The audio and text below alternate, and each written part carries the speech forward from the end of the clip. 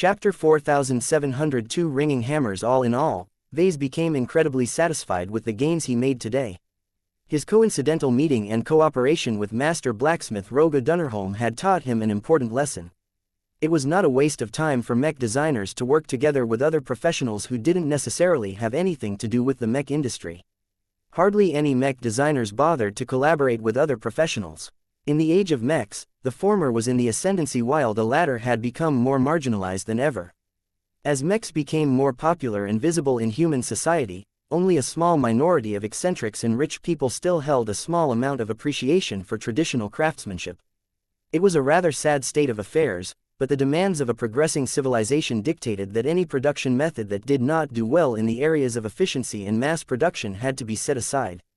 Mech designers were not only able to keep up with these demands and justify their existence, but could also take their jobs a step further and attain transcendence while incorporating more and more metaphysics into their works. All of these unique and powerful advantages made it seem as if mech designers stood on top of everyone else. Why would any mech designer condescend to lower himself to the level of a mere mortal craftsman? This sounded as pointless as modern humans trying to treat a race of primitive, jungle-dwelling aliens as their equals.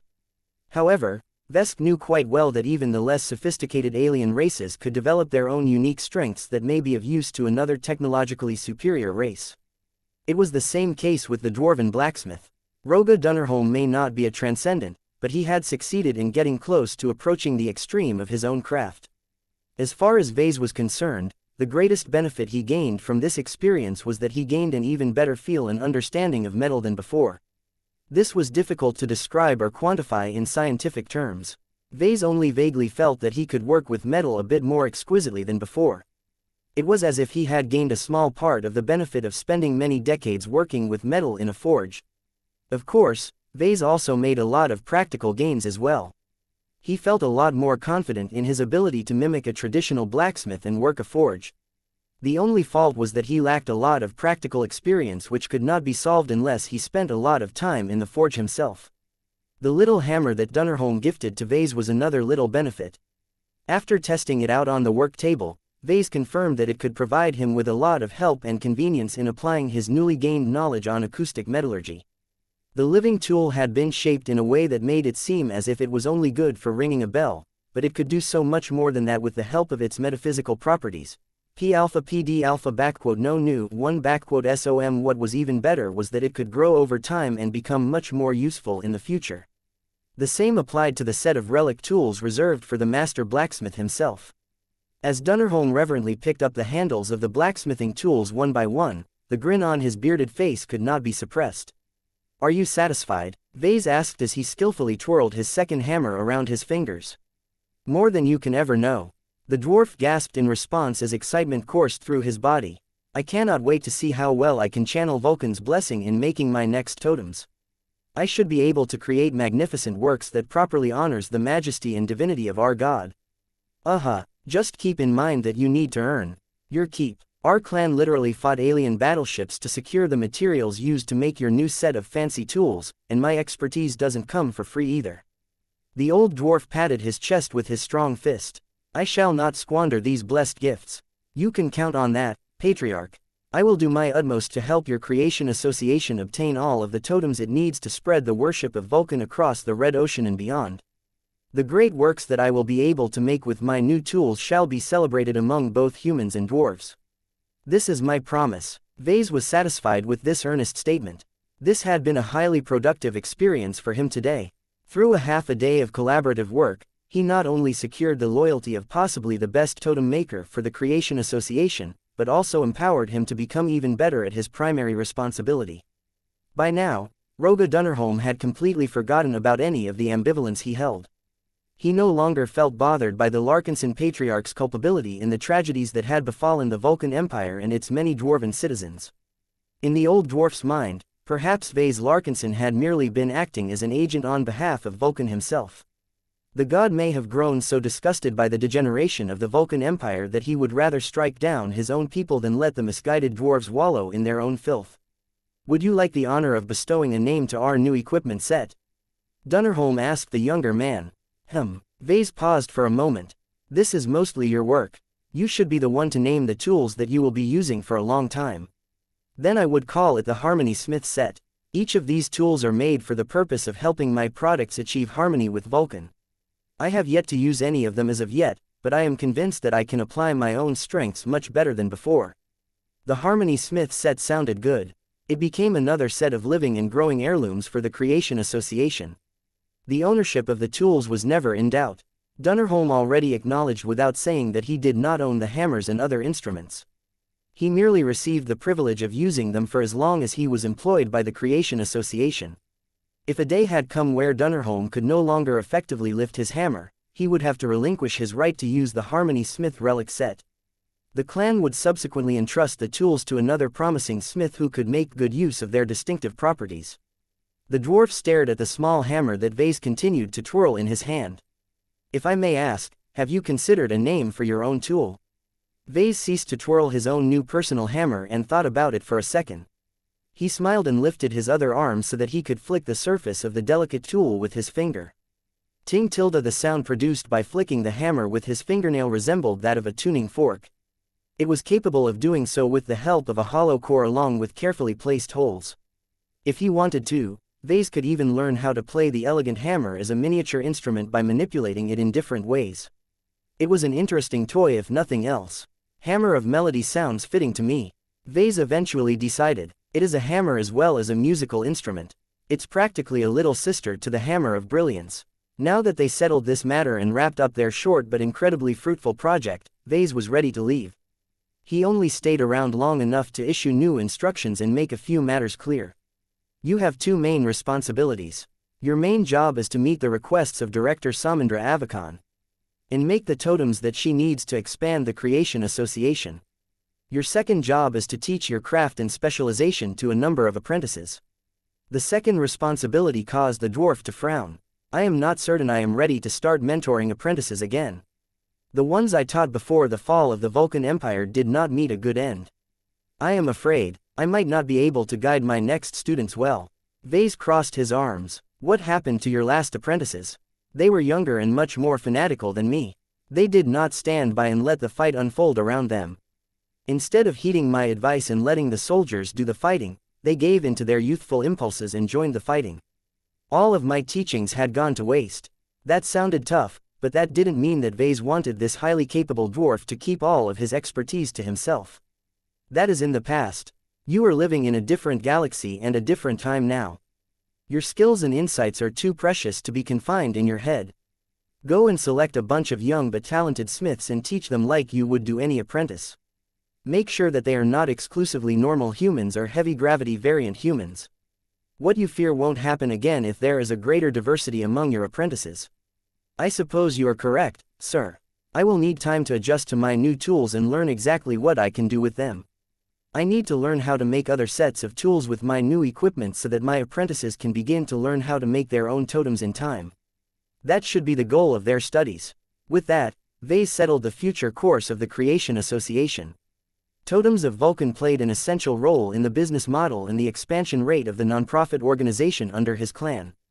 Now that Vase finally ensured that he could liberate himself from this tedious responsibility, he could go back to concentrating his time on his core research and design projects.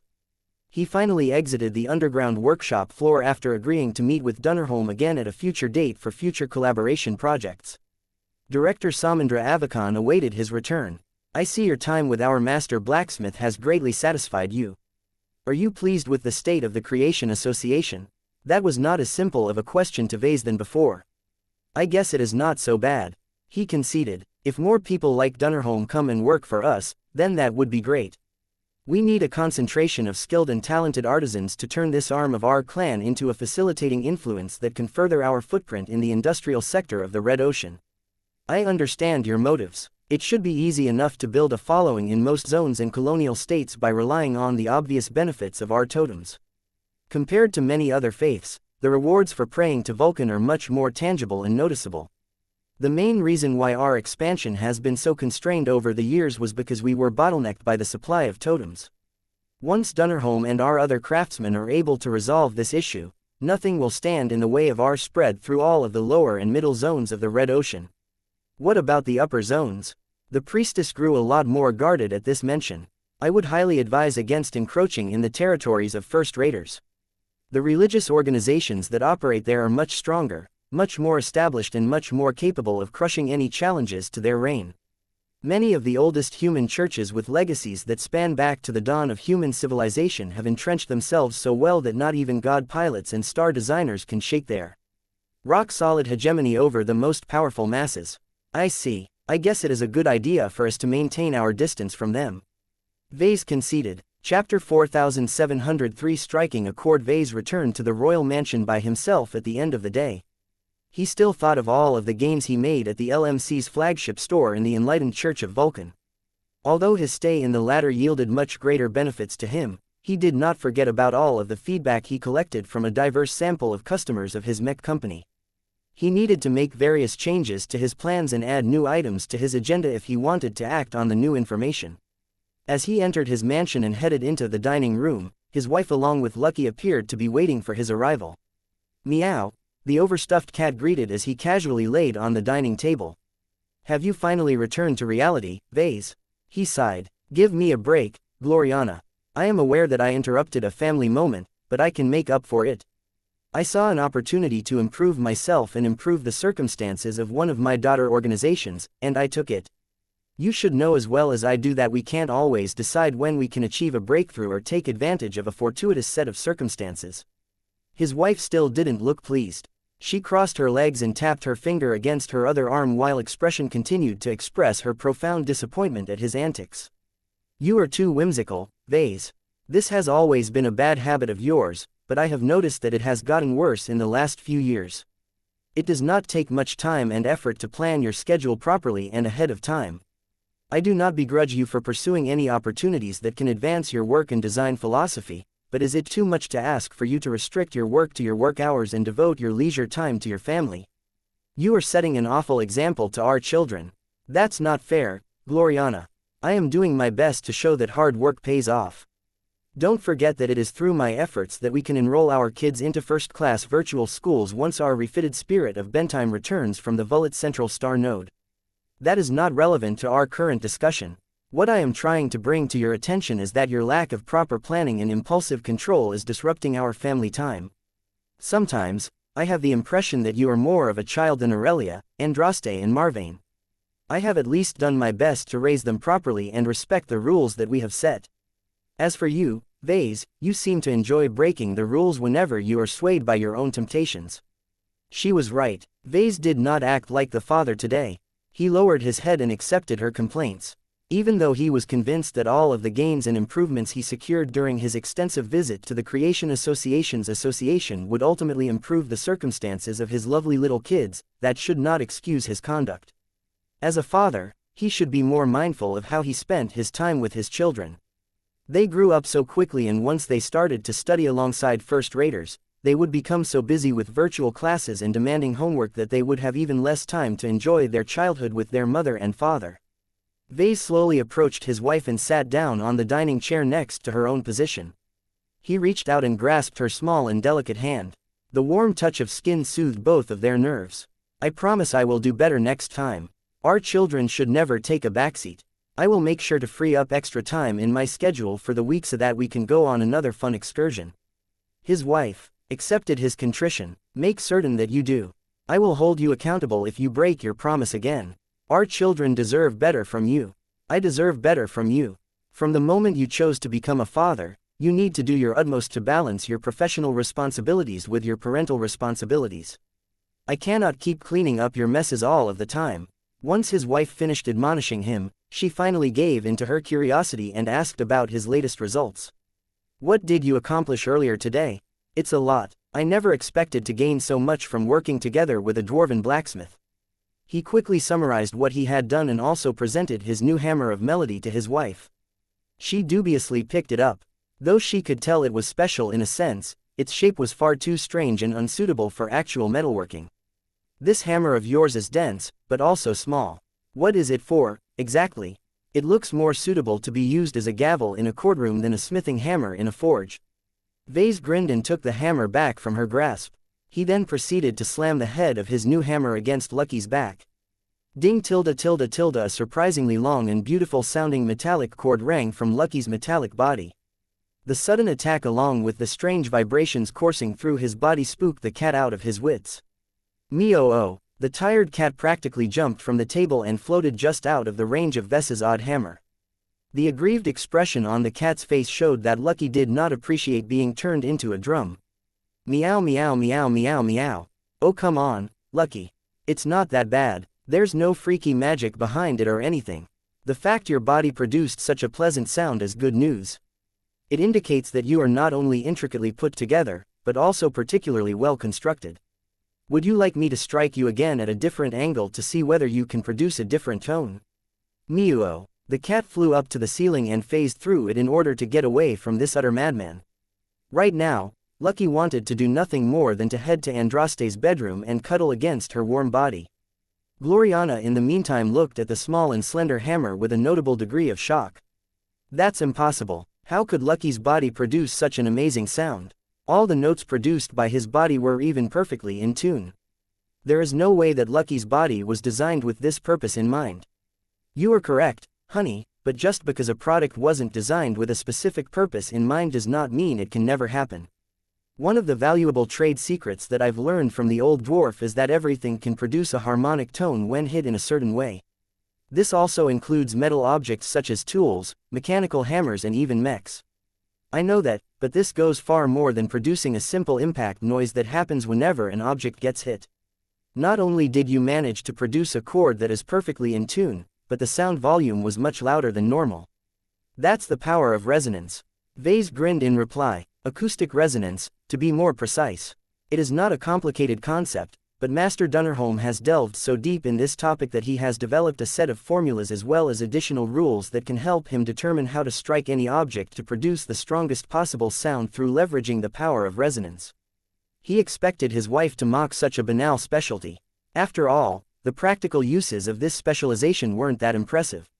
Perhaps Master Dunnerholm may be able to produce fantastic musical instruments, but that was hardly relevant to mechs.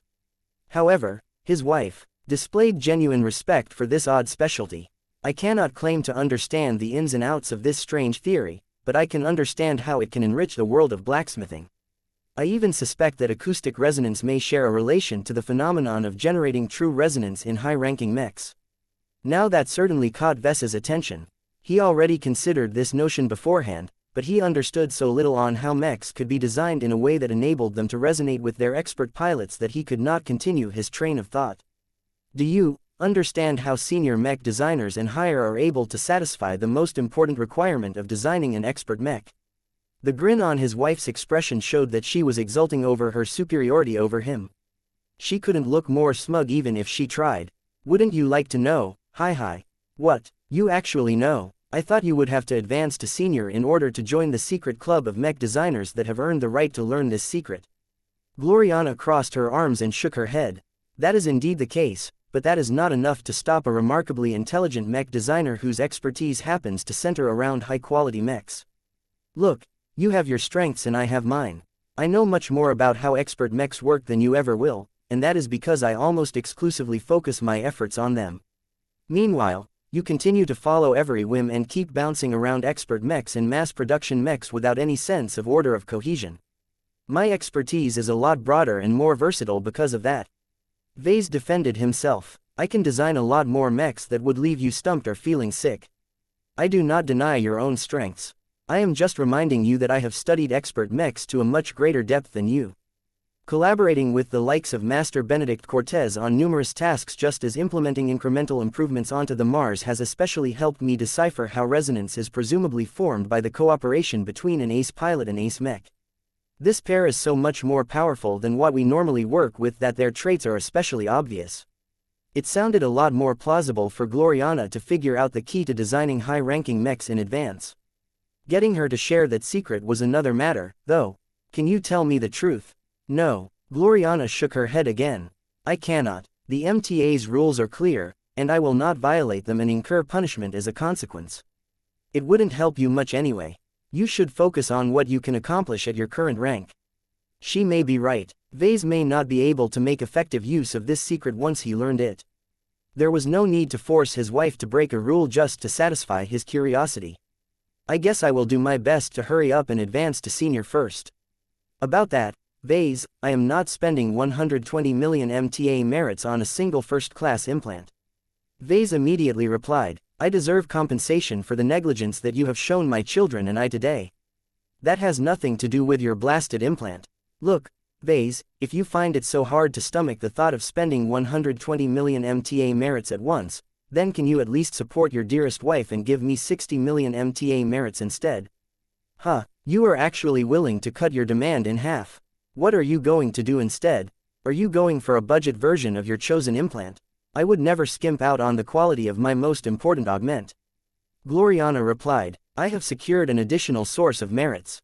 After a long talk with my mother and Marshal Ariadne Woden, the Glory Seekers have reluctantly agreed to contribute 60 million MTA merits to fund my upgrade. That's nice, honey. Why won't they go a step further and cover the full amount? Because my brother Brutus needs a boost as well. Because the Woden dynasty could sorely use those precious merits to increase its strength and improve its standing within the Hex Federation. I think the Wodens are better off if they invest all of their MTA merits into improving the Glory Seekers. This way, they can contribute more in future expeditions that can earn us a lot of rewards from the association. Don't you think this is a more viable way for you to get what you want? Just give me the 60 million MTA merits already, VES. Chapter 4704 Greener Pastures. Everything was heading in the right direction. Once Vase visited and inspected all of the important arms of the Larkinson clan, he became satisfied that his growing organization were doing a good job at digesting the rich gains obtained by the expeditionary fleet. The Larkinsons spent massive amounts of MTA credits, MTA merits and resources in a short interval of time to strengthen its fleet, its mech forces as well as its subsidiaries on the ground. Although a significant chunk of that spending flowed into the pockets of the MTA and other foreign parties, the local Davudans most definitely noticed the immense wealth flowing into the regional economy. Many businesses received massive orders, ranging from wild and formidable exo-beasts to high-quality premium nutrient packs.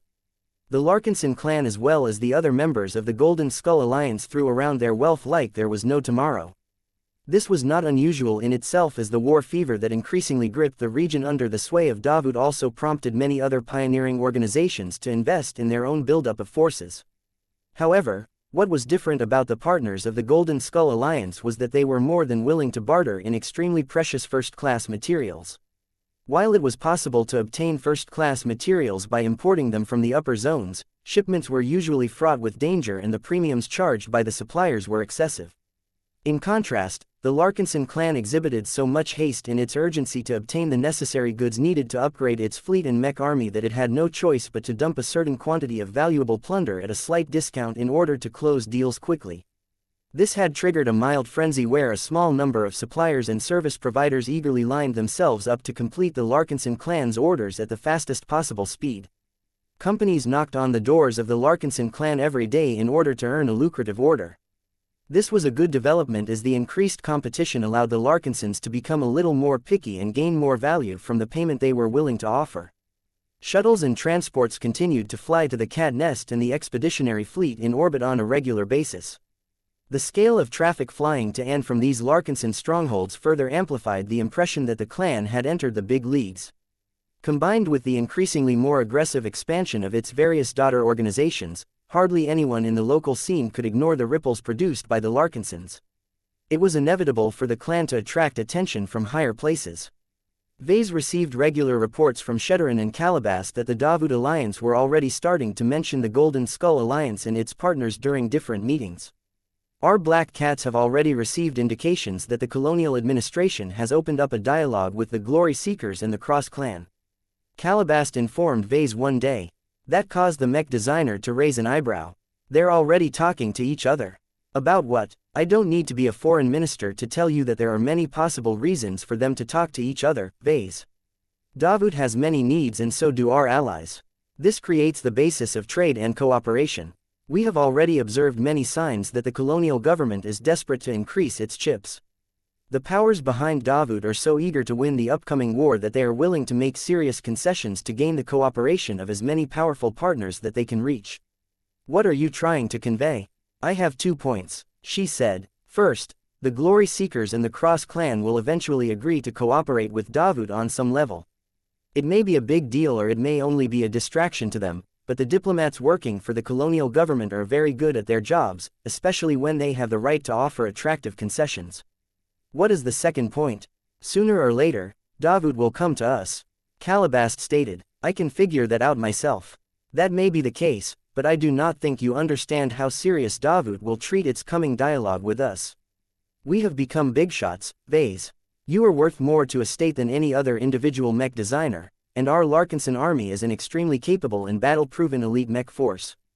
That makes our clan extremely attractive to the colonial government.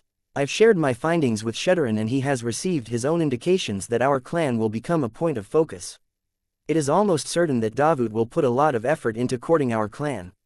That made it sound as if the colonial government was extremely eager to seduce the Larkinson clan like a lover. Vase became disgusted by the mental image. He was not a damsel that was waiting to get serenaded into someone else's bed. He would much rather put on an adventurer's hat and embark on an expedition to the deeper parts of the frontier. Let's talk about another matter. Vase said as he dismissed this talk about courtship. I told you during a previous meeting that I am getting tired of the Krakatoa Middle Zone.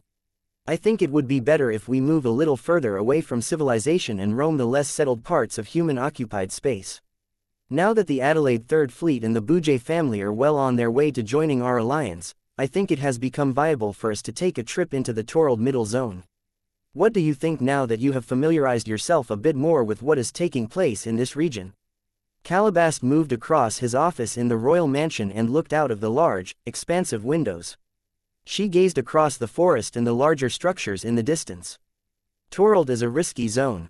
The situation over there is not an exact mirror of Krakatoa back when only a small amount of time had passed since the Big Two swept away the vast majority of alien residents. This time, the indigenous alien races are no longer as complacent as before. The front lines of humanity's invasion of the Red Ocean have stalled, which means that the zones that are close to the thick of the fighting will continue to get penetrated by alien incursions. Vase nodded and tapped his finger against his large and ornate wooden desk. That is exactly why I want to cross over to Torald. Krakatoa is a nice place, and it still offers plenty of opportunities, but it's like a low-level region that is more suitable to explore for weaker pioneers. Once we regain the spirit of Bentime and convert some of our mechs to quasi-first-class standards, we can tackle more powerful opponents while incurring less damage. The addition of powerful allies should also enable us to confront strong alien foes and win with ease. The female spymaster frowned. I thought you already agreed to turn your Trailblazer expedition down a notch. I know, I am still committed to that, but what we previously considered risky has now become safe with our rapid increase in strength. We shouldn't go too far in the other direction and get too complacent. I think it is best if we find a new balance by exploring the safer regions of Torald. That way, we won't get too close to the front lines, but we will still be able to earn more profit because too many pioneers are still spooked by the idea of crossing over into this fresher middle zone. His logic was sound. It could truly work out as long as the expeditionary fleet did not get ambushed by a giant alien warfleet that somehow managed to make its way past the Big Two's powerful forces. Calabast didn't entirely like this plan for that reason. It was like playing Russian roulette with a gun that had 100 chambers in the cylinder. Even if 99 of them were completely empty and safe, there was no way to survive the game if the expeditionary fleet was unlucky enough to strike the one chamber that contained a lethal round. The best way to survive this game was to not play it in the first place. It was much more rational for the expeditionary fleet to go no deeper into the frontier than the Krakatoa Middle Zone. Still, seeing how much Vase had become fixated on Torald, Calabast understood that it was impossible to sway his mind on this issue at this junction. She let out a sigh. Fine. I have compiled a report that summarizes the up-to-date intelligence that we have gathered on what is going on over there. There is a huge difference in activity between the front and rear halves of the zone. The region is still in flux, so the local circumstances are changing on a weekly basis. Proper intelligence gathering is vital to our continued survival in this contentious zone. I am sure your black cats are up to the task. I have already tasked the diligent Ovenbird to begin with mass-producing large quantities of cheap and easy scout corvettes. They're nothing impressive and they don't even have enough capacity to hold a single mech, but they can cycle their FTL drives quickly and can gather a lot of observation data with their relatively extensive sensor suites. I will make sure to recruit additional naval personnel in the coming months. Calabast dutifully said, "It is a good idea to perform our own scouting. Relying on the intelligence provided by third parties not only leaves us open to the risk of getting lured into a trap, but we may also get led astray as more powerful competitors keep the best opportunities for themselves." They talked a bit more on how many scout vessels they needed to build and crew in order to form an extensive enough early warning network around the main expeditionary fleet. Calabast wanted more. "We already have a decent collection of scouting vessels, but, if we truly want to ensure we are on top of everything that takes place in the surrounding regions, we will need to deploy well over 150 scouting vessels. Don't think that is excessive. There are truly too many star systems to cover in every single direction." Vase looked troubled for a moment. "We don't have the shipbuilding capacity to make up for our shortage, but I think our allies should be able to make up the difference. If not, then let's look if we can buy additional vessels from other parties. It is probably impossible for others to trade their combat carriers and capital ships, but they probably don't care as much for measly corvettes. I think you will be disappointed on that front. The importance of scouting vessels is obvious to many pioneers. Barring ignorant fools such as Lord Pyrian Yoral Tavik, every decent pioneer above a certain level of strength will do the same as us. We will have to pay an expensive premium in order to convince anyone to trade their scouting vessels, and by my reckoning we are rapidly running out of salvaged goods to barter with other parties. You will have to start trading other valuables such as phase water if you want to obtain more strategic goods. We are not trading our phase water. We need it all for ourselves." Vase decided to wait for further opportunities. If he couldn't obtain enough scouting vessels to form a completely spherical early warning network around the expeditionary fleet, then he would just have to make do with less complete coverage. For example, the fleet could deploy most of its scouting vessels in the front half where the danger was the greatest. Vase grinned in anticipation. He was not afraid of confrontation at all. As long as the scouts did a good job, the expeditionary fleet should always be able to pick and choose its own battles. This is the best way for us to gather more first-class salvage. Now that his clan experienced the many benefits of owning lots of salvage taken from powerful alien warships, Vase yearned to obtain more. He deeply wanted to resume his expedition so that he could convert more of existing mechs and ships into quasi-first-class equivalents. Chapter 4705 New Tournaments. Several major developments took place that affected the Larkinson clan. For one, the colonial government had finally released a detailed agenda of the founding ceremony. The information released by the authorities not only exposed how the historical occasion would proceed, but also contained plenty of additional details about all of the celebratory events that would ensue. The Davut alliance that would soon become the rulers of the new state spent lavishly in order to foster an optimistic mood and generate an increased sense of belonging to all of the upcoming citizens of the colonial state. As such, Davut 7 was about to host a large number of parties, performances, exhibitions and tournaments in the 7 days following the crucial day of founding. Naturally, every Larkinson wanted to take part in the celebrations. The clan leaders hastily adjusted everyone's schedules so that most of them would be able to enjoy at least 3 days of shore leave. Due to the sensitive nature of founding a new state, Vase and many other leaders of the clan did not want to hollow out the expeditionary fleet too much at this time. The Larkinsons needed to have enough forces on standby in order to respond to any possible terrorist attacks or other crises. Of course, the highest-ranking personnel such as Vase and his fellow mech designers had nothing to worry about. They had all of the time in the Red Ocean to attend as many events as they wanted over this time period. Vase decided to summon all of the lead designers of the design department to a meeting at the Genesis Lab in the Cat Nest. With the temporary absence of the Spirit of Bentime, the entire design department had temporarily moved its operations back to the design lab and workshop facility on Davut 7 where they previously worked for 5 straight years. To some of the mech designers who had joined the Larkinson clan after its arrival in the Red Ocean, the Genesis Lab felt much more like home to them than the Spirit of Bentime. Once Kedis arrived from the training ground where she had just ended her swordsmanship practice, Vase nodded towards the people seated around the conference table. "All right, everyone is here. You all know what this is about, but just to make it clear, this is the schedule of events that Davut is planning to organize in the days following the founding ceremony."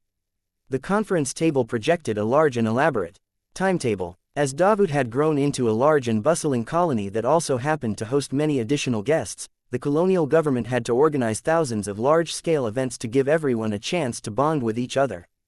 Many events happened in the same time slot but at different locations. It was impossible for any single person to attend all of them, so it was vitally important to make a careful selection. The eyes of many mech designers lit up. Even if they did not possess much of an attachment to Davut, nobody disliked a fun and joyous festival. The parties alone were to die for, and an unprecedented amount of excellent people came within reach. Now, I am sure that you have already formed your own plans for the upcoming festival. Vase continued, what I want to do today is to coordinate our registration for the upcoming mech design tournaments. There are not that many contests that can be held over the span of 7 days. Any of us can only participate in 2 at the most. My requirement for you is simple. As long as you are strong and flexible enough to compete, I want you to compete in at least 1 tournament.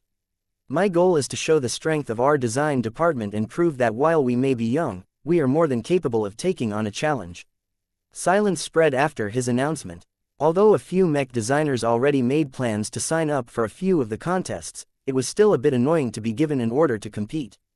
However, Vase was in charge, so he had the final say. Gloriana, Miles, Meryl and Cormont. The 4 of you can sit this one out.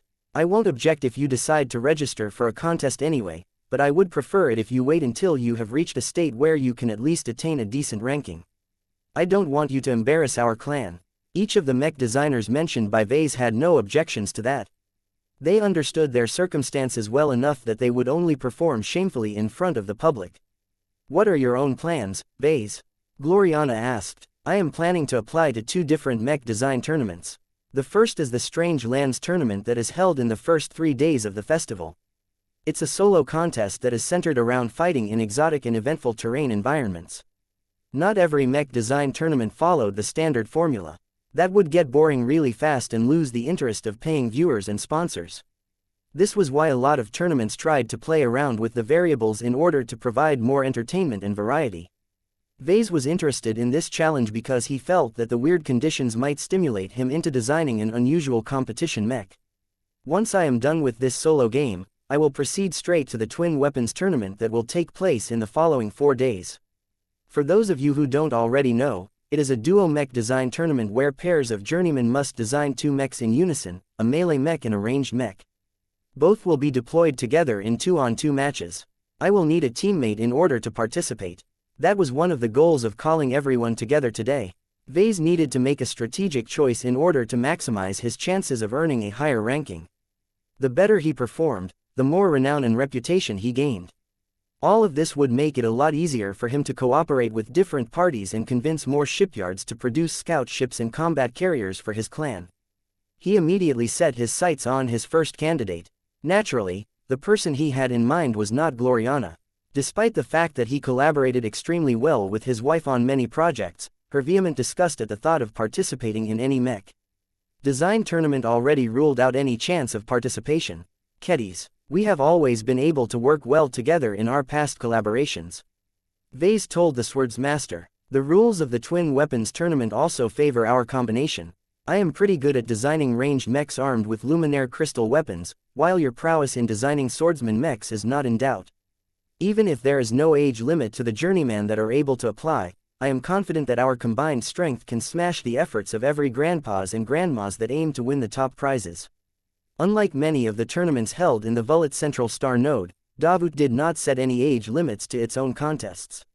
This was a deliberate choice on its part as the new colonial state wanted to show off its comprehensive strength and showcase the abilities of its best professionals. As such, it was highly realistic for Vase and the other Larkinson mech designers to be facing off against seasoned mech designers who were 3 times older. The Sword Maiden mech designer frowned. I don't think that will work out this time, Vase. I need to take part in the Ultimate Warrior tournament, which is held in the last 3 days of the event week. The finals of this personal combat competition is scheduled to be held on the final day in order to serve as an excellent climax to the festival. I need to prove my strength in the arena, Vase. It isn't often that I get to lock my blades against the best warriors and soldiers in Davut. The strong desire to fight and win radiated so much from her bloodsinger that it seemed as if her floating greatsword had turned into an avatar of bloodlust. Vase quickly gave in. Okay, you can do what you want. It's unfortunate that the schedule doesn't work out better for us. We would have made for a great team in the Twin Weapons tournament. Oh, Don't worry about not meeting me or my work in the mech arena. Kedis deviously grinned. I intend to register in the Strange Lands tournament myself. Don't get knocked out too soon. My swordsman mech will be waiting to beat whatever oddball mech you have designed for this contest. I will look forward to testing how far your design skills have come.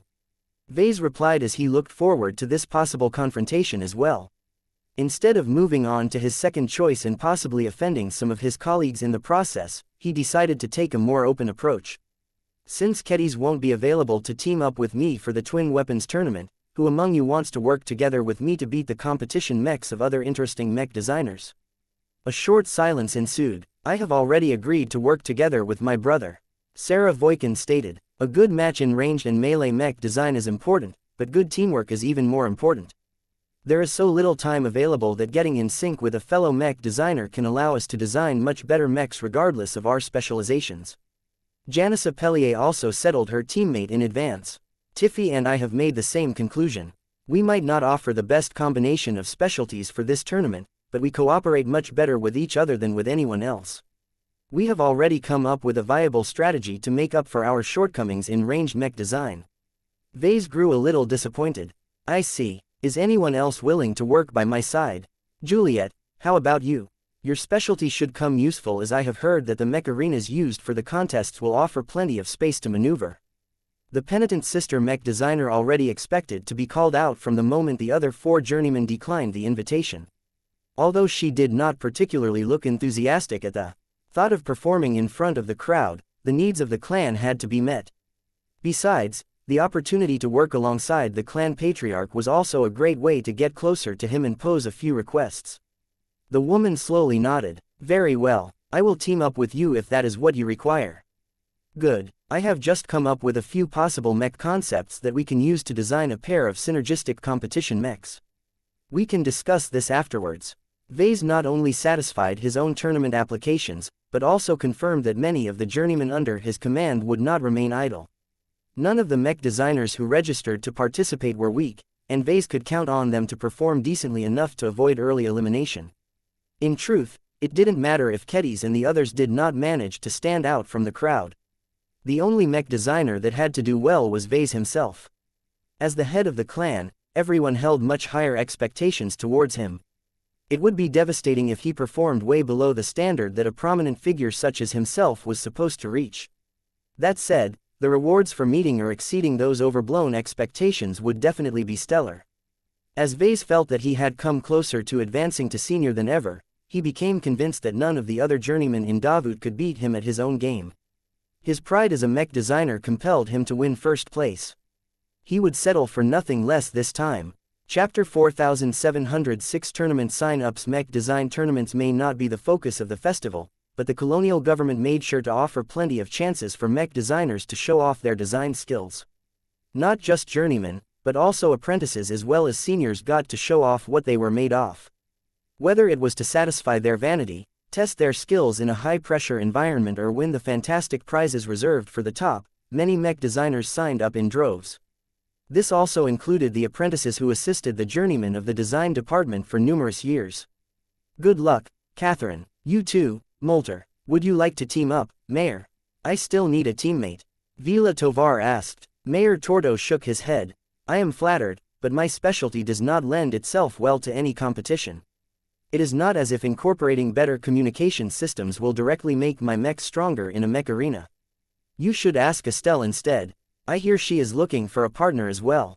As the registrations increased, Vase did not stop them even if he had little confidence in their ability to do well. Each of them had failed to keep up with the likes of Miles Tovar and Meryl O'Brien. Regardless if the remaining assistants possessed spiritual potential or not, they wouldn't be able to take a step further if they did not shake up their routines and open themselves up to radical new experiences. Besides, even if the Larkinson apprentices performed shamefully, it didn't matter too much as nobody begrudged them for failing. Low-ranking mech designers were afforded a lot more leeway, especially when they were young. Vase only paid a bit more attention when Michael Larkinson and Xanthar Larkinson walked up and informed him of their request to compete. You don't need to ask for my permission, Vase told the pair of young Trueblood apprentices. The two of you are no longer under my tutelage. You are your own person now. If you want to sign up for one of these competitions, then be my guest. The two of you are old enough to weigh the pros and cons of performing in public. We are certain, sir. Michael seriously said, when you were our age, you already competed in a few tournaments yourself. You managed to grow a lot from that. I think we need to go through this process ourselves. We never competed in a serious tournament in front of a live audience before. The most we have been able to do was sign up for those cheap virtual tournaments that aren't a big deal because everything is fake. Mech design tournaments were not for everyone. Vase never forced his former students to sign up to them. There were multiple ways to become successful. Gloriana, for example, did just fine even though she never competed in any tournament in her life. However, Michael and Xanthar both took after Vase more than Gloriana. They possessed plenty of bravery and they did not exhibit any fear of the possibility of stumbling and falling. We can't shy away from challenges if we want to advance to journeyman as early as you, sir. Xanthar Larkinson said, besides, our mech designs shouldn't be weak. We have learned so much after our graduation and our designs have been getting better with every year. I want to show everyone that you are not the only expert in luminaire crystal technology anymore. If that is the case, then I wish you luck. I truly hope you will perform well enough to make the public remember your name. Do you think that my work will be allowed within the rules of the tournaments? Michael asked. Vase shifted to his other former student. That is a good question. From what I know about your progress, you have been moving further and further in the direction of autonomous and dual-controlled mechs. I am afraid that all tournament organizers have never thought about your specific case. If they adopt the standard competition rules formulated by the MTA without any modifications, then you will have to restrict the autonomy of your mech below a strict threshold. Most people regard self-piloting mechs as cheating. That bummed Michael out for a bit, but he already knew that he had a tough struggle ahead of himself. I will do my best to work within the confines of the rules. Vase grinned and patted Michael's shoulder. It may seem that every mech designer is like Keddies, but in practice it is a lot more complicated than that. Not all of us have to narrow our focus and limit our work to our direct specialization. I think it would be a good idea if you branch out and study another field in order to expand your range and versatility. I am not sure I can do that, sir. It takes a lot of time to become proficient in a different field. I am already spending a lot of time studying subjects related to autonomy and AIs. I don't think I can handle more without taking time away from developing my main specialty. Michael was in a difficult situation. Perhaps his dilemma could be alleviated if he implanted himself with a fancy first-class mech design-oriented cranial implant. His learning speed would gain a massive boost, allowing him to pay a much lower price to master lots of new knowledge. This was an advantage that many first-class mech designers enjoyed. Knowledge came so easily for them that on average, each of them probably learned and mastered at least 10 times as much theory as a second-class mech designer. In fact, this was one of the main motivations why Gloriana wanted to replace her old second-class implant for a first-class version endorsed by the MTA.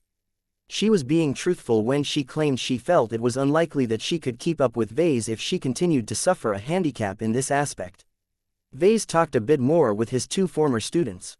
He not only advised them on the tournaments they should apply for, but also offered general advice on how to proceed with developing their respective specializations. Neither of them had made enough progress to advance to the rank of journeyman mech designer, but Vase was not in a hurry. They would naturally advance when they had earned the right to do so, and not any sooner. What gratified Vase a lot was that both of his former students managed to develop spiritual potential sometime after their graduation. He hardly noticed that Michael and Xanthar had invisibly cleared one of the most crucial requirements to become a high-ranking mech designer.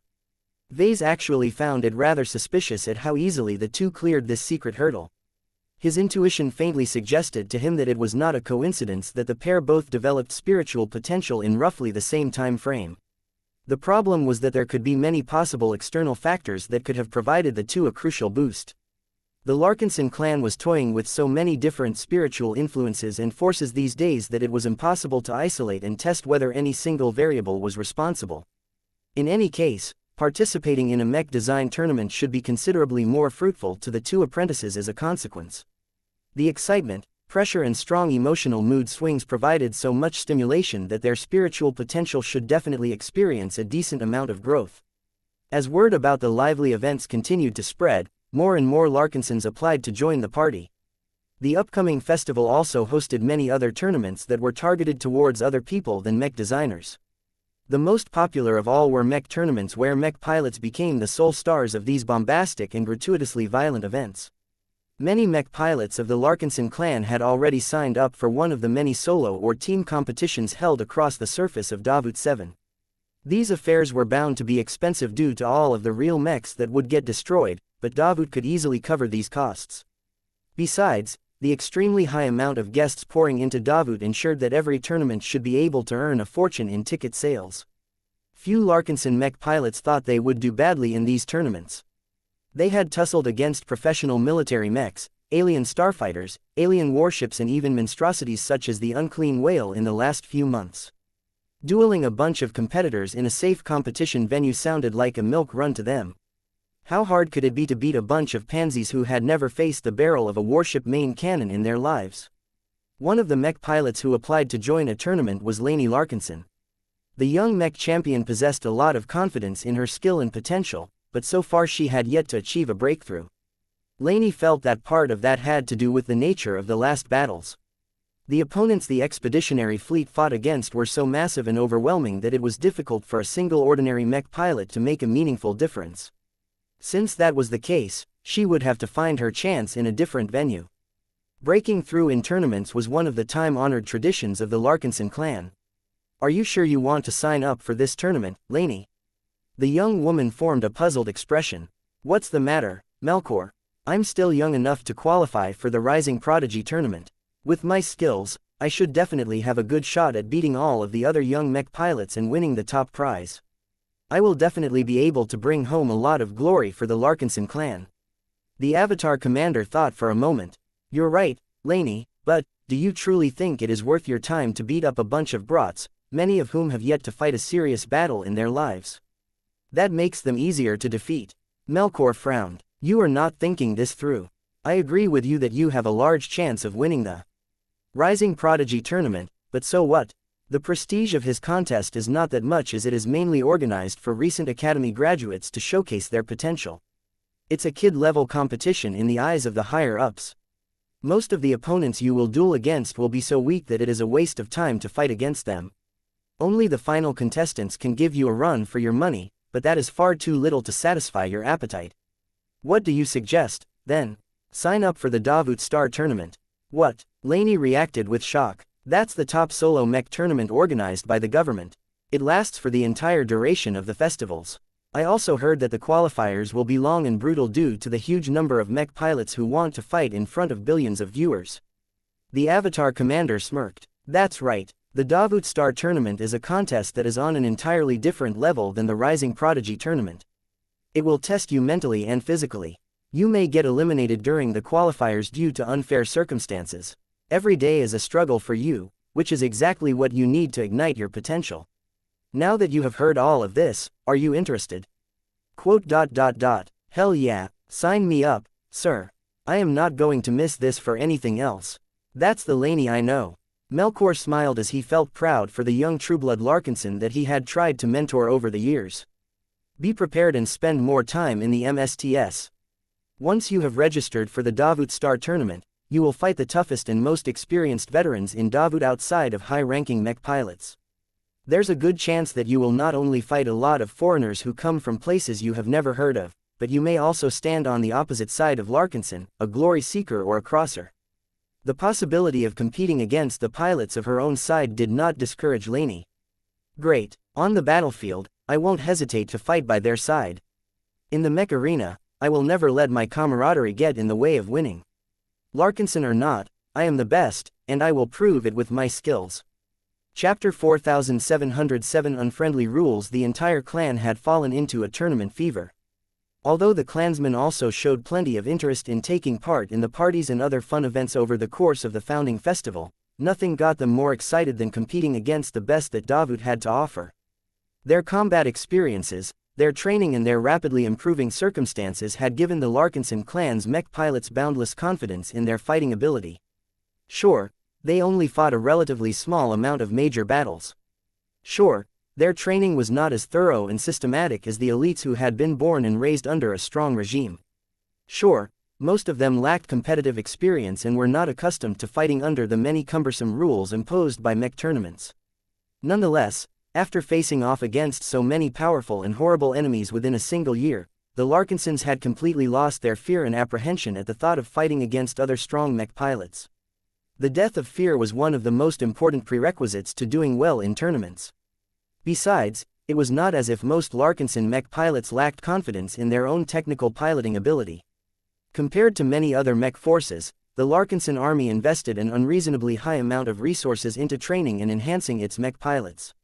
From providing them with expensive genetic treatments to allowing them to challenge their limits within the highly realistic battle scenarios of the MSTS, hardly any other forces in Davut could match the effectiveness of this unique training regime. The only true stumbling blocks the Larkinson mech pilots had to deal with were the overly limiting rules that severely limited their means. What? We can't fight with our own mechs in any of the mech tournaments. That's unfair. Mechs have rights as well. Competitions such as the Davut Star Tournament and the Rising Prodigy Tournament completely had to be fought by using the mechs provided by the organizers themselves. Most of them were pretty much generic machines that possessed balanced properties. No matter the mech type, every tournament model was devoid of any gimmicks or distinguishing properties. In public, the colonial government stated that it wanted the mech tournaments to put the emphasis on the skills and fighting acumen of the mech pilots. Davut already organized a sufficient number of mech design tournaments to showcase the kind of mech designs that the new colonial state could expect to field. In actuality, the tournament organizers didn't want to deal with the burden of trying to regulate the sheer variety and destructiveness of many of the mechs fielded by so many different mech forces. It was extremely difficult to guarantee the safety of the audience once weird and dangerous mechs entered the mech arena. For example, a mech armed with a transphasic Gauss rifle might miss a shot, only for the slug in question to phase right through the energy shields encompassing the arena and crush dozens of spectators into mush. Another example was the phenomenon of glows. What if a bunch of ferocious piranhas flew alongside the edge of the mech arena? Hundreds of thousands of people in the stands would become subjected to awful mental torture. A few Larkinsons even suspected that the existence of living mechs had been one of the driving reasons why the tournament organizers prohibited the use of third-party mechs entirely. Still, living mechs or not, the combative Larkinson mech pilots did not let this little restriction affect their confidence. The colonial government at least gave the registered participants to purchase copies of all of the tournament mech models. Davut also released their virtual designs in a standard mech simulation format so that any mech force could plug them into their own simulation programs and train to their heart's content. It took a bit of time and effort for the design department to convert and upload the tournament mech models to the MSTS, but once they became available, a lot of mech pilots eagerly hopped into the cockpit of their living mechs so that they could begin to master the completely different machines as best as possible. Naturally, the living mechs were not pleased at all that their pilots had decided to cheat on them. What was worse was that the Larkinson mechs had to facilitate the infidelity of their partners by acting as the interface that connected the mech pilots to the MSTS. You need to teach these fellow humans of yours a good lesson about fidelity. A strong hand touched the front console of the irate expert mech. Our mech pilots aren't being unfaithful. They still love their living mechs as much as before. They are only forced to pilot the tournament mechs by necessity. You know, our pilots would have loved to bring their own machines into the mech arena, but Davut is far too stingy for that. This place isn't as rich as Vullet. The Seaman that Venerable Vincent Rickelin piloted at the moment showed a bit of irritation by vibrating his cockpit. We should head to wherever the rulers of this planet are holed up and convince them to change the rules. I swear the Davutans are out to get us. They all know that no one can stand a chance against us when our mech pilots join forces with their assigned living mechs. Vincent sighed. He was more familiar with mech competitions than almost everyone else in the clan. Enough about this. See, we aren't the ones funding or taking responsibility for all of these tournaments. It is up to Davut to set the rules of its own games. We can at least be assured that our opponents won't be able to bring any unfair advantages into the mech arena either. It will be a completely level playing field for everyone. As the Seaman started to stretch its legs across the expansive training ground. The clan-owned site was located in one of the remote grassy plains situated far away from any urban settlements. Many other mechs stretched their legs as well. The difference this time was that most of them weren't living mechs, but rather brand new copies of the infamous tournament mech models. The Larkinson clan had bought a substantial batch of tournament mechs that were sold at inflated prices in order to give its mech pilots plenty of chances to obtain real physical experience with piloting the machines.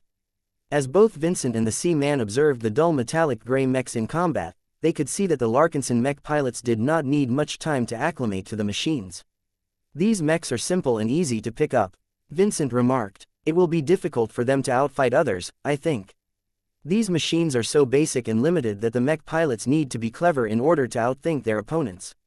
The tournament mechs are as soulless as a bag of spoons. Whoever designed them should be ashamed of themselves. Those mech designers were merely doing their jobs. It doesn't matter whether our patriarch or a master mech designer is put in charge of designing the tournament mechs. It's the people in charge that set the rules, and they insisted on using the most boring mechs imaginable. The gap between these tournament mechs and any Larkinson mech was enormous. This became especially clear on the training ground as plenty of machines from both categories started to exercise their capabilities. Vibrant living mechs such as the Lucid Rages, the Second Swords and the Ferocious Piranhas moved nimbly and as fluently across the obstacles as they could. Anyone could see that their mech pilots were so in tune with their battle partners that they didn't even have to put any conscious thought into their movements. The dull gray tournament mechs on the other hand exhibited much less fluency in the hands of the Larkinson mech pilots. This was after the men and women in question had already trialed the virtual versions in the MSTS. Although the pilots managed to master the basic movements and operations of the lower-performing machines, they still suffered from the complete absence of live feedback from their own machines. "They're doing worse than I expected," Vincent noted with disappointment. "Have we become so used to living mechs that we have lost the ability to pilot normal mechs?" "You say that like it is a bad thing. I am not saying that. I think it is great that we have specialized in making the most out of living mechs. It is just that these mech tournaments have nothing to do with our boss's work. All of the clansmen who have signed up for them will have to fight under a handicap that only applies to them. It's not fair, but that is the way these things go. Living mechs still have a long way to go before they become common enough to become standard issue in mech competitions." The Sea-Man rumbled again. "I hope that day comes soon enough. Some of my fellow living mechs are already growing tired of playing stupid and hiding our true selves in the presence of other humans. Then you should give your blessing to the mech pilots that are hoping to do well in the upcoming tournaments. The more they excel in front of a massive crowd, the more people will admire what we have. I bet you that the LMC will be able to sell a lot more living mechs after this. Our pilots just have to win a few tournaments first." Though Vincent had become less involved in the mech games scene after becoming an expert pilot, he hadn't completely lost touch with his former passion. His wife still ran the various Larkinson exclusive mech leagues that often attracted a large audience of fans, both inside and outside of the clan. Lately, Rayla Larkinson even started to share plans to expand the scope of the leagues to encompass the entire Golden Skull Alliance. This would enable the Larkinsons to match their skills against their fellow allies a lot more often and in a much more systematic fashion than the periodic joint training exercises. Aside from that, Vincent's beloved also sought to work out a way to broadcast matches fought completely within the MSTS. It was technically feasible to do so as Vase, the inventor of the MSTS, was able to project any fight that took place within its simulated environment. The problem was that the footage immediately lost their thrill and sense of realism once they were broadcasted over conventional channels. The matches looked no different from any other mech matches that took place in normal virtual reality environments. That meant that there was no point in going through all of the extra effort into utilizing the MSTS. If Rayla wanted to turn this around, then she needed a way to broadcast matches held within the MSTS while retaining the full experience. This was a difficult technical problem that could only be solved by Vase, who didn't exactly have a lot of time on hand to waste on a relatively fringe matter. As Vincent continued to observe the Larkinson mech pilots struggling to master their lifeless machines, a part of him wished he was one of them. He missed the competitions where he could forget about every distraction and focus solely on the fight. "I really hate the fact that Davut hasn't organized any mech tournaments for expert candidates and expert pilots." The Sea-Man's eyes flashed at that. "I can't blame them, for once. We are too powerful to be contained. Can you imagine the sight of the Amaranto firing her instrument of doom at full power? The energy beam would drill straight through multiple energy shields, the stands, the walls behind them and finally punch through a couple of office buildings in the distance before it has exhausted all of its destructive power.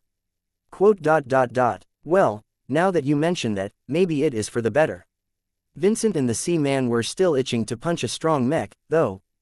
Chapter 4708 Life-Changing Decisions. Ever since Melinda and Ark Larkinson talked to Vase in person for the first time in years, the state of the Larkinson family had gone through a huge upheaval. The announcement that Venerable Ark Larkinson had already decided to resign as the patriarch of the Larkinson family in order to join the clan detonated a huge bomb within the ranks.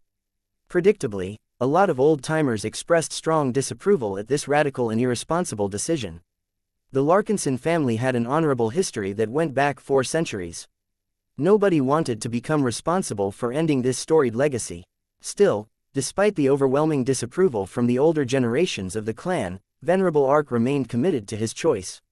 "I fought and bled for the Bright Republic just as much as you," he stated in front of a crowd of gathered Larkinsons. "I did my service and paid my obligations to both the state I used to pledge my loyalty to as well as the family that I still hold dear in my heart. Then why don't you stay and continue to protect our family as before? All good things must come to an end." Venerable Ark solemnly said, "Now that we have lost our direction and purpose, many of us are stuck with the burden of the past with little to look forward to in the future. That may not be much of an issue to those who have already fought their last battles, but I need more than that.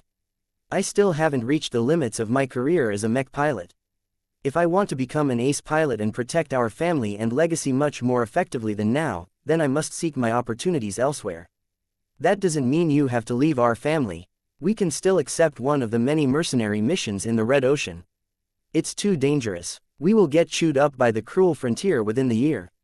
Let's face it, the clan has been much more successful in navigating this dangerous new environment and fostering the growth of all of its pilots. I know for certain that Vase can give me the mech and breakthrough chance I need to help our fellow Larkinsons to the best of their ability, no matter if they have our blood flowing through their veins. Many family members continued to object to Ark's decision, but the high-tier expert pilot was so set on his course that the outcome hadn't changed. It became increasingly more clear to everyone that Ark was not putting up a topic for discussion. He instead made it clear that his departure was set in stone and that the rest of the family had to make a difficult choice on how they wished to proceed in the future. "Although I have already resigned my position as patriarch with immediate effect, let me give you a word of advice from one concerned Larkinson to another." Ark addressed the crowd in a gentler manner. "The Larkinson clan is not our enemy. The Larkinsons there are just as much our family as the people next to you. If any of you entertained any doubts beforehand and want to enjoy a change of scenery, the clan will open you with welcome arms. Even if you don't want to live your entire life on a ship and fight all manner of dangerous enemies, you can still enjoy a semblance of your old lives by joining the Davut branch instead." Although Ark did not make his next destination clear, a lot of Larkinsons gained the impression that he was strongly considering joining the side branch instead of the main branch of the Larkinson clan. That made it a lot more acceptable to join the splinter organization that had broken away from the original family. Vase did not exert that much control over the side branch.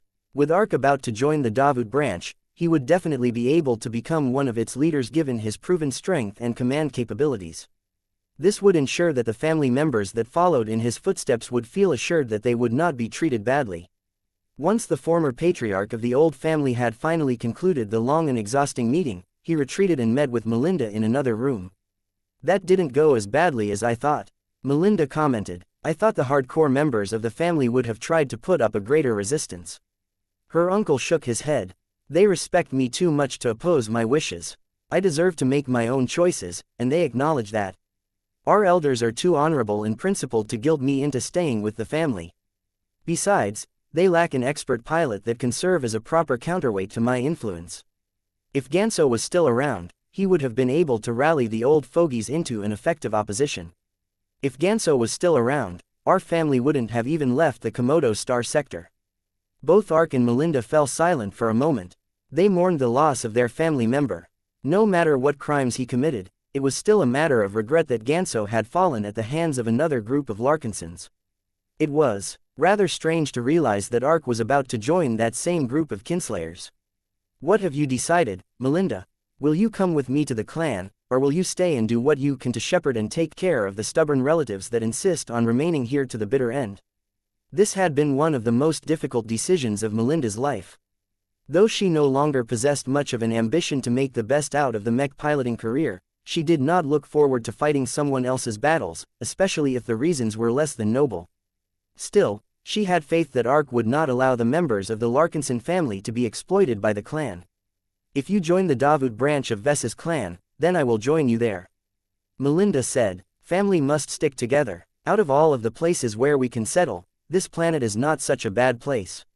I think I am even beginning to like it that all of the gathered people are doing their best to found a state of their own. It makes me feel as if we are retracing the footsteps of our most ancient ancestor. The mention of the ancestor put Ark in an odd mood. The expert pilot had read the history books written about the legendary figure of their family. He had even read the secret chronicles written by the Larkinson ancestor's wife. Those chronicles depicted an entirely different time period for humanity. Back when the ashes of the Age of Conquest had just begun to settle, humanity had become more wounded than ever. The drive to rebuild what they lost and destroyed at their own hands had become strong.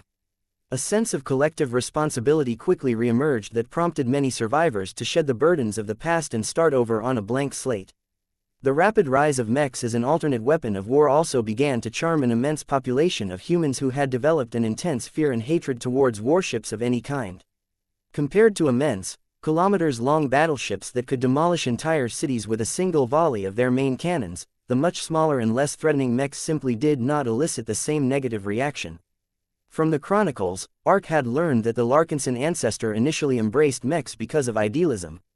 The man had been a dreamer whose values and desires clashed with the prevailing attitudes of the new Rubarth Empire.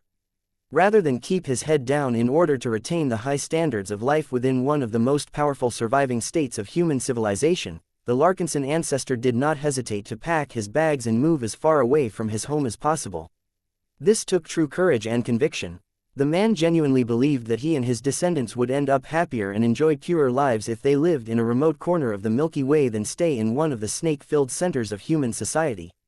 Though many Larkinsons who had been born after that time begrudged the Larkinson ancestor for condemning them to the life of a third-rater, Ark did not necessarily think this way. The simple life he enjoyed in the Bright Republic shaped him who he was today. That said, human civilization was growing more dangerous over time. The downside to living in the remote corners of the Milky Way was that they would fall first if humanity's old enemies ever sought to resume their old wars. The Sand War had given everyone a grim reminder that the Big Two was not as capable of protecting its borders as everyone thought. Strength is the fundamental truth of the cosmos. Ark gently told Melinda, being powerless means that you must completely surrender the initiative to other people who may not care as much about our family as us.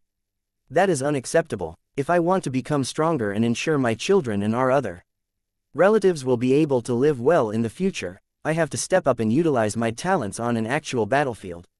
They already had this discussion multiple times.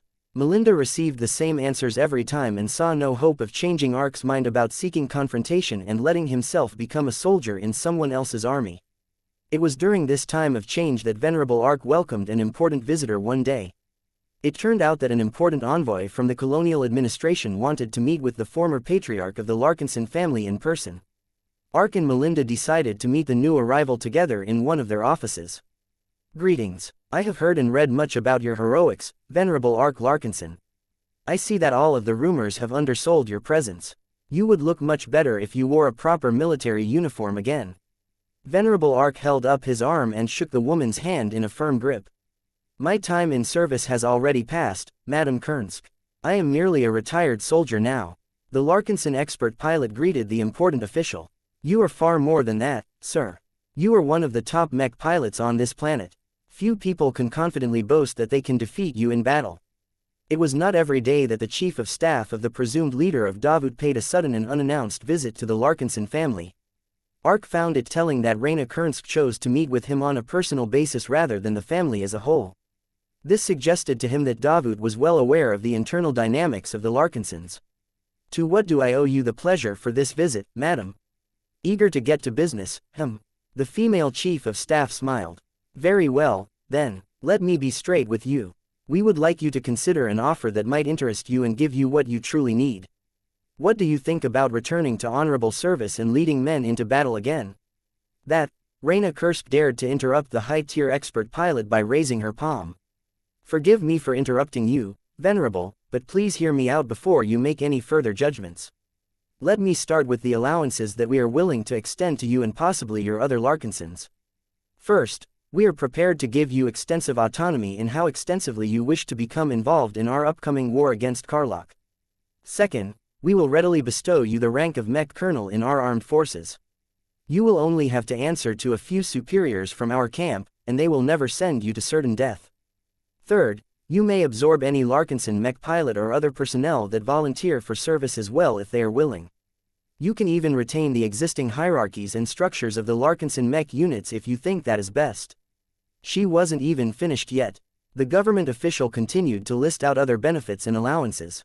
The offer presented by Davut became increasingly more alluring to the point that Ark could hardly muster the thought of saying no to the shrewd woman. Wait. Melinda interrupted Madame Kernsk. All of these concessions sound great, but how will we be assured that you will keep your promises? We do not blame you for harboring skepticism towards our goodwill. Rest assured that we will not discard you like your former government. Madame Kernsk gave out an answer that she replied in advance. We can sign a contract enforced by the MTA at our charge. My superior is also willing to step forward and make a solemn promise to abide by the terms in the presence of multiple ace pilots. They are all highly principled warriors and will not fight for Davut anymore if our state ever breaks a serious promise. This was one of the heaviest concessions a state could make. To make a promise while under the witness of the saints in the service of a state meant that a ruler was truly being serious about sticking to the letter and the spirit of an agreement. After all, if Davut ever decided to sell out the Larkinsons out of opportunism, its ace pilots would not hesitate to forsake the state as well, as it had already proven with its deeds that it was not worth defending anymore. The willingness of Davut to go so far for Venerable Ark made him feel incredibly flattered. He no longer saw any reason to remain as guarded as before.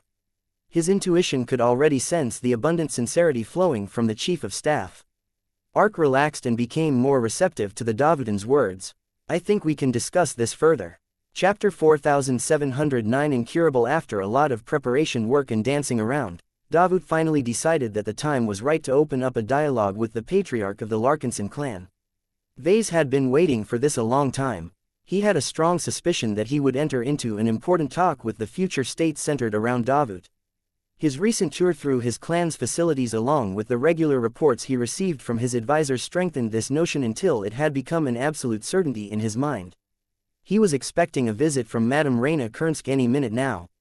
The Black Cats had kept careful track of her movements as she approached one party related to the Larkinson clan after another.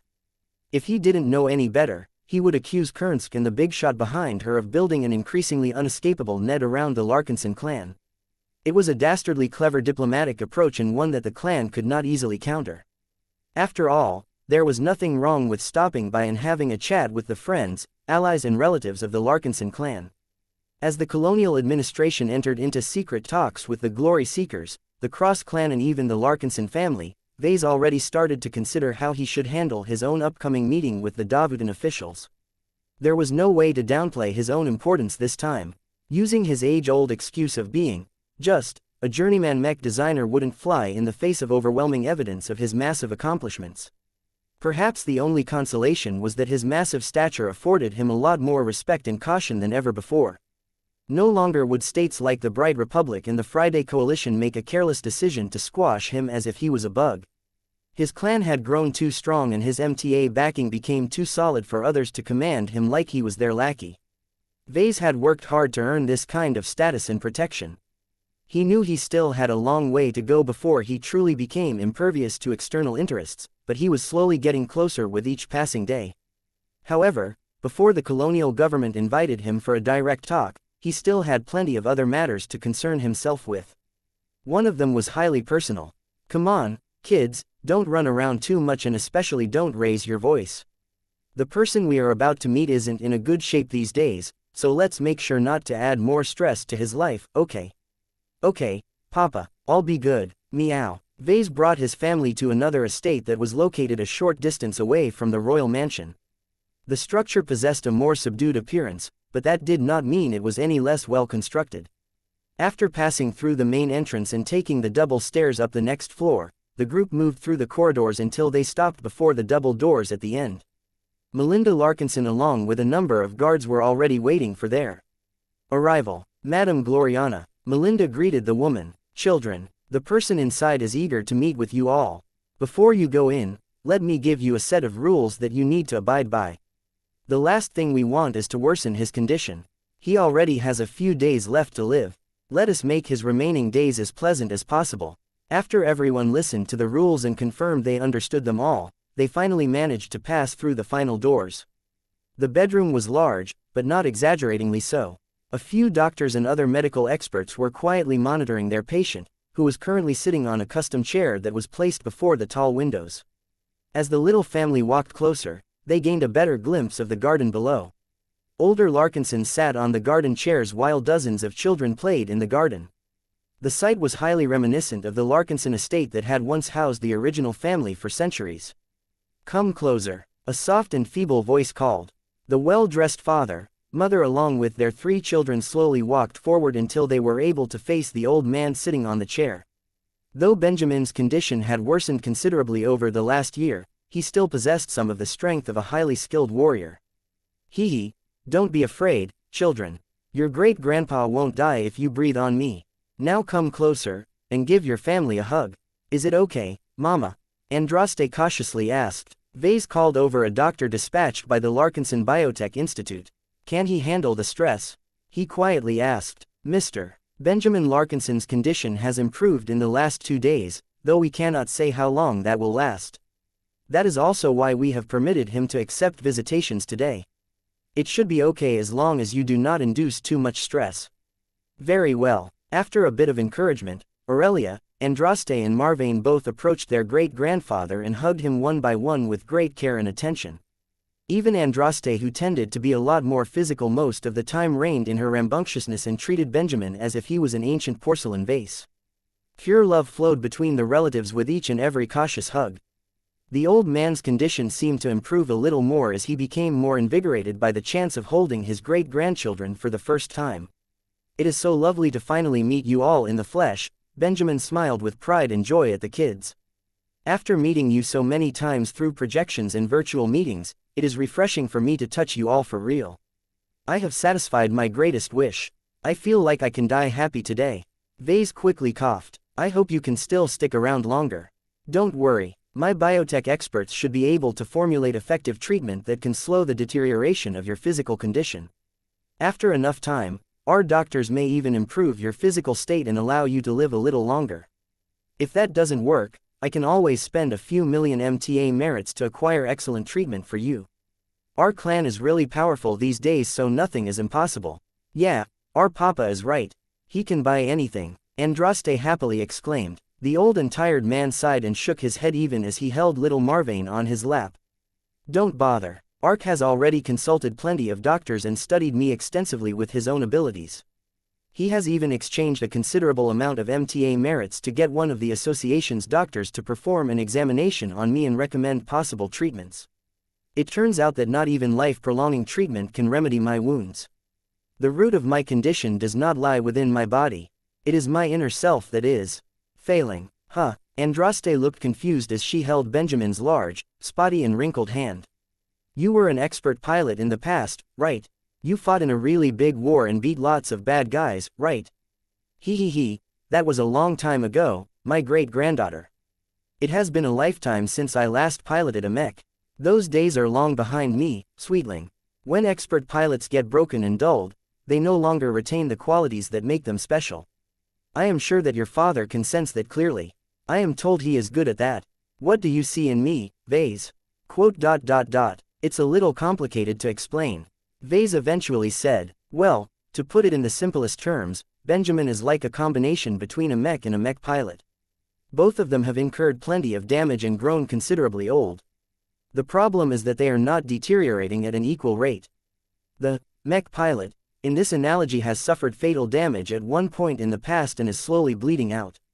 This in turn leads to the mech deteriorating faster, as well as it is no longer receiving as much support from its partner as before.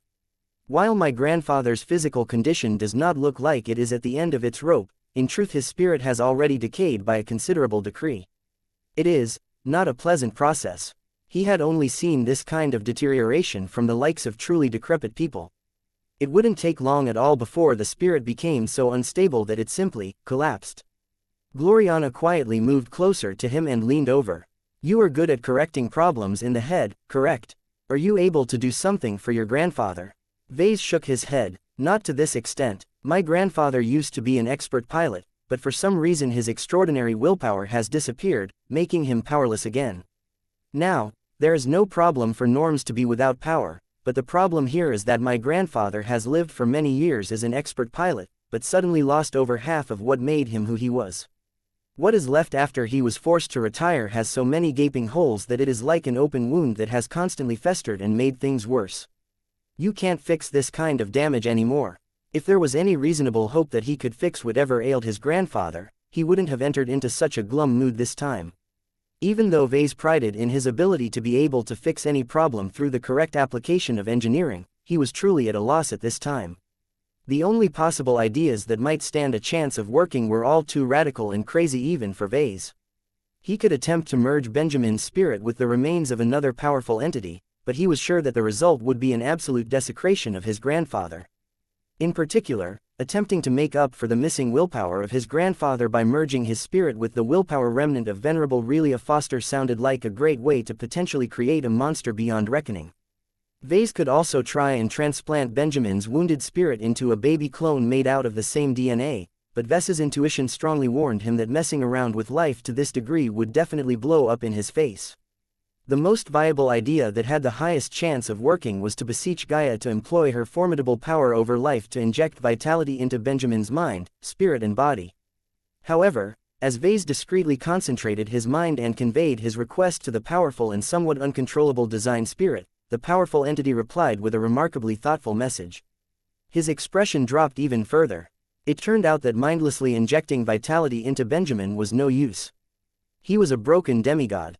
Though he wielded far greater strength than mortals during the height of his career, once his source of power got damaged, it was pretty much impossible to mend it again after so much time had passed without any proper treatment.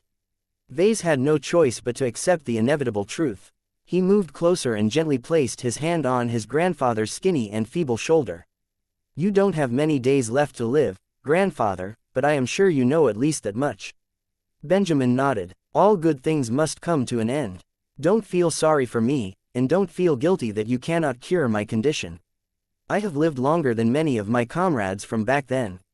I have been able to start a family, raise my children and see them become successful in their own ways, greet and hold my grandchildren, and now I am able to do the same to their children in turn. I am more happy and content than I could have ever imagined. Why should I fear the inevitable onset of death when I am blessed with so much life? He was right. Vase could genuinely sense that his grandfather did not regret anything despite his immensely painful fall from grace. All of that was history as far as Benjamin was concerned. Nowadays, he only cared about his family. This was why hugging Aurelia, Andraste and Marvane in turn gave him so much joy and satisfaction. Meeting his great-grandchildren had definitely reinvigorated the old Larkinson a bit. He probably bought a few extra days of lease on his life, but that was the extent to how much his condition could improve. Gloriana gently placed her own hand on Ves's shoulder. Your grandfather is right, Vase. Death is not the end of the road. There is still life after death. I am sure that your lovely sister Helena will safely shepherd him to his next destination. Benjamin gradually began to frown as he heard that. Wait, what is this about a sister, Vase? It's nothing. Oh, you don't know, sir. Your grandson has a new sister. Wait, did that scoundrel Wrinkle father another child without informing the rest of our family? Wait, it is not what you think. Calm down, grandfather. Your vital signs are already starting to show excessive strain. Chapter 4710 Broken Promise. Chapter 4710 Broken Promise. Vase and his little family spent more than an hour in his grandfather's company.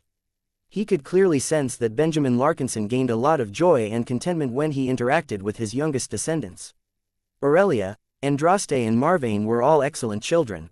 Gloriana had put a lot of effort into raising them into proper children, and it showed as they all behaved in a manner that pleased their great-grandfather the best. Benjamin spent most of his life in the Bright Republic, so he was not accustomed to transhumanism as the other Larkinsons. This was why he constantly expressed amazement at the incredible comprehension of the three Munchkins. The intelligence of each of them clearly exceeded the standards of their age. Ha ha ha, I see now why your father feels confident about enrolling you into a first-class virtual school. I hope that by the time the three of you graduate from your studies, you won't forget about the family who supported you and loved you all of the way. Please make sure to help out your relatives when you can, okay? The kids dutifully nodded. We know, great-grandpa. Family goes first. You don't need to sound so serious. Benjamin corrected the three. Our family tenets aren't meant to deprive you of what you deserve. Just look at your father. Vase has earned far more wealth than I could ever imagine. It is his right to keep most if not all of his earnings, but I can clearly see he loves his fellow Larkinsons so much that he has passed on much of what belongs to him to the clan. Do you know why he is being so generous? Andraste and Marvane looked confused, but Aurelia already knew the answer to this question. No single human can do everything by themselves, she said in her know-it-all tone of voice that strongly reminded everyone of her mother. Papa can design really good mechs, but he can't pilot them or waste all of his time on handling the administration. He needs to delegate much of these responsibilities to other people, but not just anyone. This is why Papa chose to entrust the clan with his money and resources. Compared to outsiders, he can almost always count on Larkinsons to do what is best for the family. That is an excellent answer, Aurelia. Gloriana proudly stroked her oldest daughter's head. It isn't just the Larkinsons that value the importance of family. The Woden dynasty that I am a part of also works the same way. Each and every female Woden must learn how to stand on their own. It is only once they have built up a solid life and career for themselves that they begin to think about giving back to our dynasty and especially its weaker members. Not every family or family member is worth supporting. Vase warned as he was afraid that his children would become too trusting for their own good. Even with long-standing traditions and additional safeguards in place, you need to be careful about offering help too freely. You need to learn how to use your judgment, as subsidizing someone who is lazy or unwilling to work for themselves will only breed greater dependency. This is why the actual rules in the clan are a bit complicated. Well, you will learn about all of this when you grow older. By the time that the visitation period was about to end, the children all said goodbye to the oldest relative they had met on their father's side. They all leaned in and kissed Benjamin's cheek one by one. This truly gratified the old and infirm Larkinson. Ha ha ha, Benjamin seemed to grow a little sprier. This is one of the happiest moments of my life, and let me tell you that I have experienced a lot of happy times.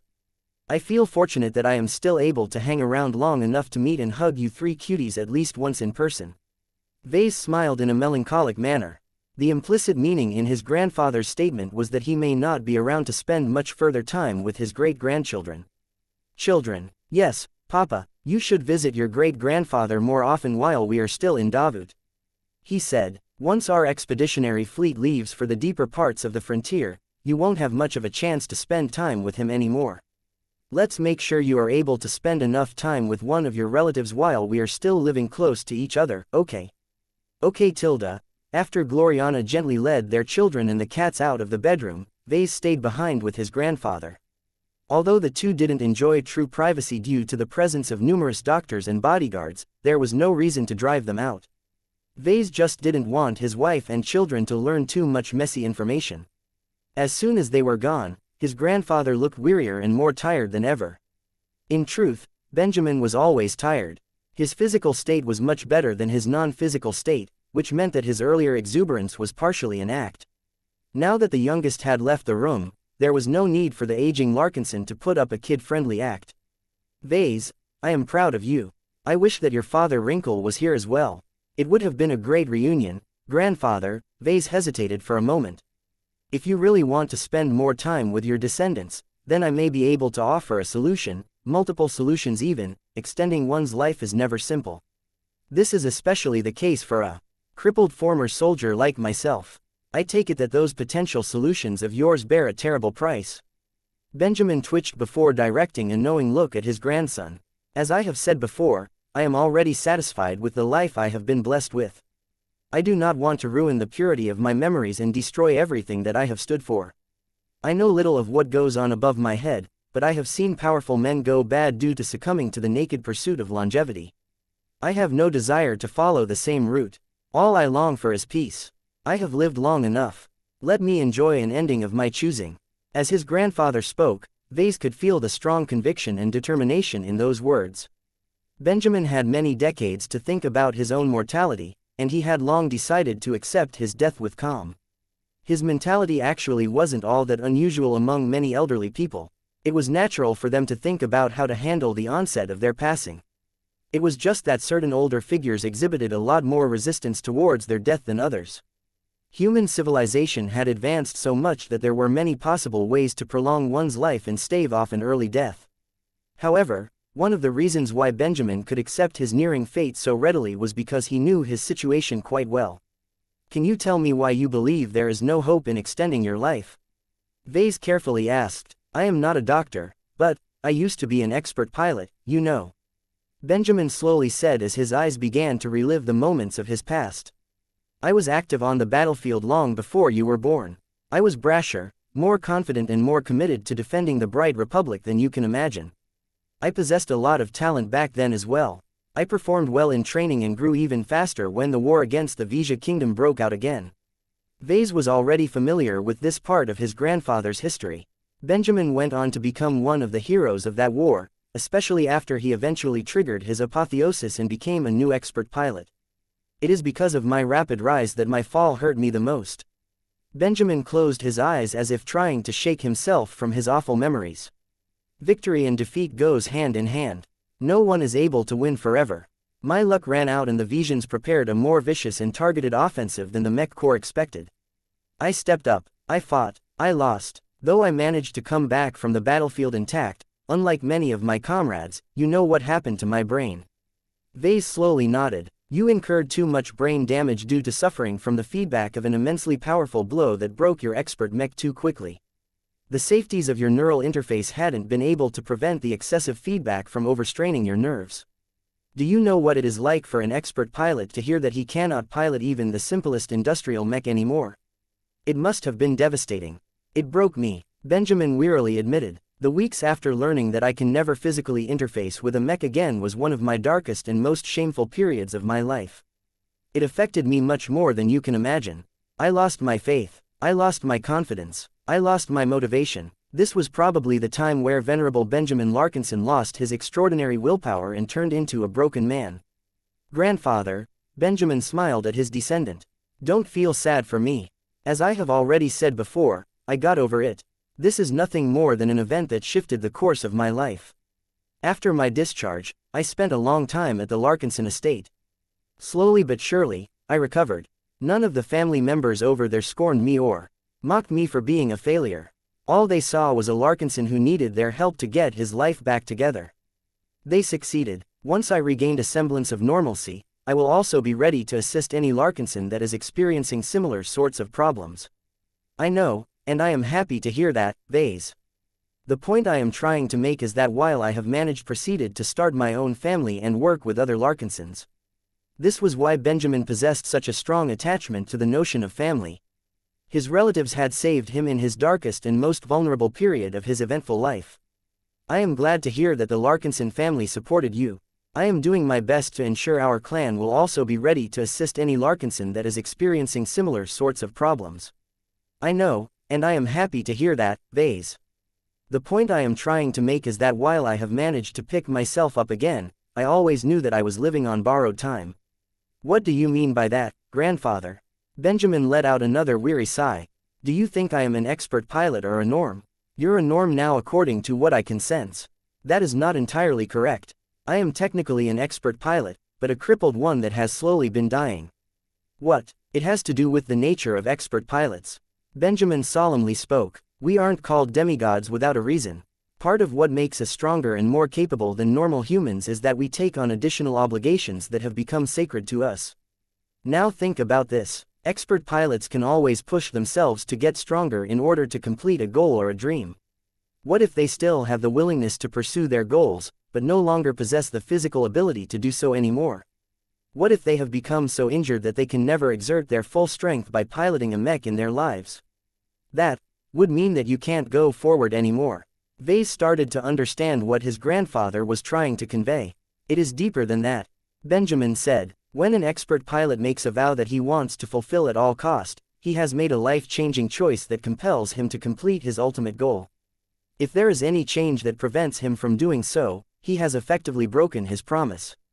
As you know, we expert pilots take that extremely seriously. That's not fair." While it is true that you can't abide by your vow anymore, the reason why that is the case is not your fault. The dying Larkinson shook his head. It doesn't matter what excuses you can apply to a situation. A broken promise is a broken promise. From the moment we step up to become a demigod, we do so with the awareness that we have entered a road we can never get back from. Our only choice is to fight our way forward, because if we do not, we will get punished and lose the power that we have previously earned.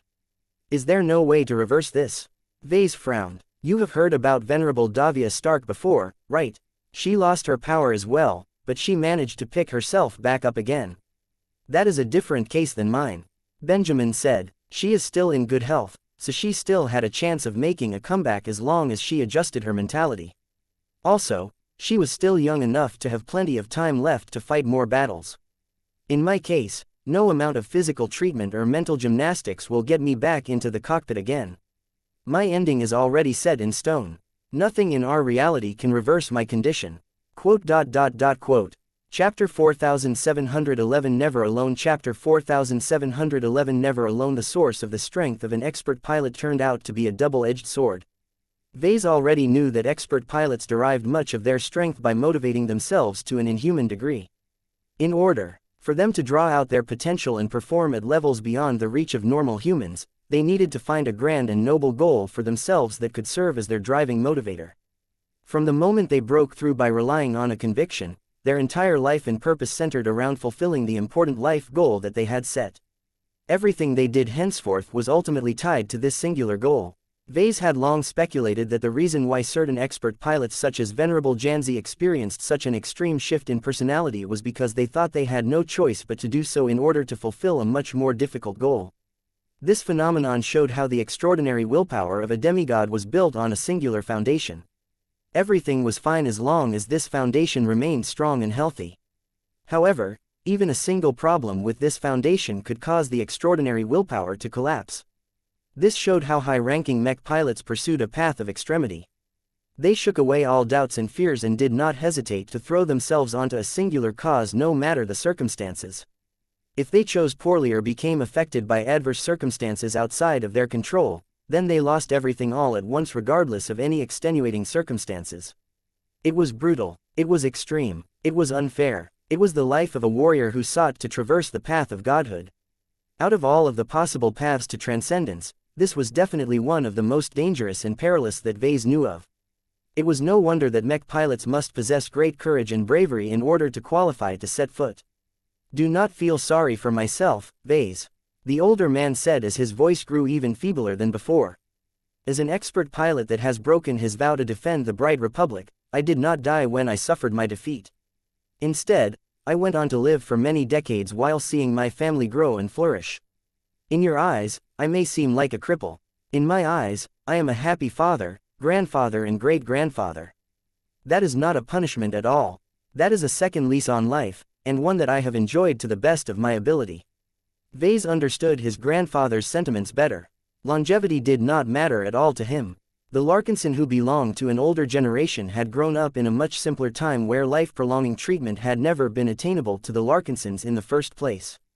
As such, his grandfather as well as many other Larkinsons never obsessed too much about enjoying an additional century of life. This was much different from the likes of Senator for Life Camden Tovar. That bastard readily appropriated a military mech regiment in order to fulfill a private mission to retrieve a high-grade life-prolonging treatment serum for cheap. All of the earnest flagrant vandals who sacrificed their life to allow a greedy old bastard to gain another century's worth of lifespan mattered little to the statesman. When Vase compared his own grandfather to Senator Tovar, he much preferred the former over the latter. Benjamin thought the same. His perspective on life was much different from those decrepit old cowards who would readily betray their loyalties and sell out their own relatives to the highest bidder. In that sense, Benjamin Larkinson still retained the integrity of a valiant and noble expert pilot. How long will you be able to last? Not long, the old man said in a whisper. My decline is inevitable, but I have been fighting to prolong this process for my entire post-war life. It is becoming a little harder to resist with each passing day, but it has become much worse since a year ago. I estimate that I can only keep this up for 5 months at most. After that, he did not need to finish that sentence. His grandson already got the message. I see, Vase said. Have you already decided where you want to get buried? The old Larkinson closed his eyes. It has always been my earnest wish, to get buried next to other Larkinsons on Rittersburg. We can't go back to the Bright Republic anymore. I know, since that is the case, you can bury me where many other of your clansmen are buried. What is the matter, Vase? My clan is housed in a fleet. It has always been customary for fleet-based organizations to conduct space burials. We usually shoot any bodies that we are able to retrieve into the direction of the nearest star. It's a cremation on a stellar scale. His grandfather clearly did not like the thought of that. I do not want to impose on you, but do not throw my corpse into space as if it is a piece of trash that needs to be discarded as soon as possible in order to free up space for your precious ship. Give me the dignity of an actual burial. I want my remains to rest alongside many other kin. The more, the better. It would bring me no greater joy to know that I am with my family in life and in death. I never want to be alone, whether I am buried on land or on a starship. He had made his preferences clear. Vase understood that his grandfather was too old-fashioned to ever embrace the notion of a space burial. There will be no problems, Vase assured. I will speak. Please like and follow the Cultivation Audiobooks channel extensively with ARC to decide where exactly we shall bury you. Personally, I do not think it is suitable to bury you here in Davut. It may be an important planet now, but it will become a backwater a century or so later. It is much better if we can bury you on a ship that accompanies our fleet. In fact, we can bury all of our deceased on the same ship. That way, your coffin will be joined by an increasing number of relatives. What do you think? Benjamin made a slight gesture with his arm. Do what you want. I trust you. You don't need to spend a lot of money. A simple burial in a graveyard on this planet is already enough. There was no way that Vase would toss his grandfather's corpse into a simple hole in the ground.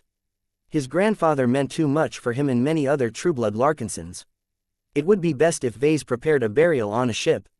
This way, his grandfather would not only have plenty of company among the dead, but also remain surrounded by lots of living relatives. The talk came to an end at this point. Benjamin had staved off his exhaustion long enough and needed to rest in order to preserve what little he had left.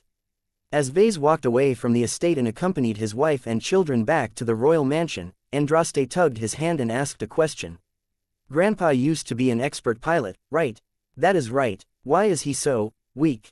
Piloting mechs is dangerous, Gloriana seriously replied. It is too easy for young children such as you to dream about the glory and the victories that you can earn with a mech. What you often overlook is that for every winner, there is a loser. Piloting mechs is dangerous, baby. As your mother, I don't want to subject you to the many dangers that come with fighting on the battlefield, but we don't always get what we want. If we want to defend our clan and keep us all safe, then some of us need to step up. I hope you will be able to step up and take responsibility if you have the ability. Andraste grinned up at her. Don't worry, Mama, I am really strong now. Kedis has taught me how to fight with a sword. Vase ruffled her red hair with his hand. That's nice, Pumpkin, but don't forget about your marksmanship practice as well. There are good reasons why firearms are the standard weapons in the Milky Way and the Red Ocean. Not everything can be beaten by chopping at it with a sword. I know, Papa, you don't have to tell me that again. The little girl whined. As they returned to their temporary home in Davut, Vase remained in a somber mood for the rest of the day.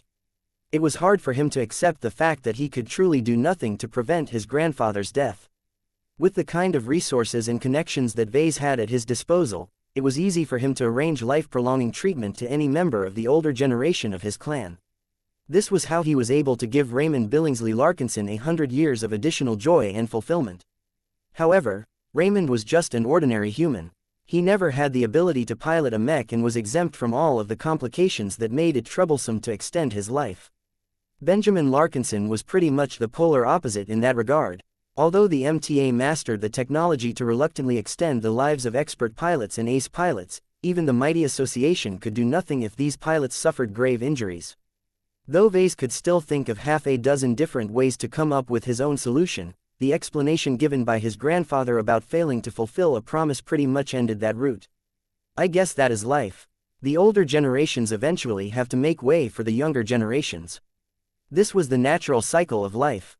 Any means to artificially prolong the life of a human was a distortion of this cycle. That didn't mean Vase liked it when it affected him on a personal basis. As far as he was concerned, His grandfather deserved better. His wife eventually joined him in one of the living rooms. Vase, how are you feeling? I'm okay, I guess. Gloriana sat down next to him and gave him a warm hug. I am happy that our children are able to spend enough time with your grandfather to develop lasting memories and impressions of him. When he passes to the next stage of his existence, our offspring will always cherish his memory of his current self for the rest of their lives. What are you thinking about, Vase? I'm thinking about a lot of stuff. For example, I want to fulfill my grandfather's wish by burying him among family, both living and dead.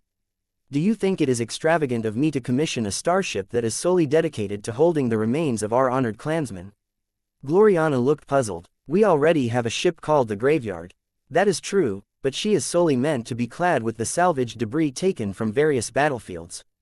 She is not a suitable vessel to bury our kin. This is why I am thinking about acquiring a purpose-built ship. I am not too certain about that. Our existing starships can accommodate many bodies.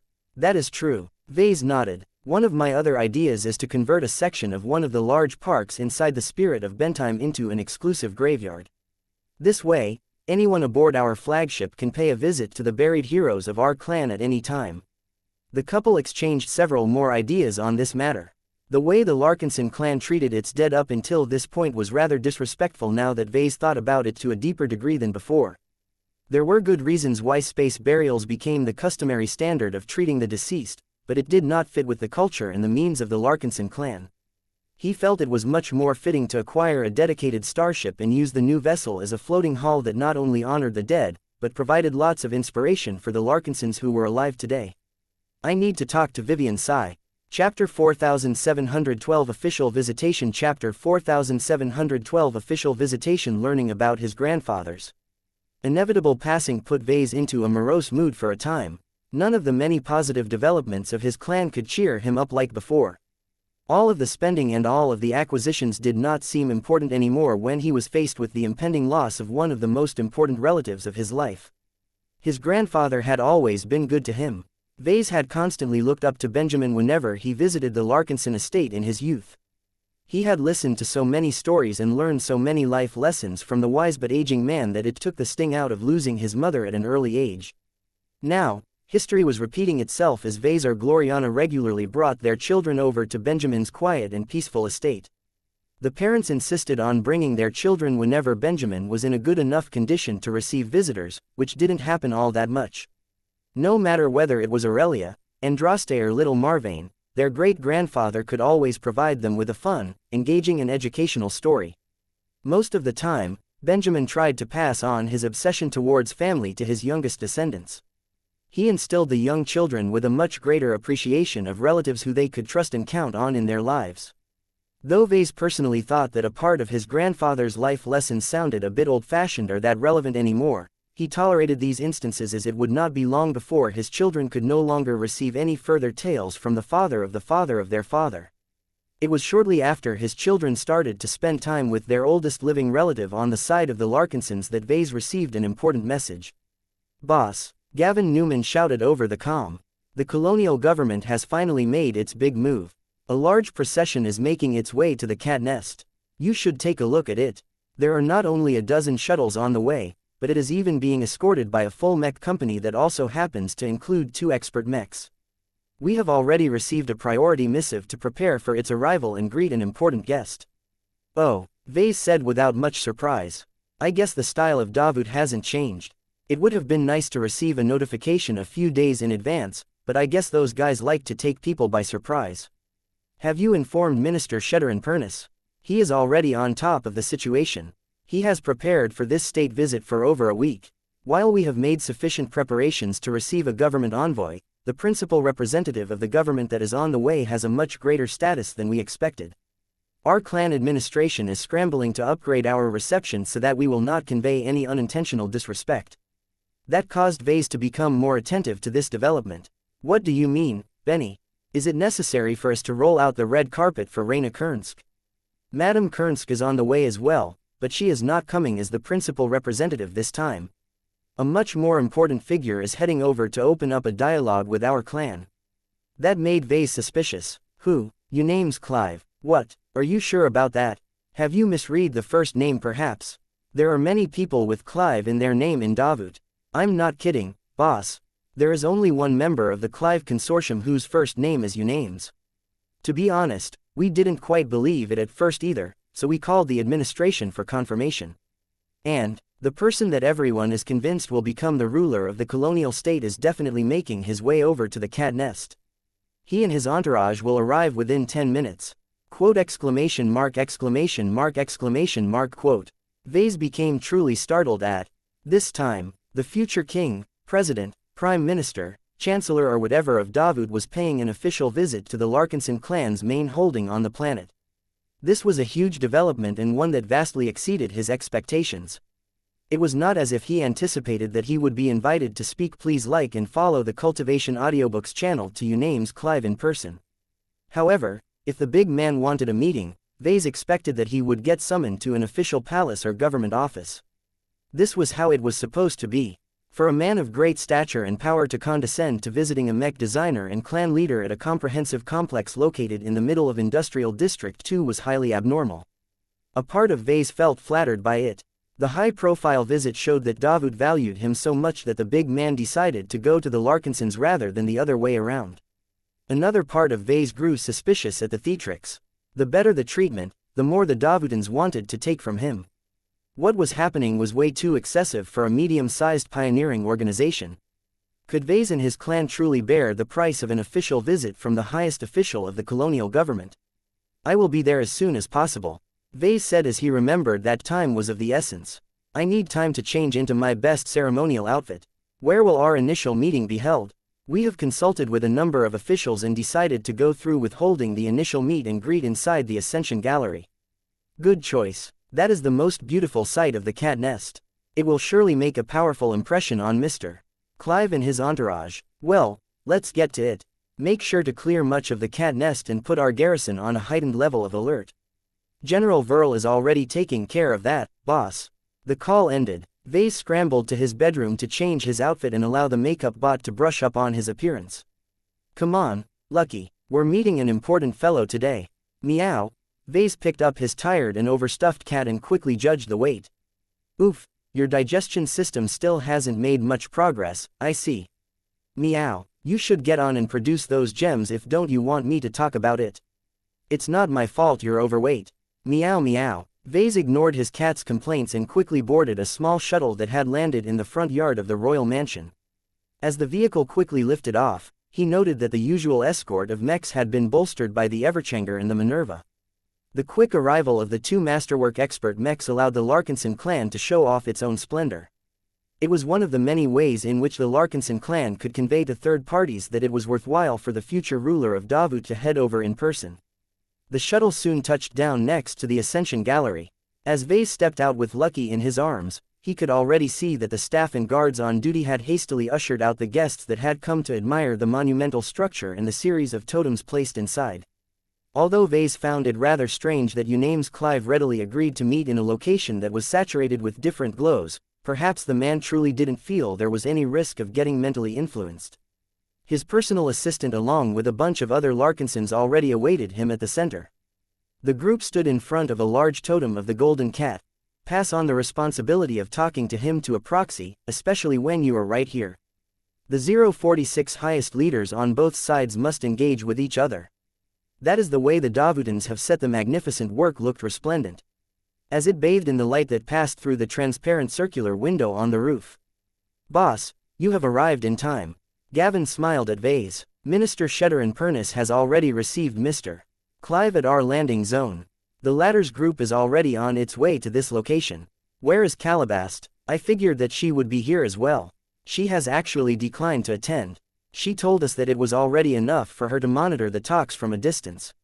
Vase shrugged. She may be right. So how will we proceed? Should I leave all of the serious talking to Minister Sheddarin or should I lead the discussion on our side? I believe that it is best to take the latter approach. We have no real choice. Mr. Unames Clive has graced us with the immense honor of a visit in person. It would be highly disrespectful for you to pass on the responsibility of talking to him to a proxy, especially when you are right here. The highest leaders on both sides must engage with each other. That is the way the Davutans have set this up. You can only solicit the advice from Sheddarin and other advisors at most, but you will have to carry most of the conversation by yourself. Damn it, I knew it wasn't so simple. Vase didn't have to be a seasoned diplomat to know that the colonial government had weaved an extensive design around the Larkinson clan. The latest move of the Davudans fit right into the constriction strategy that they had apparently employed. These moves demonstrated the intelligence, the patience, the determination, the ruthlessness and above all else the determination to secure their objectives. It was extremely concerning to deal with these kinds of people. It was always the schemers and the masterminds that seemed to screw his clan over. Vase much preferred to deal with honorable warriors or obvious idealists as they could easily be outmaneuvered with a bit of cleverness. Oh well, he shrugged, let's go over the list of points that I need to pay attention to, shall we? I need to make certain that we are on the same page. A few minutes passed by as Vase quickly jogged his memory and made certain that the Ministry of Foreign Affairs hadn't changed any priorities. Our guests have almost arrived. Get in position, everyone. Due to the security rules imposed by the colonial government, Vase had to leave most of his honor guard well outside. The mechs that were a part of his security detail also had to remain parked outside. As such, Vase only had 4 or so guards protecting his person. In contrast, as soon as the massive gates of the Ascension Gallery slid open, 8 powerful mechs slowly stepped inside. Each of the machines were coated in vertical stripes of white and blue, though their exteriors were also embellished with silver. The only mechs that looked a little more unique were the 2 expert mechs at the end. The Knight Mech and the Rifleman Mech formed a classic combination that could snipe threats from afar while blocking any enemies that managed to get close. Once the mechs entered the enormous center hall that could easily accommodate many more mechs, a large column of white and blue guards marched inside. The column eventually split up in order to form a long lane that led straight to the center. It was only now that the main delegation proceeded forward. Vase could already spot Sheddarin Pernus wearing his best formal suit walking alongside a tall, dark-haired man who wore a slightly exotic formal robed suit. The outfit was certainly colorful. Patterns and symbols of multiple different colors painted an entire canvas across Unames Clive's outfit. Vase was sure that the artwork conveyed an entire story, but he didn't have the motivation to decipher it at the moment. He was much more focused on the upcoming talk itself. Finally, the head of the procession stopped around 20 paces away from Vase and his own entourage. The future ruler's chief of staff stepped forward and shouted out in a formal voice that echoed throughout the massive hall. Patriarch Vase Larkinson, prospective President Unames Clive greets you in the name of the colony of Davud, the future capital of our colonial state. Please receive our sincerest well wishes and encouragement for your glorious endeavors. Know that the colony of Davud considers you and your clan to be our most honorable compatriots. Let us come together and discuss the joining of our fates so that we can both prosper from the cooperation that we can forge in our names. Well, the Davudans sure like to do things big. Chapter 4713 Unames Clive Vase had heard rumors that the original founders and investors of Davud argued intensely about the selection of the founding ruler of the colonial state. The influence that such a figure could exert on a massive and growing state in its infancy was massive.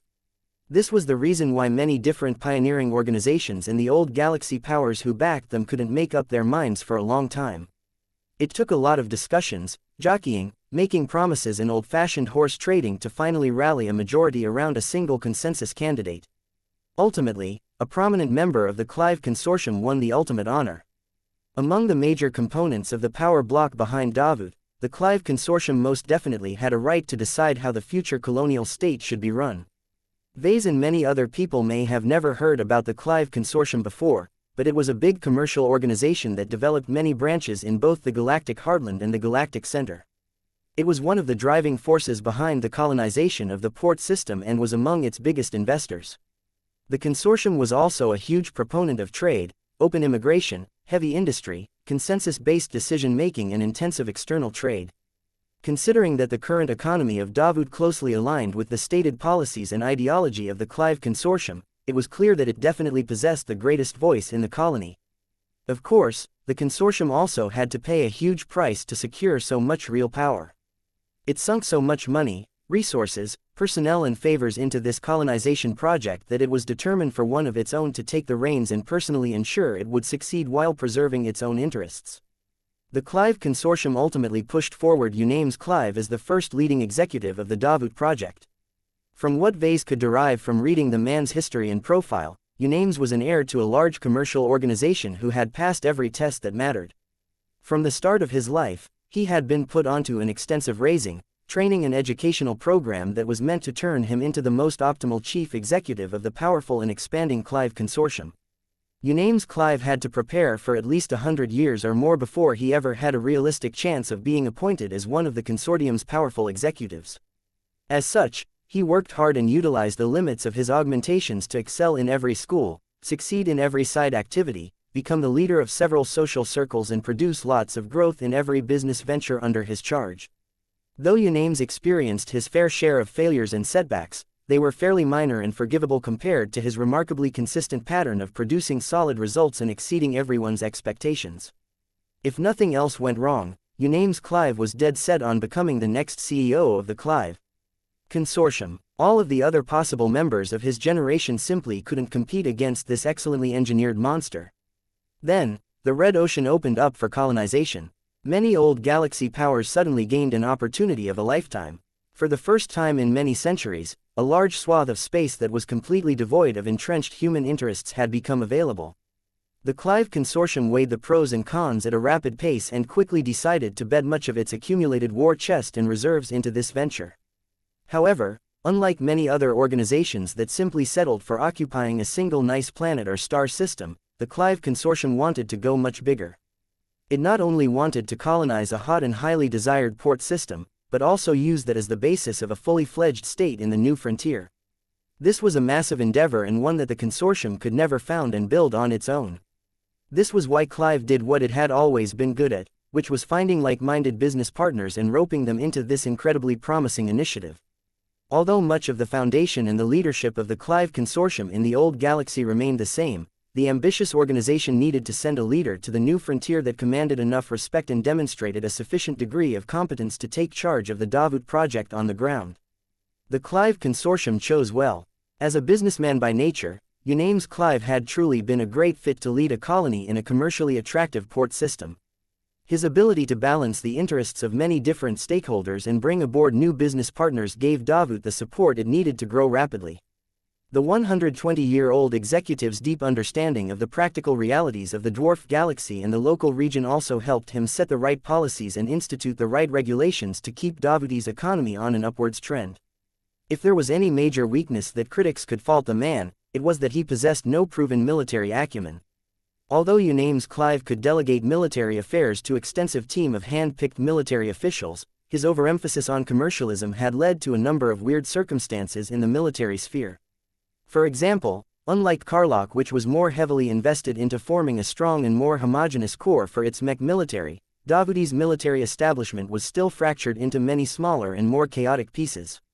Although Davut was able to field significantly more mechs on its side in theory, in practice the lack of coordination and unity among all of the disparate mech forces might severely affect their collective performance in the upcoming war. In any case, the briefings that he received and the research that he conducted on his own gave Vase a thorough understanding of the person known as Yunames Clive. Naturally, the future ruler of Davut also did his homework on the patriarch of the Larkinson clan. This led to an odd situation where both men knew each other well, but never actually met each other to confirm all of the facts and speculation that they had acquired. There was always a difference between primary sources and both secondary as well as tertiary sources. Neither Vase nor Yunames assumed that everything they learned totally matched up to the person they met in reality. This was what separated the bad diplomats from the good ones. The former either rigidly adhered to past intelligence and could not adapt to deviations, or they ignored their homework entirely and made judgments on the fly. The latter, on the other hand, intelligently allowed themselves to get informed by prior intelligence but deftly made adaptations and adjustments based on the actual situation in real time. Right now, Vase was pretty sure that Yunames Clive had him beat on this area, but that was okay. It was clear from the circumstances of this visit and the recent behavior of the colonial administration that Davut was trying to court the Larkinson clan. The future colonial state centered around this port system desperately needed all of the help it could get to build up its advantage over Karlok, its rising archenemy and super competitor. In contrast, the Larkinson clan did not really need Davut for anything. Although it would be rather costly and painful for the clan to uproot its entire Davut branch and relocate to an entirely different star system in a different region, the Larkinsons could still do it if it wished.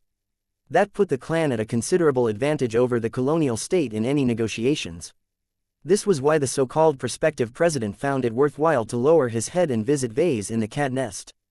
Though Vase initially became a bit jarred by the weird announcement, the Davutans kept their ceremony short and quickly allowed the two to come forward to shake hands. They were already studying each other intensely as they smiled at each other and reached out to hold each other's grips. As Vase used all of his senses to study the other man, he noted that Uname's Clive was certainly the real deal. The older man exuded an abundance of gravitas, but not to the point of becoming suffocating. He adopted just the right amount of approachability to put Vase at ease and encourage a friendly chat. From a spiritual perspective, the man did not possess any spiritual potential, which was fairly normal and to be expected. That did not mean he was weak. Ves's many senses had improved so much as of late that he could pick up the other man's heavy mental activity. Uname's Clive's mind and highly sophisticated implant was constantly going through a ton of different thoughts. He was like a supercomputer in that sense. Patriarch Larkinson, it is good to finally meet you in person. The man's smooth and highly trained voice spoke in a firm but slightly gentle tone.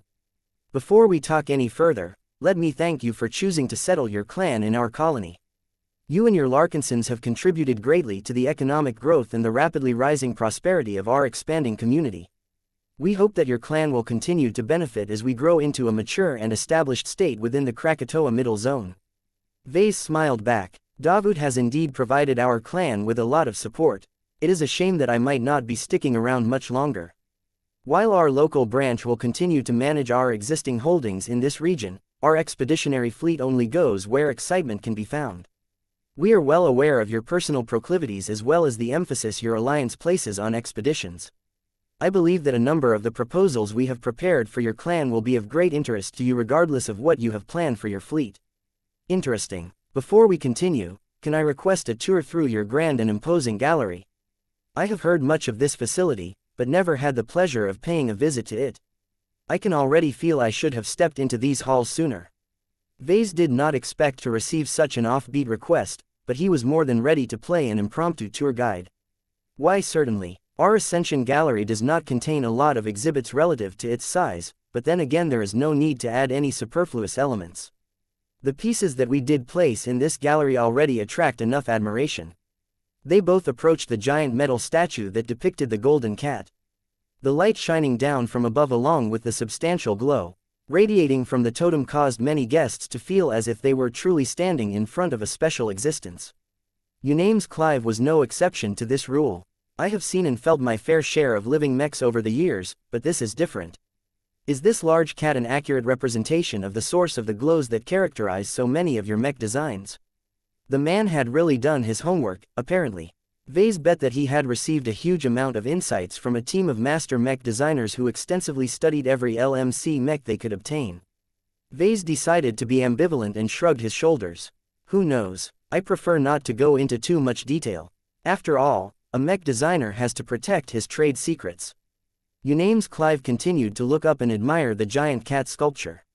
Is it a secret when you have placed an ostentatious representation of a glow source in the middle of a public gallery? There is no need for me to hide everything. Vase responded in a steady voice. I show off the golden cat because I want to prove to everyone that my living mechs and its components aren't derived from eldritch monstrosities or anything. The glow that defines my clan is personified by a perfectly cute and cuddly cat, as you can see. We Larkinsons consider Goldie to be a reflection of our character and culture. I can see that. Uname's Clive spoke as he continued to be fascinated by the totem and its distinctive glow. You and your Larkinsons are curious, affectionate and playful. Your people can also be predatory, possessive and sensitive towards danger. I find that to be an unusual but refreshing combination of traits. Your clan is utterly unique and enriches our colony more than any other organization at your scale. Vase blinked. He never actually equated his clan's traits to that of an actual cat, but now that he thought about it, the comparison was incredibly apt. Murrow. My pardon. Oh, it's nothing. Chapter 4714 Indoor Cats and Outdoor Cats. As lots of striped white and blue mechs and guards stood guard within the central hall of the Ascension Gallery, two prominent leaders continued to engage each other in conversation. On one side was prospective President Uname's Clive, a man that had already started to shape Davut when it was in its infancy and reluctantly won enough support to keep ruling it once his jurisdiction expanded to an entire colonial state. On the other side was Patriarch Vase Larkinson, a journeyman mech designer who already led a growing clan that fought against some of the more formidable indigenous aliens and also introduced so many innovations that even the Mech Trade Association already recognized his contributions. Both of them were giants in their respective spheres of influence, and each of them possessed the pride, confidence and dignity of those who had fought hard to reach their current positions. These similarities fostered an immediate sense of understanding and camaraderie. Despite their vastly diverging backgrounds and substantial difference in age, Vase found the other man to be a lot easier to talk to than he expected. Of course, there was no doubt that Unam's Clive purposefully modulated his conduct in front of Vase in order to increase the chance of a positive outcome. The future ruler of Davut was not stupid enough to put on airs and throw his weight around in front of a critical individual who could become a real asset to his upcoming state. Meow. Oh, there was also a cat in the chamber. Lucky largely ignored the complicated dynamic between the two leaders and laid next to the statue that depicted a much larger and more resplendent-looking cat. Occasionally, the gem cat stared curiously at Unam's Clive and a few members of his well-dressed entourage, but otherwise the Davutans did not hold his interest. As Unam's Clive stared up at the giant golden statue in wonder and experienced the exotic object's strange but comforting glow, he continued to lead the conversation. "You have traveled further across the new frontier than I have," the future president said. "I envy you for that. You are a self-made man and a pioneer who does not have to answer to a group of superiors. How is the Red Ocean like beyond the region around this port system?" Vase shrugged in response. "I have barely scratched the surface of what the new frontier has to offer. It may be a miniature galaxy, but the Red Ocean still encompasses plenty of light years even if humanity has only captured a part of the outer edge up until this point. Still, the aliens I've encountered and the warships that my mech forces have fought against are much more diverse than any human force. You can never get tired or bored with exploring what these completely different and inhuman civilizations have come up with. This is what I crave and this is what will help me become a better mech designer." "Understandable." Unam's Clive spoke with a respectful nod. "As an accomplished mech designer without much of a fixed foundation, your freedom of movement is much greater than many of your peers, and you are taking full advantage of that by going on interesting expeditions. I consider myself to be a true pioneer," Vase proudly stated as he stood behind the mech-sized statue of the golden cat. The MTA said as much as well. "There are so many mysteries and so much treasure out there that are ripe for the taking. Sure, the local aliens aren't so eager to let us take what we want, but as long as we have enough guts and mechs, we can overcome any obstacle." Unam's Clive shifted his gaze from the giant cat statue to the much smaller gem cat that was lazily lounging to the side. Lucky responded to the gaze by letting out a lazy yawn that showed off his sharp metal-tearing teeth. "Meow." The prospective president grinned in amusement. "I admire and commend your activities. You are truly embodying one of the archetypical roles of a pioneer. That does not mean that other varieties of pioneers are less deserving of respect. The territories conquered by humanity are vast, and some pioneers have to do the arduous task of civilizing them to the point where they can become the latest havens for our expanding race. The pioneers who undertake much of the risk of building colonies across the new frontiers should also be worthy of respect." That was a noble sentiment and one that Vase could not deny. "You have made a good point, President. I do not explicitly place myself above the other diligent pioneers who have chosen to grasp a different opportunity in the new frontier." Unam's Clive gestured his hand at the cat statue. "I find that pioneers bear a large resemblance to cats. There are different variations of cats. Some are clearly indoor cats. They feel safe and in control when they remain in the same home for many years. They are highly protective towards their family and will make their stand and defend their territory against any hostile intruders." Vase threw the older man a strange look. "I take it that I am an outdoor cat in this analogy of yours. It fits, does it not? There are certain cats that are more adventurous by nature. They will become restless and dissatisfied if they continue to remain locked inside a home when there is an entire world outside to explore. They are most content when they are regularly let out to spend their days as they wish and get to experience new sights and interactions each time they range outside of their homes." "That sounds like an apt description of myself and my clan." Vase smiled. "My nature is identical to that of an outdoor cat. Don't get me wrong, it's nice to stay in a warm and comfy home, but I won't be able to become the biggest cat on the block if I can only be a normal house cat." "Meow." Lucky helpfully agreed. That caused Unaime's Clive to subtly shake his head. As much as outdoors cats spend their time beneath the open skies, they are not equivalent to feral cats. The latter live much rougher and shorter lives as they are never truly safe. They have no support to lean on when they grow hungry or are targeted by larger and more vicious predators. An outdoor cat on the other hand can explore the outside world just as much, but also has the convenience of returning to a safe and peaceful home where they can let down their guard, fill their stomach and seek shelter from any storms. They can also build a much more secure nest to raise their kittens and deposit their less capable relatives. In short, outdoor cats get to enjoy the best of both worlds. That was an interesting way to extend this analogy. The implicit message behind it was that being an outdoor cat was vastly more preferable than becoming completely feral. After all, the latter had no fallback option at all, while the former could always go back to a warm hearth for either himself or his family. My fleet indeed falls short of that of the much more self-sufficient armadas of true spaceborne clans. Vase conceded. My clansmen aren't entirely ready to say goodbye to planets, and we are still dependent on the resources and facilities that only fixed locations can provide. That said, this outdoor cat is rather picky. This cat has already been driven out of his original home by his previous owner. That has left him scarred and distrustful of other owners. Aside from that, the feline also doesn't have any attachments to alternative homes. There is not much of a difference between Davut, Karlach or any other colonial state from the perspective of a wandering cat. Vase did not want Unaime's Clive to one-sidedly grasp the thread of the conversation. He needed to throw in a few complications and make the future ruler work a little harder to appeal to the Larkinsons. The Red Ocean is vast. Humanity are still newcomers in this dwarf galaxy, but pioneers such as ourselves have already settled many different locations. The Davut system is but one human stronghold among many. I can readily admit that the port system and the colonial state that we are building around it are not the largest, the wealthiest or the most martially formidable of colonies. What I do appreciate is that it is mine, yet it can be yours as well. Vase looked impressed. This pitch sounded more and more compelling. He liked it when big shots put down their arrogance and frankly admitted the reality of their weaknesses. It showed that such a leader not only understood his place quite clearly, but also made him more inclined to listen to others. That sounds nice, President Clive, but I can imagine that you say the same phrase to many other people. Davut has become a lot more crowded compared to a few years ago. While the colony definitely remains yours, it has also become the common property of hundreds if not thousands of other magnates and organizations. Becoming another owner of Davut has become a meaningless statement. I would be no more influential than a tiny retail investor in a gigantic public company.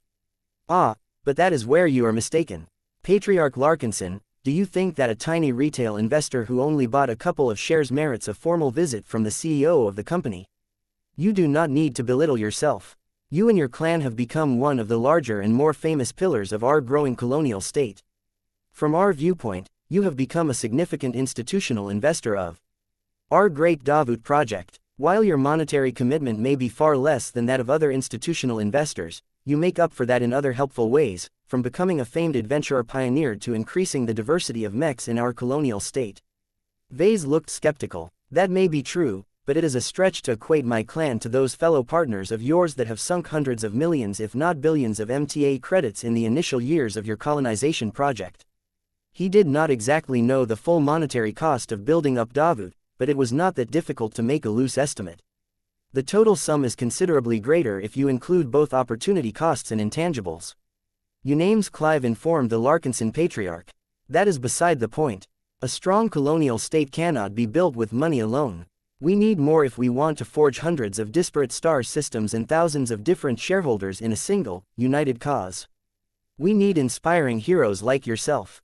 We need unique mechs that can become the iconic machines of our nascent mech military, just as your Valkyrie Redeemer model has done so for the Hexadric hegemony.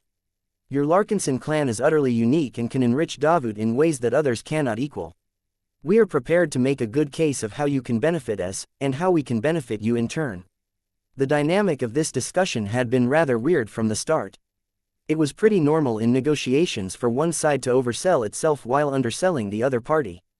However, before Unaime's Clive properly began to extol the virtues of committing to Davut, he had pumped up the value of the Larkinson clan and thereby made it harder for him to limit the amount of concessions he had to make. The man had little choice, though. Vase wasn't eager to settle in Davut to begin with, and he would be a fool if he did not play hard to get in this verbal dance. The prospective president therefore had to build a proper case of why Vase and his clan would become valued partners of Davut before he could proceed any further.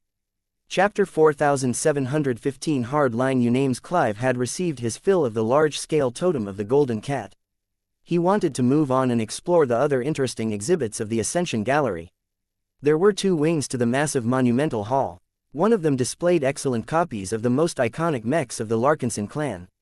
Though not every model was represented due to the need to maintain confidentiality of the Larkinson army's more strategic assets, the wing still displayed plenty of bestsellers such as the original version of the aforementioned Valkyrie Redeemer.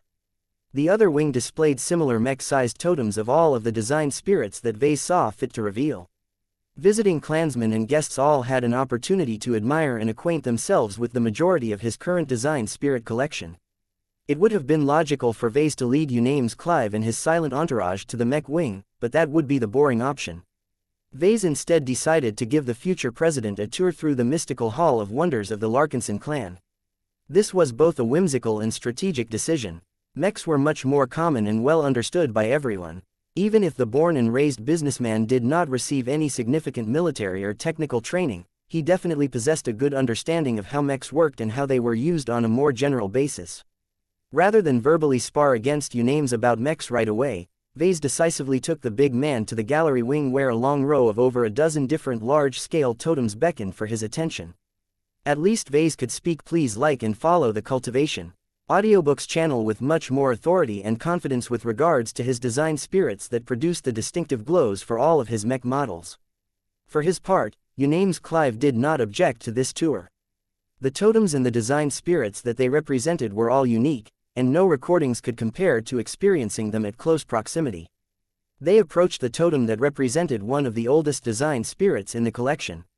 The Solemn Guardian was a far rougher and less defined spiritual product than Vase's later works.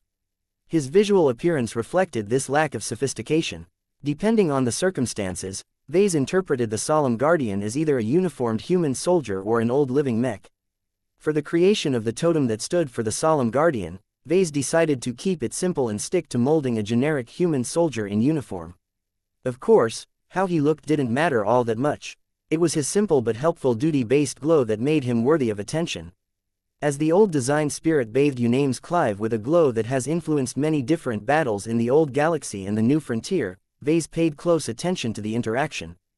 Despite the prospective president's lack of spiritual potential, his mind was so strong that it was like a fortress.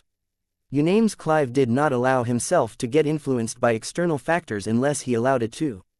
He only sampled the Solemn Guardian's glow in order to understand its properties, nothing more. I have experienced this glow once before from a handful of your products that carry the same glow. The elaborately robed figure said. I already had a sense that the glow was human in origin.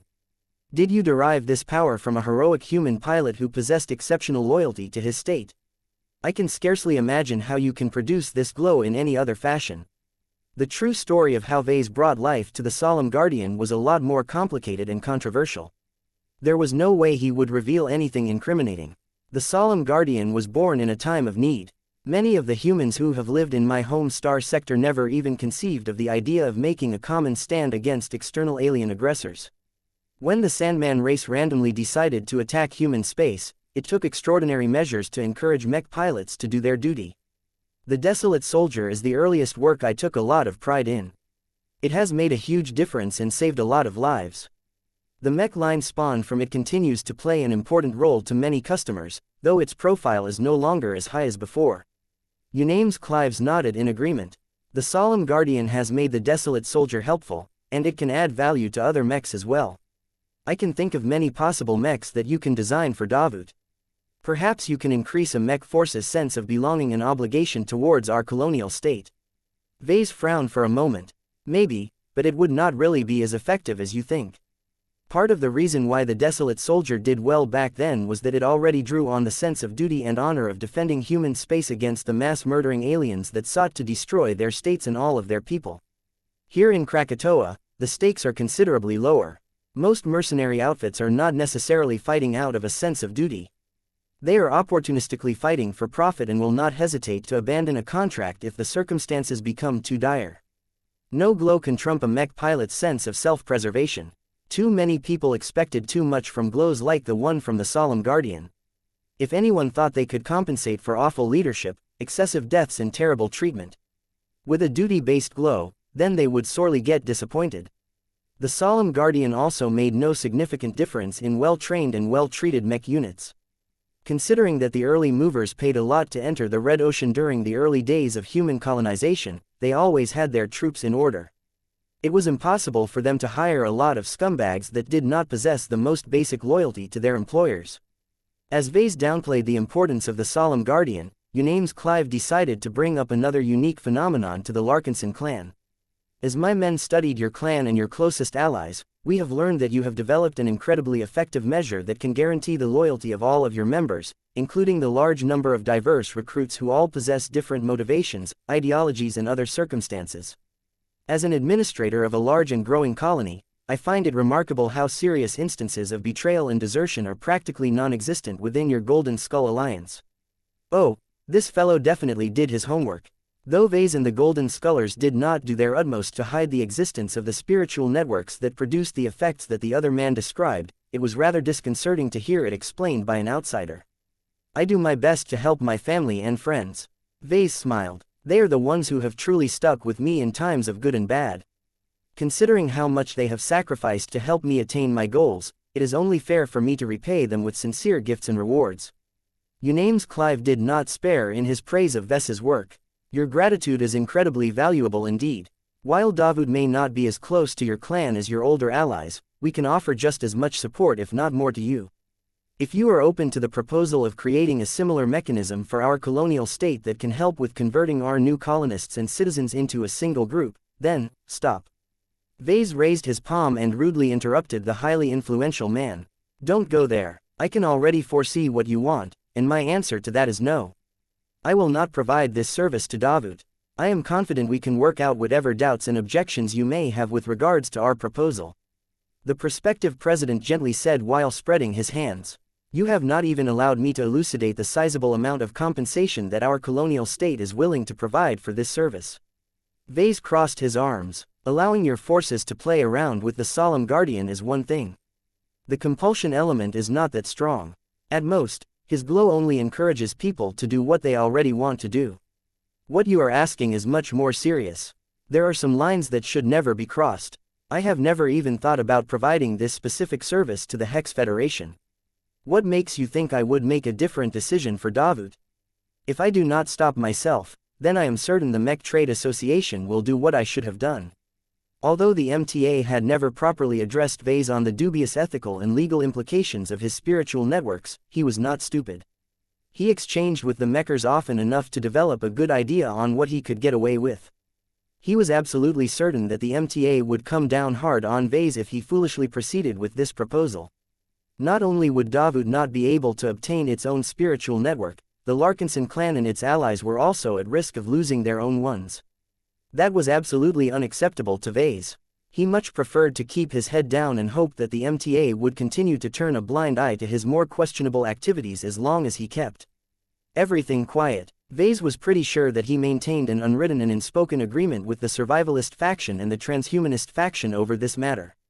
Nothing good would come to him if he gave the MTA a reason to speak. Please like and follow the Cultivation Audiobooks channel and write about how much he disrupted so many people's lives. Though the prospective president did not give up and tried to persuade Vase to change his mind, nothing worked. Vase did not wish to engage in any trade that excessively risked his fundamental interests. Preserving his relations with the MTA superseded any extravagant rewards that Davud might be willing to exchange. This was also why Vase was adamant about shutting down the discussion as soon as possible. He did not wish to get tempted by the concessions that would no doubt get him to agree against his best judgment. Seeing that Vase had shut down like a rock, Uname's Clive reluctantly dropped the matter. Our offer shall remain open, the older man eventually said. If you are in ever need of immediate support or relief, we can always revisit this discussion. He looked back up to the statue of the Solemn Guardian in the guise of a soldier.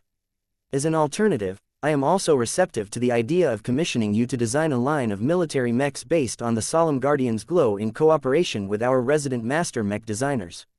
It may not match the effectiveness of your clan's exclusive loyalty mechanisms, but it should reduce the occurrence of incidents and increase the overall cohesion among our mech forces. What is your opinion, Patriarch Larkinson? It can be done, but that doesn't necessarily mean I have to make it happen. Vase steadily responded. I generally only design the mechs that I am passionate about and believe in. The Solemn Guardian is rather tricky as it cannot make a boring mech exciting. I need to obtain a unique and interesting mech concept first and figure out afterwards whether the Solemn Guardian's glow is an appropriate fit. Yet you are open to fulfilling one of our mech design commissions, correct? Vase realized that he almost got pulled into the devious bastard's trap. By starting off with a highly sensitive and excessive demand, Uname's Clive already took into account that he would get rejected. This allowed him to step down and issue a milder request instead that sounded much more reasonable in comparison. Fortunately, Vase recalled that he did not want to enter into any agreement with Davut so easily. It would be best if he did not sign any contracts at all, but that did not seem wise considering how much Davut desired to come away with at least a few concessions from the Larkinson clan.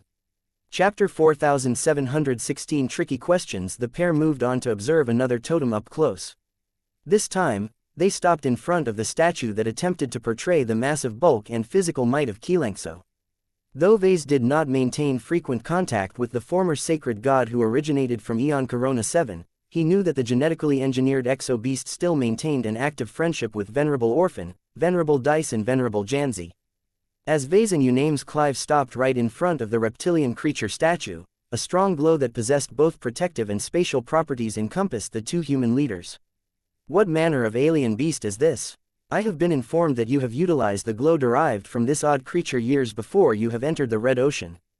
Did you already develop the urge to explore unknown territories back then?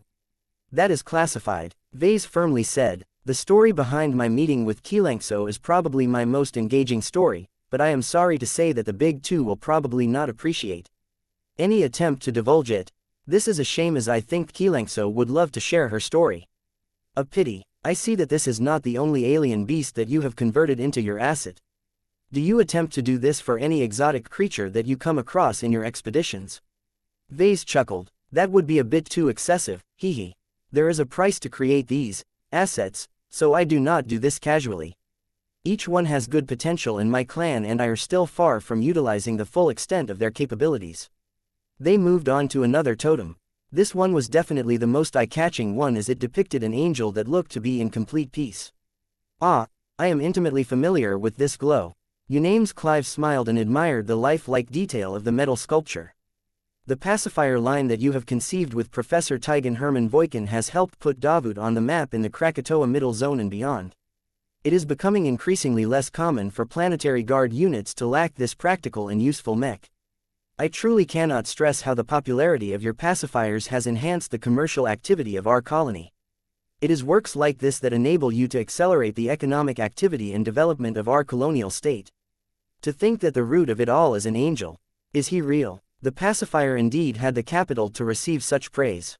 Its demand had skyrocketed yet again now that Davut and Karlok were about to go to war against each other. In fact, demand had become so excessive that the LMC already submitted a proposal to open yet another manufacturing complex in one of the many cities of Davut 7. Vase shrugged at the other man's last question. Whether Lufa is real or not depends on how you define the word, real. In my opinion, the border that separates what is real from what is not can be blurry. One of the criteria that I personally use to judge whether something is real is to figure out whether it is alive. Lufa is definitely alive, so that means he is a real existence.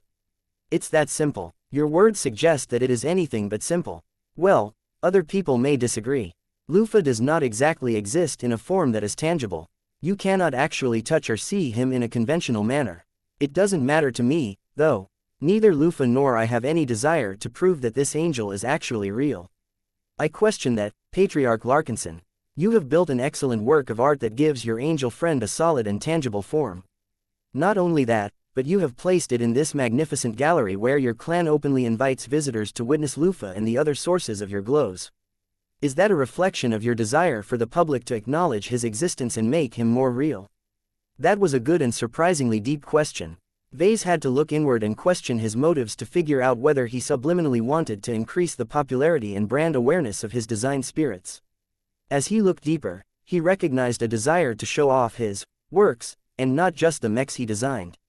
The design spirits that he had either made or induced under his control were all unique and powerful in their own way. As long as showing them off did not harm his core interests, then he would be happy if others acknowledged their existence. Vase scratched his head. Maybe you are close to the mark. Many of these existences have trouble interacting with people due to their obvious conditions. Attaching them to tangible objects helps to anchor them and allows them to get in touch with humanity. If this is not done, it is too easy for them to become isolated. If no one remembers them anymore, are they still real? Unames Clive found this to be an intriguing description. To the wider human society, an angel that has become forgotten no longer exists as far as people are concerned. Would you not say the same can potentially apply to your clan? Take a look at the famous spaceborne clans that are attached to the CFA, for example. Hardly anyone has ever seen them, traded with them or talked with them. Not even the first-rate superstates are in regular contact with this highly nomadic section of humanity. They are ghosts who largely exist on a number of records but otherwise do not appear to have any impact on our general society. Is this a desirable state? Vase shook his head. This was a decent trick, but it still wasn't enough to push him into a corner. I have never aspired for the Larkinsons to follow the example of the traditional spaceborne clans. I do not agree with the necessity of isolating ourselves entirely from the rest of humanity. That said, there is no need for me to pursue the other extreme and become permanently rooted on a planet like Davut. It is perfectly fine to balance between the two. My main fleet can keep exploring the many curiosities the Red Ocean has to offer while the side branches of my clan can take care of the more mundane activities such as mass-producing mechs like the pacifier. The two leaders proceeded to observe a couple of other totems. The ones depicting the likes of Zygra, the illustrious one, Bravo and Arnold did not elicit too many comments from the prospective president. It was only when they reached the large totem of the Superior Mother that Vase had lovingly made that Unames Clive spoke more than a few perfunctory sentences. Ah, I suppose this is the famous or infamous Superior Mother. The older man smiled even as he became subjected to a powerful maternal glow. I have heard that mothers of all walks of life prefer to visit this gallery for the sole purpose of beseeching her blessing in the hopes of birthing or raising a healthier, stronger, smarter and more obedient child. This myth has gained so much traction in recent months that the pregnant relatives of my cabinet members have even started to seek out this sculpture. Can you tell me whether their visits truly make a difference or if they are only being influenced by the placebo effect? That was a tricky question for Vase to answer. He did not condone religion in any form and this stunk of it. Yet he could not deny that the Superior Mother was not only a role model to many women with children, but could truly exert a small but subtle positive influence. Mothers can attain reassurance and encouragement from multiple sources. The Superior Mother can be one of them. The Hexers most certainly derive a lot of benefits from her. My wife enthusiastically consults her pretty much every day, and I happen to be very proud of my children. Make of that what you will. Unames Clive smiled as if he became more intrigued. Ah, the Hexers have made a large amount of claims about the Superior Mother. What has triggered my interest even more is their outlandish tales about your familiar connection to her. They say that the Superior Mother is not just an ideal given form, but is in actuality your actual mother. It is a matter of public record that the face and appearance of the Superior Mother is modeled after your own birth mother. As you have just said, the Hexers believe in many stories. That does not necessarily make them true. Certain people and population groups have grown more dependent on myths and beliefs in order to sustain themselves. If the Hexers do not believe in one story, they will believe another one. It is better if they put their faith in more innocuous tales than more toxic and harmful ones like they have done in the past. It still amazes us how much you have single-handedly influenced an entire state that is controlled and filled with female supremacists, Patriarch Larkinson. Both you and the Hexers have gained many advantages from this fruitful relationship. If you have the chance to play a similar role for our colonial state, would you be interested in reprising your role? Vase immediately shook his head. No, even if I did, it wouldn't work. It is easy for the Superior Mother to capture the public consciousness of the Hexer people because of how prone they are to belief in a mother figure. It also helps that the Hexers live in a highly homogeneous society with a single dominant culture. Davut is practically the opposite in this regard. Not only has your colony gathered many different people with many different backgrounds and cultures, it has not even propagated a single strong national identity for them to rally around. That is correct, Uname's Clive frankly admitted. Karlach has made much more progress on this front due to its diverging policies. For us, it is not so simple to set a single culture and identity. Davut is a melting pot of different people from different walks of life, and we must preserve its openness in order to maintain its abundant economic prosperity. The moment we enforce any strict set of norms and values, we begin to repel a significant proportion of our colonists and trading partners. This is not acceptable. It is better to maintain a light touch and exert minor influence to ensure that our colonial state will naturally develop a neutral culture. The more appropriate word to use here was cosmopolitan, but that had turned into a poisonous term ever since an infamous diplomatic movement became pariahs of human civilization. Vase understood what Uname's Clive conveyed. Davut had to become a state that was built on a strong economy. Abundant trade, industry and other commercial activities was the most powerful engine of growth. As long as Davut had more money and developed faster than other states, it would definitely be able to dominate the Krakatoa Middle Zone. After all, it was extremely hard to repel an enemy that could field twice or thrice as many mechs or ships as the other side. Vase already got the sense that President Uname's Clive and by extension the Clive Consortium became determined to go all in on this risky growth strategy. Whether it would ultimately work out for Davut was still in question, but the Clives certainly did not feel confident enough in their chances. This was why Uname's Clive patiently and earnestly tried to negotiate with Vase in person. Davut had to win the upcoming war at all cost. The Clive Consortium stood to lose its entire investment if it did not go far enough in stacking the deck in its favor. Therefore, as long as the future ruler managed to secure substantial material and military assistance from the Larkinson clan, it was worthwhile to pay a heavier price. Chapter 4717 More substantive talks. As Vase and Uname's Clive continued to hold a discussion that took place over multiple layers, Lucky continued to observe and listen as he settled down on top of the head of the superior mother totem. Meow, the gem cat yawned as his senses also kept an eye on the guards and mechs that quietly watched over the most powerful man in Davut. The tour itself did not last too long. Vase briefly introduced Uname's Clive to a handful of other totems tied to different design spirits. The prospective president at least had a good eye for excellent artwork. He did not hold back in praising the craftsmanship and the unique artistic fingerprint that made these totems stand out from many other works that he had seen in his life. Even without these glows, your sculptures are already good enough to be put on display in our better museums for modern art. The 120-year-old man gently praised. If not for your lack of reputation in the art scene and your unusual background, I would have offered to admit your work in a top museum right away. This way, your art will most assuredly be able to reach the widest audience. Vase smiled at the praise. No one disliked being complimented on their earnest work.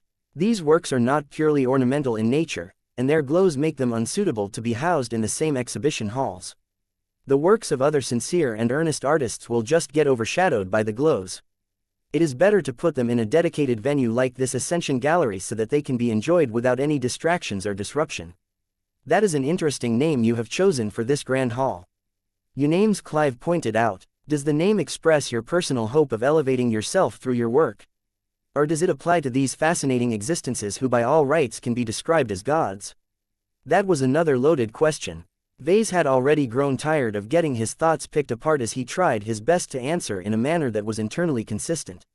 I let my works speak. Please like and follow the Cultivation Audiobooks channel for themselves. He eventually said, whatever message I wanted to convey is already embedded in the artwork themselves. It's up to you to decide how you interpret them all. I don't have the right to override and invalidate the unique impressions that you have made. Just like how you aim to turn Davut into a free haven that is accommodating to all sorts of people and cultures, I prefer my work to be enjoyed by the widest possible audience. We both know that we cannot impose too much of ourselves onto others. They briefly exchanged glances at each other. Despite their vastly diverging backgrounds and vocations, both of them needed to appeal to a broad swath of humans for similar reasons.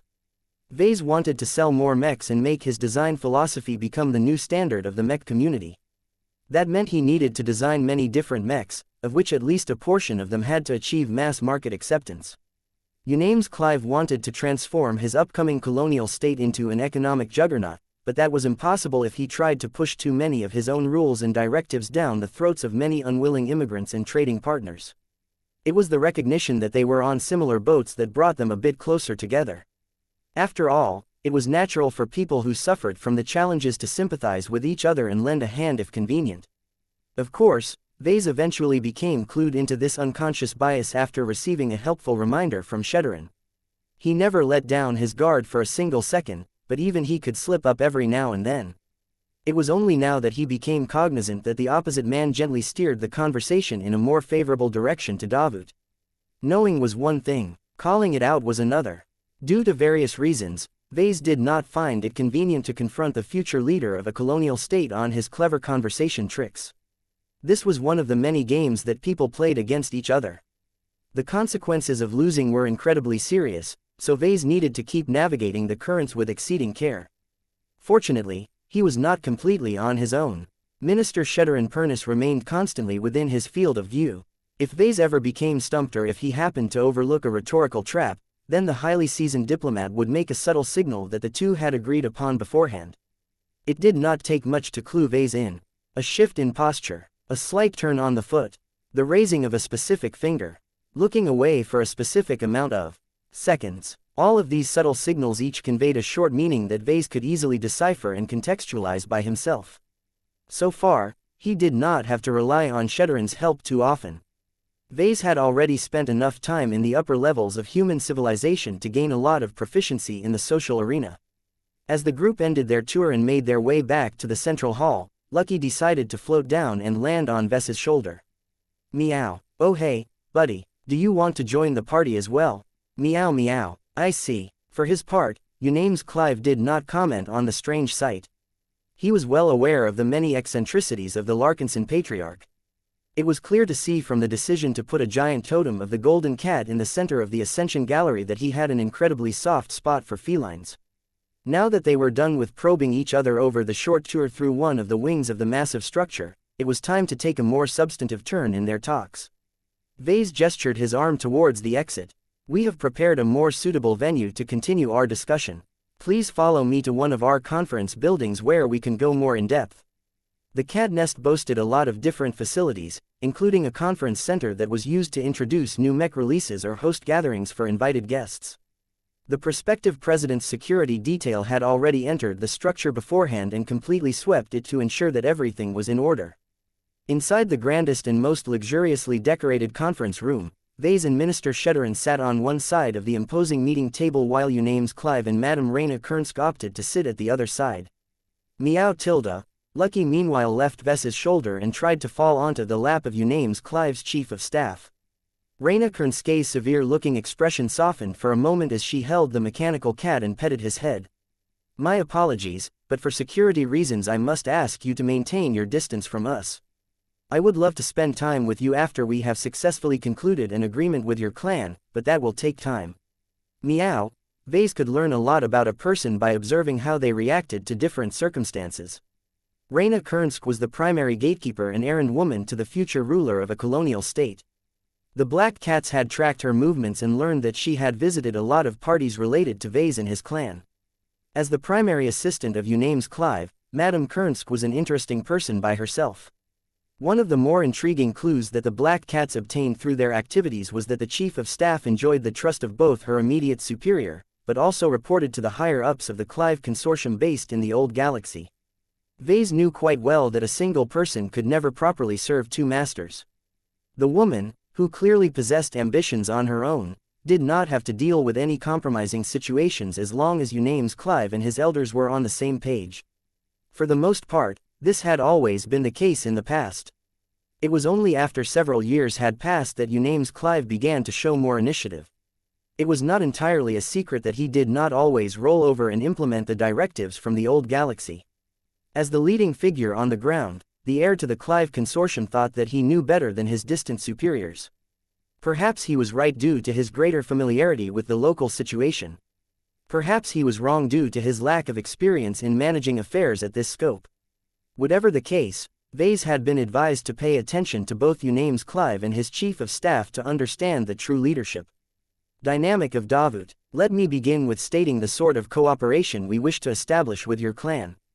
Uname's Clive began. Davut appreciates the Larkinson clan and is happy with your current level of activity within our colony. As we begin to form a state and seek to establish and strengthen the many institutions that we need to sustain our growth, we hope your clan will agree to become a more active and engaged partner in the Davut project. Today, we would like to make a case that it is to our mutual benefit if you work together with our administration. This time, Vase allowed his minister to speak. Sheddarin Pernus adopted a smooth smile that made it look as if he was genuinely looking forward to working together. The Larkinson clan is always open for business. That said, we are asking for your understanding as our organization is limited in what it can offer to a large colonial state. Our primary focus has always rested on our expeditions, which does not have much relations to Davut, and our Mech business.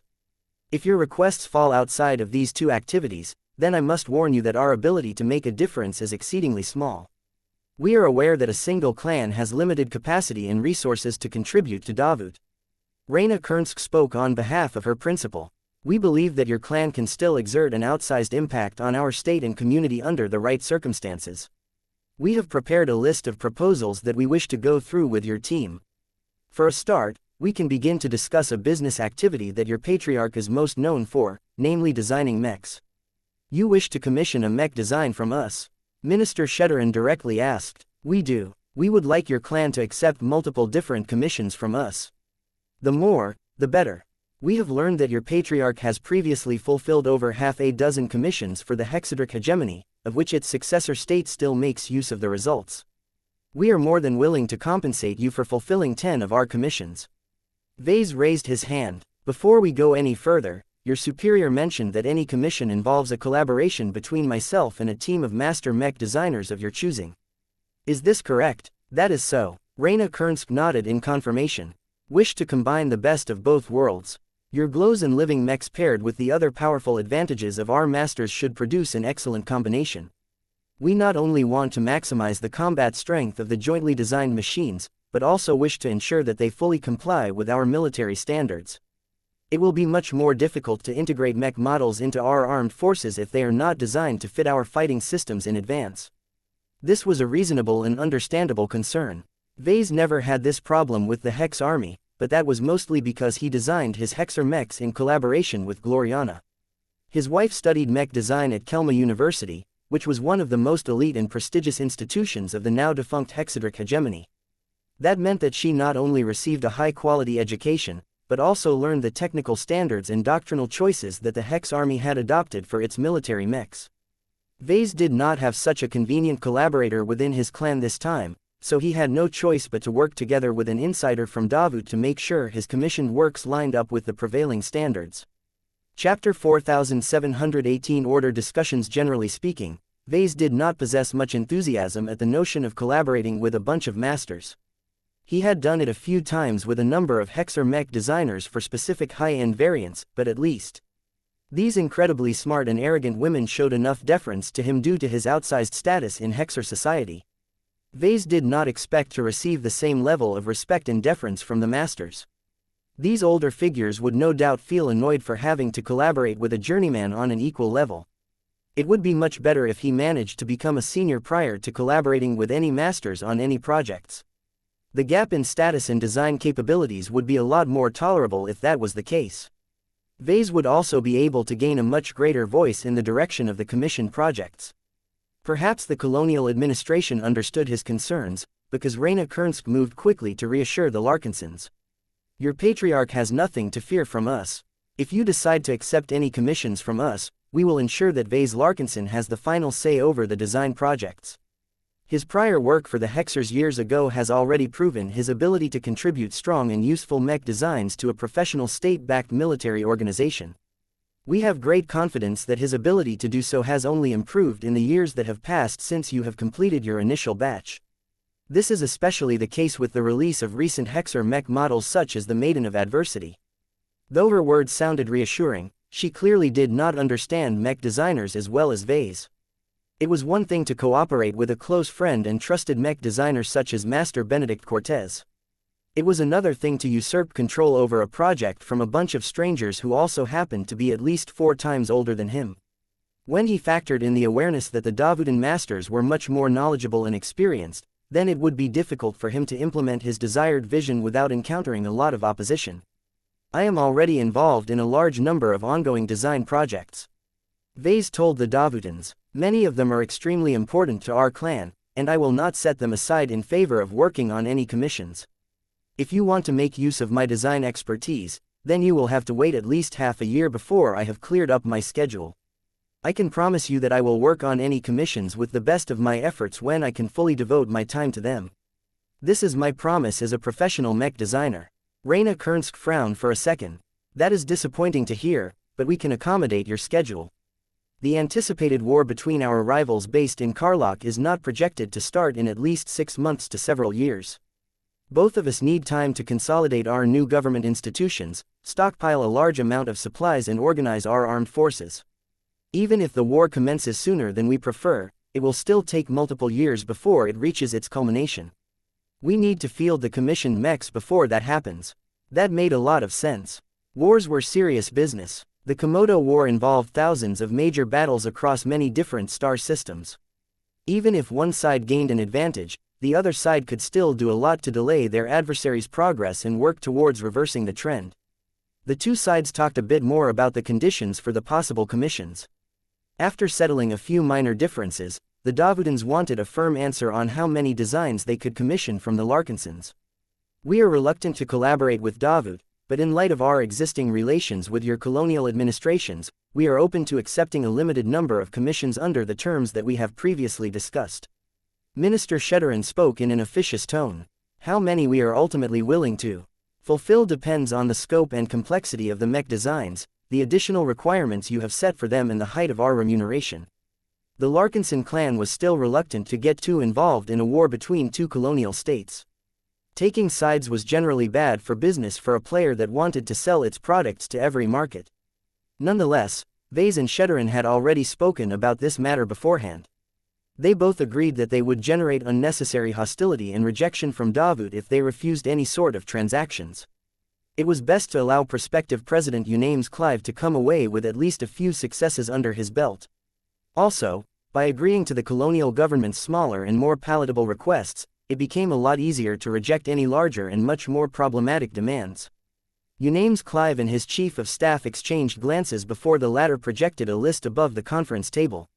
A team composed of several chief mech designers and military advisors have formulated a list of possible mechs that should measurably increase the performance of our mech units.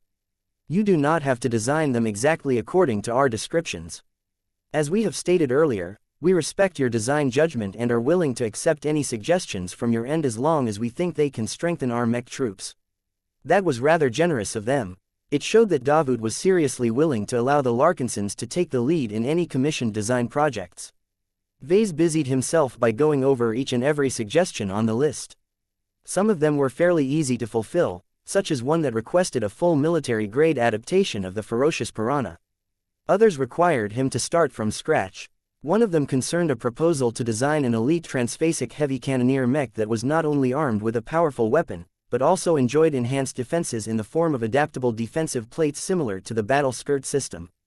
Enhancing this mech design with the steadfastness of xianxia along with the phase water manipulation of the phase king should turn it into an offensive and defensive powerhouse. Even Vase felt tempted to design such an imposing mech, though on second thought his clan already possessed a decent cannoneer mech in the form of the Eternal Redemption. These are fine suggestions. Vase complimented the Davudans. I can see that your team has put careful thought on which of my glows can better complement specific mech designs, but I do not wish to go into any specifics at this early stage. I would much prefer to meet with your master mech designers that I am supposed to work with. I believe a more direct exchange will allow us to formulate much more relevant and fitting mech concepts. The female chief of staff nodded after a few seconds. That is acceptable. We still wish to negotiate with you on how many commissions you and your clan are willing to undertake on behalf of our colonial state. The sooner we settle these details, the sooner we can plan and prepare for their eventual introduction into our armed forces. Are you willing to accept 10 separate commissions from us as a start?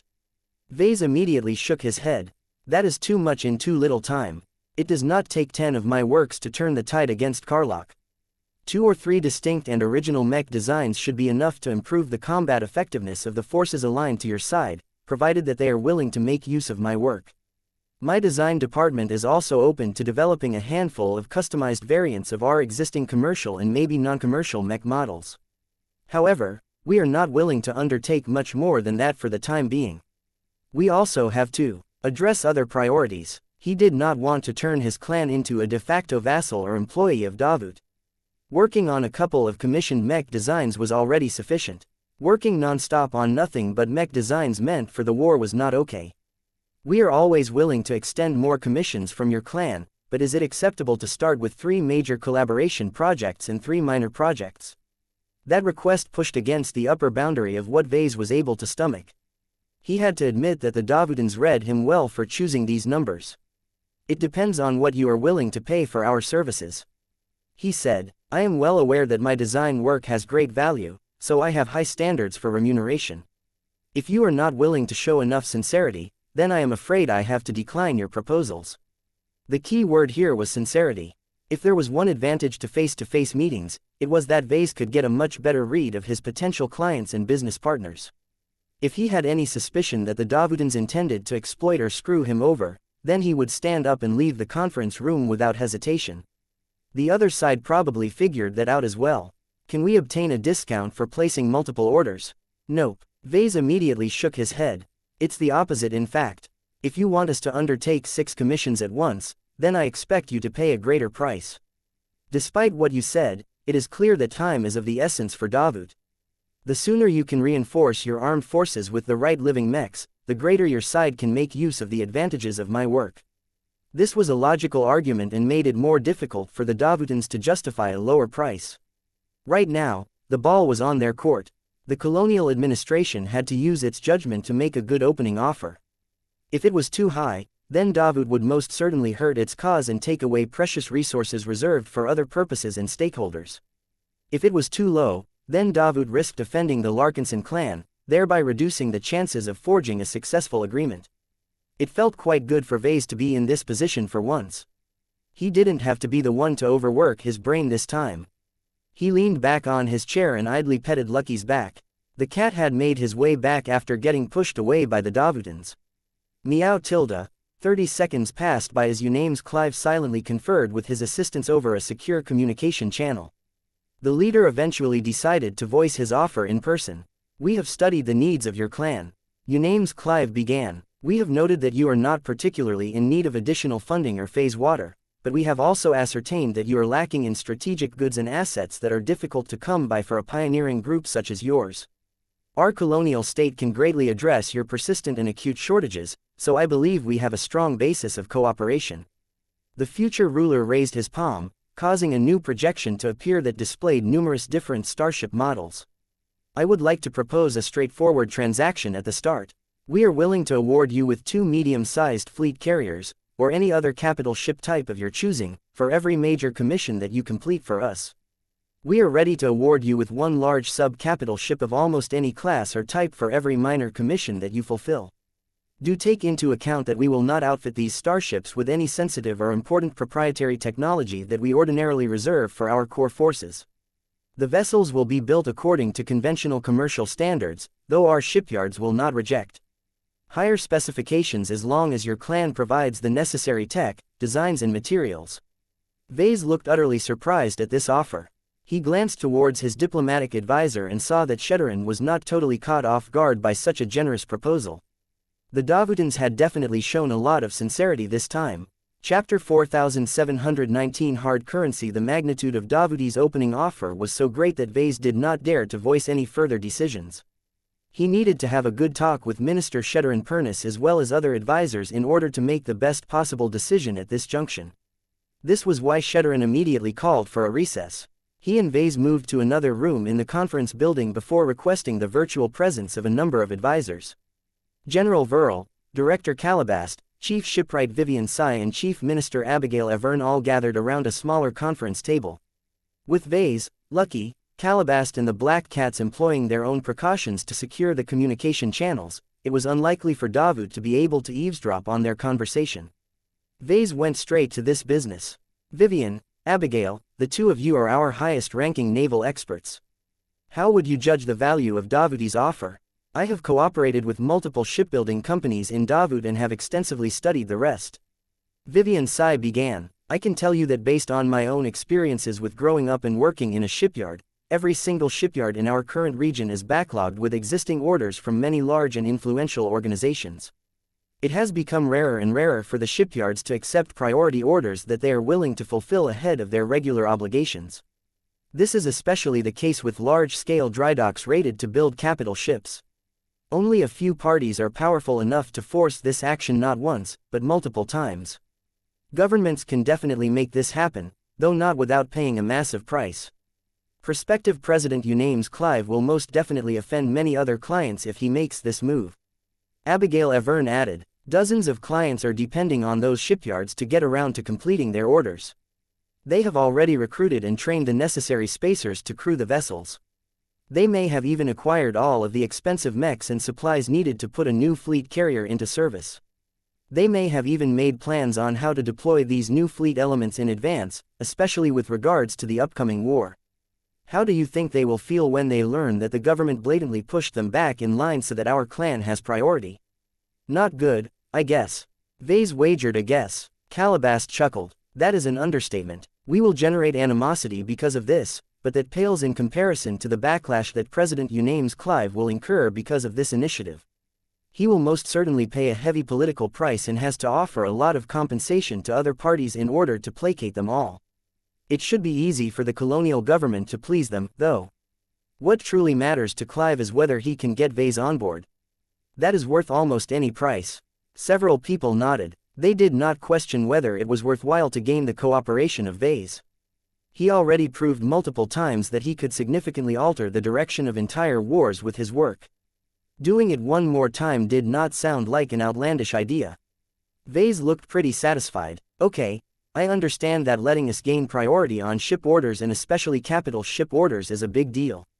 What does Unames exactly mean by telling us he will pay us in the form of medium-sized capital ships?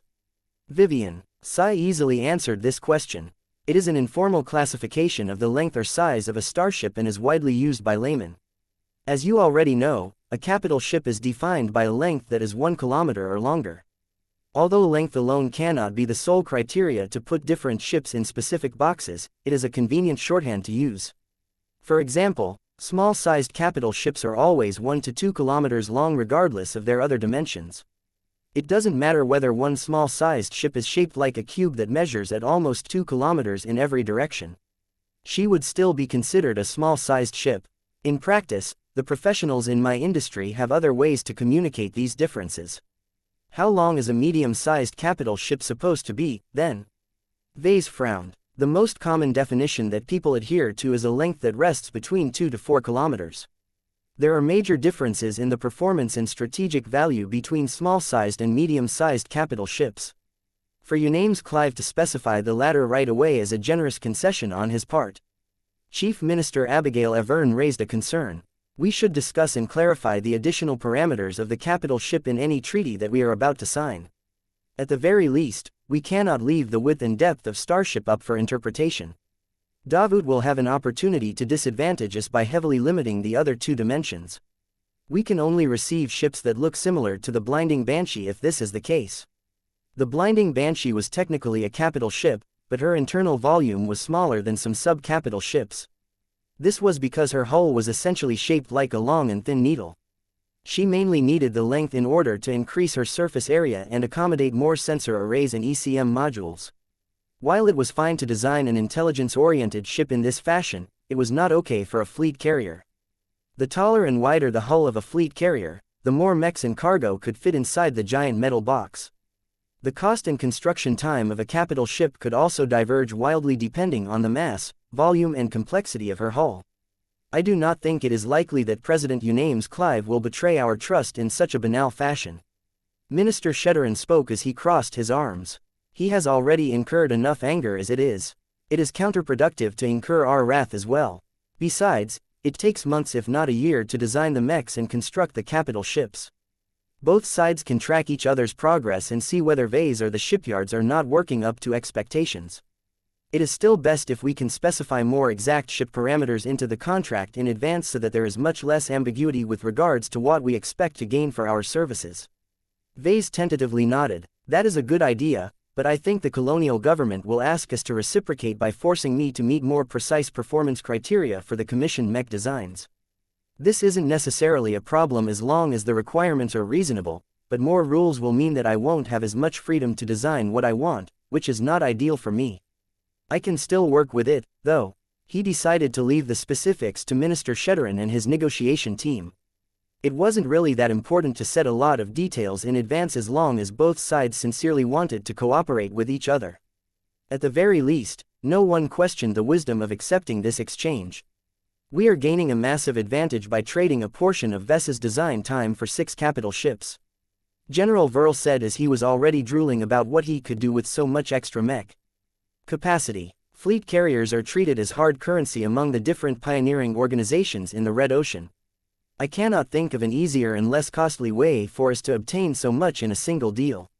We can not only expand our mech legions on a much larger scale than before, but we can also begin to think about splitting up our increasingly more unwieldy fleet. Many people nodded. They also experienced the difficulty of expanding the fleet with additional starships. No matter what angle they pursued, the clan always collided against a wall each time it tried to obtain more vessels. Minister Shedderin Pernus added another dose of harsh reality with his words. The cold hard truth is that major colonies and states effectively maintain an oligopoly of capital ships. Every other player is subject to the conditions that they decide to impose. In our case, we technically have the ability to shop around and offer our services to Karlach in order to encourage Davut to raise a more competitive offer. In practice, the heavy presence of our side branch in Davut makes it unwise to deteriorate our relationship with the upcoming colonial state. The only consolation is that President Unames Clive has opened up with a considerably generous offer.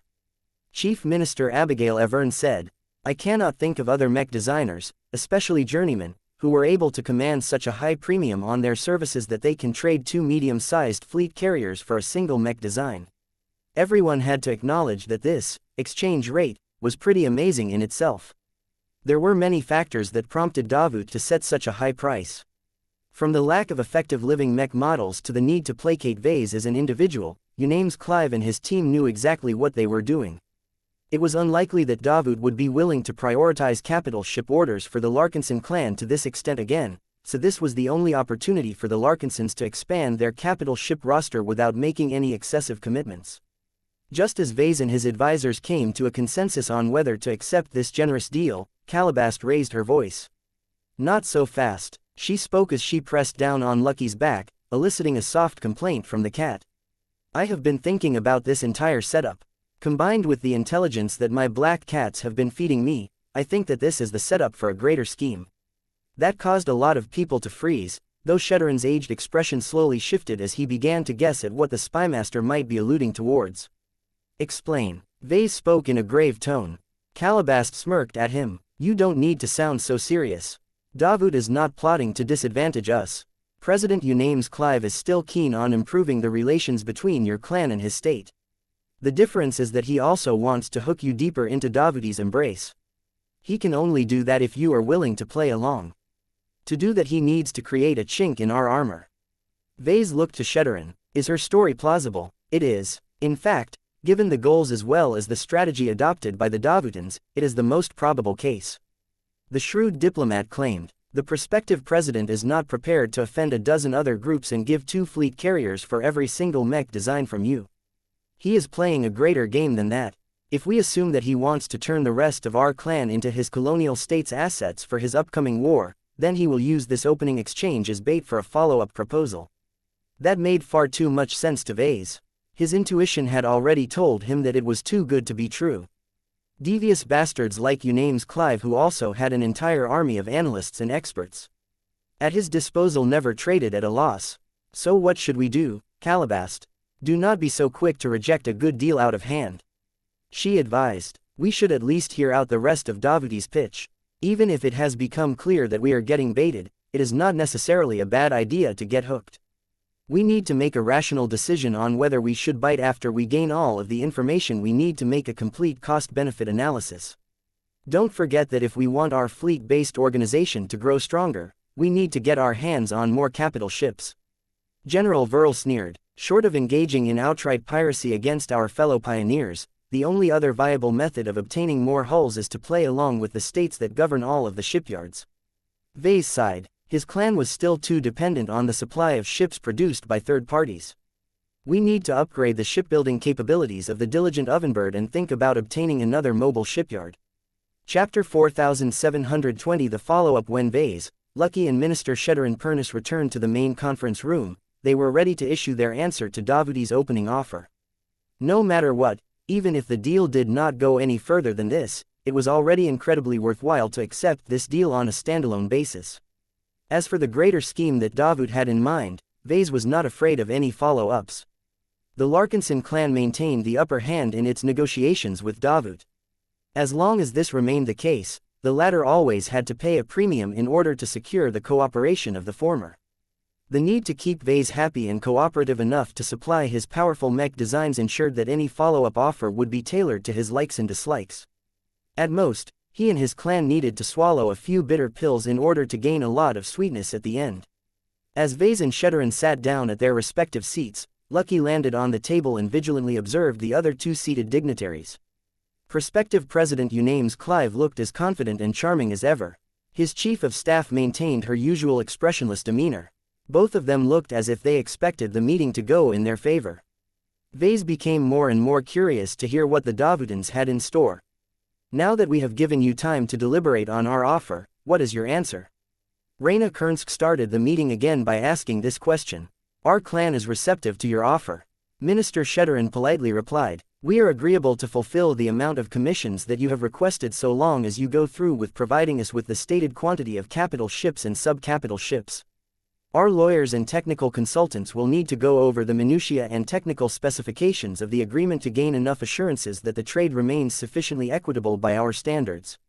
Madam Kernsk nodded. Agreed. Our team is already standing by to assuage your concerns and provide you with greater certainty. We shall not give you any cause to doubt our credibility. We will publicize a summary of our agreement and sign the contract under the witness and guarantee of the MTA. While it may be difficult to appropriate the necessary shipyard capacity required to fulfill your orders in the near future, we are prepared to demonstrate how much we hold you in our favor. These were flattering words, but that made Vase more suspicious about any follow-up traps. Calabast was right, there was no way that Davut would settle for such a costly deal. A lot of stakeholders who paid the price for this extravagance would probably torch Unames Clive if they learned the truth. At worst, Unames Clive may even lose the support he needed to become the founding leader of the upcoming colonial state. This made Vase respect the ambitious statesman even more. Unames Clive acted differently than those cowards who only issued orders from the rear and always let their peons pay the price for their mistakes. By traveling to the Cat Nest in person and pushing for an initial deal that sounded exceedingly costly for Davut, he boldly risked his own career prospects in order to do what he thought was right for his colony. Unames Clive used his actions to prove that he possessed the determination and commitment to earn the right to become Davuti's highest leader. The heir to the Clive consortium reminded Vase a lot of himself. That was both good and bad. As the two sides just came to a preliminary consensus on the initial exchange, Vase wondered when the other shoe would drop.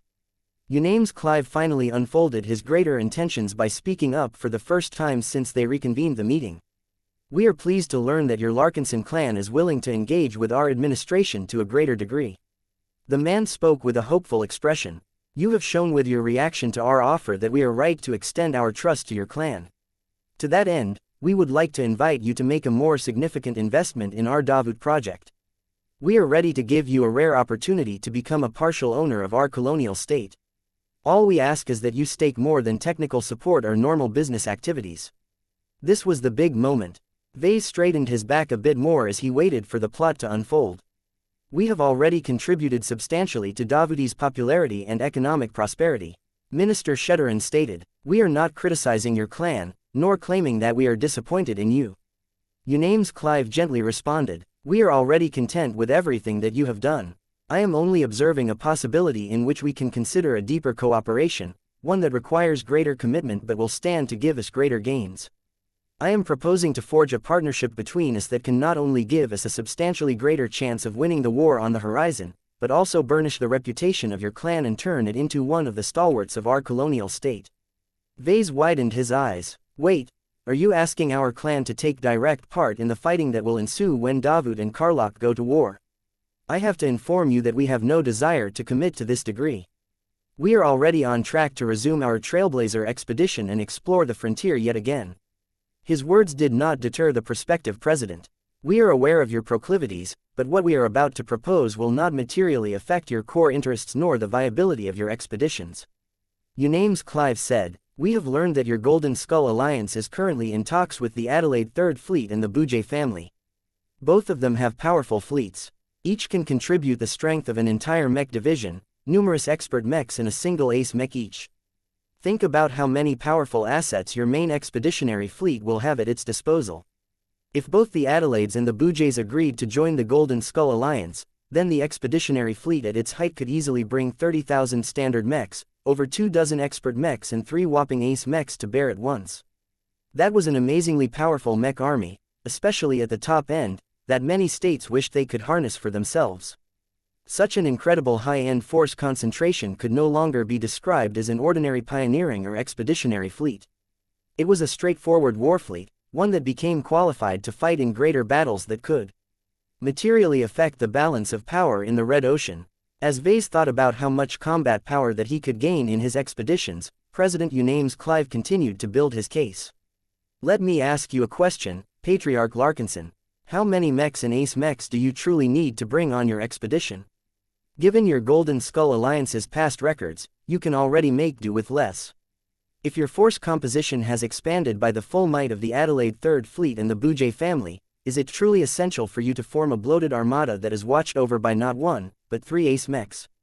It is not necessary, Vase admitted. That doesn't mean it is unwise to concentrate our forces to this degree. There is no such thing as overkill in the new frontier.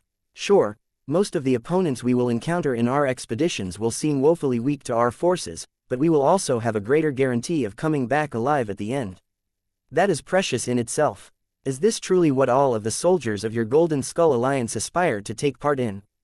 Unames Clive asked. Vase began to frown. You speak, please like and follow the Cultivation Audiobooks channel as if you know their opinions better than myself. I do not claim to understand your clansmen any better, but when my men have approached them in order to investigate their willingness to fight for Davut, we have discovered that they are attracted by the alternative that we are offering. What do you mean? Unames Clive subtly gave off a more assured demeanor. It looked as if he was just about to checkmate Vase. Let me begin by announcing to you that our administration has reached a preliminary understanding with the Cross clan.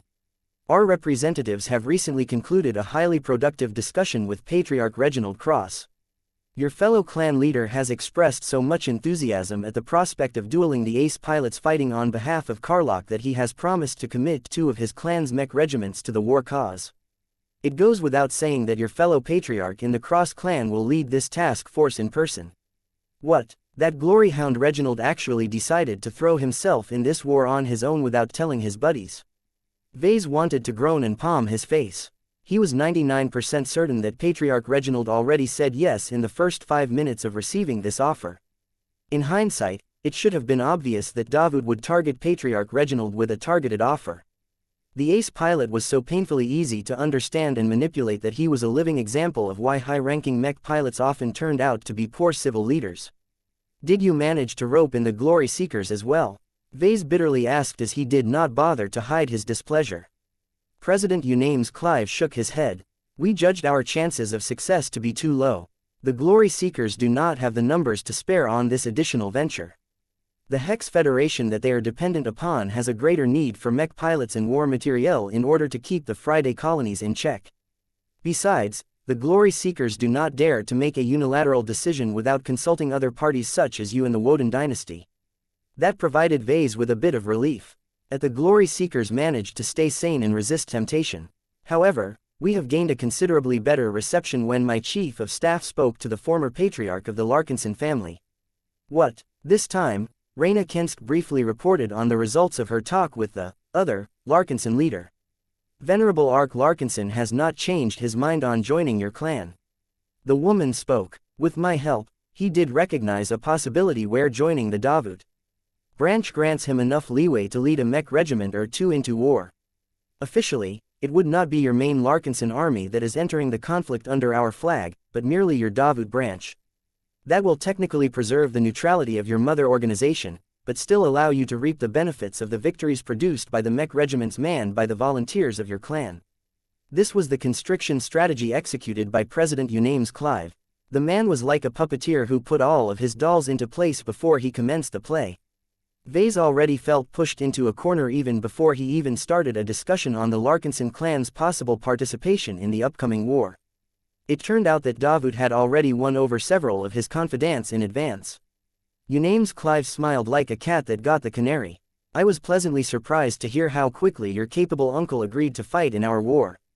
He is a true soldier and clearly wishes to turn your Davut branch into a major pillar of our colonial state. Our examination of your Larkinsons has revealed an eagerness to do more than stand guard in your cat nest. Vase found it hard to believe that his clansmen would rather throw themselves into a petty but exceedingly dangerous squabble between two rival colonial states. Was it not enough to bring them deeper into the frontier and smash multiple alien warships? What was wrong with a little adventure? The head of Davut clarified the reasons for Vase. Their motivations to fight for our cause are varied. Many wish to earn glory for themselves and give their career greater meaning. Others, most particularly your expert pilots, seek to challenge themselves against proper human mech forces. Numerous Larkinsons aim to become a material contributor to the success of our colonial state and thereby build a better future for their descendants. Venerable Ark Larkinson is driven by all three reasons and more. He and his band of veterans from the Larkinson family will feel right at home in our armed forces. Damn it, Uncle, if prospective President Unames Clive ever earned a nickname, then he should be called the Constrictor. Chapter 4721 Tailored Incentive Programs. The Larkinson clan's delegation became completely stumped. Aside from Minister Sheddarin Pernis, who currently looked as if he appreciated President Unames Clive's masterstroke, Vase and the other Larkinsons looked gobsmacked. They already received intelligence beforehand that the representatives of Davut had approached various parties within the network of the Larkinson clan. It had been difficult to determine what the different parties talked about. At most, Vase only thought that the discussions went no further than exchanging information or making a few minor deals at most. This was because the visits did not happen frequently. The talks also did not seem to last that long or produce any major ripple effects. However, Vase had underestimated the power of diplomacy. Unames Clive was a businessman by nature, and he had invested much of his political capital into gaining the full-blown support of the likes of Patriarch Reginald Cross and Venerable Ark Larkinson. The future ruler of Davut showcased an excellent understanding of the relevant parties and individuals. Unames Clive understood that he did not necessarily need to convince the organizations as a whole. He just had to be meticulous about targeting the weak spots of the most powerful and influential personalities among their groups. In the case of Reginald, it was too easy to lure him into a war by promising to set up as many duels against other saints as possible. The self-absorbed ace pilot did not really spend any time thinking about morality, causes or other nonsense. He just wanted to get stronger and become famous in the process. In that sense, fighting in a major war and getting involved in epic duels against other prominent human heroes was the best way to get what he wanted. This was a much more attractive prospect to him than pounding alien warships or spending months at a time on traveling through empty star systems or sitting around to explore an abandoned alien ruin. Damn Reginald and his one-track mind. Vase cursed. It would have been much better if Master Benedict Cortez led the Cross clan. At least the jaded and highly intelligent mech designer possessed enough wits to avoid getting baited into a war that had nothing to do with the Cross clan as a whole. As for his dearest uncle, Vase could guess the motivations of Ark Larkinson easily enough. A good old-fashioned war between two different states sounded right up his alley. Ark had trained to fight in wars for his entire life. It was where he attained his greatest victories, earned all of his glory and pushed him to advance to expert candidate and expert pilot in quick succession. Just like many other trueblood Larkinsons, Venerable Ark only truly felt at home when he was part of a much greater mech military. The disciplined structure, the camaraderie, the esprit de corps and the awareness that they were all fighting for a common cause truly appealed to a consummate soldier like Ark. Aside from that, fighting in a war on behalf of Davut also facilitated the integration of the Larkinson clan's Davut branch into the local community and power structure. If Ark and the Larkinsons under his command made enough notable accomplishments in the war against Karlach, then the side branch he was a part of would definitely be pushed to the forefront among all of the stakeholders of the so-called Davut project. Although Vase disagreed with this path to power, he did not deny that it was a viable way to grow an organization. A state possessed an immense amount of territory, wealth and other resources. Pledging one's loyalty and troops in exchange for a share of those goodies might not sound like a bad deal as long as the price was right. Vase narrowed his eyes. Though it became clear that Davut managed to convince both Patriarch Reginald Cross and Venerable Ark Larkinson to play along, the two weren't complete fools.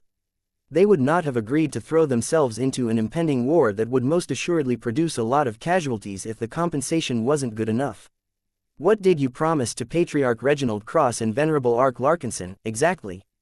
Vase straightforwardly asked. A similar arrangement that I am about to extend to you. Unames Clive smoothly answered as if he already expected this question. Our colonial state is willing to reward every group that adds to the strength of our armed forces with a comprehensive compensation package. There are multiple components to the rewards, and everyone is allowed to pick and choose what they desire the most. Think of it as a different version of a merit exchange. The man gestured to his chief of staff, who projected a list of rewards and added a bit of clarification. The most popular and practical reward that we are willing to offer are starships. Raina Kernsk explained. For every standard-sized mech regiment that you contribute to our defense, we will immediately transfer a single fleet carrier along with enough combat carriers under their control. These starships will remain on loan, but as long as your mech regiment has made reasonable contributions during a war, our state is willing to surrender the ownership of the surviving carriers to the units that have utilized them for years. That sounds a little vague. Vase complained. Madame Kernsk nodded in acknowledgement. What I have described is our general policy towards military contributors. In actuality, we apply it differently on a case-by-case basis. Every mech regiment is different. The size, cost, features and other parameters of the starships loaned to a mech regiment will depend on the quality, training, strength and presence of high-ranking mech pilots. The stronger the mech unit, the better the fleet carrier and combat carriers we are willing to provide. Can you give us an idea of what that looks like? Certainly, Patriarch. The Cross clan has readily agreed to commit an ace mech to our cause. This is one of the greatest forms of help that we can receive from a pioneering organization. As such, we are preparing to hand over one of our best military-grade fleet carriers we have in reserve. On top of that, we have agreed to add a specific provision to the contract that awards his clan with other fleet carriers of similar value for every ace mech he defeats in battle. The Cross clan is also entitled to receive other rewards and bonuses such as economic subsidies, ownership of territories, access to our full military technologies, phase water bounties and more. What a deal! Davutans knew exactly what they were doing. It was incredibly clever for Unames Clive and his team to tailor a customized incentive program for every individual group. The best way for the Larkinson clan to contribute to the war effort was to design highly influential living mechs for the armed forces of Davut. This was why Unames Clive was willing to trade entire fleet carriers to persuade Vase to collaborate on a number of mech design projects. The Cross clan had Master Benedict Cortez, but his work and design philosophy weren't as capable of affecting the balance of an entire war. It made no sense for the colonial government to extend the same deal it had formulated for Vase to the Cross clan. Instead, the Cross clan had an asset that the Larkinson clan did not possess, which was a genuine ace pilot and ace mech that may be relatively new, but had already proven themselves in actual combat. From the perspective of a colonial state that had scores of shipyards under its sway, it was more than worthwhile to give up one or several military-grade fleet carriers to reinforce Davuti's unit roster with additional mech regiments as well as a genuine ace mech. What about my Uncle Ark? Vase asked. What did you do to get him to agree to fight in your war on behalf of your state, Madame Kernsk? He can share the full details of his preliminary agreement with us, but as a high-tier expert pilot with proven command skills, his value is only slightly less than that of a saint. Given the high-quality mechs and well-trained mech pilots fielded by your clan, each of your mech regiments is worth one moderately valuable military-grade fleet carrier. One of the capital ships will be better in order to reflect the value of Venerable Ark Larkinson. That is not all. Unames Clive spoke up again. Your uncle possesses an illustrious war record, and it is wasteful to treat him as an ordinary high-tier expert pilot. Venerable Ark Larkinson has responded positively to our proposal to commission him to the rank of Mech General. This will enable us to appoint him as the head of a new mech division, where he will enjoy considerable autonomy to lead his troops as he sees fit. The composition of the Mech division under his command will ideally be composed of members of the Golden Skull Alliance, though our colonial state is always ready to reinforce any shortfalls with our own Mech units. The Davutans practically rolled out the red carpet for his uncle Ark. And what does he and our side branch want in return for these services? Aside from the carrier vessels that we have previously mentioned, Venerable Ark is especially keen on expanding the political clout and the territory of the Davut branch. Unames Clive personally answered, I approve of his ambition. It is always pleasant to work with earnest investors who wish to take greater ownership of a territorial development project. Depending on the war results of his Mech division, we are willing to bestow real power to your branch. Can you give any concrete examples? Why certainly, Patriarch, we may bestow your uncle with a permanent position in our highest military council. We may also transfer ownership and management rights of an entire planet or star system taken from Karlach to your Davut branch. If Ark Larkinson happens to advance to ace pilot and makes much more significant contributions to our war effort, then we are even willing to award him with an entire province from our conquered territory. It goes without saying that this only applies if we attain a decisive and total victory in the upcoming war. The colonial government was willing to empower and entrust Ark with a lot of power and responsibility. This was a gutsy and extremely costly move. Of course, given that Ark was already an expert pilot with a strong reputation for integrity, it was not that difficult to trust his word. The territories promised by the prospective president also weren't worth as much considering that they would most definitely be taken from the Karlarks first. These planets and star systems were essentially stolen plunder that Davut could easily divvy up to its many investors. Vase could see a lot of upsides to these comprehensive arrangements. The Mech regiments committed by the Davut branch and the Cross clan should ideally stick together as they had already cooperated many times before. It was also a bit difficult for them to trust their backs to complete strangers. Davut had managed to sign on a lot of opportunistic mercenary outfits whose battle readiness and ability to endure difficult situations may not be up to par. If anyone got to lead this crucial Mech division, Vase would rather entrust command to one of his own clansmen rather than an idiot like Patriarch Reginald or an uncaring stranger such as a commanding officer from the Clive Consortium. How many Mech regiments has the Cross clan and our Davut branch committed so far? Vase critically asked. The final numbers are not finalized as the discussions are still ongoing. Reyna Kernsk replied, for now, it appears to be likely that your Davut branch and the Cross clan will put forward 2 Mech regiments each. We already have a clear understanding of the unit composition of the Crosser Mech regiments, but the same cannot be said for the Mech regiments hailing from your side branch. Your uncle wishes to hold extensive discussions with you and your military leaders, as he believes that many Mech pilots, expert candidates and expert pilots of your Larkinson army may choose to fight in the war under his command if given the choice. That actually sounded plausible to Vase. Chapter 4722 Invest in us. After Vase gained enough clarification on the prospective deals that Davut had struck with Patriarch Reginald Cross and Venerable Ark Larkinson, he wondered who else had joined the merry party. Are there any other notable individuals and groups that I am acquainted with that have decided to throw their hats into the ring? Did you manage to make inroads with the Adelaides and the Bujays as well? Unames Clive responded with an unhelpful smile. We are regularly in talks with parties that can field a sizable amount of mechs. The Adelaide Third Fleet and the Bujay family have both expressed varying degrees of interest, but our negotiations with them have not progressed as quickly as we have hoped. Unlike your Davut branch and the Cross clan, the aforementioned groups are new to our colony and have yet to establish any significant holdings in our region, so it will take more effort to persuade them to invest in our Davut project. That was more informative than Vase thought, but the prospective president had already made it clear that he was not letting go of the future partners of the Golden Skull Alliance either.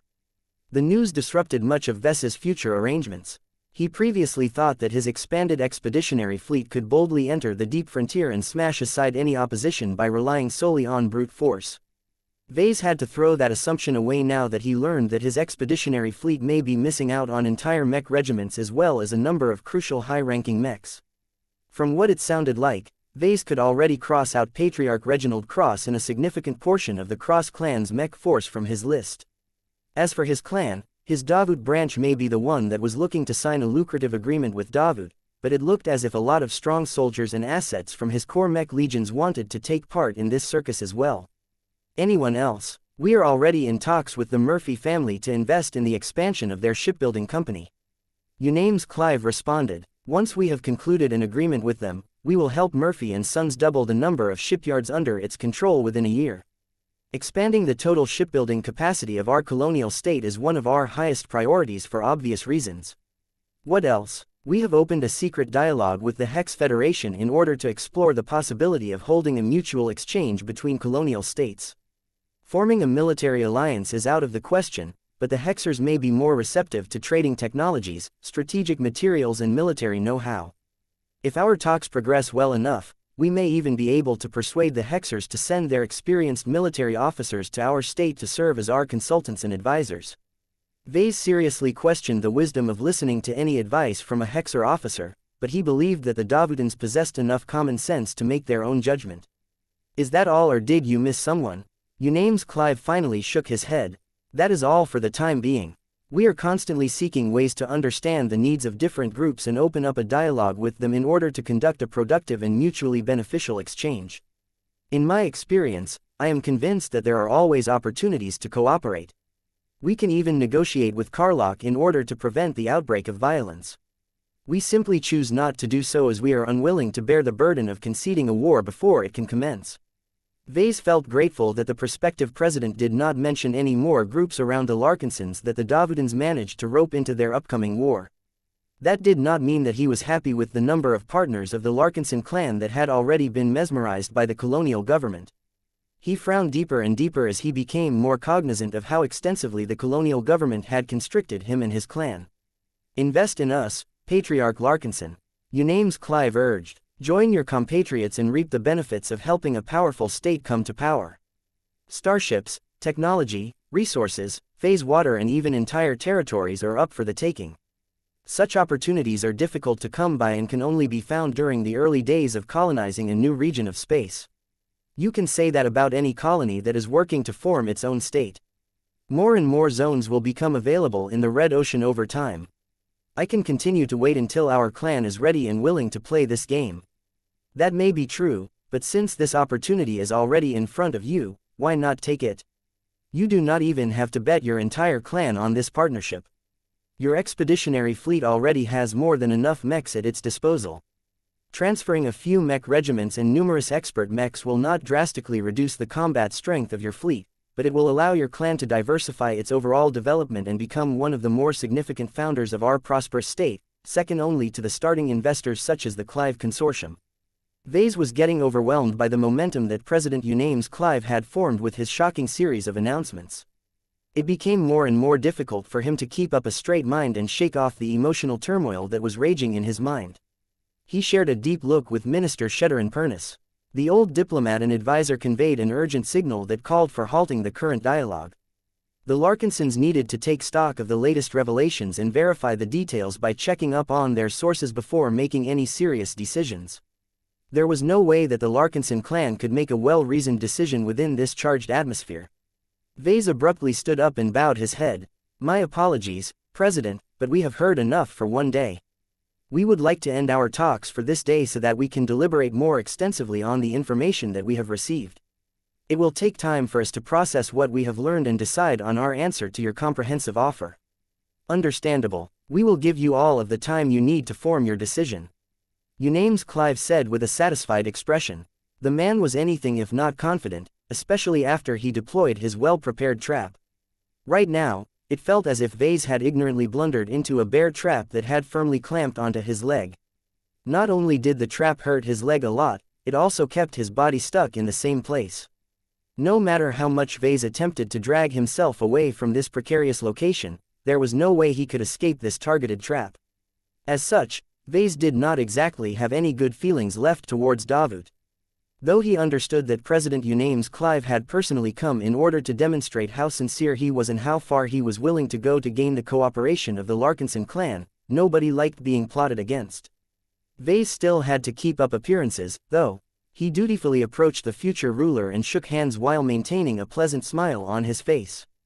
They chit-chatted for a few minutes on a few trivial topics, but Unames Clive still had other appointments on his agenda. Please deliberate as long as you want. The older gentleman smiled. Once your clan is ready to issue a formal reply to our latest offer, my chief of staff here will represent our colonial government in any subsequent talks. I hope that you will see the wisdom of working together with us to build a shared legacy in the Krakatoa Middle Zone. In this way, no matter how far your travels take you, your clan will always have a strong and welcoming safe harbor to return to if there is any need for one. We are not asking you to become an indoor cat, but even the most adventurous outdoor cat occasionally needs the shelter of a proper home. Meow. Lucky nodded his head in agreement as he casually hovered over everyone's heads. Oh, shut up you. Vase hissed towards his cat. After President Uname's Clive, his team and his large procession of guards finally made their way out of the cat nest. The complex became a lot more relaxed now that the powerful officials no longer put the Larkinson clan in the spotlight. It went without saying that many arms of the Larkinson clan became incredibly busy in the next few hours. The Black Cats, the personnel working for the Ministry of Foreign Affairs, Branch Director Raymond Billingsley Larkinson and many more Larkinsons were frantically trying to confirm the latest news. They also sought to obtain further information in an attempt to forestall any future surprises that the Davutans might spring onto the Larkinsons. Vase decided to do his part by seeking out his dearest uncle in person. Ark, he shouted as he entered the underground mech hangar where the Travan Exene was currently stationed. Meow, Lucky echoed as he rested in Vess's arms. The Garland-developed expert mech was a pretty powerful machine, though it was nothing special by Red Ocean standards. His wife still had to get around to planning a hasty refit of the high-tier expert hybrid mech in order to give Ark a much better chance of winning any battles in the near future. Vase. The older Larkinson calmly spoke as he turned his attention away from the gaggle of Larkinson mech pilots that he had been lecturing. I see you have just concluded a meeting with the government. I did. They revealed a lot of unexpected news to me, of which one of them happens to pertain to you and our Davut branch. Ark let out a sigh and waved his hand to dismiss his subordinates. I suppose you have come to hear my account, is that correct? It's a start. Then let us head somewhere more private so that we can hold a frank discussion. They moved to the nearest meeting room in the underground complex that had been built to hold highly confidential briefings. Vase did not blindly assume that the entire place was free of bugs. He let go of Lucky so that the gem cat could quickly sweep through the modest chamber with his advanced senses. Meow meow meow. After eating a few microscopic bugs that had somehow evaded the latest routine security sweep, Vase finally settled down on a plain metal seat and expressed his displeasure. I hear you have been meeting with new people as of late. Venerable Ark Larkinson shrugged and smiled at his brother's son. I am new to this port system. Many colonists have made their home here, and the sheer amount of visitors who have come to trade and do business is astounding. I have already received dozens of invitations to join a diverse array of pilot clubs that gather many different expert pilots together. I can easily meet with a dozen different respected warriors and soldiers every day. I am not talking about your social life, Ark. I hear you have been talking to a woman who hails from a much greater and more official institution. I don't know how it goes in the old Larkinson family, but please remember that we have a chain of command in our clan. You are supposed to direct those kinds of speakers to Larkinsons who are empowered to speak. Please like and follow the Cultivation Audiobooks channel on our behalf. In your case, that is Branch Director Raymond Billingsley Larkinson. He is the only man who can make major diplomatic decisions on behalf of his branch. I entrusted him with this power because I know he wouldn't pull off a stunt like you have just done. Surprisingly enough, Ark did not show any degree of contrition. Is there a problem with what I have done, Vase? Because I do not think there is an issue. Do not forget that while I have recently resigned from my position in the Larkinson family, I have yet to sign all of the paperwork that formally finalizes my entry into your Larkinson clan. I am currently a private individual and I have the right to speak. Please like and follow the Cultivation Audiobooks channel for myself. I understand that you are upset at my actions, but just because you are family does not mean you control me. Please respect my boundaries and allow me the freedom to choose my own path in my life. Quote. Vase had a feeling that talking to Ark was going to be a lot more troublesome than he anticipated this time. Chapter 4723. Defending a new home. As much as Vase disliked confronting Ark on an unpleasant matter, they had to do what was necessary to clear the air between them. They could not afford to remain divided in opinion. Vase crossed his arms and broached the matter directly. I thought we had an understanding, Uncle. You would join our clan and either hole up in the Davut branch or join me in my expeditions in order to seek your opportunity to break through in battle. In the meantime, I would start work on a new expert mech design project that will replace your current expert mech with a supermachine that is far more powerful than the initial version of the Mars. What happened? Ark did not immediately answer. He looked up for a few seconds as if he needed to think on how to phrase his answer. Nothing happened. The older Larkinson eventually replied, I was approached by a representative of the colony and heard out a generous proposal that just happens to fulfill all of my needs, including the ones that I was not aware of until recently. Before this meeting, I already chose to settle into the Davut branch for several years. Joining you on your expedition makes little sense when it takes at least a year or two for me to receive your promised living expert mech. I thought I may as well reside on this planet and help the members of the Larkinson family integrate into the clan. Why didn't you stick to that, then? Why throw yourself into another group's war? Because it is no longer someone else's war to us, Vase. From the moment I chose to join the Davut branch, I am also slated to become a citizen of Davut. In other words, this state will soon become my new home. The Larkinson clan is supposed to be your new home. It is not a fully functioning state as of yet, but it is getting there. Davut is only a supply point in my perspective. I am sorry, Vase, but I have to disagree with you on this. Ark replied, citizenship is a serious matter. It bestows me with both rights and responsibilities. There is a universal expectation that the strong and the capable of any state must step up and come to its defense. Since I am more than able to fight in a war between different states, I feel obligated to lend my considerable skills to my new home state. Bang! Vase slammed his fist against the metal table in frustration. Our clan also needs your considerable skills, you know. What happened to the notion of putting family first? What you are doing is nothing less than favoring a stranger's fight over the legitimate needs of our clan. His arguments did not sway the expert pilot. That is where I have to disagree with you again, kiddo. Ark calmly responded as he took no notice of his nephew's outburst. While I may be in limbo at the moment, I am constantly keeping the best interests of the Larkinsons in mind. Mind you, that does not necessarily equate to your personal interests. Are you just saying that in order to excuse your break in policy with me, or are you actually being serious about this, uncle? Ark shook his head. Vase, you should know that I would never joke around serious matters like these. As I have stated earlier, I take my responsibilities extremely seriously. While I am looking to serve Davut as one of its new citizens, I have not forgotten my obligations to our fellow Larkinsons. I merely believe that I can best serve both of their interests by taking the generous offer extended by the government. Vase let out a sound in frustration. You will have to explain that to me. Because from what I am seeing, your decisions will take away valuable combat assets from our expeditionary fleet. That is a one-sided characterization of what will happen.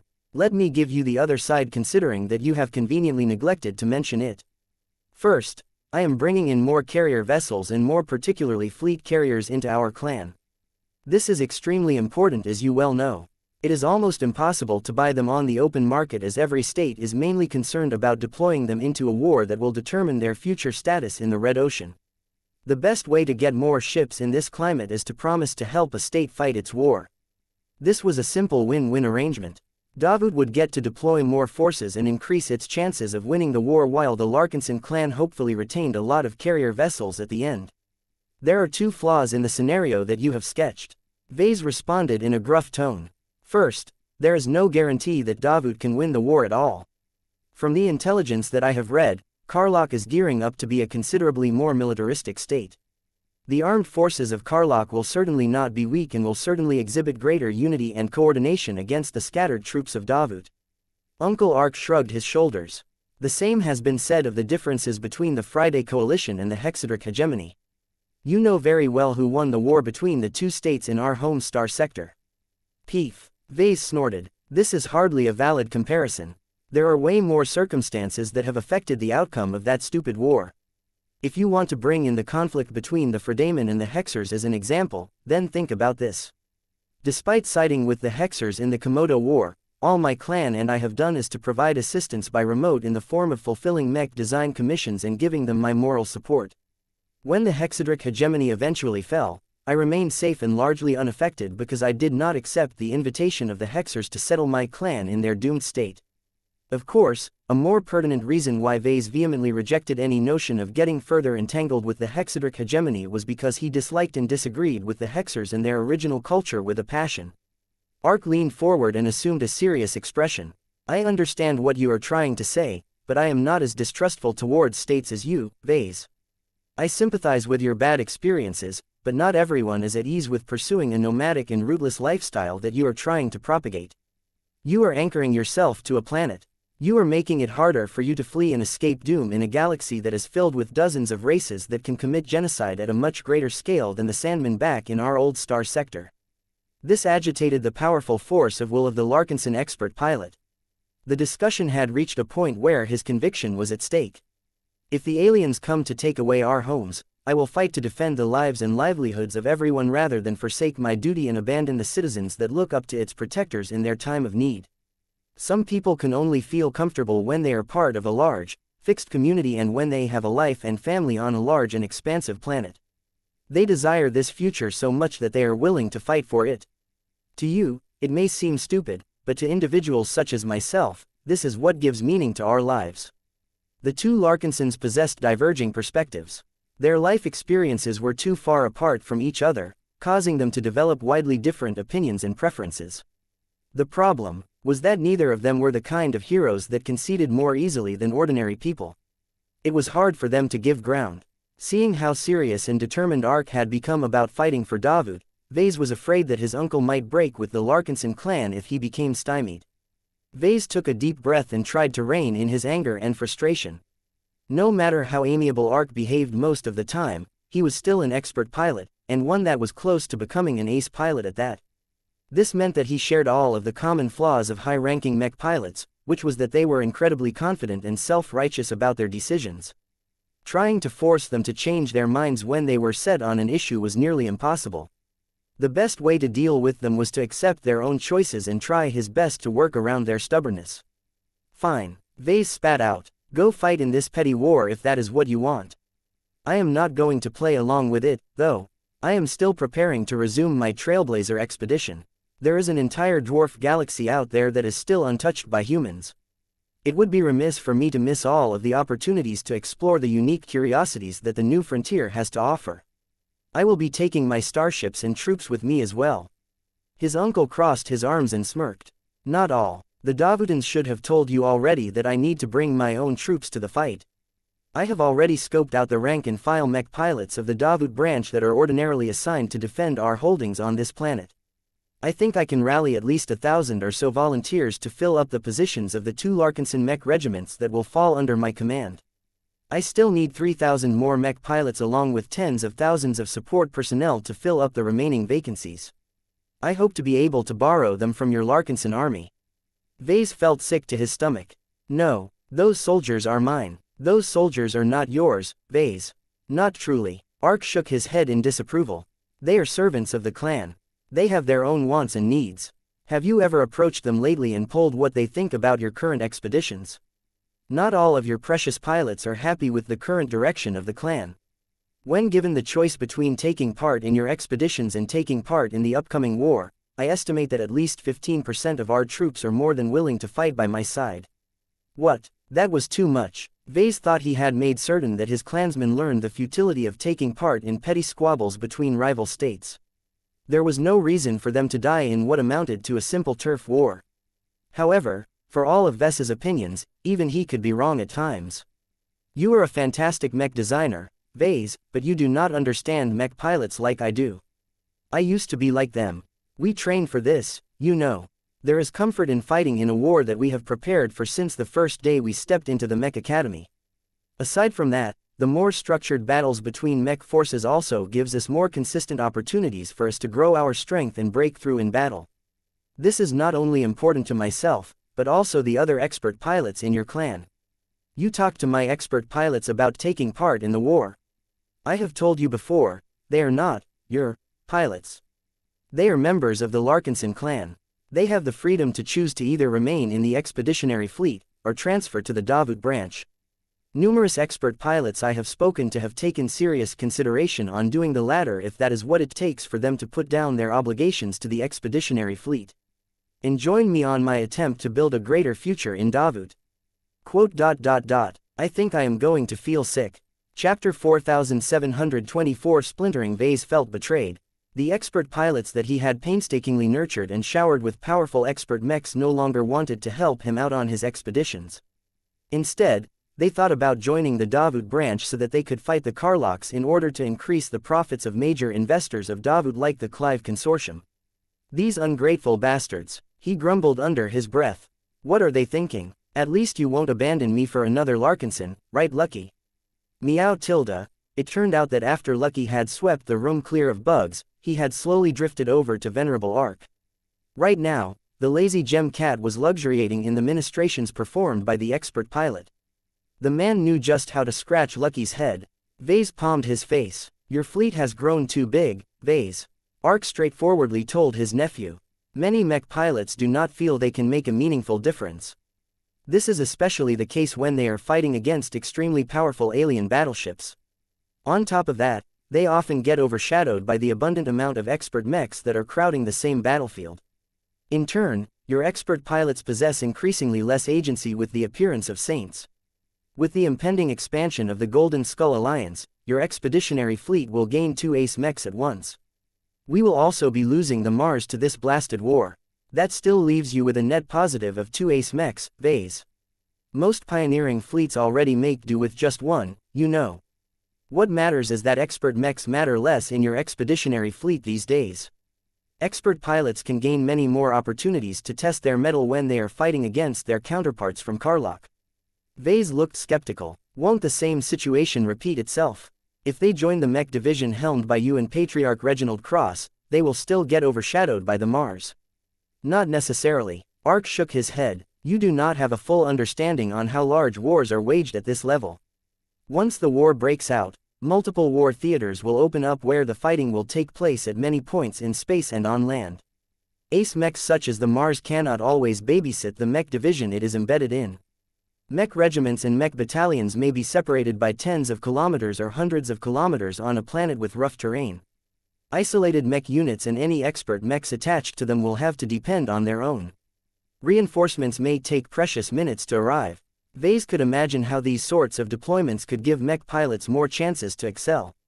Low-level flashpoints and skirmishes often provided much better stages for weaker pilots to outfight their opponents and turn the tide. What about the ace mechs? Are they just going to hover around? Many times, that is the case. They are trump cards and should not be thrown into a battle lightly.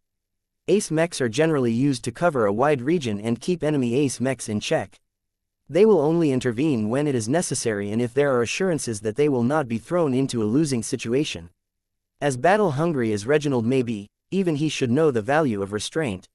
His father got baited into an ambush, so he should not be prone to making the same mistake. Vase seriously doubted that. Reginald seemed a lot more likely to bull his way into an obvious trap. After all, President Uname's Clive had played him like fiddle. Well, it was not as if Vase had to bother with this anymore. Once Patriarch Reginald and his Mars left the expeditionary fleet, it was no longer up to Vase to clean up their messes. That would become Ark's job from that point onwards. After a bit more clarification, Vase understood why certain mech pilots and expert pilots in the Larkinson army wanted to throw themselves into the upcoming war. It all came down to accelerating their growth and breaking past their bottlenecks. Davut promised to give them a higher frequency of actual battles, smaller and more engaging missions as well as familiar human opponents. All of these factors were much more conducive to the growth of mech pilots that tended to thrive in times of war. Expert pilots ultimately sought to become stronger. While they also valued loyalty and duty, they were not devoid of ego and selfishness. In actuality, they could be more selfish than many ordinary people. It was just that nobody could distinguish the truth when they were kept happy. It was only when they thought they could do better elsewhere that they started to become troublesome. Vase realized that for a long time, he had done a good job at meeting the needs of his growing expert pilots. He granted them opportunities to fight serious battles on occasion and he also fulfilled their desire to obtain powerful expert mechs. Do you understand now, Vase? Ark softly spoke up again. If you truly care about your expert pilots, then you should give them the chance to contribute to the Larkinson clan in a different manner. Let them choose their own way forward. Your main fleet already has enough expert mechs as it is, especially when we consider that you are working on adding 3 new expert mechs to your lineup. I think you can manage with 4 or 5 fewer expert mechs. You are asking for too much, Uncle. You're talking about taking away more than half of the currently active expert mechs of the Larkinson army. Will your fleet be able to tell the difference when it is operating under the direct protection of the Jeddah Sandovar and the Royal Jeem? Quote. Thought so. Ark smiled as he scratched Lucky under the chin in just the way the cat preferred. Meow meow tilde. Though Vase still had to verify Ark's claims about his mech pilots, there was no way his uncle would lie about such a matter. A part of Vase had already acknowledged that the clan and expeditionary fleet had grown too large to stay together all of the time. It simply wasn't practical or advantageous anymore to put every egg in a single moving basket. The rapid rise of the Davut branch reflected the unstoppable tendency for the clan to splinter over time. That didn't necessarily mean that the Larkinsons were completely separating from each other. Ark had already made it clear that he had no intention of leaving the clan unless it was truly necessary. The clan just became too big to keep everyone happy by keeping them in a single place. Life inside a fleet was much different from life on a planet. The larger the population of the clan, the more people emerged who developed a rejection of the life of a nomad. In that sense, the local branch served its intended purpose. Uncle Ark merely came in and sought to elevate its status and weight in Davut.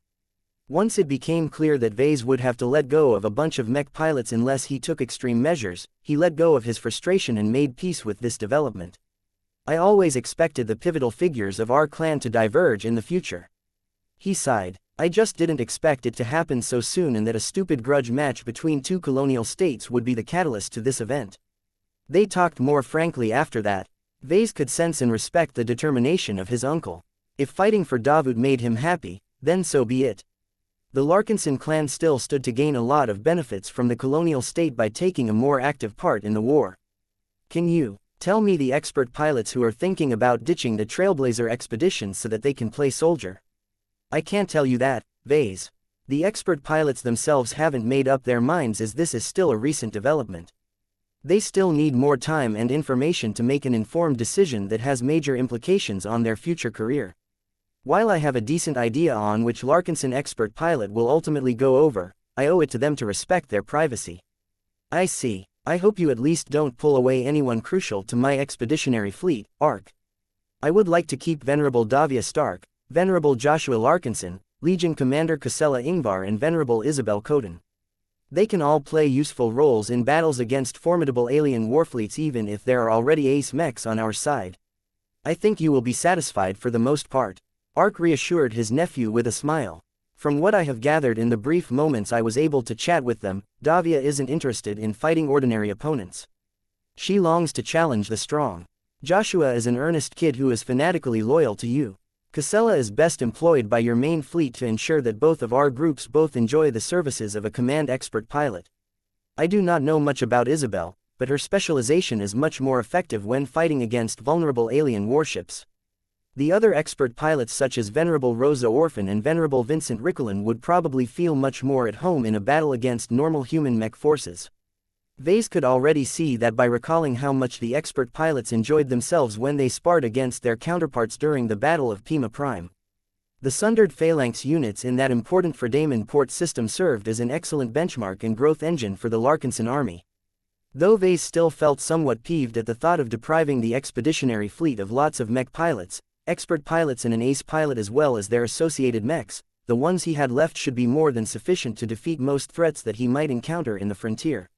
Your clan has long maintained a policy of maintaining a surplus of mech pilots anyway. Ark pointed out, even if I take a couple of thousands pilots from your main ranks, your mech legions still have enough reservists on call to fill up the vacancies. At most, your Spirit of Bentime and your Hammerworks manufacturing complex will have to get busy producing replacement mechs. That hardly sounded like a problem considering that mech production was the Larkinson clan's strong suit. As Vase and Ark relaxed in each other's presence, the latter continued to pamper Lucky while the former asked a more personal question. Do you intend to use Davut as a way to fill the gap created by our forced departure from the Bright Republic? That is a good question, Vase. The expert pilot slowly replied.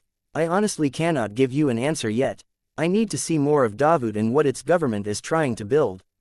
I need to fight alongside its soldiers and observe how much they believe in the colonial state that they are risking their lives for. I need to wait and see whether the citizens develop a love and attachment to their new homes. It is anything but certain whether Davut can pass all of my tests. And what if it does? Then I shall do my best to follow, no, exceed the example set by the Larkinson ancestor. Vase threw a dubious look at his uncle. I hope that you will learn from his many mistakes. The man was strong in his own right at the time, but he and his descendants ultimately ended up getting used as glorified cannon fodder over many generations. I am not blind, and I know our family's history better than you do. I am not so naive, and there are enough people around us to warn us of any impropriety. You don't very concerned. Venerable Ark grinned. One of the lessons that I have learned over the years is that strength is the ultimate variable that determines the treatment that you receive. If I am able to fight hard enough and receive the powerful expert mech that you have promised, I am convinced that I will be able to undergo my second apotheosis. Once I become an ace pilot, Davut shall never misuse us. This I can guarantee. Chapter 4725 Aurelia's Political Acumen. I think your uncle is doing what is best. Gloriana said, not you too. Vase groaned. Regardless of whether his gambit succeeds or fails, at least he is broadening the foundation of the Larkinson clan. Compared to many other pioneering organizations, ours has always refrained from building a large footprint on a planet or in a colonial state. That may not make much of a difference in the short term, but it will cause us to fall behind to other pioneers who have earned a lot more state support through their actions. Vase, Gloriana and their children had settled into the living room of the royal mansion. They had just finished dinner and chose to settle down in order to play and relax. Aurelia sat on her mother's lap. She paid close attention to the Frontier News broadcast projected in the middle room even as Gloriana combed and braided the little girl's hair. Meanwhile, Andraste stood a bit further away and threw a glowing and blinking ball to the other side of the room. Come on, Lucky, fetch my ball for me, just like I trained you to do. I will give you extra cuddles if you get it back within 3 seconds. Meow. The gem cat directed an unamused look at the red-headed girl and promptly turned his body around as he laid on a soft and plushy hovering cat bed. Meow. In contrast, Clixie showed a lot more enthusiasm. She raced off and bit the colorful ball before heading over to Andraste and dropping it before the girl's feet. Meow meow meow Tilda. Oh, I know you're a good girl, but it is Lucky that needs to be trained. As Andraste futilely tried to get Lucky to move, her younger brother was playing with his latest toy. The small child looked fascinated at the hammer that looked to be a little large in his undersized hands. After he studied it for a moment, he carefully held it in both of his arms and began to swing the hammer against the latest mechanos that he had assembled. Thunk. Huh. Marvain's expression morphed in confusion. DNK. PMPTH. TRKK. He tried to strike the strange hammer against his mechanos in multiple different angles, but no matter what he did, the impact sounds were nowhere close to his desired result. Why can't I make it sound nice? When his father had pulled out the hammer of melody and used it to give a firm tap onto the mechanos, the sound produced upon impact was beautiful. How could his father make it so easy to generate a harmonic sound? Marvain became determined to figure out the secret behind the funny hammer. Of course, Vase knew better than most people how difficult it was to wield the hammer of melody in the correct way. Without harvesting the deep expertise and understanding of acoustic resonance from master blacksmith Roga Dunnerholm, Vase would have never been able to create a song with the hammer no matter how many years he spent on studying its properties. He already came up with several new plans to use the latest batch of trade secrets that he had acquired from the dwarf to enhance the mech design projects in subtle ways. Vase would have loved to go further in depth on this latest curiosity if not for the fact that the latest developments concerning Davut completely disrupted his mood. He still found it hard to stomach that some of his Larkinsons and allies colluded with the Davutans in order to form an agreement to fight in the upcoming war. Even if his wife expressed sympathy towards Ark and his like-minded Larkinsons. You need to get over your hard feelings and think about this situation from a dispassionate point of view. She told him as she continued to braid her oldest daughter's hair. Right now, our clan has expanded its population to 500,000 clansmen, of which the majority reside in our growing fleet while the remainder have chosen to live a more steady life in Davut. Does it matter if tens of thousands of them decide that they want to follow a different plan? You still have many clansmen left who largely agree with your approach and ideals. Vase sighed once again. It's not as simple as that. Sure, I can tolerate the defection of ordinary clansmen. Even the transfer of several thousand mech pilots is not that big of a deal as we have maintained an ample pool of reservists and can always put a bit of effort into recruiting more. What I truly have an issue with is the separation of key talents and assets.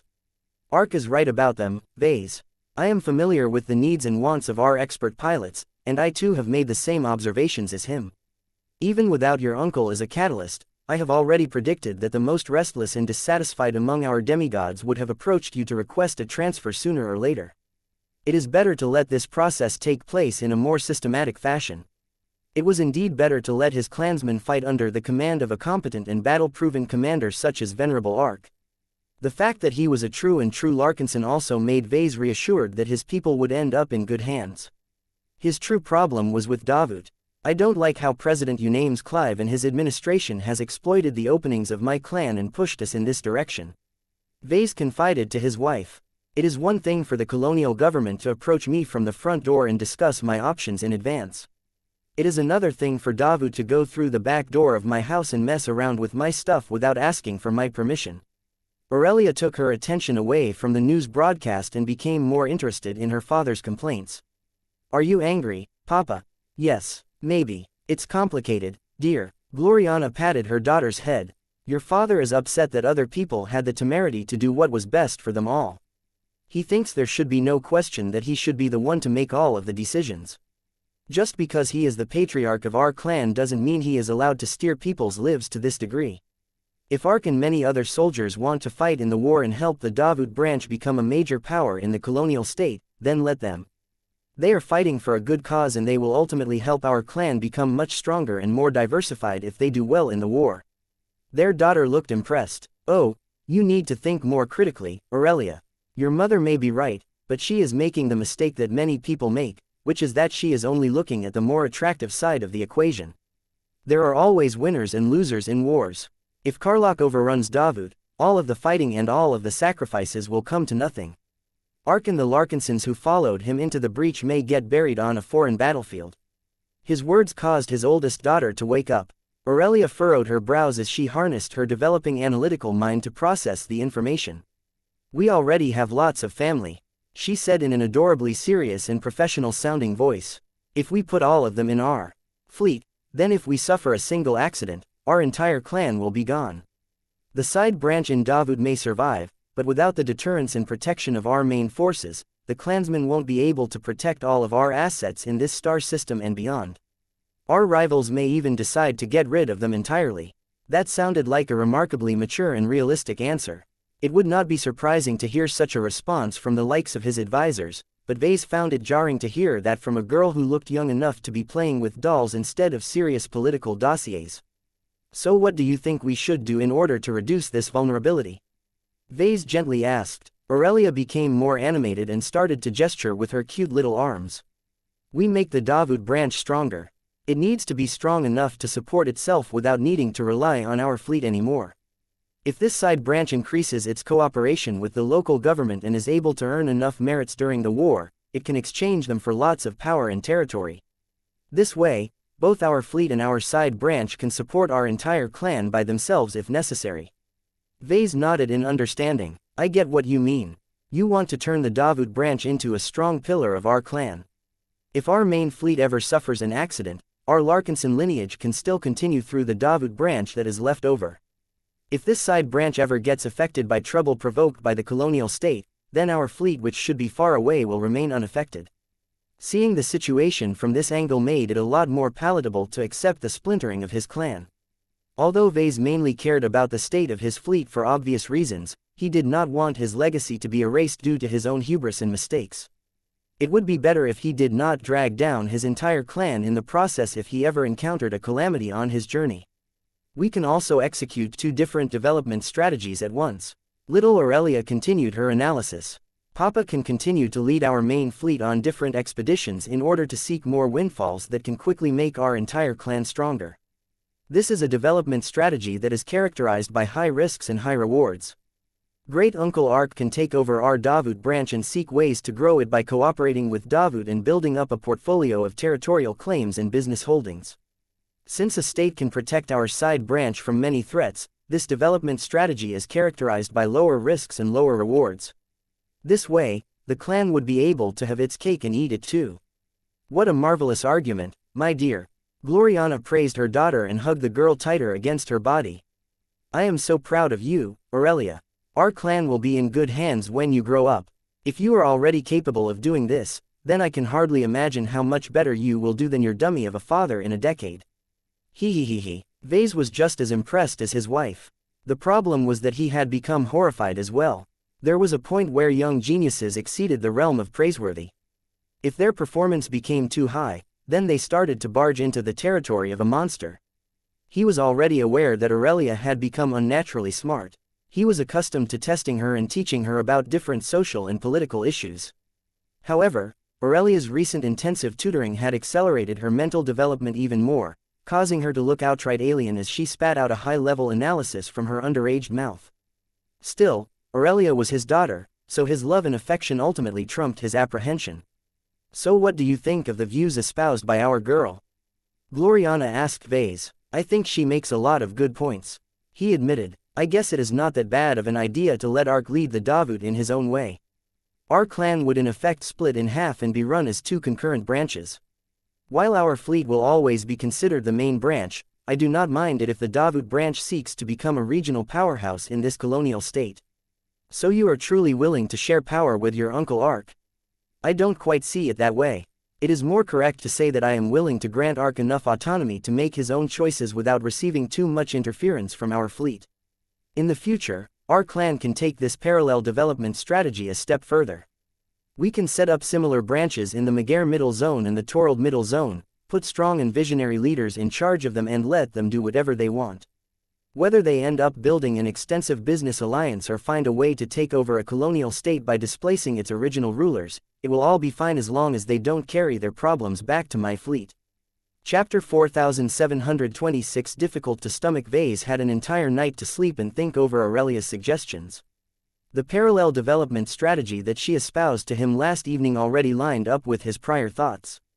He already developed a desire to establish lots of branches in as many zones of the new frontier as possible. The difference was that he did not really pay much attention to the size and scope of those branches. Whether those branches amounted to a single rented office on a rural planet or a massive industrial empire in a more developed colony, their importance did not fundamentally change in his eyes. This was because Vase always held the psychological expectation that his main fleet would always maintain unquestionable primacy over all of its branches.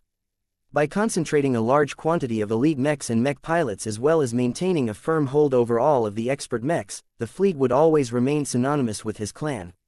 That assumption would definitely start to break down once the Davut branch not only started to field several military mech regiments, but also gained its own expert mechs. His daughter was right that the main fleet had the mechs and mech pilots to spare for this side branch. Aurelia was also right about the virtues of pursuing a parallel development strategy. It just left a bad taste in his mouth that he effectively had little choice in the matter.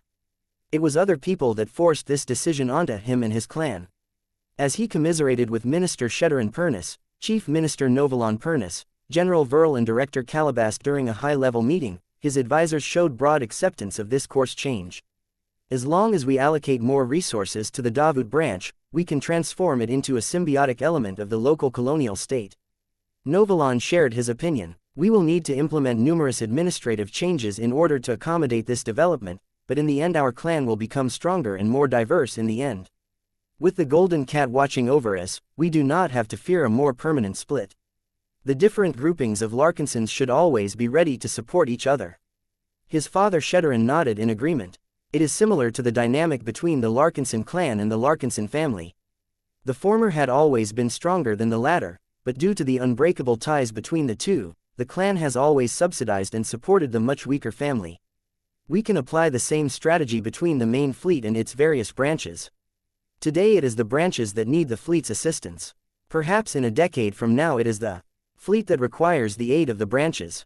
Calabast, who also happened to be Navilan's spouse, directed her attention towards Vase. You feel pissed, right? Wouldn't you feel the same way if you were in my place?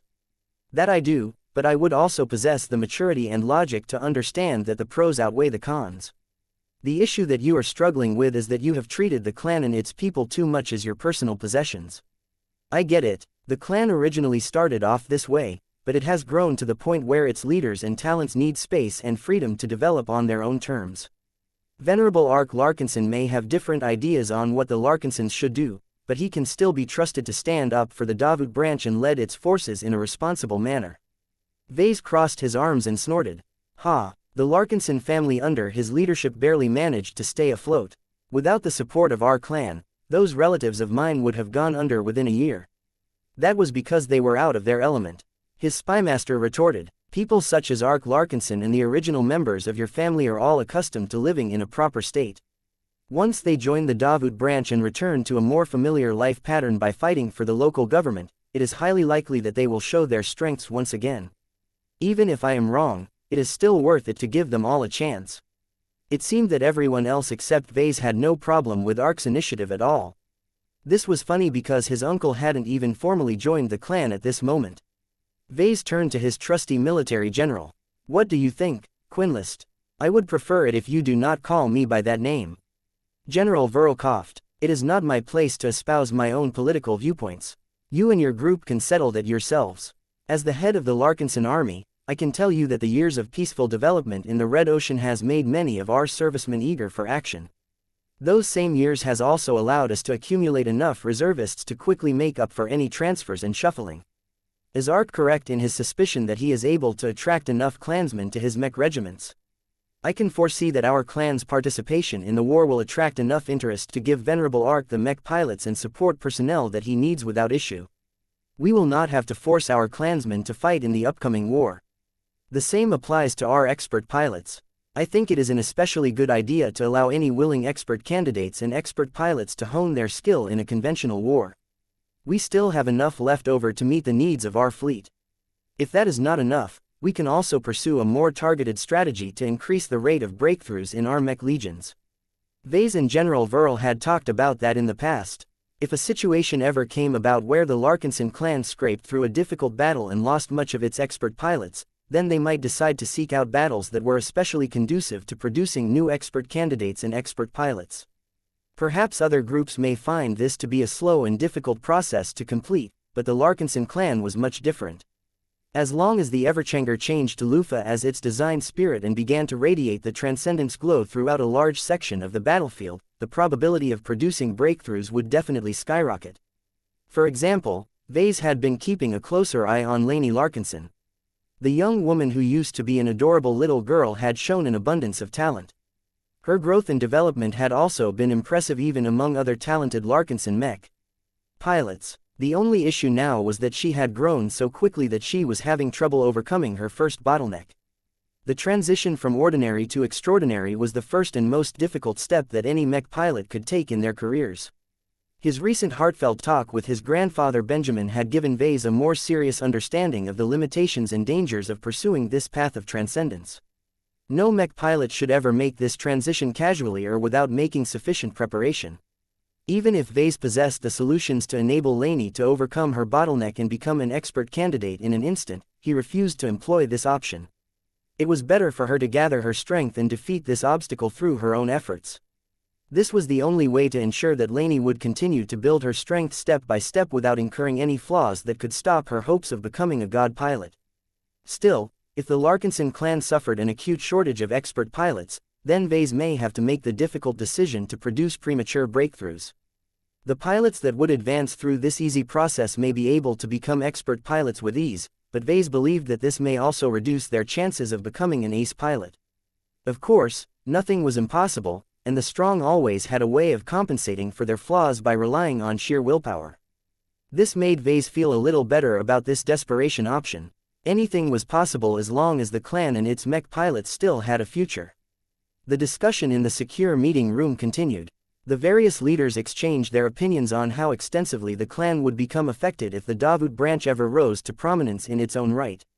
They needed to make a lot of changes and adjustments in the clan in order to make this course change work. Vase left the actual work to the others. All he cared about was how his expeditionary fleet was supposed to proceed now that Ark and his supporters intended to go off and play soldier again.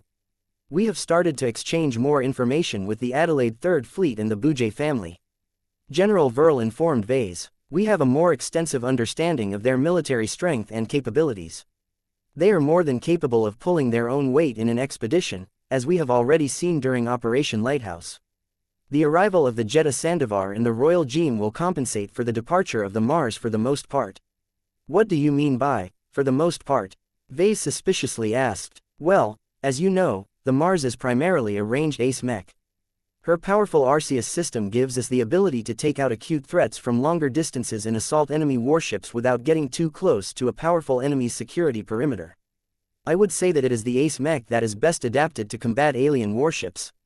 Oh, that, I understand what you mean now, General. You have indeed raised a good point. The Jeddah Sandovar is an ace light skirmisher, so its ability to punch through transphasic energy shields is among the weakest. The Royal Gym is an ace spearman mech that can partially imitate the function of a lancer mech, so it is much stronger in this aspect, but it can only deliver a single powerful impact per attack run. These were major limitations that necessitated a change in planning, preparation and doctrine. Vase had no illusions that the fractured house of the collapsing star was the last formidable alien battleship that his expeditionary fleet might confront. This was especially the case when he desired to actively seek them out so that he could strip them of all of their juicy first-class bulk materials. The entire Golden Skull Alliance had to find solutions to maximize the ability for the two incoming ace mechs to break open these gigantic metal treasure coffins. Didn't you complete a series of commissions to upgrade the main armaments of the ace mechs in question? Calabast reminded Vase. I did. Vase smiled as he thought of how he turned the twin daggers of the Jeddah Sandovar and the potent spear of the Royal Gym into blessed weapons. It should help us out a lot. Unlike Reginald, who is incredibly insistent on rejecting external help, I think that Saint Marissa Lewandowski and Saint Calisandra Bouget may be more open to the need to call upon the power of the Phase King to drastically enhance the penetration power of their attacks. General Verl looked satisfied. That should ultimately give our expeditionary fleet a greater chance of breaching the defenses of alien warships. The two ace pilots may have to learn how to work together and coordinate their actions in order to defeat the tougher enemy vessels. There were many ways to compensate for the loss of a bunch of mech pilots and expert pilots. When Vase thought about his ambitious plan to slowly upgrade all of the standard mechs in his fleet to quasi-first-class standards, then the shortfall of numerous expert mechs might not make much of a difference in the end. As long as the expeditionary fleet could field 10,000 quasi-first-class mechs, they should gain the capital to put up a good fight against most alien warships without requiring any further support. Chapter 4727 Personnel Transfers. In the end, Vase and the other leaders of the Larkinson clan had come to a consensus on the Davut issue. The Davut branch was about to become a more engaged supporter of the Davut project. The news came as a huge surprise to a lot of clansmen. A torrent of discussions ensued as many clansmen became more interested in joining the side branch that previously held a marginal status in the clan. The prospect of earning greater status, respect and prosperity in the Davut branch if its armed forces performed well in the upcoming war produced a lot of transfer applications. Tens of thousands of clansmen who were previously assigned to the main fleet had chosen to take up permanent residency in Davut. Many of them had also volunteered to take up positions on the brand new Davutan fleet carriers and combat carriers that the colonial state had promised to provide to Ark Larkinson's future command. The sheer scale of personnel transfers messed up a lot of roster and generated a lot of extra work for managers. Fortunately, the Larkinson clan was already numerous and professional enough to handle these disruptions without producing any significant delays. The overwhelming majority of personnel were easily replaceable. No matter how many starship engineers, mech officers, mech pilots, mech technicians and low-ranking mech designers transferred to the Davut branch or registered to join Ark Larkinson's future command, each of them could easily be replaced once they had left the fleet.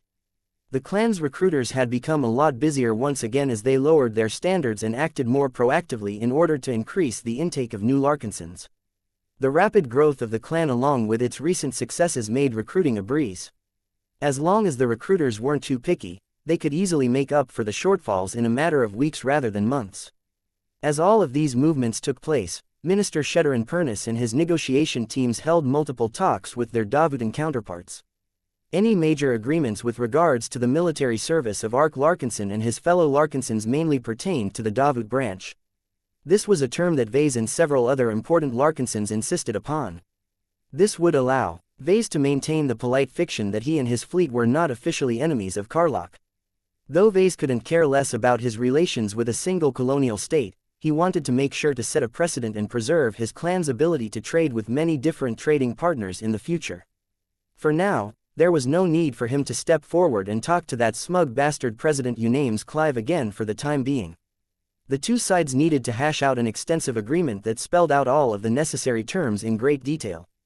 If the Larkinson clan was about to go in bed with a colonial state that already showed a penchant for scheming against others, it was best to err on the side of caution.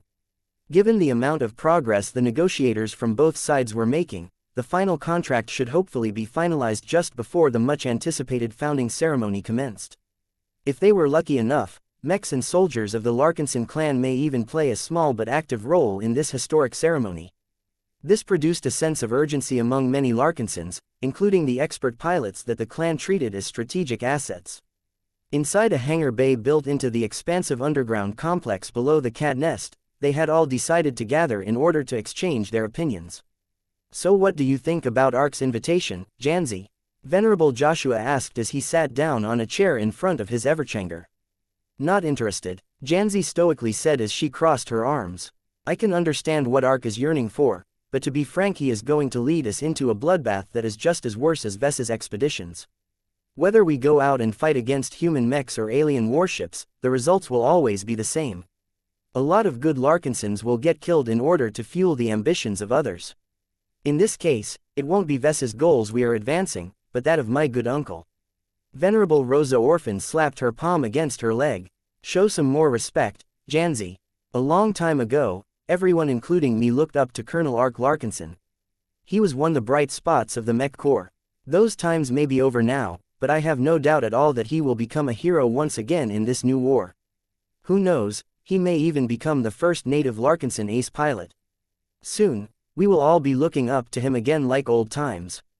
Most of the adopted Larkinsons did not know much about Ark Larkinson until recently. Few of them originated from the Bright Republic, so they did not hold any prior awareness of one of the most famed expert pilots and mech officers produced by the original Larkinson family. It was therefore jarring to hear that Venerable Janzi Larkinson expressed disdain towards her blood relative. "I swear there is something about this clan that is making so many people crazy for battle. I had a good talk with Melinda recently. Ark always disapproved of senseless fighting prior to arriving here and linking up with the Davut branch. Yet now that he and the members of the old family have been in contact with our clansmen for over a month, the Larkinson who was supposed to be the most responsible among us has decided to pull off another vase, but on his own terms. Who the hell asked for your opinion? You can't even fight anymore until Vase completes your new expert mech." Venerable Vincent Rickelin gave Janzi a sour look. "Ark is a real man. He's the real deal, and it will be great to fight under his command. Not that there's anything wrong with staying in the fleet, but I haven't been able to punch anything good with my Seaman lately. Those aliens aren't fun to fight against when you pilot a melee mech like I do. I think I have much better hope of finding good old-fashioned enemy expert mechs if I jump into this war." Janzi looked at Vincent with pity. "I sincerely hope you will find what you seek on the front lines of the war between Davut and Karlach. War can be horrible. I thought you already knew that when you went through many hardships during the time you fought as a rebel and a scumbag. That was a different time. I received amnesty for what I've done. Besides, I was weak back then and got saddled with too many crappy mechs to count. It's a different story now. I have not only become 1,000 times stronger than my old self, but I also have Bravo and the Seaman by my side. We're going to beat up tons of Karlach expert mechs." As Janzi and Vincent continued to quibble against each other, Joshua turned to Venerable Dice. "What about you? I think your first sword will fare much better against the Karlachs as well, since it is also a melee expert mech." The Sword Maiden expert pilot did not look moved. "I will stay in the fleet. I did not take up the life of a mech pilot because I am looking for a fair fight. Vase makes strange decisions sometimes, but he is always good at stumbling upon giant space monsters and titanic warships. Don't you think it is more meaningful to exceed our limits and defeat enemies that others consider unstoppable? These expeditions are hunting trips on a galactic scale. My decapitator hungers to cut through stronger prey." Venerable Dice had a clear reason to remain in her current position. She also felt she needed to stay and watch over the Sword Maidens, who also remained attached to the fleet for the most part. "I'm on," Joshua probed. "What is your decision?" The young man looked conflicted. "I don't know, Joshua. I kind of agree with Rosa here. I think I can get a lot more combat experience outside the MSTS if I join Ark's command. I just can't bear the thought of separating from my sister, though. She needs my protection." We synergize too well with each other. What will she do if an enemy comes close and I'm not around anymore? Commander Ksela Ingvar interrupted her professional demeanor so that she could smack her idiot of her brother on the back of his head. Ouch. What was that for, sister? I can stay and watch over the troops that are protecting the fleet without your help. Ksela grumbled. You have been growing far too dependent on me over the years. I am not a doll that needs your protection all of the time. My Minerva and I can defend ourselves quite well, and there will still be enough expert mechs by my side to cover for any enemy assaults. Yeah, but they can't channel your power like I can. Whenever you activate your single empowerment resonance ability on me, my Blade Chaser Mark II becomes powerful enough to give a high-tier expert mech a run for its money. I think that the 2 ace mechs that will soon be joining the expeditionary fleet can help me out in a pinch. Just go with them, brother. Learn to fly on your own. Your psychological reliance on me has become too much of an impediment of your growth, and the easy availability of my true resonance is making you soft. Aimon did not like it when his own sister was pushing him away, but he was no match against her intellect. Her well-founded arguments broke down his resistance to the point where he became so muddled that he no longer questioned her recommendation. Joshua meanwhile had already turned to the next expert pilot. Have you given any thought to the offer, Isabel? Isabel Coden looked reluctant. I want to fight in the war as well, but I owe too much to Vase to leave his fleet. Besides, my specialization makes me the most effective ship destroyer among us all. I was born to fight warships. Tusa, same as Isabel. I learned a lot of cool tricks with Vess's help. Tusa Billingsley Larkinson replied, I thought you would really go over as your grandfather Raymond is in charge of the Davut branch. The light skirmisher specialist shrugged his shoulders. So what? Vase is my cousin as well, you know. I think I will do fine either way, but as I said, I owe Vase too much. I respect and admire Ark a lot, but I don't owe him near as much. Besides, if I want to become more powerful in my own right, I shouldn't be looking up to Ark all of the time. Fair enough, Joshua said. The remaining expert pilots, including the ones that were still waiting to receive their expert mechs, all made their opinions known. Venerable Davia Stark had no desire to take part in a purely human conflict that did not seem important in the greater scheme of things. Venerable Kolic Glendale, that had broken through during a recent battle, exhibited a clear preference for joining Ark. He felt it was much easier for him to get up to speed and survive when fighting enemies that were more on his level. Venerable Zimro Belson also owed Vase a lot, especially when he recently learned that the Patriarch vastly strengthened the technological features of his upcoming stealth expert mech. If Venerable Ark Larkinson was added to the picture, that meant that the Larkinson clan would be transferring 5 expert pilots and their expert mechs to the new military mech division. There was always the possibility of more, as the ones who decided not to transfer may change their mind in the future. All in all, Joshua and the others who decided to stay close to Vase and the fleet would have to bear a significantly greater burden, at least until more demigods emerged to relieve their burden. Chapter 4728 Aurelia's First Ceremony. In order to prevent Venerable Ark Larkinson from making any further decisions by himself, Vase wanted to rope him into his clan as soon as possible. Once Ark and the clan administration took care of all of the necessary paperwork, Vase personally wanted to induct his uncle into the fold. An ordinary oath-pledging ceremony that was normally conducted in front of the nearest available bright warrior mech was not sufficient to welcome a Larkinson of such stature. The clan did not organize a grand and public ceremony either. Vase did not want to hype up Ark any further. Since Ark was dead set on joining the Davut branch, he essentially became a leadership competitor. If Vase wasn't careful enough, his clansmen might drive him out of office and put an incredibly charismatic Larkinson like his dearest uncle in his place. Of course, Vase did not believe that was likely to happen. He even saw Ark's arrival as a positive influence on himself. As the Larkinson clan became larger and more unwieldy in size, it was good if he could share his burden and give his clansmen another figure to gain reassurance. The growth and expansion of the Davut branch due to Ark's cooperation with the colonial government also didn't sound so bad anymore. Vase could not foresee how successfully Ark and his helpers would be able to extract concessions from Davut. The most lucrative reward by far was the promise of receiving claims of ownership of the conquered star systems and territories that currently belong to Karlach. The message was loud and clear. If the Larkinsons along with other groups fought hard enough to tip the war in Davuti's favor, then the territories that would fall into its hands would get distributed to the greatest contributors. The colonial government originally did not mention this possibility at all to its military partners, but Karlich's increasing momentum had forced President Unam's Clive's hand. If Davut did not offer nearly as much sincerity as its arch-rival, then all of the large and powerful mercenary organizations would all flock to Karlich's banner. It was Davuti's willingness to reward military contributors with actual territories that fully convinced Ark to volunteer his services. He did not necessarily have a strong emotional attachment to the Davut project, but the cold hard promise of letting the Davut branch take over a planet or two was enough to earn his support for the colonial state. It was with that dream in mind that Venerable Ark Larkinson entered a peaceful estate and stepped into the bedroom that held his old and infirm father.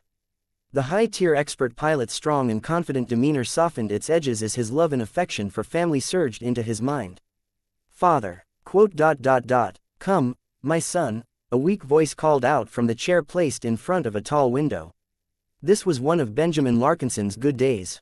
Though the deteriorating former expert pilot had grown a little weaker compared to a week earlier, he was still lucid and comfortable enough to witness the upcoming ceremony.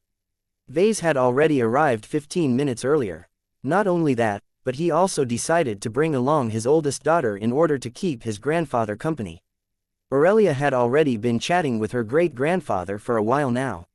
She held Clixie in her arms and offered the cat to one of her oldest living blood relative. "Do you want to cuddle with Clixie? She's really warm and fluffy." Benjamin smiled warmly at the young lass. "Your cat is lovely, but I do not think my poor legs can bear her weight with any comfort. You can put her on the armrest if you want." As soon as Aurelia placed the lovely Rubarthan sentinel cat onto the armrest that was barely large enough, Clixie purred and offered her furry back for pets. As Benjamin slowly raised his feeble arm and touched Clixie's body with his wrinkly palm, the dying smile smiled brighter as he felt the love and warmth radiating from the feline. "Meow Tilda, I think I understand a little more why your clan have become such avid cat lovers." Meanwhile, Ark had come close enough to exchange greetings with Vase. "I see you are doing as good as ever, Vase. You've come in time. Aurelia, come greet your grandfather's brother." Aurelia adopted a gentle smile and bowed in respect. "Hello great uncle. You have raised a well-mannered girl, Vase. I don't deserve all of the credit for that. My wife did a much better job at that sort of stuff." "You certainly found a lovely woman to share your life with, then. Gloriana compensates for many of your flaws and blind spots. You chose well." After they got the casual chatter out of the way, Vase soon moved on to business and turned to his lovely little daughter. "Aurelia, can you fetch the Larkinson mandate for me? It is time to start the ceremony." The girl nodded, though her braided hair hardly shook. She turned and ran towards one of the dozen honor guards that were silently and stoically trying their best to blend into the background. "Hey, Nida, can you unlock the big book?" The harness that automatically contained and protected the Larkinson mandate clicked open, allowing Aurelia to pry the heavy metal-covered tome from its resting place and bring it back to the other three Trueblood Larkinsons. If not for the anti-grav module built into the ancestral heirloom, Aurelia would have found it a lot more difficult to lift up the book. She soon stopped in front of her father and offered up the sacred-looking tome. "Here it is, Papa. You can keep hold of it while we conduct the ceremony, dear. It is time for you to learn how to expand our clan. You need to verify the loyalty, compatibility, commitment and sincerity of those who wish to become a part of our expanding family. We shouldn't bring in anyone who sounds good on paper. Do you understand? Then follow my instructions. First hold the book in your hands like this. Uncle Ark is a lot taller than you, after all. Good. Now voice a pledge and ask Uncle Ark to repeat your words." "Okay." Aurelia nodded as she held the ancestral heirloom aloft as if her arms were a pedestal. "Can you place your palm on the medallion on the front cover, Uncle?" "Why certainly." The expert pilot looked bemused at what Vase had done. Though Ark did not expect to get inducted by a little girl of all people, he indulged his relatives and rolled with the situation. "Now repeat after me." One of the secrets about the pledging ceremony was that the Larkinson clan hadn't formed a standard oath at all. There were general guidelines on what it should include, but there was no single definitive text or phrasing that the clan recognized as the only valid oath. This was because Vase and many Larkinsons believed that mere spoken words or lawyer-like phrases on a contract had no meaning by themselves. As long as the new recruits did not hold any malicious intentions and earnestly wanted to become a part of the Larkinson clan, they would be welcomed with open arms. Therefore, neither Vase nor anyone else minded that Aurelia came up with an oath on the spot.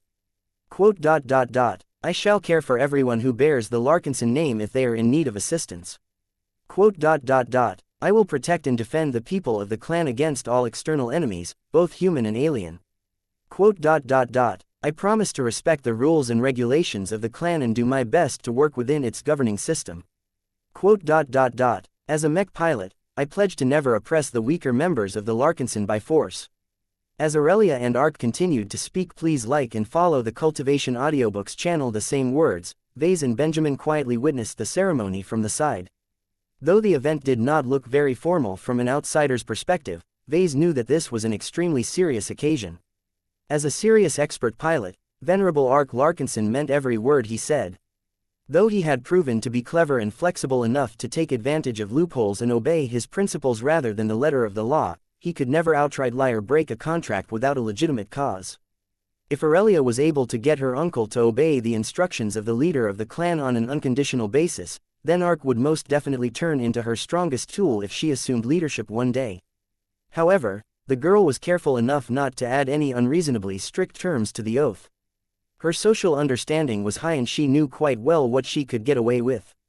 Aurelia demonstrated her comprehension of the limitations of obedience by formulating a pledge that mainly compelled Ark to pledge on promises that he already intended to follow anyway. The important part was that Aurelia also added just a bit more to turn him into a more helpful addition to the clan as a whole. It was a careful balancing act that the oldest daughter of Vase and Gloriana brilliantly executed. At one point, the Larkinson mandate glowed with more and more warmth until Goldie herself emerged from her primary resting place. Both Aurelia and Ark smiled and took comfort in the appearance of the nexus of the Larkinson network and the guardian spirit of the clan. I promise not to displease the Golden Cat and act in a way that makes her sad. Aurelia spontaneously added, I promise not to displease the Golden Cat and act in a way that makes her sad. Ark repeated in verbatim, though his smile grew a little wider in the process. Once the little girl finally completed her long and extensive routine, she shifted her gaze to floating and glowing ancestral spirit. Well, Goldie, did he pass your test? Nya. The Golden Cat not only verified Ark's loyalty and sincerity, but also expressed her joy and anticipation for finally turning him into a formal member of the clan. Then do it, turn him into your latest bosom buddy. Nya. The Golden Cat circled around Ark's body, glowing brighter and brighter until she stopped right in front of the expert pilot's face. Nya. You want me to open up for you? Sure. After Goldie put in a bit of effort, she began to extend one of the thickest and strongest spiritual bonds that Vase had ever witnessed. He and his daughter watched on as the open end of the spiritual channel slowly advanced towards the latest member to join the Larkinson clan. Its progress was slower and more tiresome than normal. Expert pilots tended to reject a lot of outside influences. This was a source of strength as well as a source of hindrance depending on the situation. This was why it was important for Ark to let down his guard and go against his strong instincts by sincerely opening himself up to Goldie. As Ark and Aurelia stared into each other, they opened up to each other. They liked each other so much that they actually began to resonate with each other. Amazing. Benjamin spoke as his atrophied senses picked up what was taking place. Goldie supported and agreed with Ark's ideals, while the Larkinson expert pilot completely accepted and embraced the ancestral spirit's addition to the lives of his fellow relatives. The bond that ultimately formed between them became even thicker and stronger as resonance caused them to become more in sync. You are in, now. Aurelia cheered as she held the Larkinson mandate closer to her body. Goldie likes you a lot, so do not disappoint her, okay? I would never dream of it. Ark smiled as Goldie continued to rub her manifestation against his cheek. I think we will be able to accomplish great feats together. I cannot wait to fight by your side once my nephew finally completes my next expert mech. Nya. Chapter 4729. Hollowing out. Now that Venerable Ark Larkinson became a formal member of the Larkinson clan, a few hundred original family members followed suit over the next few days. As for the original Larkinson family, a modest group of retirees and stubborn fools agreed to settle down and take care of what little was left of this centuries-old institution. Whether the original family degenerated into a retirement home or rose from the ashes, nobody could say for certain. Vase had taken the initiative to force the Larkinson family to relinquish all of the shares it held into the LMC. Given the current size and earnings of the Living Mech Corporation, a 1% ownership of this lucrative mech company was way too valuable to be left in the hands of a decrepit, hollowed-out family organization. Though he hated to do this, Vase had to persuade his own grandfather to cooperate with the voluntary handover of most of the shares. Without someone like Ark to hold the fort, our original family has lost its ability to protect itself against malicious parties who want to steal those shares. Vase frankly explained to Benjamin during one of his visits. The best way to go forward is to transfer those shares back into my possession where they will be safe. The family. Don't worry, grandfather. I am not kicking the old family to the curb. I will replace the dividends they earned in the past with more modest annual cash subsidies. I won't shower them with wealth they haven't earned. I will give the people who are left behind just enough that they will have no worries about maintaining their current quality of life. Benjamin did not immediately respond. He stared out of the same window for half a minute before he finally gave his answer. Fine. It isn't good, if the family becomes overly dependent on handouts. As a former expert pilot, Benjamin understood more than most people that true success only came through earnest effort. He did not want to see the remnants of the family degenerate into hedonistic good-for-nothings that only spent their time squandering other people's money. The two Larkinsons possessed the same stance on this issue. This made it much easier for Vase to get back the shares he had initially granted to the Larkinson family out of sympathy. With that, the Larkinson family truly became hollowed out. Once Benjamin Larkinson succumbed from old age and old war wounds, there would be nothing tying Vase to the family he came from any longer. The Larkinson clan completely succeeded the old family from that point onwards. This development was no secret. Though many family members became indignant upon learning the news, this only encouraged them to hurry up with their applications to transfer to the Larkinson clan. There was no need for Vase and his daughter to induct this group into the clan in person, so the ordinary Larkinsons had to get in through the regular process. Though plenty of family members complained about the lack of special treatment, the clan wanted to make a point that they were not royalty. As far as Vase and many other clansmen were concerned, the adopted Larkinsons that had joined much earlier and made a lot more contributions over the years earned a lot more respect. Predictably, the old family members including Melinda Larkinson instantly joined the Davut branch without showing any further consideration to the main fleet. As far as these stubborn trueborn Larkinsons were concerned, the main branch of the Larkinson clan was almost entirely separate from this side branch. They were practically two different worlds. Once the old family members got in, they soon experienced numerous difficulties in trying to blend in and take up their new positions. Pretty much all but their youngest had been born and raised as third-raters. Though the time their family spent in the Garland Empire had allowed them to be promoted to second-raters, they were not as good as the overwhelming majority of clansmen who were born into this life. Not only that, but the Larkinsons had also ceased to recruit ordinary second-raters a long time ago. Their recruitment standards had become so strict in the last 6 or so years that only the younger and flexible elites among their respective professions along with their immediate families could enter the clan. The differences between the two groups were so much that they found it difficult to get along at first. The older Larkinsons were not only less skilled and knowledgeable at their jobs, but they also held a lot of old-fashioned principles and ideals that hardly evolved ever since the Larkinson family had been driven out of the Bright Republic. A lot of friction came about due to the drastic differences between how the old family and the clan were run. The culture clash became so severe that many original family members had to go through refresher courses and extra schooling in order to become marginally useful to the Davut branch. Of course, the more talented and outstanding newcomers received better treatment. Ark was the most emblematic of how generous the Larkinson clan could be towards those who had the potential to contribute a lot more. Vase and Raymond Billingsley Larkinson gathered in the main office of the Davut branch to promote Ark to a higher position right away. Raymond pinned a badge on Ark's new clan uniform. "I instate you as the vice branch director of our side branch. You will gain greater authority, but you will also have to bear many more responsibilities as a consequence. I hope that we can work together and lead our Davut branch to a promising future." Ark shook Raymond's hand. "We can make this branch strong by defending our new home state." They all talked a bit on how they should proceed now that they had taken this step. "Once we complete our negotiations with the colonial government, your name's Clive will probably make you a part of his military establishment by appointing you as one of his Mech generals." Vase said, "I am aware." The new vice director responded, "I won't be able to become a part of the core power base of Davut right away. The real generals are in charge of leading Mech armies that are completely loyal to the colonial state. For the time being, I will only be invested with authority over a mech division that is completely composed of mercenary forces as the government sees it. We will need to prove with our actions and victories that we are loyal and deserving enough to become a part of the core military establishment as well. This was the game that Davut played with the hopefuls that aspired to become the first-generation aristocrats of the new state. Vase did not trust Davut nearly as much as his uncle and the other hope-filled Larkinsons. States and the investors who sacrificed a lot of resources into building them wanted to retain as much wealth and power for themselves.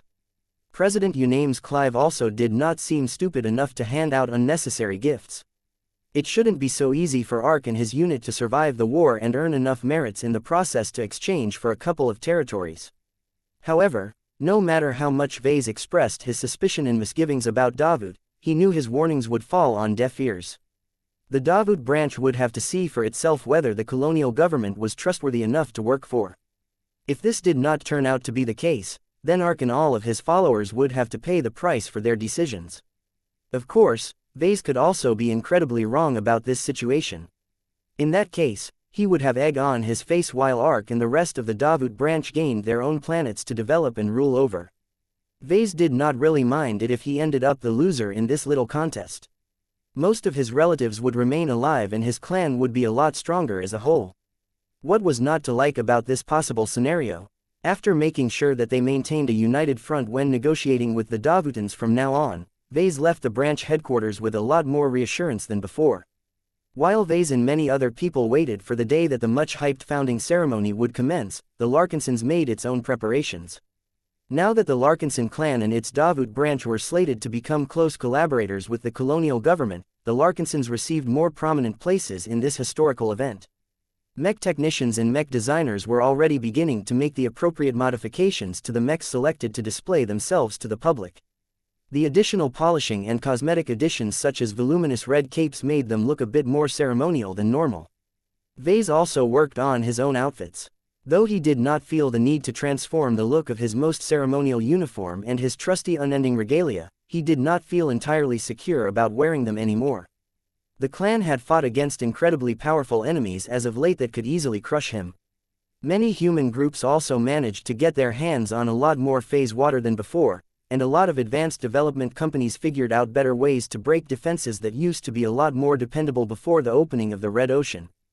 Though the Davutans strongly insisted that they would deploy the highest level of security across Kotor City during the event, Vase had experienced too many instances where claims like these had been proven horribly wrong. He needed to prepare for the worst in the little time that he had left. My personal shield generators and unending regalia are both out of date. Vase frowned as he evaluated his most intimate sources of protection. It was easy enough to get his hands on newfangled transphasic personal shield generators that mitigated incoming transphasic attacks at much greater efficiencies. Vase just had to exchange a lot of money, phase water or MTA merits in order to get his hands on defensive equipment of varying qualities. He wasn't satisfied with those ready-made options, though. He preferably wanted to rely on equipment designed and built by himself, but that was not always a practical approach.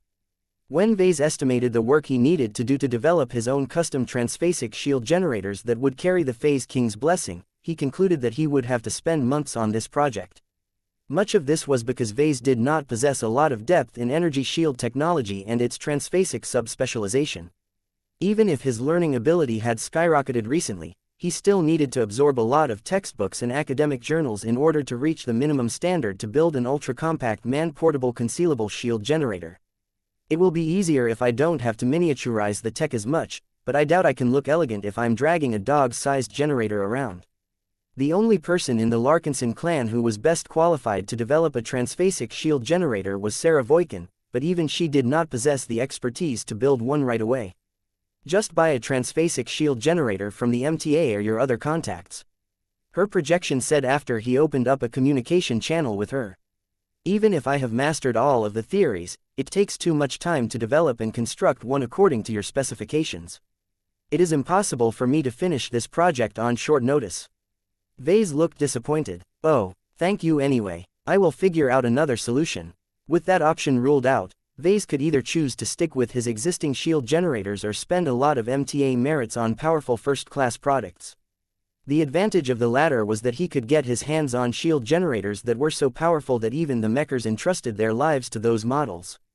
The disadvantage was that he would have to spend millions of MTA merits on products that he and his clan could eventually build by themselves. Chapter 4730 Quick and Dirty Swap. Vase decided not to exchange a lot of MTA merits in order to replace his outdated shield generators with modern first-class transphasic shield generators. The ones he utilized at the moment were not weak and could still protect him against the vast majority of attacks that might be thrown in his direction. To be honest, he put a lot more stock in his unending regalia. He much preferred to place his trust on solid armor, which offered solid and reliable protection even if all of its electronic systems had been knocked offline for whatever reason.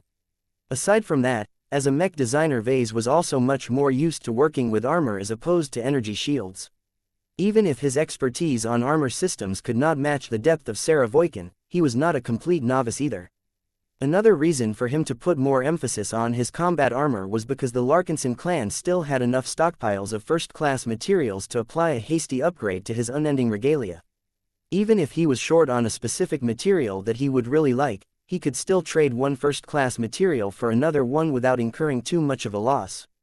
Though Vase eventually planned to transform his unending regalia into a true modern first-class suit of combat armor, he needed a lot more time, expertise and preparation because he could remold it into the indefatigable engine that he had conceived in his imagination. I guess I'll have to settle for a quick and dirty modification plan for the time being. When Vase arrived at the Genesis lab, he set his unending regalia on a workbench and scanned it thoroughly while he began to draw a list of components he could change on a small time frame. Vase had designed the unending regalia with a high degree of modularity in mind. He had envisioned that he would end up in situations like these where he gained access to better tech and materials and wanted to upgrade his primary form of protection. Therefore, it was easy for him to disassemble his combat armor and pull out a lot of modules from their slots. There were limits, though. Vase ideally wanted to rebuild the entire inner structure from the ground up so that he could make it completely out of much more resilient first-class materials, but that was a project for another day. I need to stick to the essentials, Vase reminded himself. There was also another complication that made it a lot more difficult for Vase to upgrade his armor. As the scans slowly revealed, the unending regalia substantially deviated from its original design. It had been baptized with pure metal energy that had originated from Cassandra Breyer. This transformed the combat armor in mysterious ways. The unending alloy armor plating had especially been receptive towards metal energy and had become more capable of fending off spiritual attacks. If Vase confronted a dark god or a spiritual sorcerer from the Five Scrolls Compact, he possessed ample confidence that his unending regalia would be able to preserve his life long enough to run away. The problem is that I'm not fighting against those freaks anymore. The Five Scrolls Compact hardly expanded their presence in the Red Ocean as far as he knew. Just getting past the stringent security checks in order to pass through the Greater Beander Gate was a major impediment. The most probable threats he fought against these days were conventional human forces, alien warships and alien biomonstrosities. Each of them possessed their own combat characteristics, but what united all of them was their extensive use of phase water applications. Vase stared at his unending regalia. He intuitively tried to judge how well its spiritually charged unending alloy exterior plating could withstand transphasic attacks. The answer he got was not positive. It's a powerful tool, but it's the wrong tool for the situation. It was as if he had obtained the strongest hammer in existence when he actually needed a welding tool instead. Even if the latter is inferior, it is much more useful to the circumstances at hand. Vase decided to strip the unending alloy armor plating entirely and replace it with the salvaged and repurposed armor plates taken from the hull fragments of the fractured house of the collapsing star.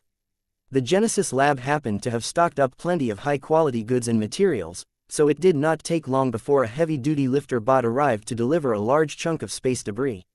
Although the exterior of the hybrid alien battleship was largely made up of conventional human armor plating, the more important parts and systems had received varying degrees of transphasic reinforcement depending on their importance.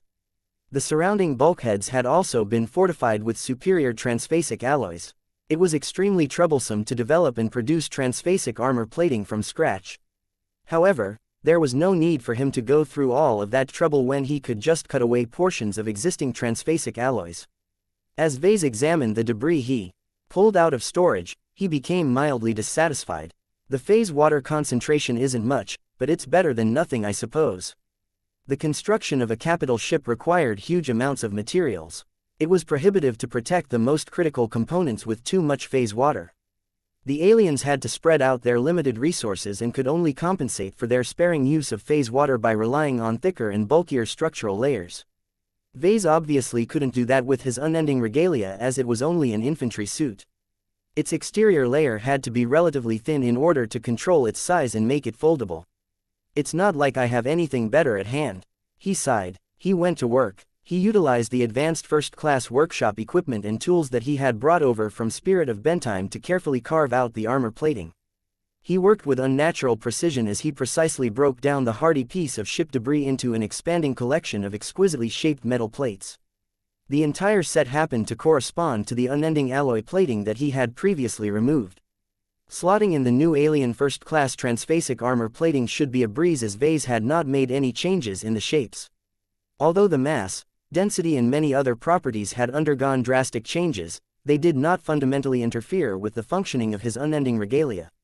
At most, he needed to reconfigure its operating system and settings to adjust to the many changes. Vase did not settle for replacing the armor plating, though. He also applied a few other targeted upgrades. For example, he improved the ECM shielding, the sensor system, the communication systems and numerous life support systems to improve its overall survivability. He also replaced its anti-grav modules to enable faster and more powerful flight capabilities. Many of these upgrades increased the power consumption of his unending alloy, which was a serious problem. I can't do anything about it except to switch to better energy cells. He could get his hands on superior high-capacity energy cells easily enough these days. He readily obtained the products and simply slotted them in place of the older ones that had performed well enough over the years. After making the necessary changes and tweaks, he carefully assembled the new transphasic armor plating in their intended places. Soon, a dull gray metal suit appeared in front of Vase. He inspected it with scanners and his naked eye. Nothing looked out of place. All it needs is a coating. He smiled. Once he covered up the bare metal with a shiny new layer of coating, hardly anyone would be able to tell the difference through sight alone. However, those who were familiar with it would be able to tell that it was not the same as before. This was because the spiritual signature of his unending regalia had grown drastically weaker. It had lost a lot of spiritually charged components, so the amount of vase of spiritual energy it was able to hold had weakened to a massive degree. A pity. In return, the unending regalia not only gained numerous auxiliary upgrades, but also offered drastically better protection against both transphasic and conventional attacks. Vase wouldn't bring it to a fight against a combat mech, but it should be more than enough to crush any opponent on the infantry scale. His only major regret concerning this hasty upgrade job was that he had been unable to work the transphasic armor plating thoroughly enough to form a connection to the Phase King. It was a lot harder to do this on an object that was different from a mech. As a mech designer, he lost a lot of advantages when he tried to make other products such as totems and combat armor. He estimated that he needed to build the transphasic armor plating from scratch in order to make his unending regalia carry the blessing of the Phase King. Next time, Vase vowed, the entire process left him with a batch of spare spiritually charged materials. As Vase picked up a spare shoulder plate made out of unending alloy, he found that it had become special due to the baptism of potent metal energy and constant exposure to himself over several years. I can make something really good out of these parts. His imagination went wild as he envisioned various possible uses for these unique components. One radical use would be to create a hollow, life-sized totem of himself. Ever since Vase created his living divine artifact and became baptized by mystical lightning that came out of nowhere, he had undergone a fundamental spiritual transformation that caused him to acquire at least a portion of the traits of a design spirit. Months after this weird and unexplainable change, Vase had tried his best to suppress this abnormality and prevent anyone from finding out the truth. Only his closest relatives and work partners such as his wife and his fellow mech designers figured out a lot of clues. They never spoke about it because Vase simply didn't want to address this topic at all. He was still freaked out about this abnormality. Humans weren't supposed to possess glows. Humans weren't supposed to be able to imitate design spirits. Humans weren't supposed to be mistaken as gods. Vase had an especially serious issue with the last point.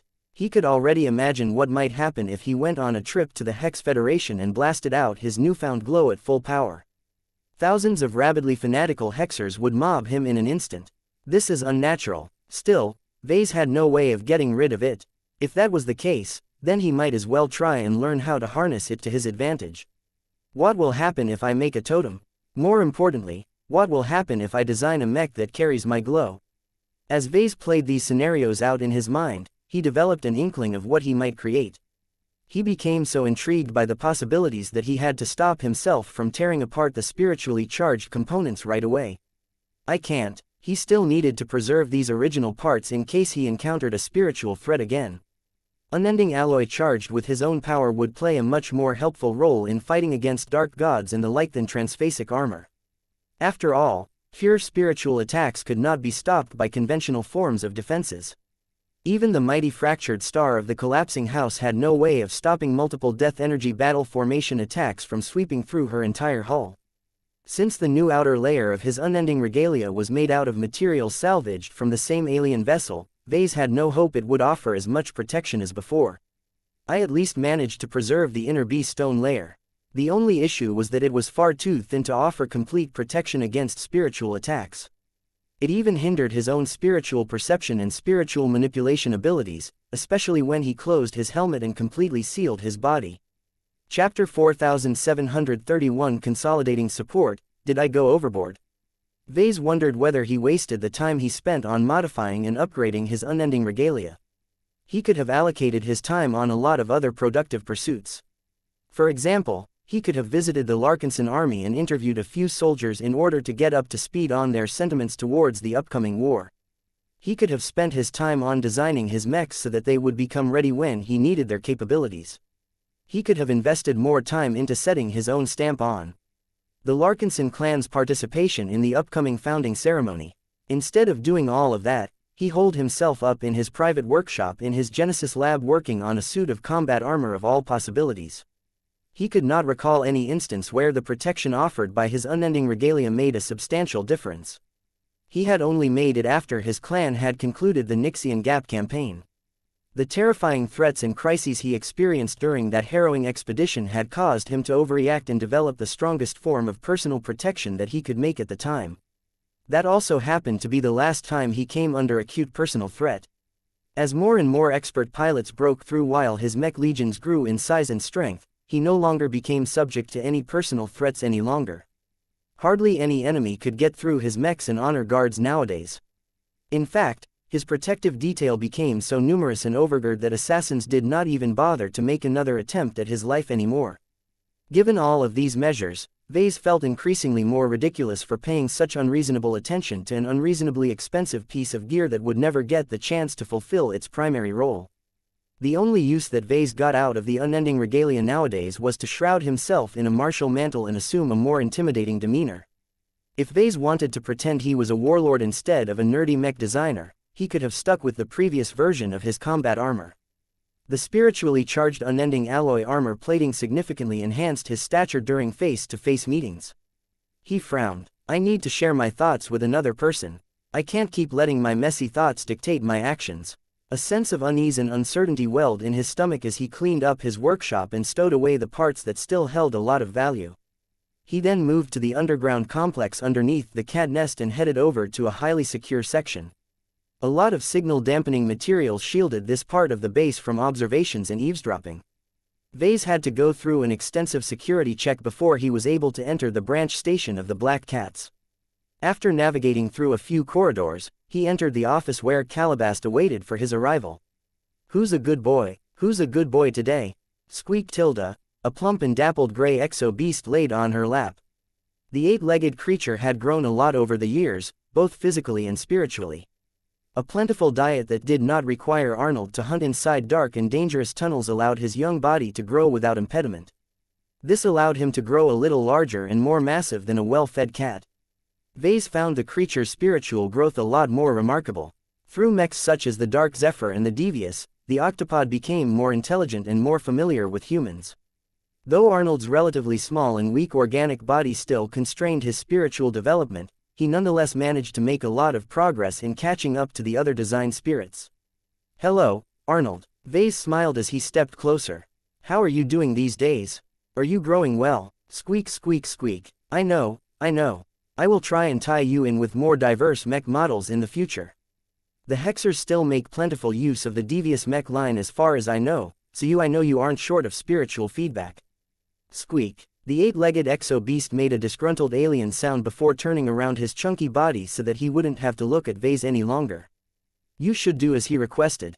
Calabast spoke as she stroked Arnold's back. I think the constant contact with Hexer mech pilots is driving him mad. The only reason he remains grounded is because he has developed close relationships with Venerable Tusa and the Dark Zephyr. I will be starting a couple of projects in the future that might make good use of Arnold's strengths. I need to think more about this as your pet is mostly relevant to trickier mechs. My black cats can always use another mech that is good at subterfuge. Noted. That's not why I have come today. Not directly, at least. I wanted to talk to you about another matter. Are you concerned about Larkinsons colluding with the Davutans behind your back? I already told you that my monitoring efforts do not work on key officials of the colonial administration. Prospective President Unames Clive is routinely enveloped by the Saint Kingdoms of Ace Mechs. Even if he is not, he is most definitely carrying an impressive suite of protection and anti-monitoring equipment that he or the Clive Consortium directly exchanged from the MTA. His ministers, advisors and assistants such as his chief of staff might not be as well protected, but their personal anti-monitoring gear are just as impressive. The only way to eavesdrop on them is to break through this protection by force, but that would reveal what we are doing. I am not blaming you for your failures. Vase dismissively waved his hand. I already got over your inability to discover that Ark had been making promises and commitments on his own initiative during his initial meetings with the colonial government. I hadn't been in a hurry to induct him into my clan, so he was still a member of the Larkinson family or an independent back then. Now that I have finally roped him into the clan, he can't get away with as much anymore. Calabast leaned back on his chair while she massaged Arnold's head. You know that won't stop him from doing what he really wants and strongly believes in, right? The downside to bestowing your clansmen a certain degree of initiative and autonomy is that their solutions don't always align with your intentions. As the new vice director of the Davut branch, Ark can do damn near anything as long as it does not directly contradict our existing rules. In fact, there are rare situations where he can override your policies as long as he can argue that he is benefiting the clan. One of the peculiarities of the clan was that it granted a lot of initiative to its members and leaders. Though the clan administration had implemented a lot of rules and regulations over the years, there was never an expectation that they were absolute. Vase had seen too many societies with strict laws that completely failed when it mattered the most because the existing regulations no longer fit the situation at hand. Rather than make his clansmen cling to useless or detrimental rules, Vase implemented a general principle that encouraged people to think for themselves and act according to the situation at hand regardless of whether it was strictly legal. This stood in stark contrast to the old principles and customs of the Larkinson family, which completely allowed itself to become enthralled by an uncaring and exploitative Bright Republic. In order to prevent the Larkinsons from becoming caught like this again, Vase went in the opposite direction. He did not regret this decision, but he understood that it also gave people who possessed radically different ideas a lot of openings to pursue other strategies. The scenario that Calabast warned about fell into this category. Vase strongly wanted to keep his clan as detached from states as possible. Ark on the other hand believed the clan would gain a lot more if it entered into a mutually beneficial relationship with Davut and earn a lot of rewards in the process.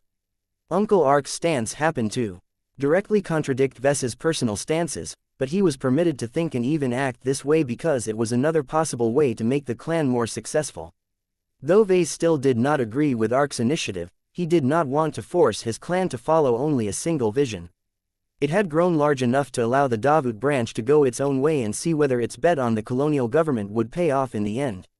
He sighed. I am affording Ark the same treatment that I would have wanted back when I initially pleaded to take the Larkinson family in a different direction. Back then, I tried so hard to persuade the stodgy elders that letting me in charge would reinvigorate the family and make it prosper at least 10 times more than if it continued to follow the same direction. I only founded the clan out of helplessness. If I couldn't implement my plans with my existing family, then I thought I might as well create a new one, and you see how that went. Calabast understood his message and softened her tone.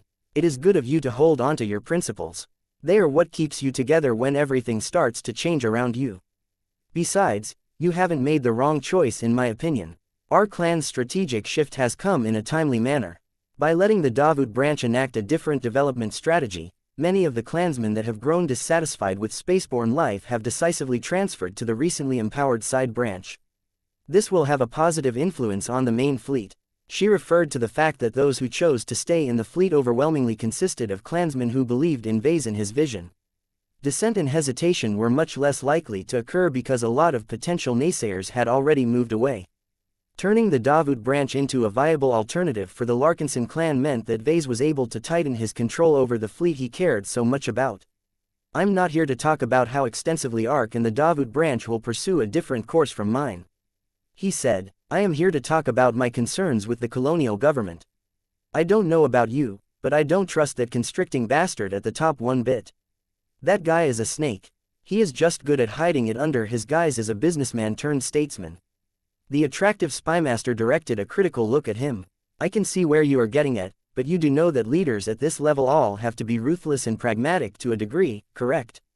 What President Clive has shown so far does not exceed the boundaries of an effective leader of a large and rapidly changing state. That does not reassure me at all, Calabast. In fact, it is the opposite. I have met multiple statesmen and government leaders who ended up saying one thing, only to do the exact opposite. I swear it is baked into their professional DNA somehow. That is completely illogical and a product of bias, Vase. Vase frowned at the skepticism he received. Shouldn't Calabast be more supportive of his suspicions? I would rather be safe than sorry. I am more than happy to be proven wrong in my concerns, but if there is a non-zero chance that our good friend you names Clive has any nefarious designs on our clan, I want to know about it in advance instead of getting bushwhacked by it because I did not get any warning in advance. Calabast raised her eyebrow. Are you asking us to investigate the leadership of the colonial government? I am not asking you. I am ordering you. I know it is difficult to penetrate their tight security perimeter, but I am not paying your black cats so much to develop a regular information network. Show what you are made of and find out what that snake truly thinks about our clan. The spymaster looked upset. This was a huge request, and one that could easily backfire on the Larkinson clan if the black cats got caught. Quote, I need to borrow Lucky from you. He is still our best infiltration asset in our possession. You will have him. Lucky is still busy with digesting his latest meal, though, so it will take a bit more persuasion to put him into action. Chapter 4732 The Government District. The Government District was the oldest and one of the most central districts of Kotor City. It held a high concentration of government institutions and offices. Many politicians, bureaucrats and other public officials regularly worked in this area. The district featured a high concentration of government employees who worked with sensitive information. Given the large number of public officials who possessed the power and authority to alter the way that Davut was run, the security levels in this district happened to be the highest. An entire Mech regiment was permanently stationed in an underground fortress that was built underneath the surface. This not only placed a lot of nearby mechs on standby, but also allowed the military to patrol the streets and airways of the district on a constant basis. Every mech patrol included at least one dedicated auxiliary mech that was dedicated towards scouting. As tensions between Davut and Karlok continued to rise, the colonial government equipped the scouting mechs tasked with patrolling the crucial government district with newer and more advanced sensor systems. An unknown proportion of these scout mechs even received secret upgrades that replaced their second-class sensor systems with first-class models. The colonial government exchanged a number of them from the MTA, but most of the powerful sensor systems came from different first-class groups and states. The backers of Davut such as the Clive Consortium had been in business long enough to develop multiple ties to rich and powerful first-class powers. It was not that difficult to obtain batches of advanced technological products. Of course, this was bad news to any parties that sought to spy on the core institutions of the colonial government. The Karloks had tried to infiltrate the government district many times in many different ways. While no one knew for certain whether they succeeded, Davut strongly believed that these attempts had never succeeded. A certain gem cat equipped with a black cat-sized infiltrator suit was learning this as well. Meow. Lucky tried his best to remain discreet as he phased his body through a tree in a park in a neighboring district. He did not dare to act casually when the government district came into sight. The cat's electronic senses detected many forms of surveillance up ahead. Some of these measures were so powerful that Lucky did not feel confident in his ability to stay hidden. When the cat silently phased through the tree trunk and traversed through the thick floor, he managed to avoid most of these detection methods. Neither visual sensors nor other sensors could detect the gem cat when he was in this special state. The only issue was that Lucky could not navigate by vision alone, but he had already memorized detailed maps that helped him estimate his position at all times. As the cat's advanced processors calculated that he had crossed over into the government district, Lucky slowed down and proceeded with much greater care. The entire ground layer of the government district was artificially constructed. An innumerable amount of functional systems and detection systems were active at all times. If not for the fact that those detection systems lacked optical sensors that could spot a translucent mechanical cat passing through lots of solid matter, Lucky would have never been able to remain undetected. Up to this point, as Lucky continued to move closer to the center, he detected a powerful presence that was rapidly closing in from a distance. The cat panicked and immediately turned around to create as much distance as possible. Above the ground, a powerful ace mech gently floated to a position where the pilot thought he detected suspicious activity. It turned out that St. Jorvik Clive, pilot of the powerful and renowned Indormian, had a hunch that someone was up to no good at this location.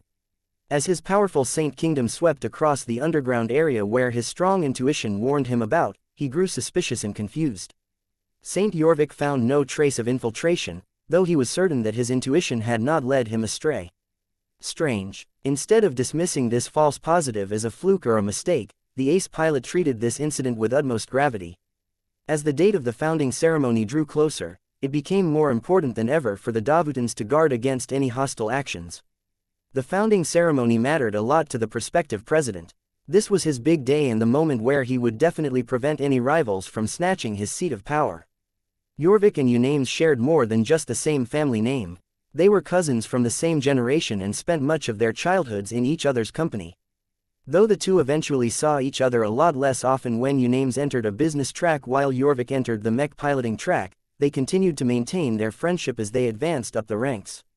When Unames Clive transferred to the Red Ocean in order to take charge of the Davut project, the ambitious leader personally invited his good friend turned ace pilot to join forces and protect the fragile colony. Jorvik therefore treated his service in Davut as more than just an ordinary assignment. This was personal, and as such he did not leave anything to chance. He first transmitted a message that notified the security forces of his suspicions. He then proceeded to patrol the government district at a much higher level of alertness than before. The Indormian, a large and imposing ace night mech, most definitely made its presence known as it flew past many government buildings. As St. Jorvik still had a hunch that a possible enemy was trying to infiltrate the colonial government through the ground, he kept his ace mech low and no longer tried to make his presence as unobtrusive as possible. The domain field projected by his strong and resilient ace mech swept through nearby the office buildings without any restraint. Although the public officials working inside those structures most definitely experienced varying degrees of disruption as the powerful will of an ace pilot judged their loyalty and behavior, the workers tried their best to continue with their routines.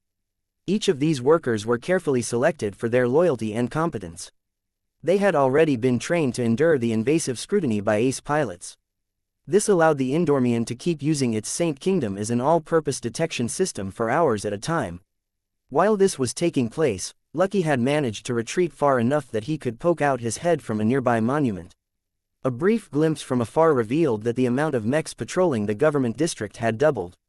Many more scout mechs scoured the streets and the air for any suspicious activity. They particularly put a lot of effort into detecting any intrusion in the air surrounding the large blue palace that was floating a few meters above the surface of the planet.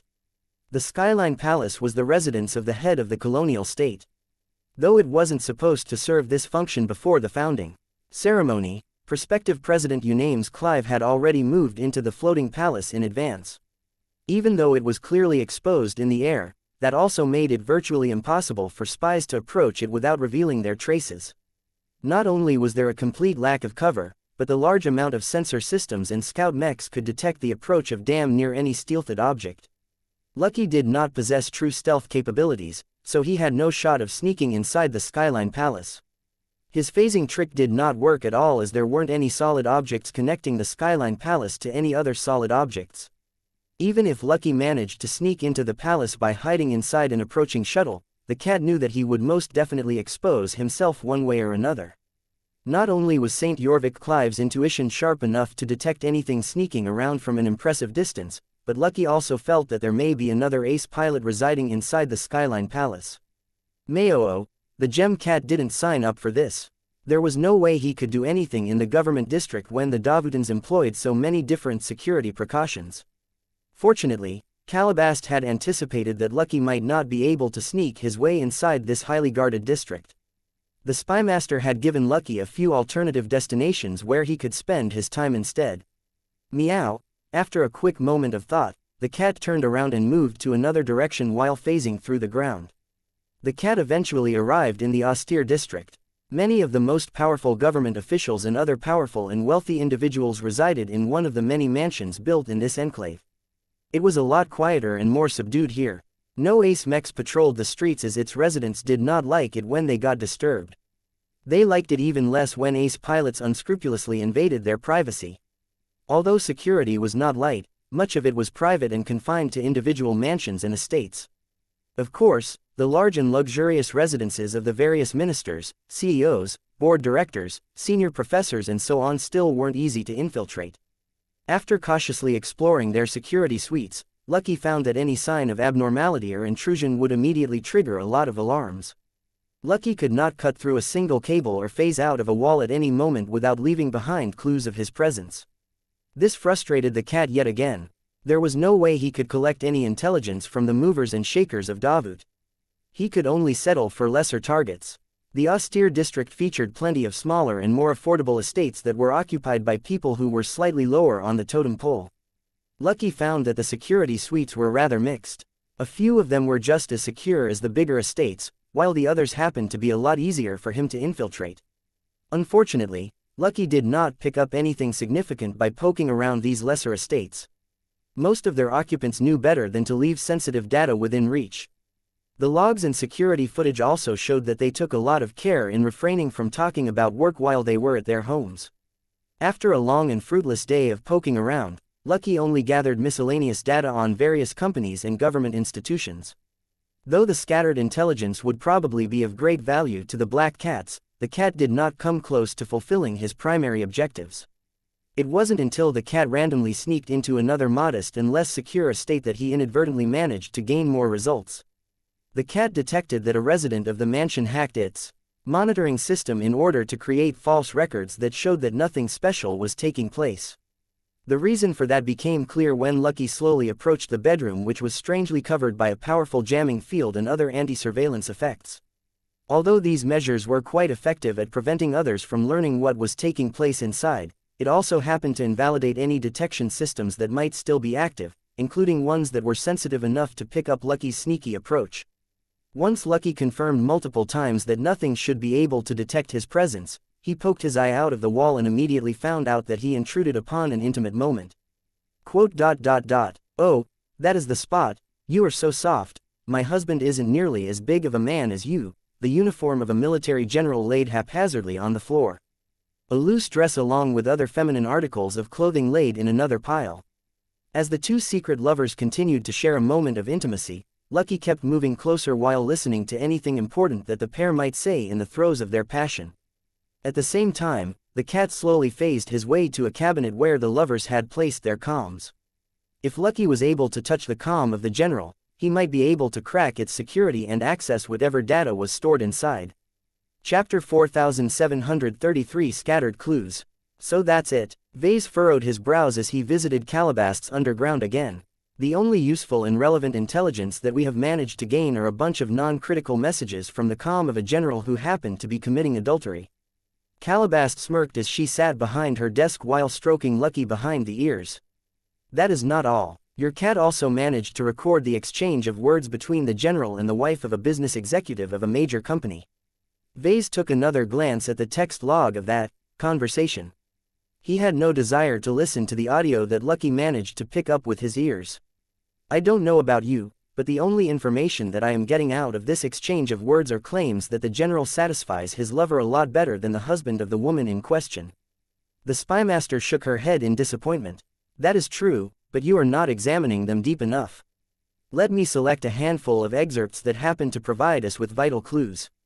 She pointed her arm and caused the projected text log to magnify and highlight a few sentences spoken by the general of Davuti's armed forces and his lover. Opening square bracket ... Enjoy this moment, babe, because I won't be coming back in the following weeks. Why?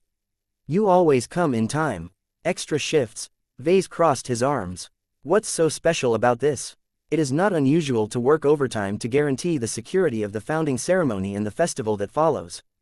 That is true, but we have looked up the gentleman in question. General Declan Urilian is not in charge of one of the many mech units that are tasked with guarding and securing this planet and star system. He is actually in charge of a military department that is responsible for studying Karlich's territories, identifying targets of high strategic value and military planning. He is responsible for helping Davuti's military forces strike the right targets. Okay, I see why that might be important, Calabast. Vase said as he thought about it more. That doesn't necessarily mean anything, though. That is true. On its own, this does not constitute proof that anything further is happening, but that is why we tried to combine it with other notable intelligence. Take the man's schedule for example. The woman projected a calendar that showed the man's itinerary for 2 different weeks. In the week before the founding ceremony, the general scheduled plenty of meetings and events. The man not only held regular meetings with other public officials, but also maintained an active social life. Absolutely nothing about this looked out of place for a man of this position. It was the agenda after the founding ceremony that looked odd. Aside from obligatory work-related meetings that had been scheduled in advance, the calendar showed that the general did not intend to catch up with any friends and acquaintances.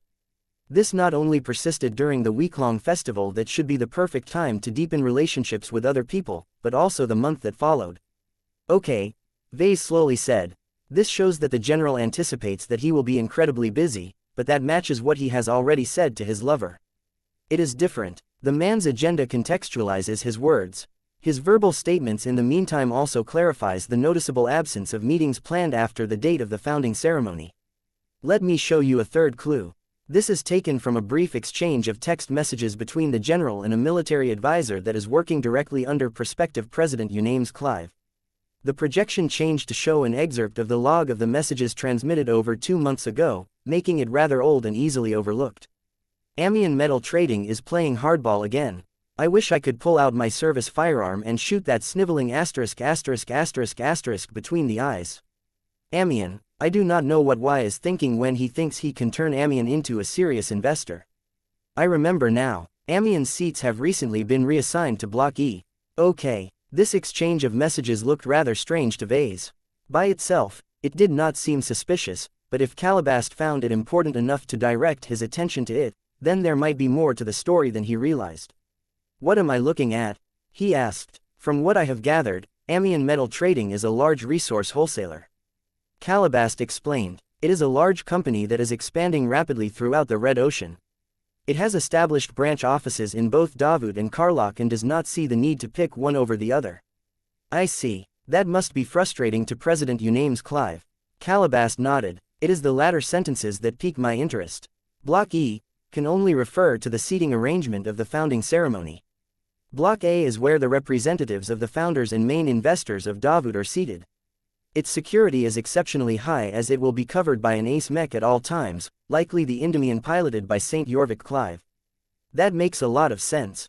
Vase remarked. The biggest bosses of Davut have all gathered in the same place, so it deserves full-time protection from the most defensive ace mech in the colonial state. Where are we seated, by the way? We have been assigned to Block L. Does that make us more or less important? Vase scratched his head. Neither. All of the other invited parties have been randomly assigned to the remaining seating blocks. The Glory Seekers are assigned to Block B, the Bujay family are in Block G, the Cross Clan is in Block M and the Adelaide Third Fleet is in Block R. That was a pretty random spread. Vase found it rather disappointing that he wouldn't get to sit near his close allies. Vase. Yes. Think back on the earlier exchange of words that took place 2 months ago. When the military advisor informed the general that Amian's representatives in Davut had been reassigned to Block E, the latter replied with, okay, before they stopped sending messages entirely. So, Calabast leaned forward. This implies a number of possibilities. First, Block E is special. Second, transferring the representatives of Amian Metal Trading to this block satisfies the general who was previously upset with this resource wholesaler. The conclusion that we can draw from this is that Block E may turn into a site of misfortune when the founding ceremony finally commences. Vase slowly frowned. Wait a second, are you telling me that Davut intends to kill everyone assigned to Block E? It is unclear who will commit such a possible attack and who is responsible for it in any fashion. At the very least, the messages suggest that the general and the military advisor know more than Y, which likely stands for President Enames Clive. This implies that the president is ignorant of this development, but that the people who are supposedly under him are working behind his back. This was starting to get murkier and murkier. Though Vase found Calabast's guesses to be rather far-fetched and difficult to believe, it still showed that the colonial government was anything but squeaky clean behind the scenes. To think that Calabast managed to derive all of this out of a few pieces of scattered information. I don't really understand what is going on. Vase said, let me give you a fourth clue. This is the personal stock portfolio of the general. Note a series of transfers that he made more than 3 years ago. The next projected image showed a list of stock purchases and sales. It looked pretty normal to Vase. I see he bought and sold a bunch of stocks at that time period. At most, he is engaging in insider trading. That is true, but that is not the entire story, Vase.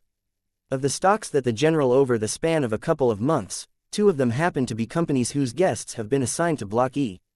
It indicates that the general has received privileged information that told him that these companies will drop in value in the future. However, the strangest part is that both BTR Trust and Oliver Med have benefited substantially from the boom in Davut. Their stock prices have increased by 15% and 27% respectively over the next 3 years. That could either be a giant coincidence or it could not. The spymaster lifted Lucky up and placed him on the top of her desk. Meow. Imagine this scenario. You are a stakeholder that is involved in founding a colonial state, but you are not quite satisfied with its state.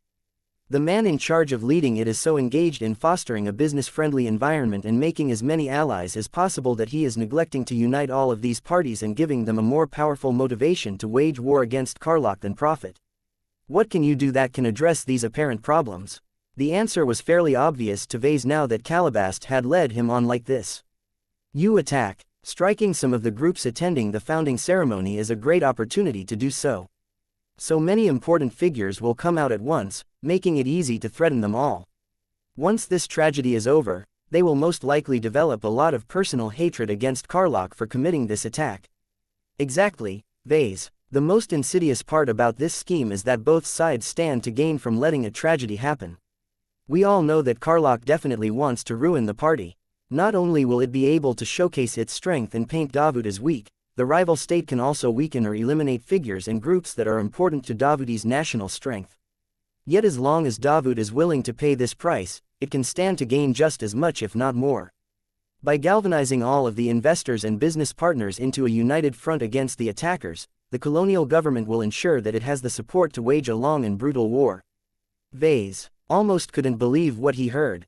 Wait, that is messed up. Won't Karlach refuse to play along if it just ends up benefiting Davut more? That is anything but certain. It depends on how well Davut is able to contain and direct the damage.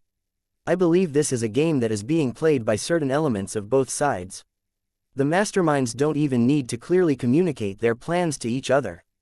The only action that Davut needs to take in order to let this attack happen is to leave a deliberate hole in the security arrangements. Just a small vulnerability is enough to enable a highly sophisticated enemy to launch a painful attack. As Vase thought back on all of the clues that Calabast mentioned beforehand, it all started to tie into a horrible conspiracy. The key was the seating blocks of the founding ceremony. Certain people may have already marked them for death without anyone outside of this small cabal knowing the truth. A lot of different groups were mixed together in those blocks, making it harder to identify any clear patterns. Vase realized that it would make it more difficult to figure out if a potential decapitation strike sought to eliminate a specific group. It also deflected suspicion away from the colonial government. Wait, Vase said in a panicked tone. If a group of Davutans is hatching a conspiracy to allow the Karlachs to commit a horrible attack, how the hell can they keep it a secret from the honorable ace pilots who regularly patrol the government district and monitor everyone's loyalty? It's impossible to fool those sensitive saints for long given that one of them almost managed to catch Lucky. Isn't it obvious, Vase? Calabast smirked at him. The ace pilots may be involved in the conspiracy. As long as the justification is good enough, they can tolerate all kinds of misdeeds. What? It was hard for Vase to imagine that these honorable and principled ace pilots would deliberately cooperate with a plot to allow an enemy force to attack the subjects that were under their protection. From what we know of strong loyalties who had been brought up by their respective groups, people such as Saint Jorvik Clive are not fighting for justice, peace or President Unames Clive's policies. They all answer to the leaders of the main organizations that reside in the old galaxy. If those distant elders want to use a Karlach terror strike as a motivating force, then they have most definitely instructed their ace pilots to stay quiet about the conspirators. As Vase mapped out this scenario in his mind, he could see how the ace pilots could still retain their honor by knowing nothing about the specifics of the enemy plan. Once an incident occurred, the ace pilots could all move into action and earnestly neutralize the threats without holding back. This was because if the Karlachs had prepared their attacks correctly, they should have already completed their attacks on the occupants of the vulnerable seating blocks. Chapter 4734 Snake Pit. So these are the honorable and trustworthy pals that Uncle Ark wants to get in bed with. He sure chose wisely. Vase scoffed after he took in the incredible act of duplicity, hypocrisy and outright betrayal that a group of Davudans might possibly commit. Sure, Calabast's speculations may be off the mark, but it would be pretty dreary if the conspiracy truly existed. To be fair to the colonial government, not every Davudan is involved in this possible gambit. His spymaster reminded him, only a small subgroup is plotting this scheme behind the backs of more earnest and honest colonists. I am reasonably confident that President Unames Clive remains clueless. He needs to maintain a clean and trustworthy reputation so that he can continue to attract new allies and investors for the Davut project. Peef. That doesn't change the fact that Davut is just as bad as all of the other damned states that I have encountered. The colonial government is a giant snake pit. To think I actually thought that Unames Clive's sincerity accurately reflected the goodwill of his entire state. Nothing could be further from the truth. Where there are people, there are interests. The greater the population, the more pronounced the divisions become. This applies to both Davut and our clan. You can't stop people from having different ideas on how to proceed, Vase. I guess you're right, but it would be nice to learn about these kinds of shenanigans in advance. He was glad that Calabast managed to sniff out this possible plot before it happened for a change. She had redeemed herself for her earlier misses and proven her value once again, if only barely. Vase would have never been able to deduce that this kind of conspiracy might be in the works if he was on his own.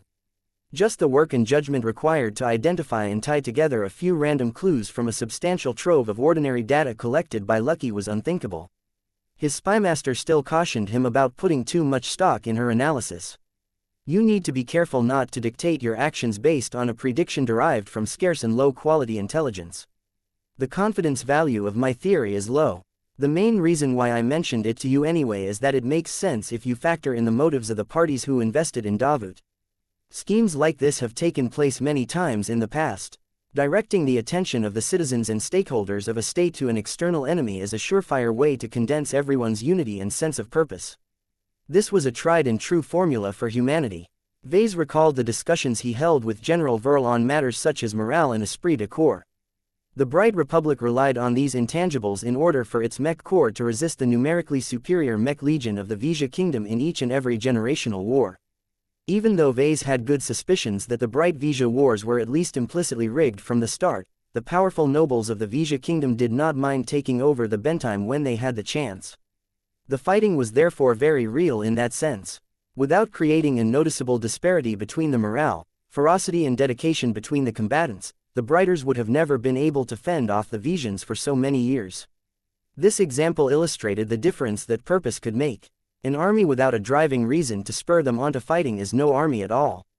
Vase quoted one of the general's words.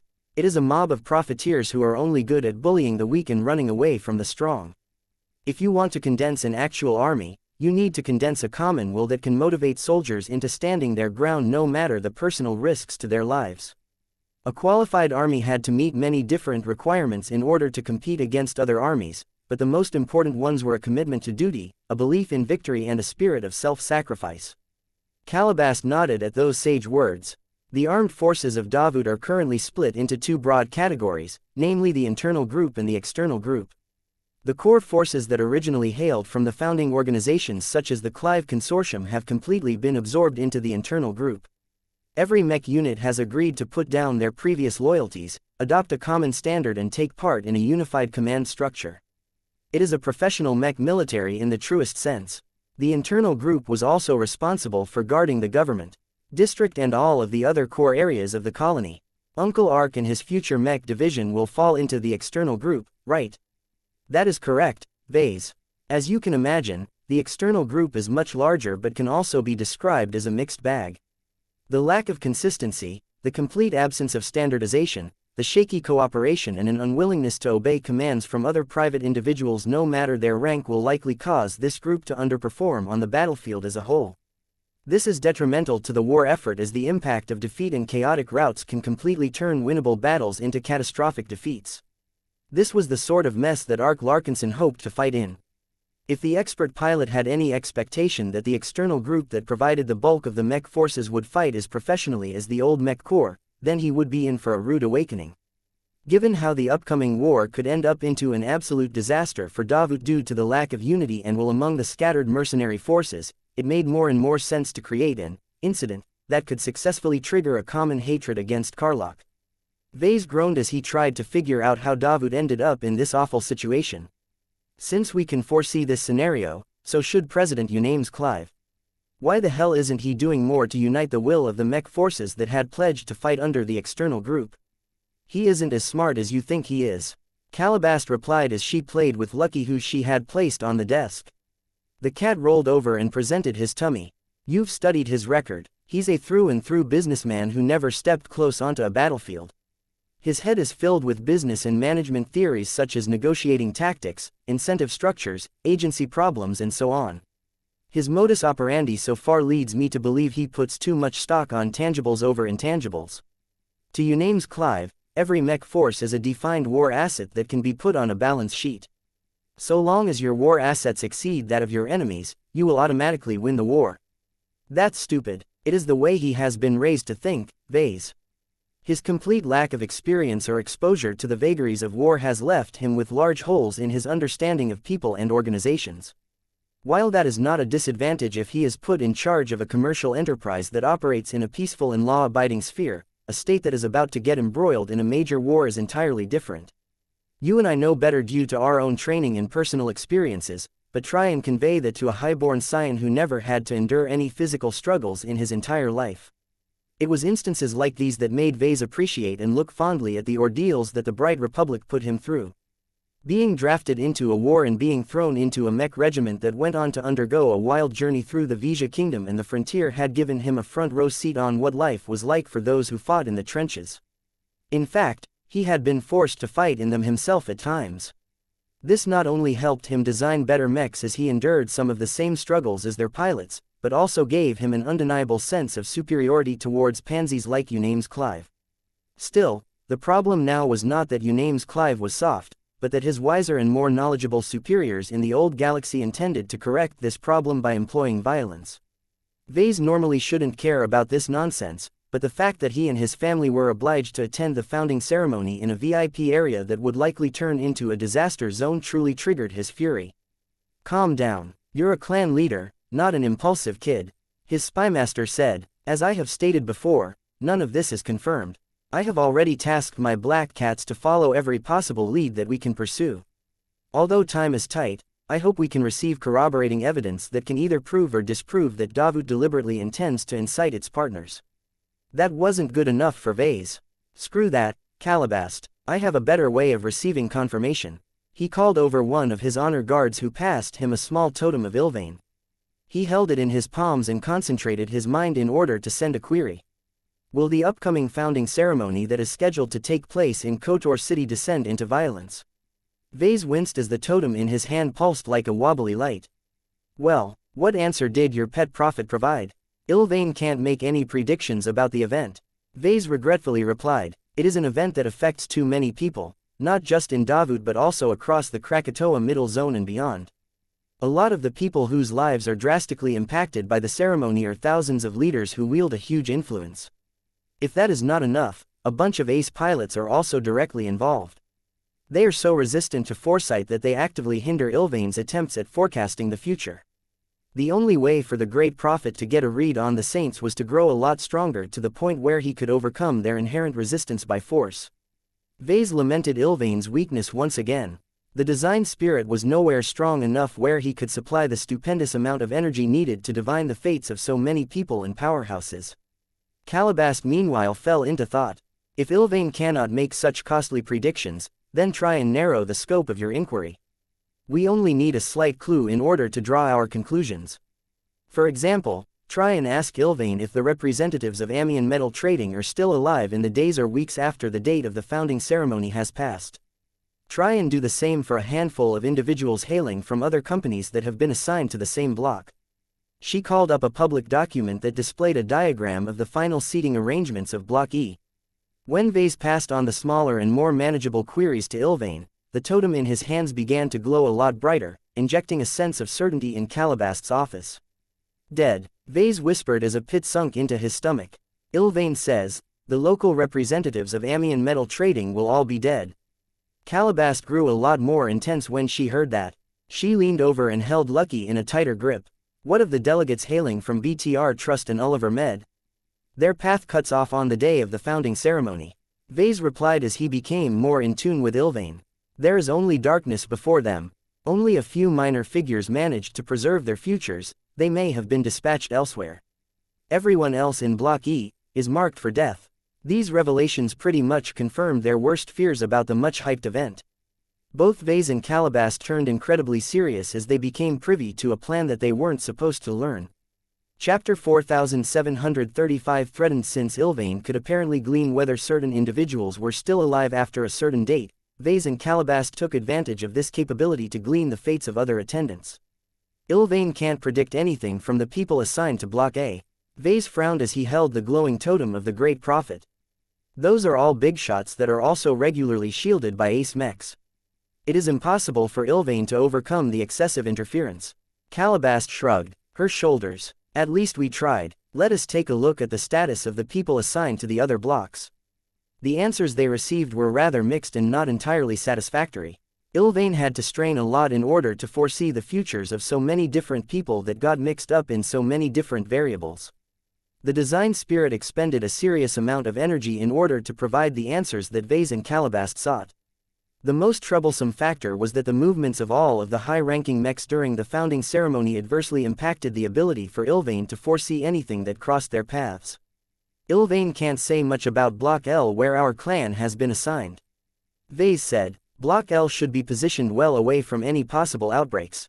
Calabast concluded after a few seconds of thought. I don't need a cheat machine like your pet prophet to deduce that Davut will not want you to come to harm. Your death does not benefit the colonial government.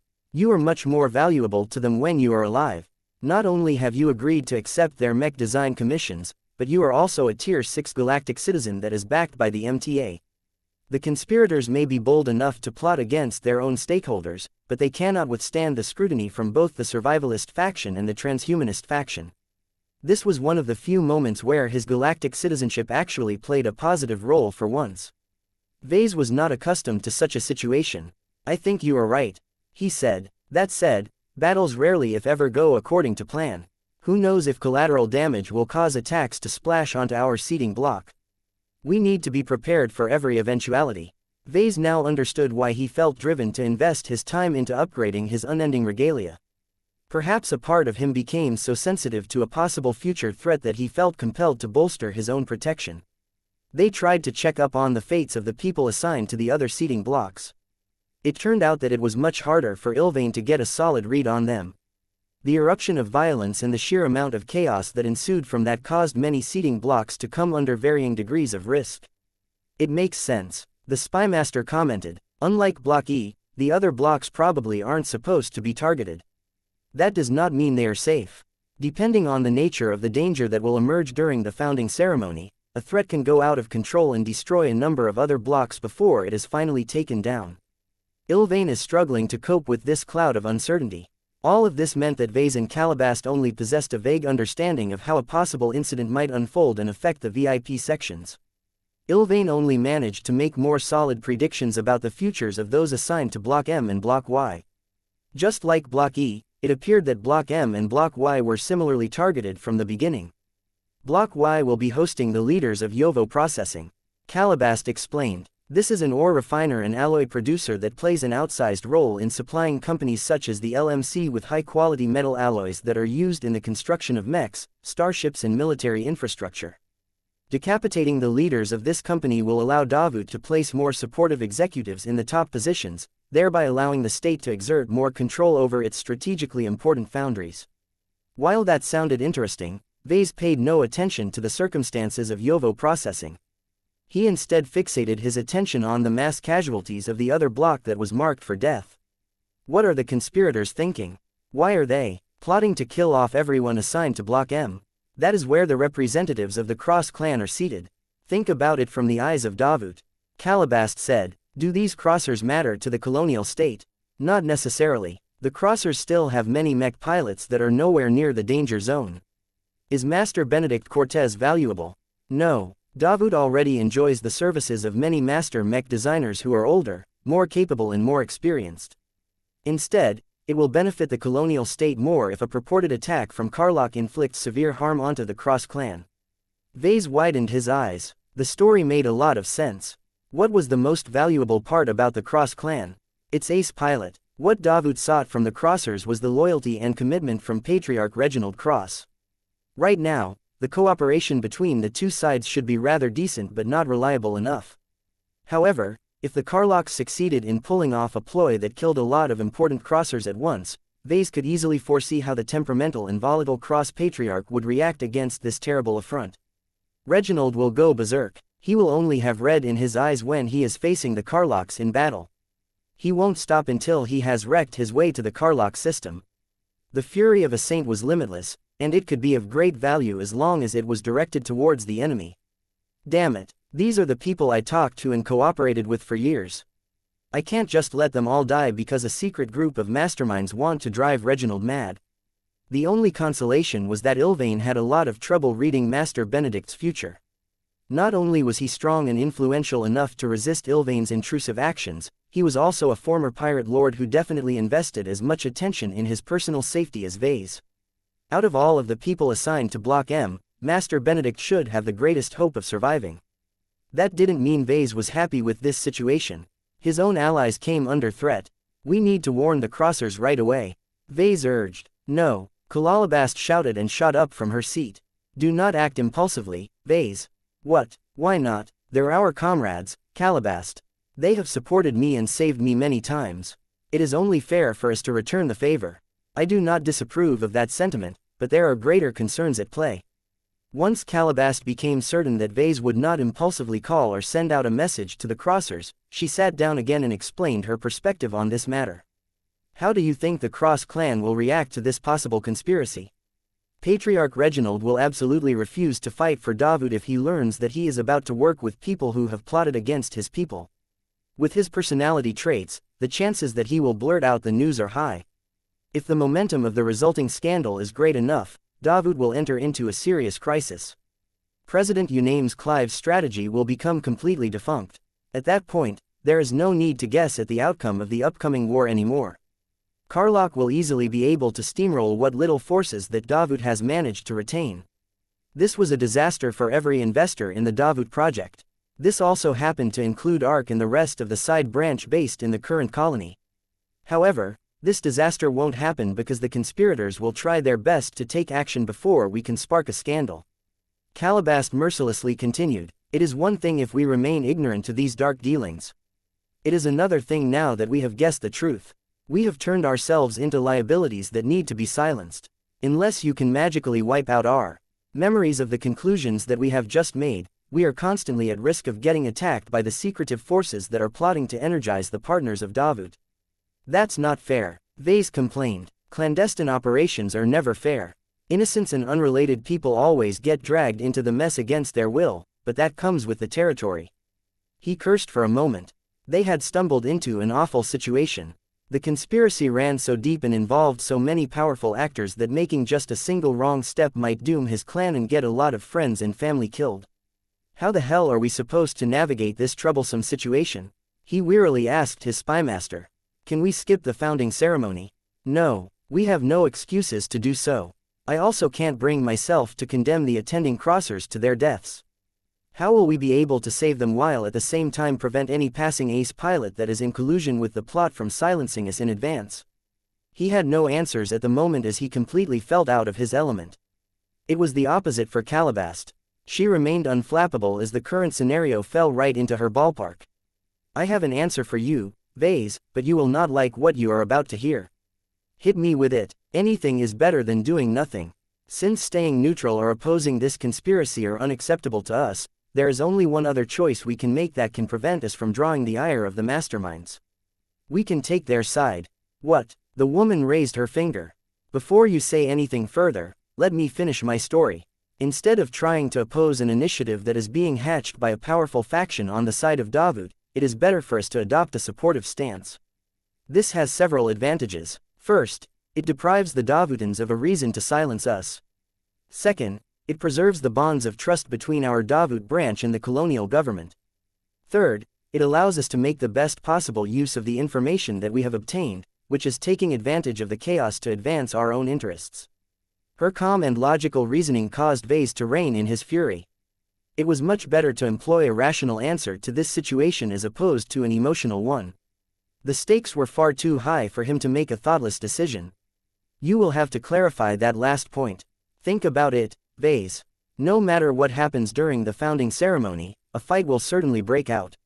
I am not sure how long the ace mechs on guard will remain indisposed or split between too many priorities, but there will be at least a small window of time where people are under threat. Doesn't this sound like the perfect moment for the mechs that are taking part in the parade to step up and play the heroes of the moment? As long as our participating mechs respond to the unfolding incident well enough, our reputation will skyrocket. This sounded plausible. The viewers of the founding ceremony would be able to see Larkinson mechs doing their part to save the day.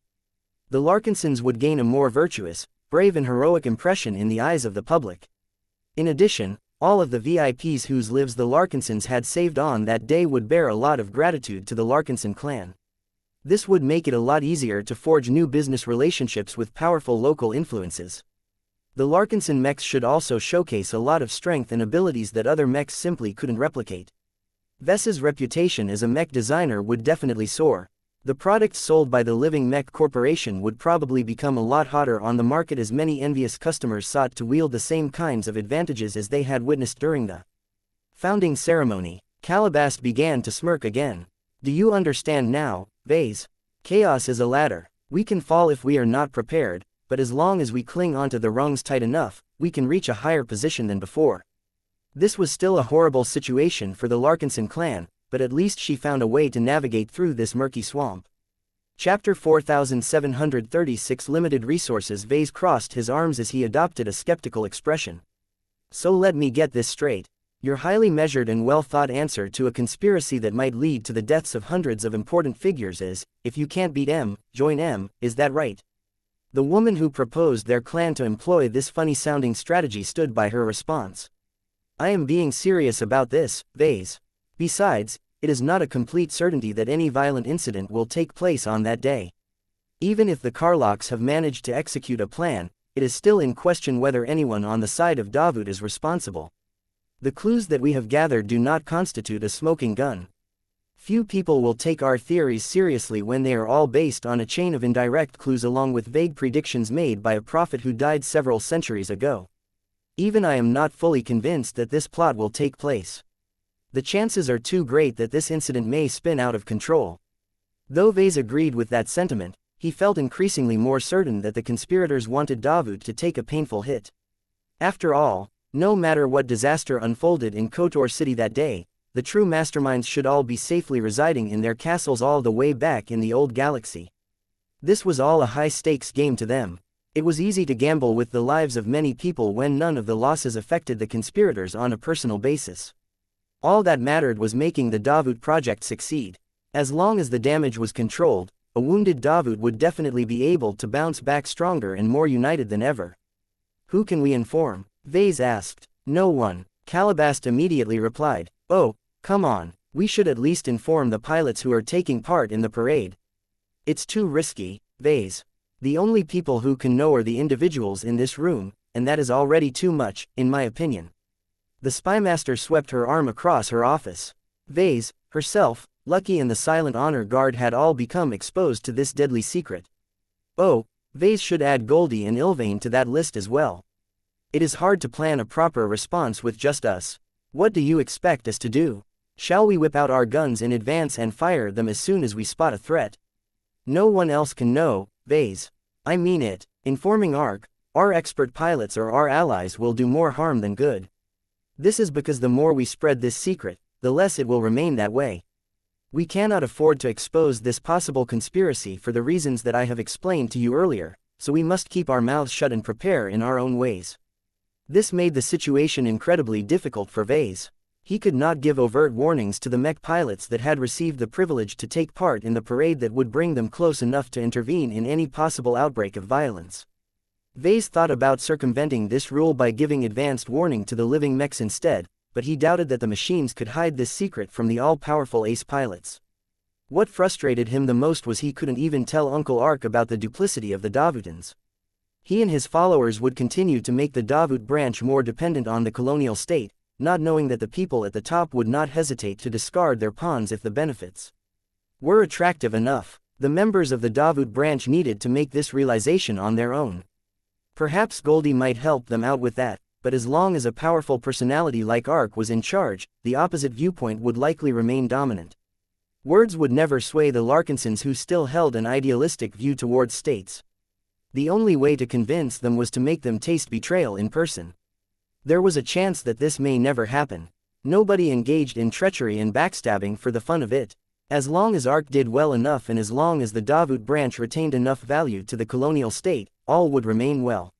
He could think about these implications later. Right now, Vase needed to concentrate on getting over the impending crisis. Vase waved his hand and called up the virtual brochure that briefly detailed the arrangements of the founding ceremony.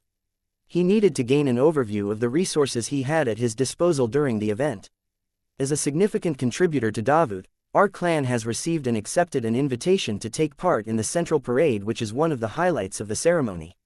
Vase explained, given our importance, we not only received the privilege of showing off 24 standard mechs, but we also received a special invitation to show off all of our Masterwork expert mechs at once. Masterworks were already fairly special in the Golden Skull Alliance, but they were much rarer in the rest of Davut. In order to make more people admire the mech design prowess of the Larkinson clan and attract more attention to Davut as a result, the Masterwork expert mechs had to be shown for this important day.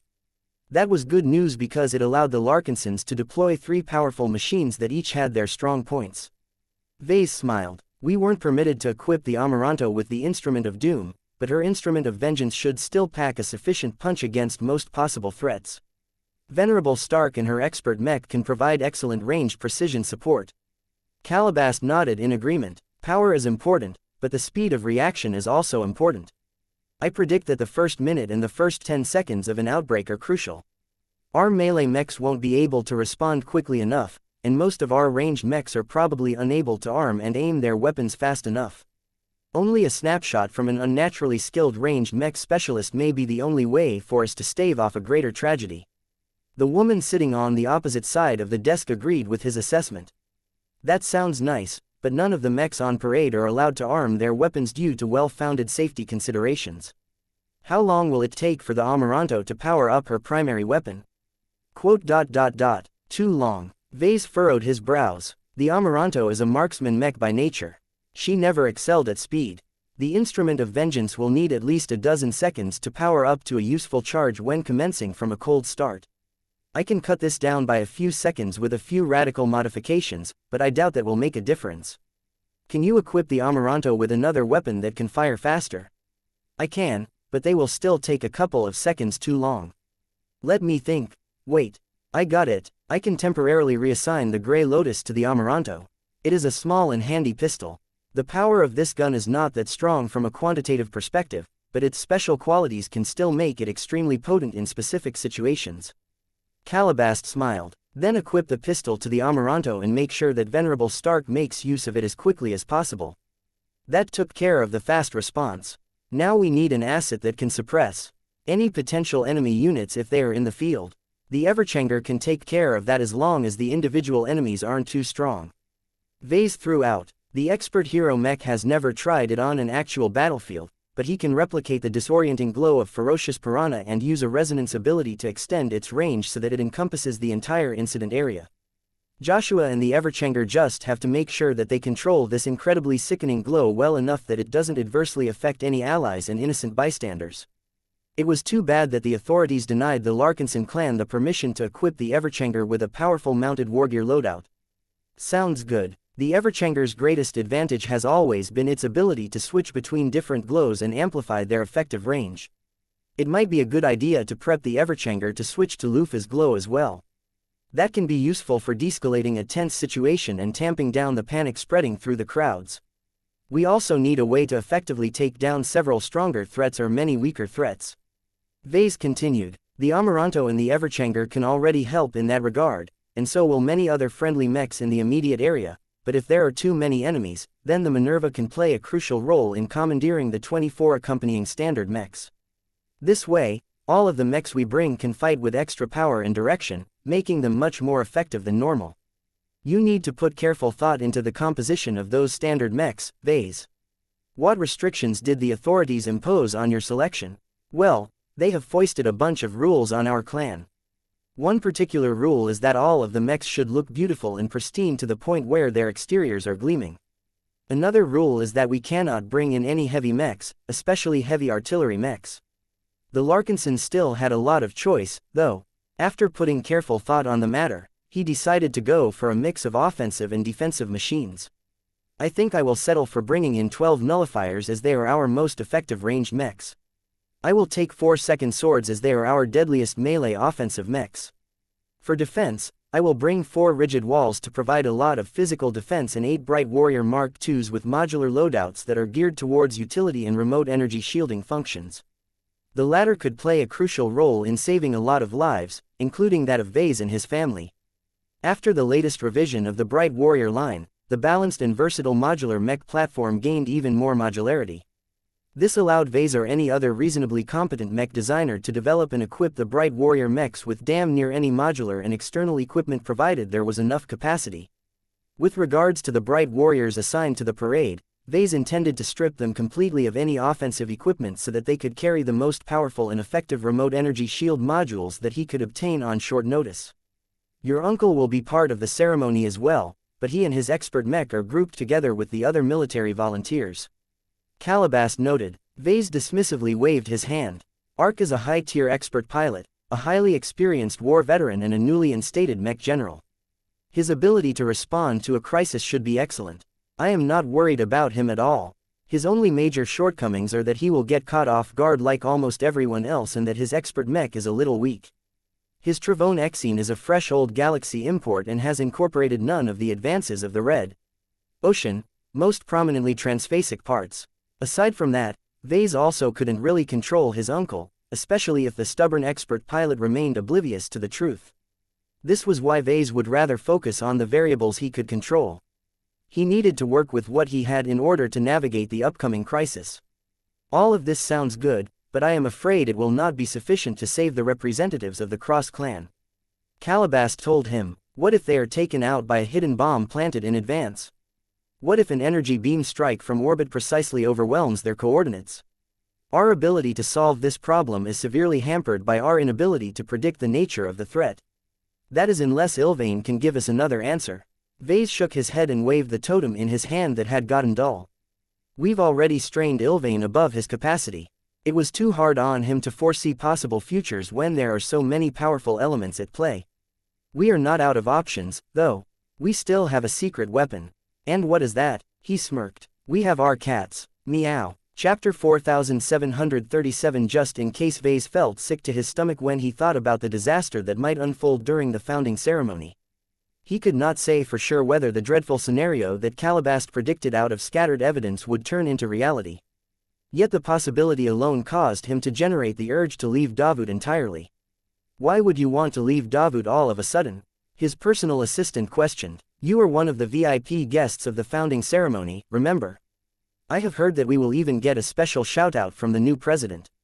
It would be a horrible embarrassment for all of us if you have snubbed the most powerful man in Davut. General Ark Larkinson's life in the military establishment of the colonial state will experience a lot more inconveniences as a result. Our various business operations will also encounter a lot more hindrances from the authorities. Can we do it if we really want to, Benny? Gavin directed a strange look at Vase. Davut isn't a prison, boss. I am sure we can find a way to generate a legitimate excuse, though it will be difficult to do so on short notice. I highly advise against it, though. Forget I ever asked. Vase already knew that it was not that wise for him and his family to bail out of this important commitment. The Larkinsons were expected to attend and it would raise way too many questions if they avoided it entirely. For example, Calabast had already mentioned the cloud of suspicion that would descend upon the Larkinson clan after a devastating terrorist attack. When a lot of powerful, influential and well-connected people died, the remnants would be gunning for a target. The Larkinson clan would definitely be subject to a lot of suspicion. People and organizations yearning for revenge might take drastic action and attack the Larkinsons despite lacking definitive proof. Vase could not allow his clan to open themselves up to retaliation. It was best for him and his people to take part and bear the same risks as everyone else in order to put the Larkinsons firmly in the camp of victims. Of course, he wouldn't have opted to proceed with this course of action if the risks were too high. He already received a tentative prediction from Ilvain that Block L should not be the target of a conspiracy. That didn't mean that accidents, collateral damage or out-of-control threats could still destroy the VIP seating block, but at least Vase and his clan had a chance of making it out alive. At least Calabast had been correct about all of the positive gains the clan could make. By making sufficient preparations and setting up his parading mech units to play the heroes, he could boost the reputation of his clan and open up a lot more doors in the process. This would not only help the clan climb the hierarchy of Davut, but also make it a lot easier for the Larkinsons to set up branches in other zones. The reputation earned from incidents like these could easily carry over to the rest of the Red Ocean. With only several days to go before the big event took place, Vase had far too little time to make additional preparations. He first worried about his children. The safest option would be to transfer them to his fleet in orbit. He even offered this suggestion to his wife over dinner. Absolutely not, Gloriana insisted as she spooned a bite of food into Marvain's cute little mouth. I will not deprive our children from an important ceremony. They need to experience it in order to learn how to behave in future occasions like these. Aurelia also needs to introduce herself to important dignitaries and their heirs that will be present on that day. That didn't sound as important when at least a part of those important figures would be dead by the end of that event. Vase let out an exasperated sound. Gloriana, our children are too young, and Davut isn't that important to us in the greater scheme of things. Let's pack them off to the vivacious wall. I am sure we can organize a couple of fun, kid-oriented events while KOTOR City becomes more crowded and dangerous than ever. There are all kinds of crazies out there that are trying their hardest to spoil the party. Unacceptable. We will bring our children and that is it, Vase.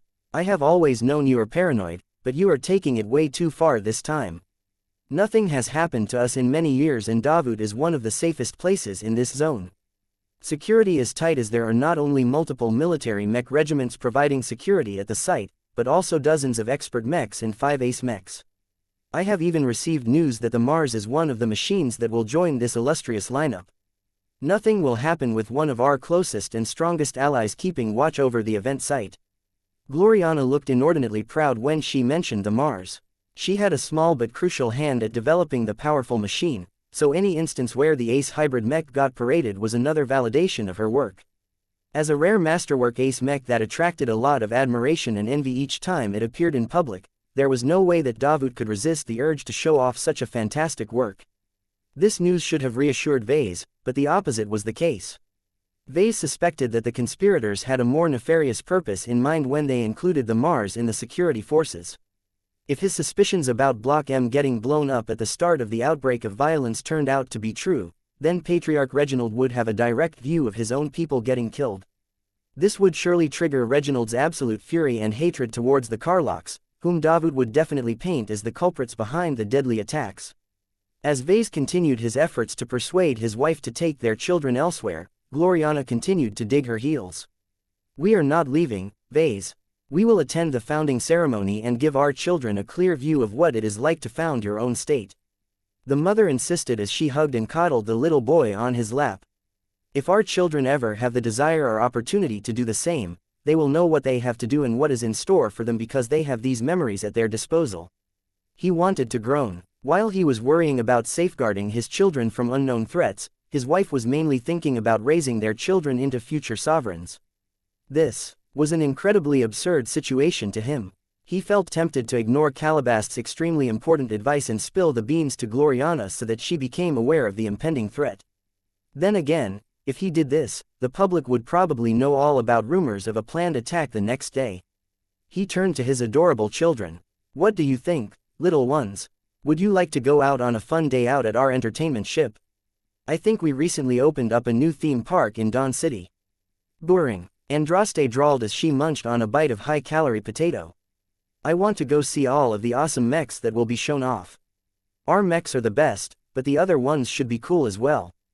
Don't speak, please like and follow the Cultivation Audiobooks channel when you are chewing, young lady." Aurelia at least had the presence of mind to swallow her bite before she opened her own mouth. "I also want to attend the ceremony, Papa." Me too, Marvane chirped as he hopped on his mother's lap. In the end, Vase ultimately failed to persuade his children to be elsewhere by the time the founding ceremony commenced. Since this was the case, he decided to invest extra effort into improving their security. He not only put extra effort into upgrading the equipment of his honor guard. He wanted each of the guards that were allowed to stay close to the seating blocks to wear quasi-first-class combat armor. Though Vase wanted to upgrade the weapons of his guards as well, that was a lot more difficult to arrange in a short amount of time. He had no choice but to give up on this additional step. Aside from upgrading the gear of his personal guards, he also spent a lot of time meddling with the arrangements of the Larkinson mechs that were assigned to take part in the parade. A number of mech designers had already been tasked with prepping the selected mechs. They did not react pleased when they heard he wanted to change the entire lineup that had been in the works for weeks. "We have almost completed the tweaks and cosmetic overhauls on the mechs that we have designated in the past." The defensive specialist spoke as she put her hands on her hips. "They look gorgeous after we have embellished their exteriors and added custom formulated flowers and other decorations to their frames. If we change the lineup right away, we do not have the time to beautify the replacement mechs." Vase didn't care about that anymore. "Then skip all of the time-consuming work and do what you can in the limited time frame we have left.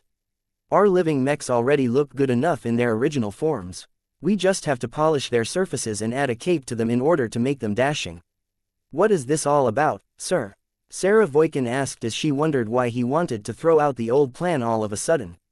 "I have noticed that your new selection no longer consists of our most photogenic mechs. They look more suitable for defense.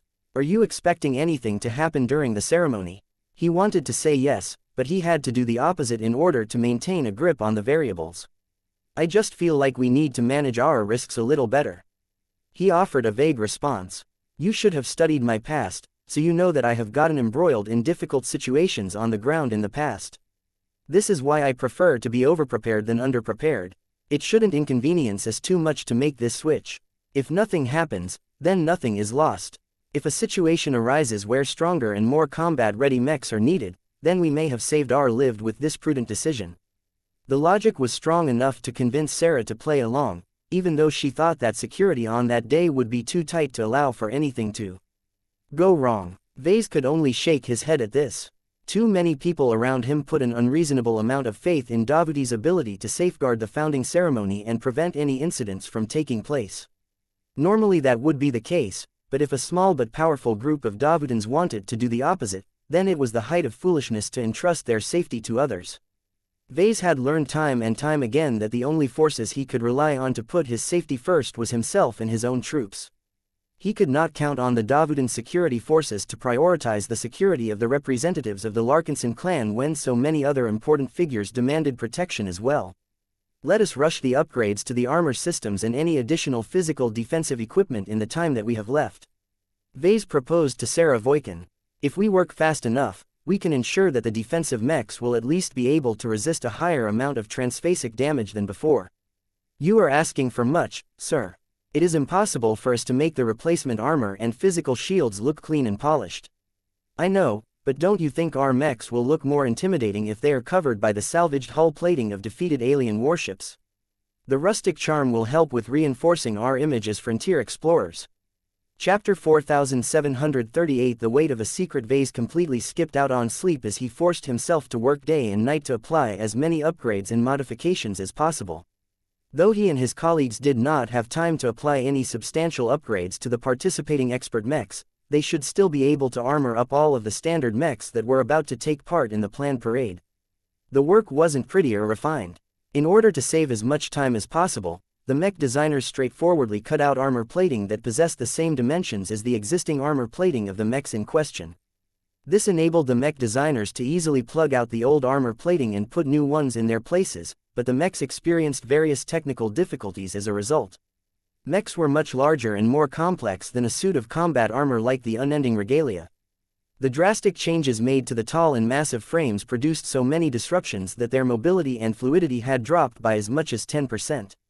The mech pilots assigned to the hastily modified mechs had to acclimate to the changes to the machines in record time. Vase forced each of them to go on marathon training sessions with the MSTS in order to ensure they became familiar with the changes and remastered their ability to control their battle partners. One more day to go. He wearily spoke as he noted that dawn had arrived again. For all of the prep work done so far, Vase felt nowhere close to getting his forces ready enough to meet all of the possible threats that might emerge during the big day. Much of his work went into bolstering the defenses of his mechs and guards. That might allow them to withstand much stronger hits, but it did not directly help them take out particularly strong and resilient threats. Vase had no choice but to place his hopes on stronger elements such as the Amaranto and the Minerva to neutralize any acute threats. As the work in one of the workshops of the Genesis lab completed the rushed transformation of a large amount of mechs, Sarah Voikin voiced her skepticism on this string of rush jobs. Don't put too much stock in their defensive prowess. Their outer plating may be able to resist several times more damage than before, but their internal structures remain virtually unchanged. They can withstand and absorb plenty of energy damage as the heat capacity of these first-class alloys are astounding compared to what we previously worked with, but they won't fare as well when struck by physical attacks. Blunt strikes from heavy melee weapons and strong kinetic projectiles will shake the internals if they exceed a certain level of force. In other words, the defensive schemes of the modified standard mechs all resembled that of an egg. Their outer shells had become a lot harder, but the parts that were deeper inside were painfully soft and fragile in comparison. Vase nodded in understanding. I am already aware of these shortcomings. It is not as if we can do anything about it. The only way to strengthen the internals is by completely disassembling the machines so that we can replace all of the internal structural components. That takes way too much time and effort. We can think about doing this after the festivities have concluded.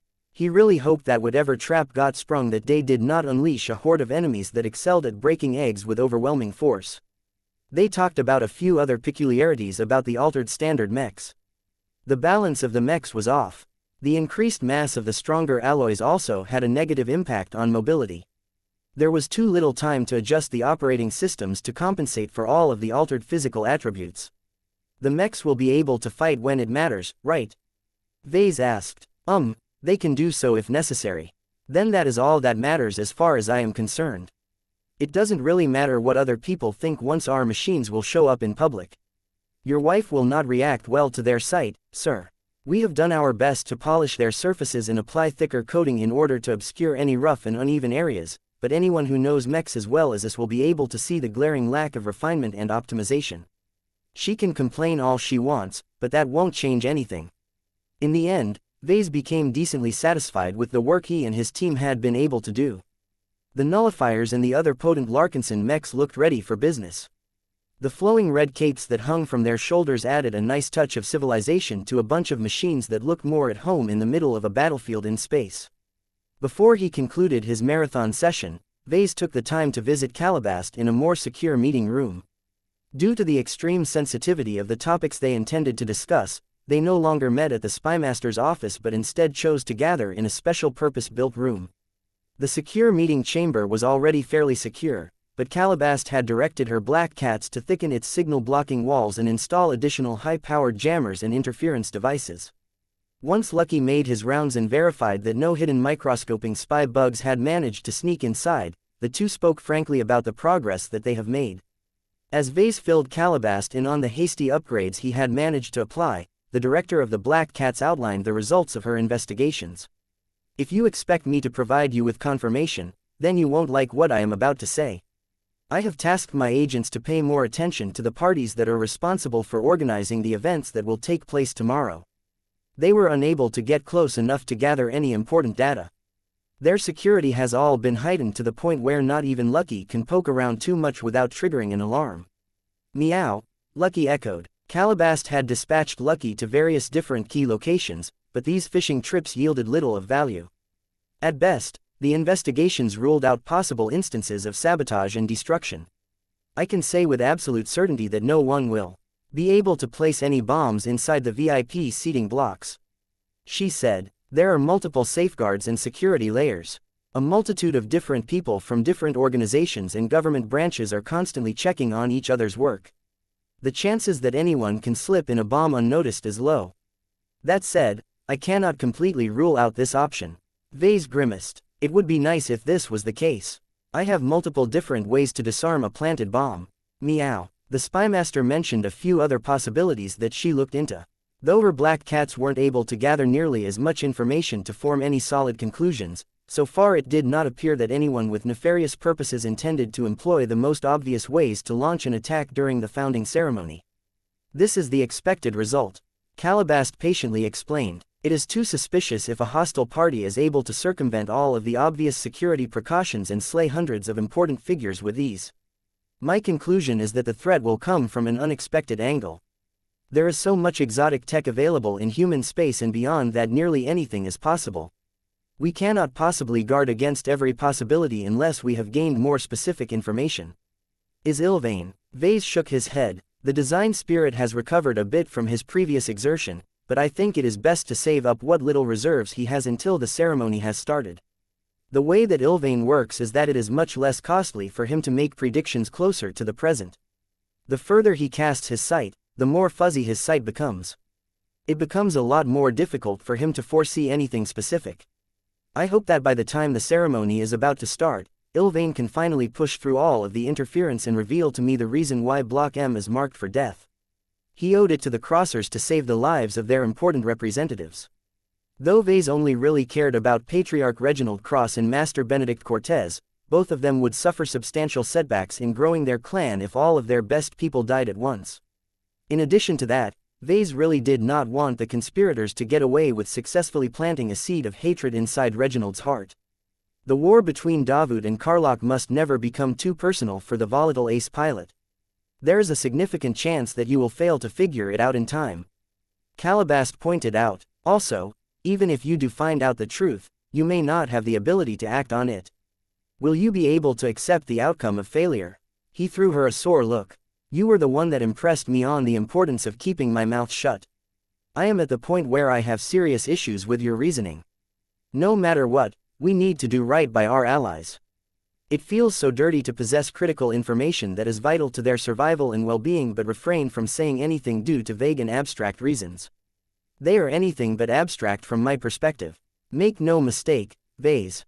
We have possibly become embroiled in a conspiracy that not only affects the future of the colonial state centered around Davut, but also the entire political landscape of the Krakatoa Middle Zone and the fortunes of all of the groups that have invested in this corner of the frontier. He let out a tired breath. You don't need to remind me of that. I will stay quiet, but that doesn't mean I want to do nothing and let the scenario play out without interfering. I am tired of high and mighty manipulators who keep thinking that they can get what they want by using people up as if they are consumables. In the past, Vase lacked the strength, resources and agency to go off script. This time was different. Enough years had passed for Vase and his clan to grow strong enough that they gained the ability to affect the outcomes of major political developments. What will you be doing tomorrow? Vase curiously asked. I will try my best to make myself scarce. She responded. I think I will go on a long retreat to the blinding banshee. My black cats will try and lay low as well. It is not our job to investigate the culprits responsible for trying to disrupt the founding ceremony. That is up to the authorities. Our clan must show itself to be above suspicion. Understood. I agree with you. Sneaking around is a bad idea when so many angry people are out for blood. They talked a bit more about what they could do to increase their chances of coming out ahead. There was not much they could do, though. The colonial government has already imposed heightened security rules on the entire planet. Calabast told Vase. Not only are most mechs driven out of the metropolitan area, but numerous powerful machines that are not a direct part of the armed forces have been forced to accept lucrative guard contracts that place them well away from Kotor city. The Jeddah Sandavar and the Royal Jim are both obliged to guard a pair of large industrial cities that are located at least several hundred kilometers away. Davut did not fully trust the Adelaide Third Fleet and the Bouget family, as they had yet to sign any formal cooperation with the colonial government. This meant that the ace mechs of those organizations could not be trusted. This was bad because those ace mechs could do a lot of damage if they wanted. In order to prevent these exceptionally powerful machines from ruining the founding ceremony, it was best to pay off their owners and send them far enough away. It would take far too many minutes for the two ace mechs to race back to Kotor city at their highest speeds. By the time they arrived, Vase predicted that the show would already be over. Oh well, I guess we can only rely on ourselves. Chapter 4739 Ryzen GK22. As morning began to dawn, the rays of the local star began to shine through the windows that had become increasingly clearer in the last hour. The bright and warm rays of light lit the bed in the center of the large and opulent bedroom. As the two figures sleeping on the bed just started to awaken from their slumber, the door to the chamber unexpectedly slid open. 3 different munchkins wearing cute and colorful pajamas stormed inside and ran straight to the bed. The 3 kids climbed onto the soft and bouncy surface and began to jump on it in unison. Wake up, wake up, wake up, the ceremony is starting in a few hours. I love you, Mama. I love you, Papa. Meow. Lucky tiredly floated inside the room. Meow. Clixie looked more enthusiastic as she looked forward to witnessing a grand show. The 2 girls and boy jumped so much that Vase and Gloriana had no choice but to rouse from their slumber and calm their overexcited children. Quiet down, my darlings, Gloriana said as she embraced both her daughters at once. The main show starts at noon local time. We still have more than enough hours to do our makeup and dress in the custom ensembles that I have commissioned for you all. Each of you will look so pretty. As his wife continued to talk about the upcoming founding ceremony as if it would become a joyous occasion where she could show off her offspring, Vase maintained a more sober mood. He held his youngest child in his arms and cuddled with him for a moment. Marvane looked so small and delicate that Vase could not bear the thought of seeing any harm befall his only son. Today is an eventful day, Marvane. While I want you to have fun, don't get distracted by all of the shiny and impressive-looking mechs. There is more to this ceremony than what is obvious on the surface. His pajama-clad son tilted his head in confusion. What are you talking about, Papa? He sighed. I will explain it to you when you are older. For now, make sure that no matter what happens later today, make sure to stick close to me. I will always keep you safe. Now that they had risen from their beds, Vase and Gloriana along with their children proceeded to prepare for the day. An elaborate team of bots, cosmeticians, tailors and other beauty experts did their best to elevate the appearances of their subjects as much as possible. Each of them looked more dignified, professional and beautiful than any previous points in their lives. Though Vase did not see much of a difference, to be honest, his wife constantly gushed how gorgeous she and the others had become. She bent down and touched Aurelia's shoulders. You are so pretty now. Do not let anyone tell you that you are ugly. I can already see that you will be able to wrap any boy around your finger once you have grown into a big girl. Hee. Aurelia giggled. I already have boys wrapped on my finger, Mama. During breakfast, Vase decided that the time was right to give his children an unexpected but welcome surprise. He clapped his hands, which not only caused his wife and children to quiet down, but also caused a trio of bots to float into the dining room.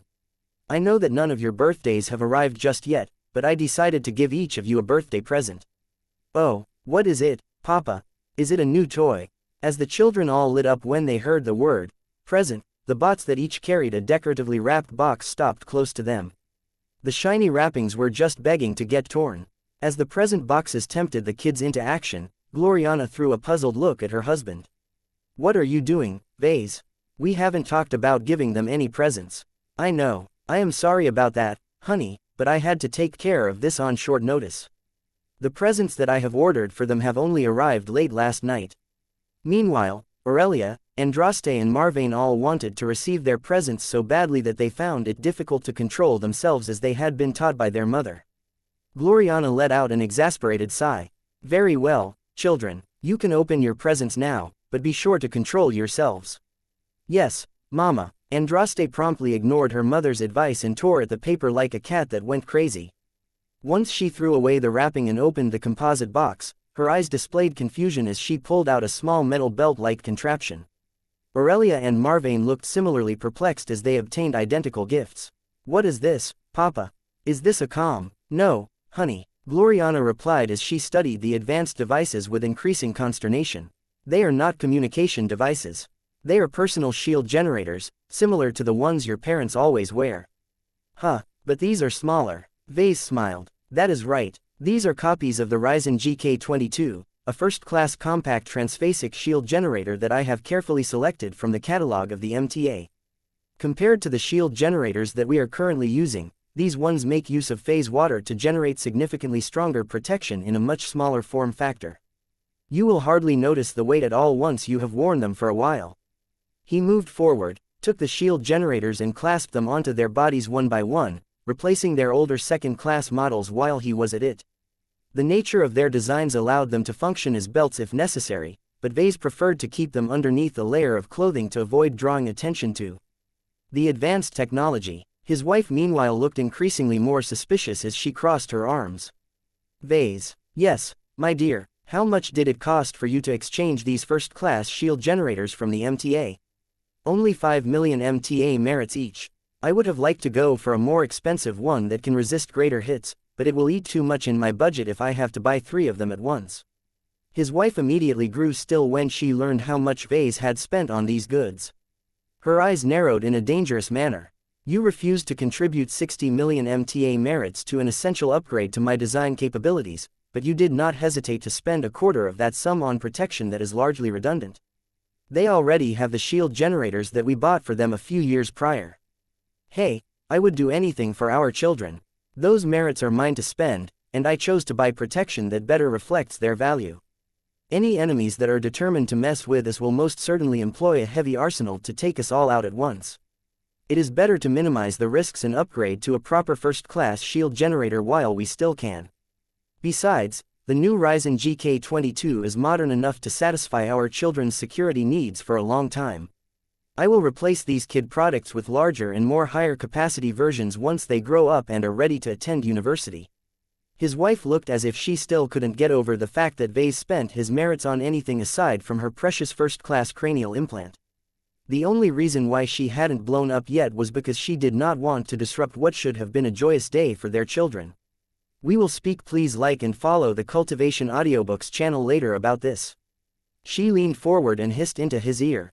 "I will not tolerate any more delays on this matter. If you are willing to spend 15 million MTA merits, you can keep your account open long enough to spend an additional 60 million MTA merits." Later, it didn't matter to Vase. If the found ceremony unfolded as he and Calabast guessed, then he bet that Gloriana would no longer be in the right state of mind to follow up on this matter. That little realization dampened his mood a bit. Though he had ensured that his children would not have to fear from any casual attacks, a determined Mech could still power through the first-class energy shields through brute force. Vase mainly equipped his children with the Ryzen GK22 shield generators in order to increase their buffer and buy time for actual rescue to arrive. Once the friendly Larkinson mechs in the vicinity came close enough to deploy their defenses, Block L should be in the clear. After they finished their breakfast, the little family along with their cats boarded their armored shuttle. The vehicle did not have to travel too far in order to reach its destination. The VIP seating areas were all located in the government district where the security levels were the highest. As the seat of power of the colony and the colonial state, it was only natural to make the announcement at this location. All of the beautiful and well-designed government buildings looked even more impressive today as the Davutans covered their walls with vertically striped white and blue banners. Occasionally, a wall displayed different symbols and colors. Each of them represented the organizations and individuals who had made significant contributions to the Davut project.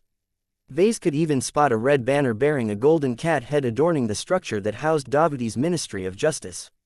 Interesting choice. He figured that the Davutans probably chose to hang the banner of the Larkinson clan on this building as tribute to the best-selling pacifier model. Vase could see plenty of copies of this popular law enforcement model in the surroundings.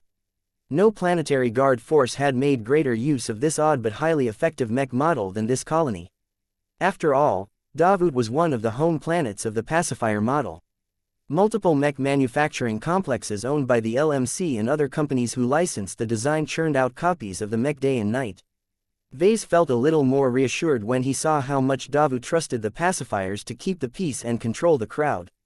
Their calming glows should play a major role in quelling any full-blown panic and help with suppressing any hostile parties.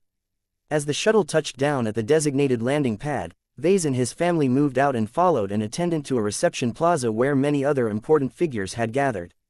A few groups moved into the indoor reception areas in order to sit down and get served. His wife used this opportunity to drag her children to the acquaintances that she had made over the last few years and show off her children.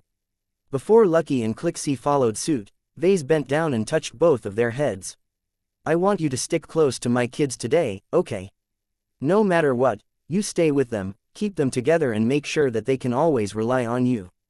I will try and do the same, but if I am not available for whatever reason, I am counting on you two to pick up the slack." Meow. Lucky sounded serious this time. Meow. Clixie on the other hand did not know why Vase was being more serious than usual. The organic wasn't stupid, though. When she saw how Vase and Lucky behaved, she grew more vigilant as well. As a genuine Rubarthan sentinel cat, her entire purpose in life was to protect the individuals that she was accompanying. Aurelia as well as Andraste and Marvane all fell into the scope of Clixie's responsibilities. This sense of purpose injected a jolt of strength into her body and caused the cat to become several times more alert than before. Meow meow meow. Vase grinned and rubbed her head a few more times. "Thanks. I knew I could count on you. Now go and make sure they remain safe and accounted for. I need to catch up to a number of people." Chapter 4740 New friends. Not a single person invited to attend the founding ceremony exhibited any particular concerns. No matter whether they developed an attachment to Davut or not, none of the individuals who would soon be taking their seats in the VIP seating blocks had any reason to suspect foul play. Not even the bodyguards who were mostly instructed to stay at the edges of the venues exhibited any greater vigilance. They all assumed a posture of routine alertness as if they expected a long day ahead of them where they would do nothing but stand and look menacing. His own guards were different. The minds of Nida and his honor guard were exceptionally alert. They did not hesitate to activate a few more integrated sensor systems than usual in order to detect threats and inconsistencies as early as possible. They picked up nothing so far. It didn't help that much of the guest areas fell under a subtle but pervasive interference field that blocked many forms of observation, but also interfered with communications. Fortunately, measures like these did not stop Vase from communication with the other elements of his clan. He felt inordinately pleased that he had developed the habit of wearing a tool belt years ago. All those times he appeared in public with a hammer hanging on his side and a few other gadgets attached to his waist had essentially defined and normalized his look. None of the security guards confronted him over this issue as it was too trivial to bother. As one of the most important guests attending this event, the patriarch of the rapidly growing Larkinson clan earned a few allowances. It was just one of many examples that humanity never applied its rules fairly. In a dwarf galaxy where the old adage of might makes right rang more true than ever, those perceived to be powerhouses no longer had to follow the rules set by society. Instead, they could set their own rules. As long as their fist was big enough to carve out a domain of their own, they could shape an entire society with themselves at the center. That was what this day was all about, essentially. The founding of a new colonial state was an official declaration that the territory around the Davut system became the exclusive domain of its investors and its residents. However, not everyone agreed with the unbridled claiming of territory. Karlok sought to expand its own exclusive domain by nabbing the territories close to Davut. This made it so that the two regional power blocks were on an inevitable collision course.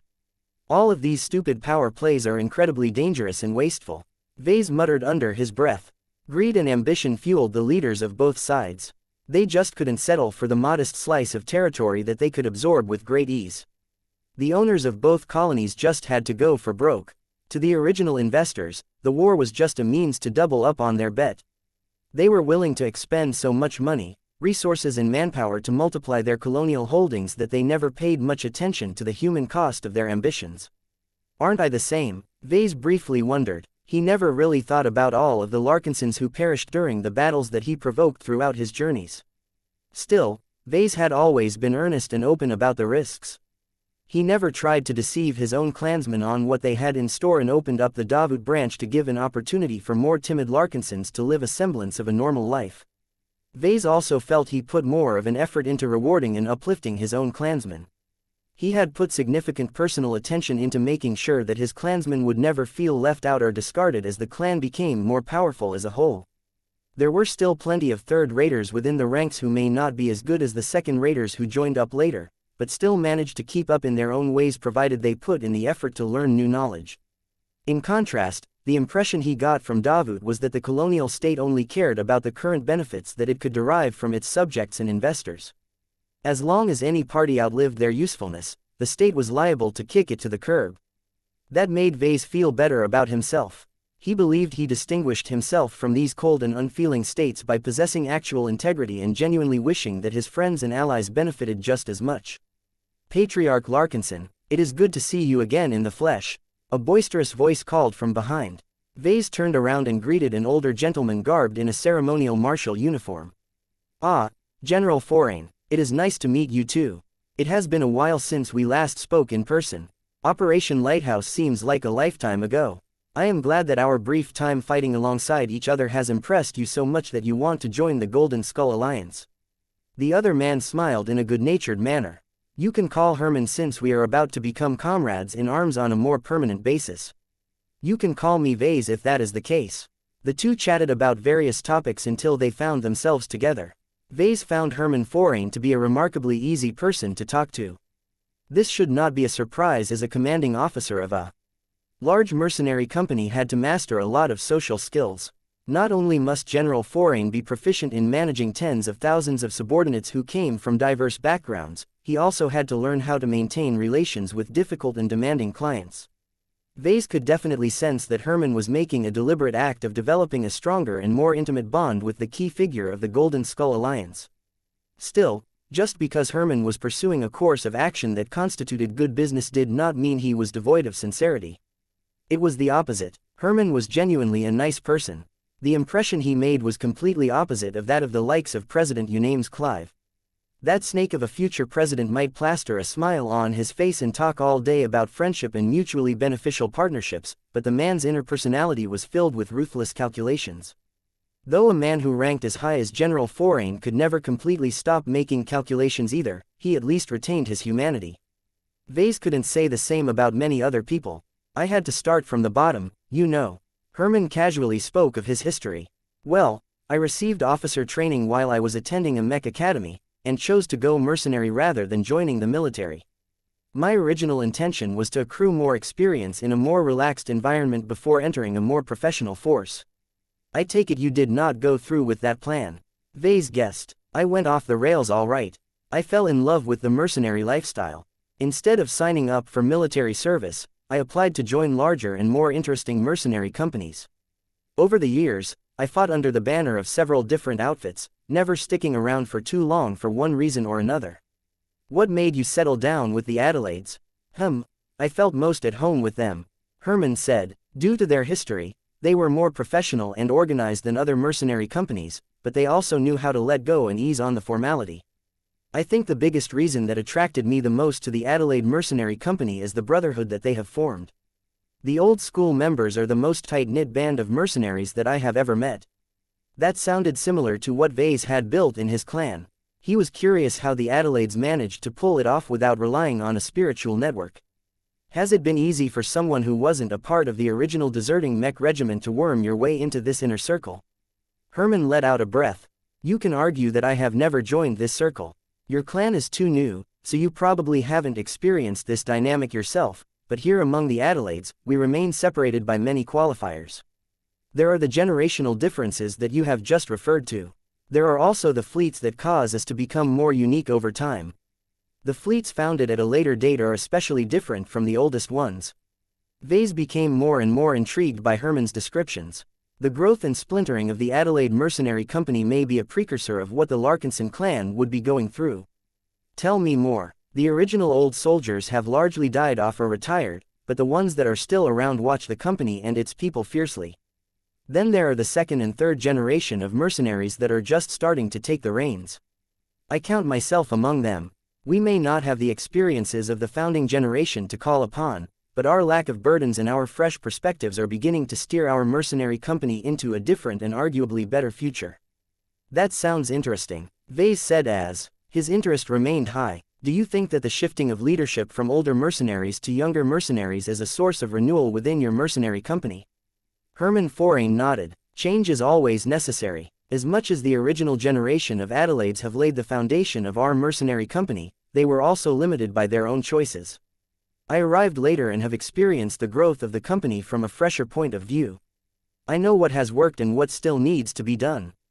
I think that one of the reasons why I was put in charge of the Third Fleet was because I am more open to shifting our focus away from pure mercenary work. I took the initiative to bring my fleet to the Red Ocean and explore the frontier without pursuing any explicit mission objectives. Did you encounter a lot of criticisms and objections within your own company? More than you can know. Herman ruefully smiled. However, I had a good talk with the old dogs who are largely retired by now. Even though they do not fully understand my own goals and vision, they believed just enough in me to give me a chance. They also have the luxury to make this decision because I am only in charge of a single fleet among a dozen others. Our mercenary company can afford to experiment. If my fleet is doing well, the other generals may decide to move to the Red Ocean as well. If my boys and I all perish due to a horrible mistake, well, at least the other surviving fleets can learn from my mistake. That was an interesting way to grow and expand a company. Vase saw many obvious parallels with his own clan. Though he did not intend to make any of the side branches exceed the main branch in any way, he was still open to allowing the Davut branch to step out of his comfort zone and pursue its own path of success. That reminded Vase of another problem. How can you keep all of these intensifying differences from tearing the Adelaide Mercenary Company apart? General Herman Forain raised his fingers. We talk a lot. We make sure to stick to a common heritage and tradition. We improvise. We offer financial support to our weaker fleets. We swap personnel with each other. I can go on, but it is never any single thing. We continue to engage in each other however we can to keep the gang together. It doesn't matter how many cliques we form over time. As long as we recognize that we are Adelaides, we can always unite when it is needed. It sounds as if you are one big family. That is as good of a description as any, Patriarch. Chapter 4741 Warning. The reception plaza steadily became more and more crowded. VIPs and other privileged guests arrived from various locations at a steady rate. The mood continued to remain positive and upbeat. The bright colors, the aromatic flowers and the low music played by a prestigious band added to the uplifting and hopeful atmosphere. Military mechs consistently flew above everyone's heads as they diligently guaranteed the security of the elaborate, citywide event. No one exhibited any elevated fear, hesitation or wariness. Over the years, the colony had worked hard to create an image of competence. As a colony that aimed to become the largest trading hub in the Krakatoa Middle Zone, Davut tried its best to overfulfill all of the basic requirements in order to beat all of its rivals. The Clive Consortium, the Dogan Collective, the Serenitas Foundation and numerous other wealthy groups based in the old galaxy refused to settle for less. Tens of thousands of people who constituted the biggest contributors to the future colonial state had all gathered together in the large but increasingly more busy government district. Under the backdrop of this joyous and uplifting occasion, Vase gradually concluded his friendly chat with General Herman Forain. Though he wanted to talk to the interesting mercenary general for a few more hours, Vase did not forget about his original purpose. In the face of a possible surprise attack that could kill a lot of people and put his family under threat, Vase could not let down his guard and get distracted by other concerns. He decided to wrap up this conversation and try to seek out other contacts. He reached out and patted his hand on the older man's shoulder. The talks between our alliance and your fleet have been progressing well as far as I know. If nothing goes wrong, we should welcome you into the fold in a month or two. If you are eager to become stronger and increase your position in human society, then I can say that you have made a great decision. However, nothing comes for free. I just want to warn you that you are in for a wild ride. General Forain did not look squeamish. We are aware of that, Patriarch. We did our research. Mercenaries such as us are acquainted with the truth that every opportunity is paired with danger. That is why we have sought you out. Your alliance not only knows how to grasp the right opportunities, but also manage to earn amazing profits out of them. That is an advantage that only a few pioneers in the Red Ocean are able to master. Vase briefly smiled before adopting a serious expression. Thank you for the compliment, but what I am trying to convey is that we do not live peaceful lives. There may be stretches of time where we can enjoy relative peace and calm, but we often get embroiled in violent or crazy incidents, often against our will. It comes with the territory, I am afraid. Hey, we have already prepared ourselves mentally for the difficult journey that you are describing. Do not worry, we are not like most mercenaries. We have more courage and we are not afraid to sweat a lot more in order to earn richer rewards. We will fulfill whatever you ask for us because we know you will be right by our sides when you go deeper. Thank you for your trust in us, but that is not exactly what I am talking about. Vase replied and leaned in so that he could lower his tone. When you live a life of danger, you need to start building up the habit of expecting it to come at any time, including moments where you least expect it to appear. While you are not a golden scholar quite yet, I suggest you immediately review the current posture of your forces and make whatever adjustments you can in the short term. These words sounded out of place in the current situation. General Forain was many things, but he was not stupid. He picked up on Ves's body language and tone and started to generate different ideas. You are correct in principle. The mercenary general responded. It is always better to take more precautions. I have not lived in the Red Ocean as long as you, so you are able to speak. Please like and follow the Cultivation Audiobooks channel with greater authority on this matter. That said, the majority of our forces remain stuck in orbit. We have only received permission to bring over a limited number of mechs as we are purely guests in this star system. We were forced to mark most of them in the outskirts of Kotor City. This was different from the Larkinson clan. The Davut branch alone easily housed over 1,000 combat-ready mechs. Years of business and cooperation had built up a lot of trust between the local branch and the colonial government. A newcomer like the Adelaide Mercenary Company simply couldn't compare.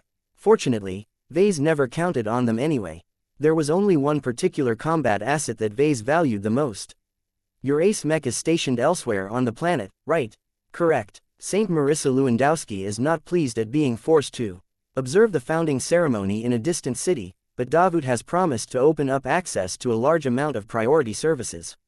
Try and avoid those kinds of obligations next time. Vase sincerely advised. People like us must always have strong and reliable protection close at hand. Anytime a situation arises where our lives are under threat, it is the assets that are closest to us that we can rely upon.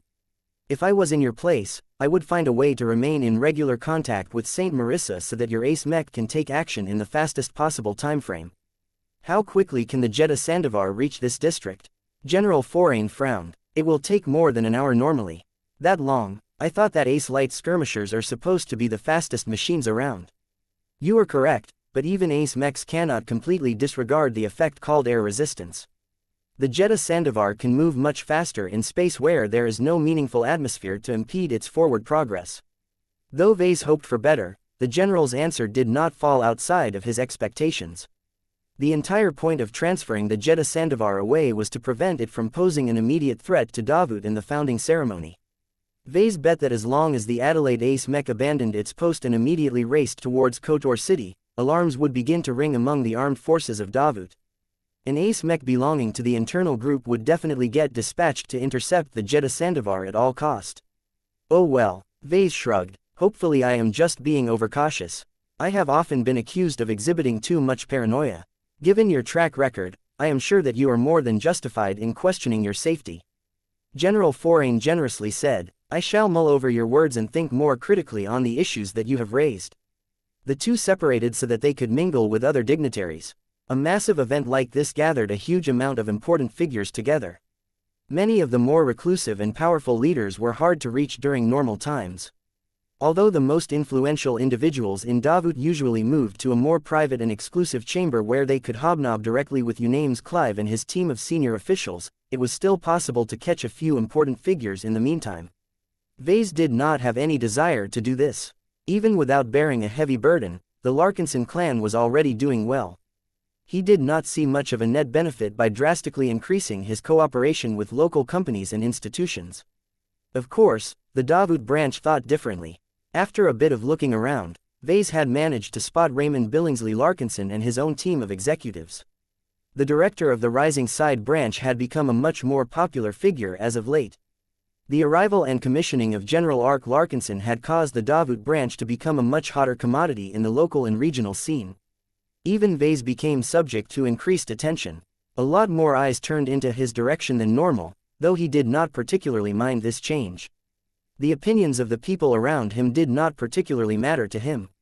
Though he cared a lot about his reputation in a general sense, he was not willing to demean himself and alter his behavior on the spot just to cater to the tastes of a specific group of random strangers. After gently pushing away a few annoying flies and sycophants that sought to take advantage of the Larkinson clan, people no longer bothered him as much. Anyone who gained Davuti's approval and received an invitation to become a part of this high and mighty gathering possessed a lot of intelligence on average. Vase also altered his demeanor to convey a less welcoming and more intimidating posture. This quickly drove away any of the weasels that sought to build a connection to him and his clan. It took a while for Vase to find the Bujay delegation. The men and women of this old Terran-descended family wore more traditional and exotic formal garments that caused them to stand out from the crowd. Right now, the 24 or so representatives of this family had settled down in an open lounge where they partook in the drinks delivered by cheerful-looking bots. The matriarch of the Bujay family rose to her feet and greeted Vase as he arrived in a dignified manner. "I bid you welcome, patriarch of the Larkinson clan.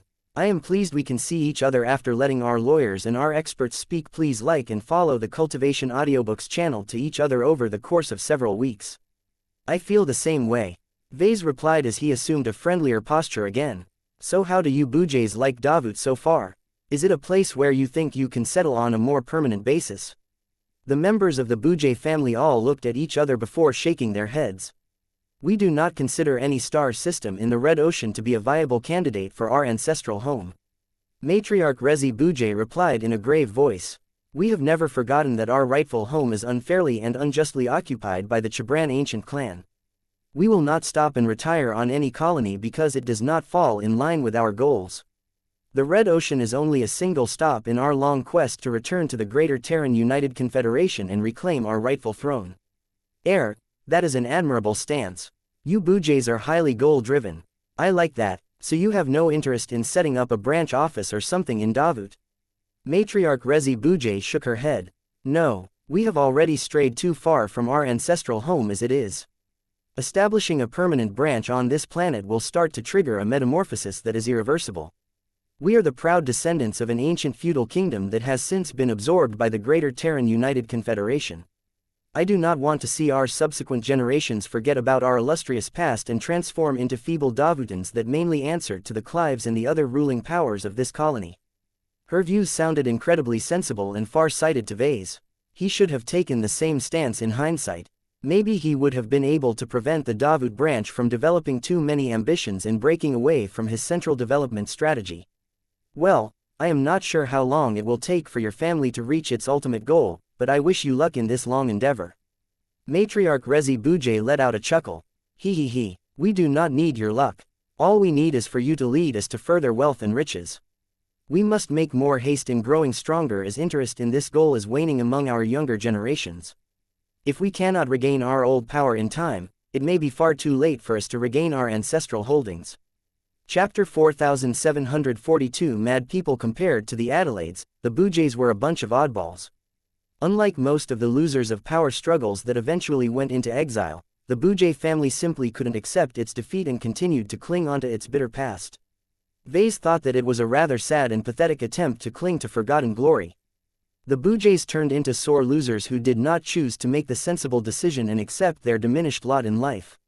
Instead, the leaders continued to draft the descendants of the family into a deluded and incredibly foolish quest to depose a core Terran power. The Chibran ancient clan that had driven out the Bujays a long time ago was not any average pushover. If the Ural Tavik clan where Lord Pirian hailed from was a modest trade-oriented organization in the galactic center, the Chibran ancient clan was one of the major influences of a first-rate superstate. The Chibrans not only grasped a high degree of authority and autonomy on its own territories, but also spread out millions if not billions of loyal and filial descendants throughout all of the massive institutions of the superstate. The Chibran ancient clan therefore wielded both concentrated power and widespread influence. It had become so unassailable and unshakable within the Terran Confederation that no outside organization could possibly displace and replace such an entrenched clan. This sounded like a fool's errand of epic proportions. Vase believed that if the Bujays ever became crazy enough to travel all the way to the Terran Confederation so that they could wrestle against the Chabrans, the other ancient clans would soon rise up to reinforce the latter. After all, if an outside group with just the barest hint of a claim to the territories of the Terran Confederation could actually succeed in displacing an existing ancient clan, then all of the other ones became vulnerable to external challenges as well. Whether the Bujays understood this reality or not, Vase could not say for certain, but he did not hear much encouraging words from the matriarch of this madhouse of a family. The opening of the Red Ocean is an event that reveals that destiny is in our favor. Matriarch Rezi Bujay rambled. Compared to the old galaxy, there is still an untold amount of riches and plunder in the new frontier that are still ripe for the taking. Many pioneers shall fall in the pursuit of greatness, but we must persevere because our ancestors are still waiting for us to return their ashes to the graveyards of their homelands. You respect your ancestors a lot, I see. That is a great virtue. I truly wish you good luck on your endeavor, but there is so much we can do to help you on your way. The matriarch reined in her exuberance and gave him a friendly look. We did not request to join your Golden Skull Alliance in order for you to fight our battles on our behalf. We have our mechs, expert mechs and ace mechs to rely upon. We mainly wish to join forces with you so that we can challenge greater alien opponents and yield vastly greater rewards upon defeating them. The joint operation organized by the Gemini family has shown us that there is a faster means of earning a multitude of phase water, resources, money and MTA merits. Vase nodded. That is true, and we welcome you into our alliance as long as you are willing to abide by our rules. No matter what your ultimate goals you are pursuing, we in the alliance are united by our commonalities, not our differences. Everyone in our group wants to become stronger. That is what we are all fighting for. You will be in good company as long as this goal fits into your own plans. They chatted a bit more, but Vase did not manage to warm up to Matriarch Rezi Bujay as well as General Hermann Forain. The latter possessed a more modest background and still retained a touch of his humble past, just like Vase. That caused both men to click with each other and talk frankly without being too concerned about differences in perspective and social taboos. The matriarch of the Bujay family was a lot stiffer and more formal in comparison. It didn't help that she was considerably older than the likes of General Forain. The gray-haired woman wielded authority for so long that it had become ingrained in her aging but still vigorous bones. She seemed to possess no casual interests and never let down her airs. Vase decided to bring up the topics he really wanted to raise with the Bujays. He gave her the same spiel about how danger could creep up on them at any moment. Your concerns are valid, Matriarch Rezi Bujay said. However, as long as we remain guests of this planet, we can enjoy the hospitality of Davut. We have not remained here for long, but from what we have gathered so far, the local institutions have proven to be credible and trustworthy partners. That description fits the overall administration of Davut, but it does not rule out that differences of opinion within the ranks can lead to unauthorized actions. Some of them may be detrimental to third parties such as us. I may not have lived as long as you, but in my limited experiences, I have found that it is always better to rely on our own troops. The female leader looked sympathetic towards him. Your words ring true, but our royal gene piloted by our only saint is not close enough to intervene if the Davutans have lost control over this district. Neither of them could do anything about this. Vase inwardly cursed the excessive precautions of the Davutans once again. Then I suggest you study an overview of the forces that you have on hand and remind them of how they need to respond if any irregularities occur. This day may proceed just as our hosts have planned, but if there is the smallest chance of disruptions, you and your family need to be ready to make proactive moves rather than react in a more passive manner. Take it from a clan leader who has learned this lesson the hard way. Vase already pushed at the limit that Calabast had explained to him. From the moment he started talking, he began to play with fire by dropping vague hints that all may not be what they seemed. He truly could not tell whether General Hermann Forain and Matriarch Rezi Bujay picked up the hidden meaning behind his message. Both of them were clever in their own right, but whether they were willing to believe that Davut was unreliable was another matter. If Vase tried to push his message a bit too much, then he would not only turn into a liability to the powerful conspirators, but also risk getting dismissed as a conspiracy theorist by his intended audience. He left the gathering of Bujays shortly after that. He did not count on them to provide any timely assistance as their ace mech was not only stationed further away, but the royal gene was also considerably slower than the Jeddah Sandavar.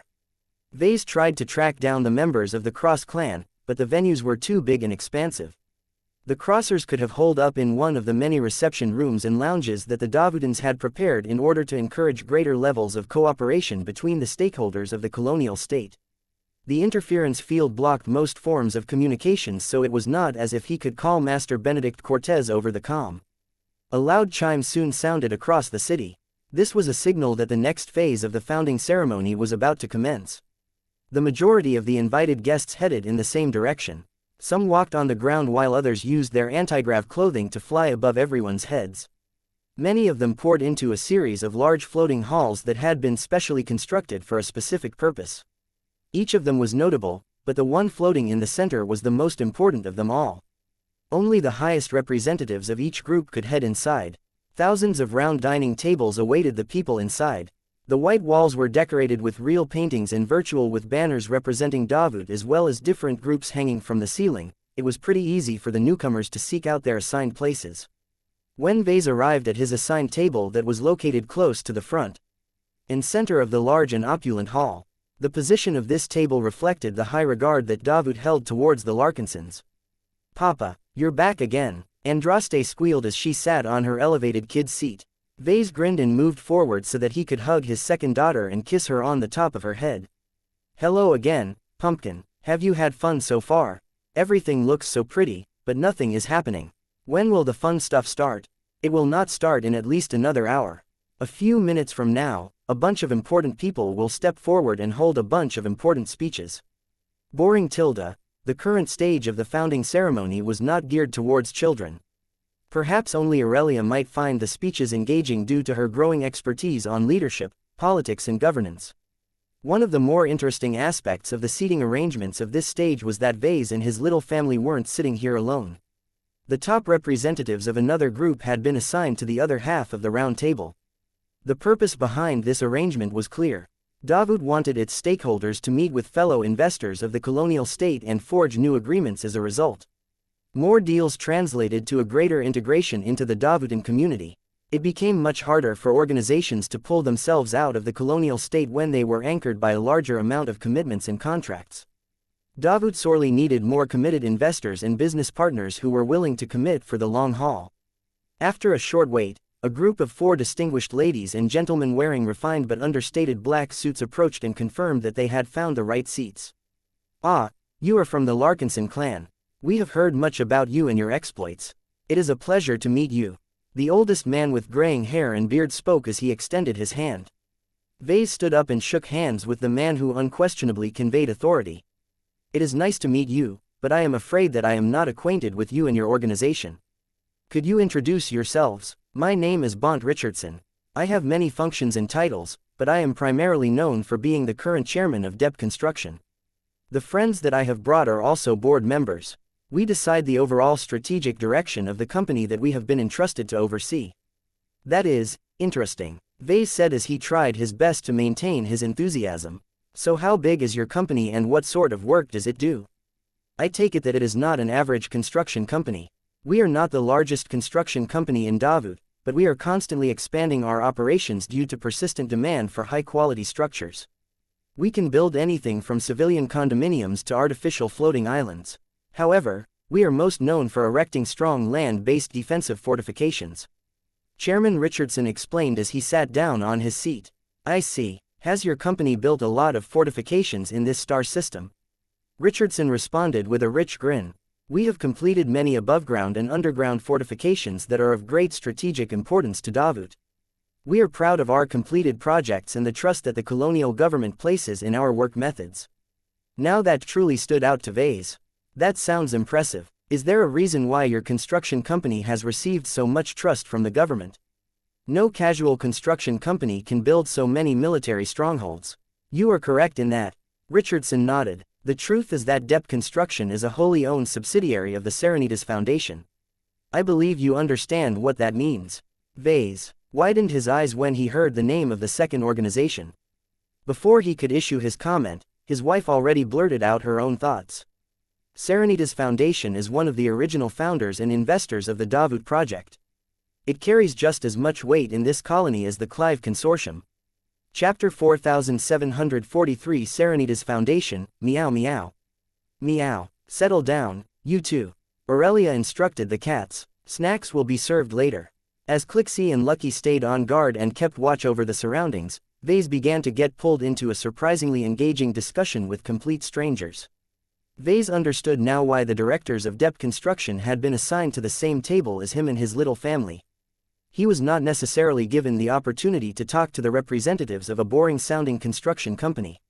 Instead, Vase came in touch with the Serenitas Foundation for the first time. There was no other reason why Chairman Bont Richardson should be seated at this table.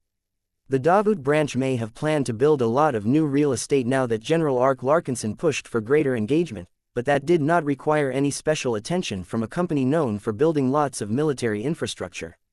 Vase treated Richardson as if the older gentleman spoke for the Serenitas Foundation rather than his construction company. Since Vase lacked an understanding of the mother company of Depp Construction, the chairman thought it would be best if he elaborated on this topic. Vase along with the rest of his immediate family listened with rapt attention as Richardson unveiled a small amount of details about one of the more mysterious founding parties of Davut.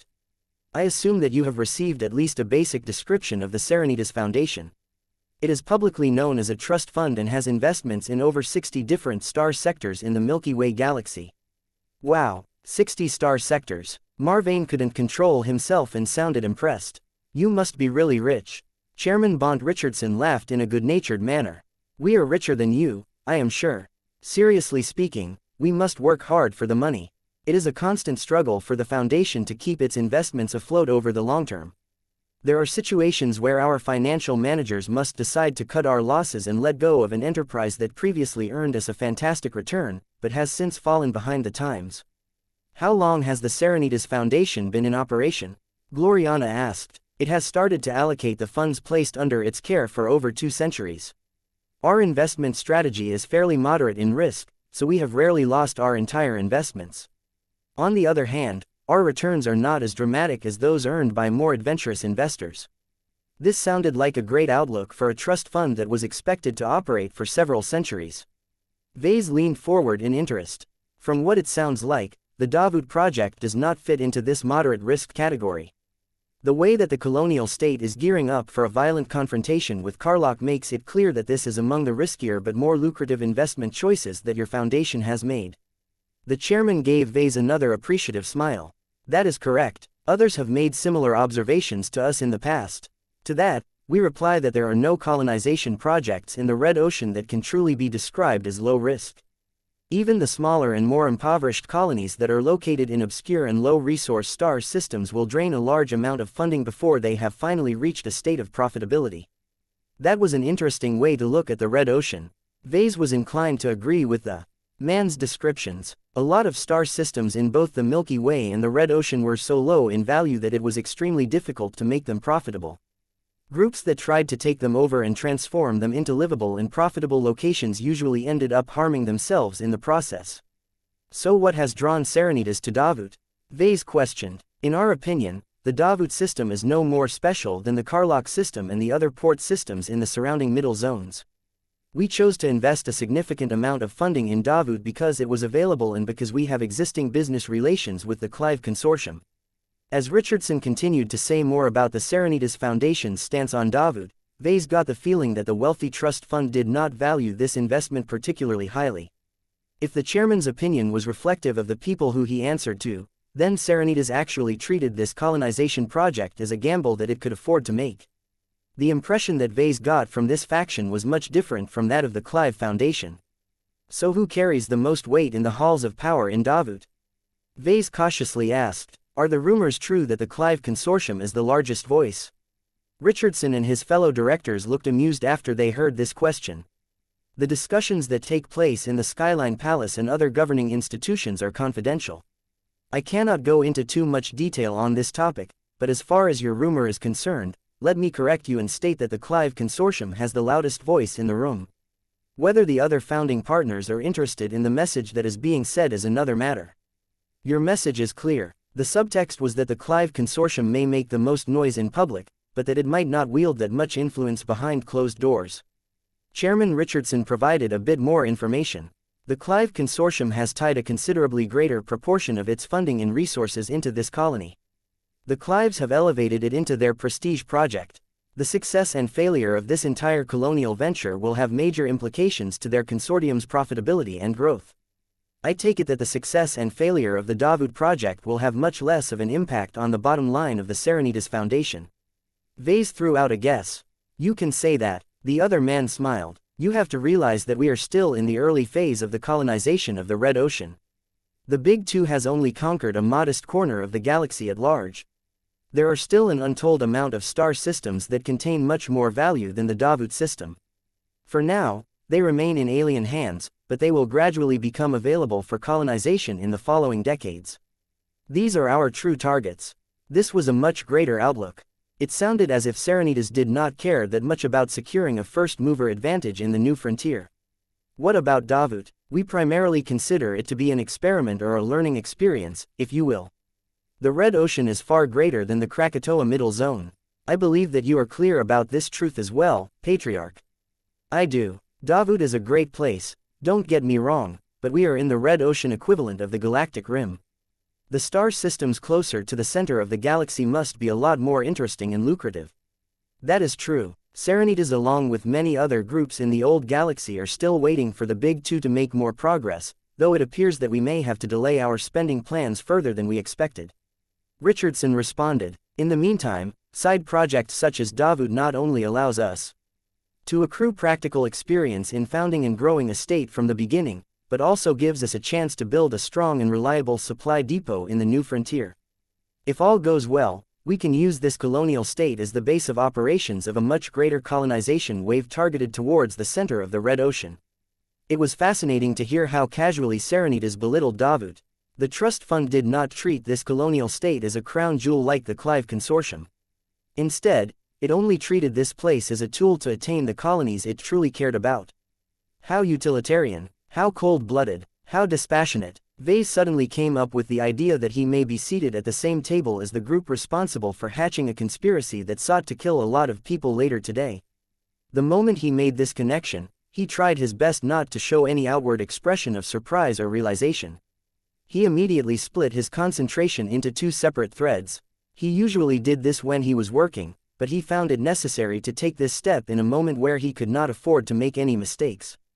His first mental thread tried to maintain a casual act so that he could continue to converse with the directors of Dep Construction without any noticeable difference.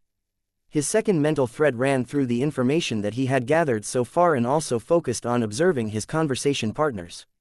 Vase couldn't read any clues from Chairman Bont Richardson. The man's ability in the social arena was just as good as Calabast if not better.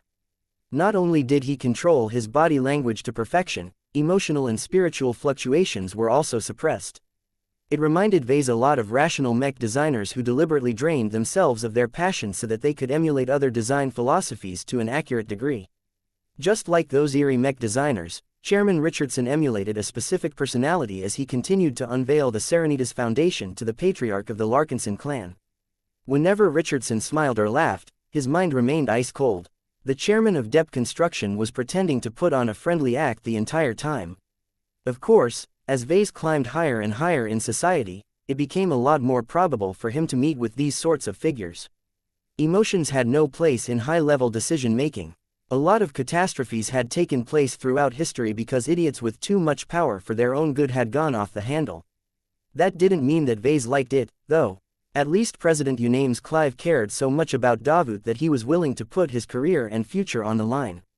As for the likes of Bont Richardson and the people he spoke for, they probably wouldn't shed much of a tear if Davut crashed and burned, so long as they managed to evacuate in time.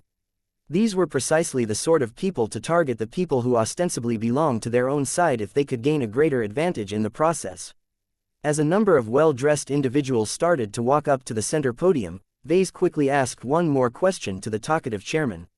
I would love to talk more with you about Serenitas Foundation and its plans for the future, but it seems we are out of time. If it isn't too much to ask, can you tell me who is actually behind the Serenitas Foundation? Chairman Bont Richardson responded with a coy smirk. Many have asked, but few have ever received an answer. Only a small group of top executives of the trust fund are privy to the identity of its truster. Even I cannot reveal anything to you about the identity of the person or persons I am ultimately working for. All we pay attention to is the capital that we are entrusted to manage. Doesn't that bother you? Vase furrowed his brows. I can't imagine working for a boss who could be anything from a Terran mech designer to a Rubarthan shipping magnate. We tend not to ask any questions that are not convenient for us to know the answers, Patriarch. Curiosity may be a virtue in your line of work, but it can be a career ender in our sector. We follow rules, not people. It matters not who issues the orders. As long as that person holds the rightful authority to command us, we are expected to obey without making any superfluous actions. What a dreary mindset. Vase could not bring himself to agree with this stance. He did not want to be treated like a mindless drone, and he did not want to treat his subordinates like one either. Vase found it questionable whether it was worthwhile to befriend anyone who adopted this heartless mindset.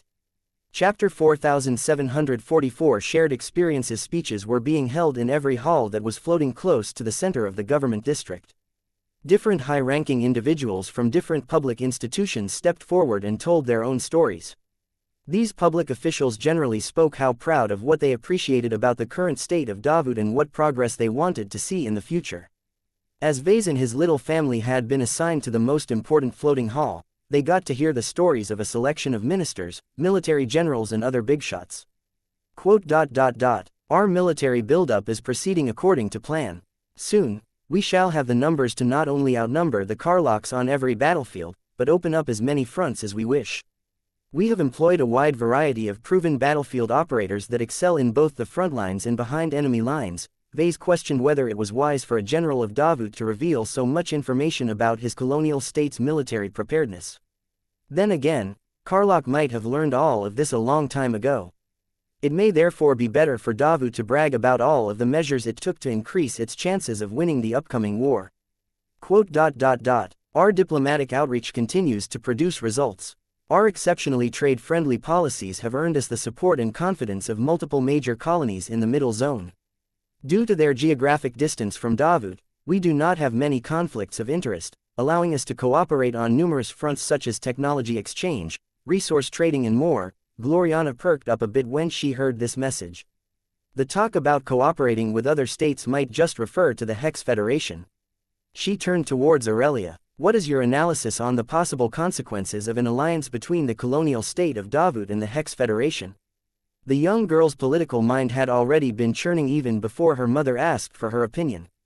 The Davutans shall vanquish Karloks with the help of the Hexers. Aurelia began her prediction. Once Davut has won the war and expanded its territories, it can return the favor by providing military assistance to the Hex Federation so that the Friday colonies can be wiped off the map. This way, both the Krakatoa Middle Zone and the Magyar Middle Zone will fall under the indirect control of our clan. We can become the uncrowned queens of these two neighboring middle zones. Vase almost spurted out the glass of wine that he had been sipping. Not just him, but all of the other adults at the table reacted with various degrees of surprise. This time, their emotional responses towards the young girl's political forecast were genuine. Chairman Bont Richardson gave an ambiguous look at Vase. You have taught your daughter well. I have taught most of her lessons. She takes after myself. Gloriana proudly raised her chin. What sort of formula is your oldest daughter derived from? It is nothing impressive. Vase quickly replied. We did not earn that much money by the time we wanted to have our first child. We paid a modest sum to Wuxia and Uneka for a formula that is centered around leadership and so on. Our other children are also products of W and Y. There is an art to raising designer babies. The performance of your eldest exceeds the level that we typically encounter in children at her age bracket, and we have great confidence that they have invested at least 1 or 2 orders of magnitude more funding into their formulas. This time, Vase couldn't help but feel proud. You would be right in that. It is normally not recommended to deviate from the plans of the genetics company, but our clan has a few ways of enriching our children and giving them a few more advantages than normal. The directors of DEP Construction all showed greater interest towards this. Each of them were parents in their own right and always wanted to raise talented descendants that could exceed their own work attainments. What measures have you applied to make your daughter so much more clever and insightful? I cannot go into this any further because it concerns a trade secret of our clan. Vase said as he refrained from revealing any more sensitive information. I can tell you that I have presented portions of my work to both the survivalist faction and the transhumanist faction of the MTA. I see. Vase had thrown out just enough information to pique the interest of the board directors. Through them, the Serenitas Foundation would definitely receive the same information as well. Even if he exaggerated a bit while he made his claims, the powerful backer of Davut with ambitions to colonize more centrally located star systems would definitely put Vase and his clan on a special list. Perhaps a few years or decades from now, the Serenitas Foundation might choose to enter into a serious business relationship with the Larkinson clan. This was only a faint possibility, though. It may very well be the case that the Larkinson clan and the Serenitas Foundation wouldn't ever intersect with each other again. As more and more people stepped up to the podium and flooded the crowd with their individual messages, everyone had a clearer idea about the people who would soon get to govern the various sections of the colonial state. Though not all of their stances and opinions sounded interesting, they all conveyed a high degree of competence and conviction. They cared about their missions and they wanted to make the Davut project succeed more than anyone else. Just like President Unames Clive, these hand-picked senior officials knew that they only had one shot to found a state and successfully turn it into an enduring power in the Red Ocean. As the messages started to blend into each other, more and more people already started to lose interest and began to chat with their table mates again. People like Vase only really cared about the big speech, which was the only one that mattered today. The history books and documentaries would never bother to mention anything from these mundane public addresses. Only the words spoken from President Unames Clive would get remembered by every attending this founding ceremony and those born afterwards. Vase had experienced the same in his youth back when he grew up in the Bright Republic. Every decent state tried its best to indoctrinate its children and make them as loyal and attached to their homes as possible. Davut had a much harder task ahead of it as it needed to generate a lot of attachment in people who previously never had anything to do with this colony. This caused Vase to turn grave again. Noon was getting closer, and Vase had made no significant progress in figuring out the details of the conspiracy and preventing the representatives of the Cross clan from getting killed in an attempt to drive Patriarch Reginald crazy. As the Davutan officials continued to step forward in order to speak, please like and follow the Cultivation Audiobooks channel, uplifting words about how great their colonial state would become. Vase felt as if he was living in an alternate reality.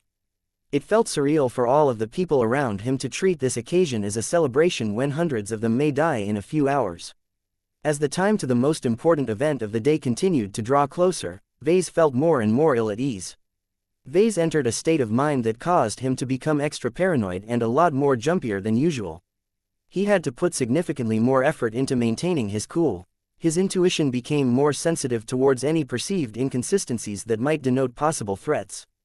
Though he usually derived a lot of benefits from his intuition, this time was different as the entire government district was filled with military mechs. Standard mechs, expert mechs and ace mechs openly flew above everyone's heads. Each of them were armed with deadly weaponry that could definitely inflict mass casualties among a crowd as long as their attacks punched through whatever energy shields or other forms of protection was in the way. Who could tell whether their pilots had secretly turned traitor? Maybe the threat did not originate from the mechs.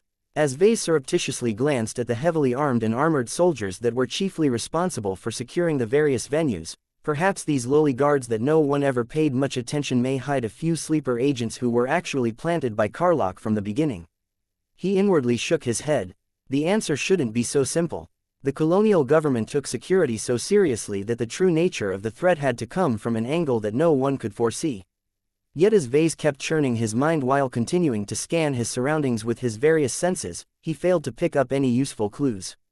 Once the round of speeches had ended, it was time for the guests to make their way over to the dreaded seating blocks. The pit in his stomach grew heavier as he realized that time was beginning to run out. The great speech was about to commence in less than an hour, and Vase guessed that the surprise attack would begin not much later. Although all of the parallel thinking that he had done so far had presented him with a possible solution on how to foil the attempt to kill the people assigned to Block M, he was not sure it would work. Even if it successfully produced a positive result, Vase risked a lot of exposure, which was not desirable. At least he had been able to catch up to the crossers before they took their seats on that blasted floating seating block. "Master Benedict," Vase called, "I've been meaning to catch up with you today." The master mech designer, who had decided to wear a colorful ceremonial garment for this occasion, turned around and greeted the younger mech designer with a smile. "Hello again, Vase. You look more handsome than before. You are truly growing into your role as a top mech designer and a clan leader." He, thank you for the compliment. To be honest, I wanted to share my feelings on this ceremony with you. No one really understands my perspective, but I think that you are one of the few who do, Master.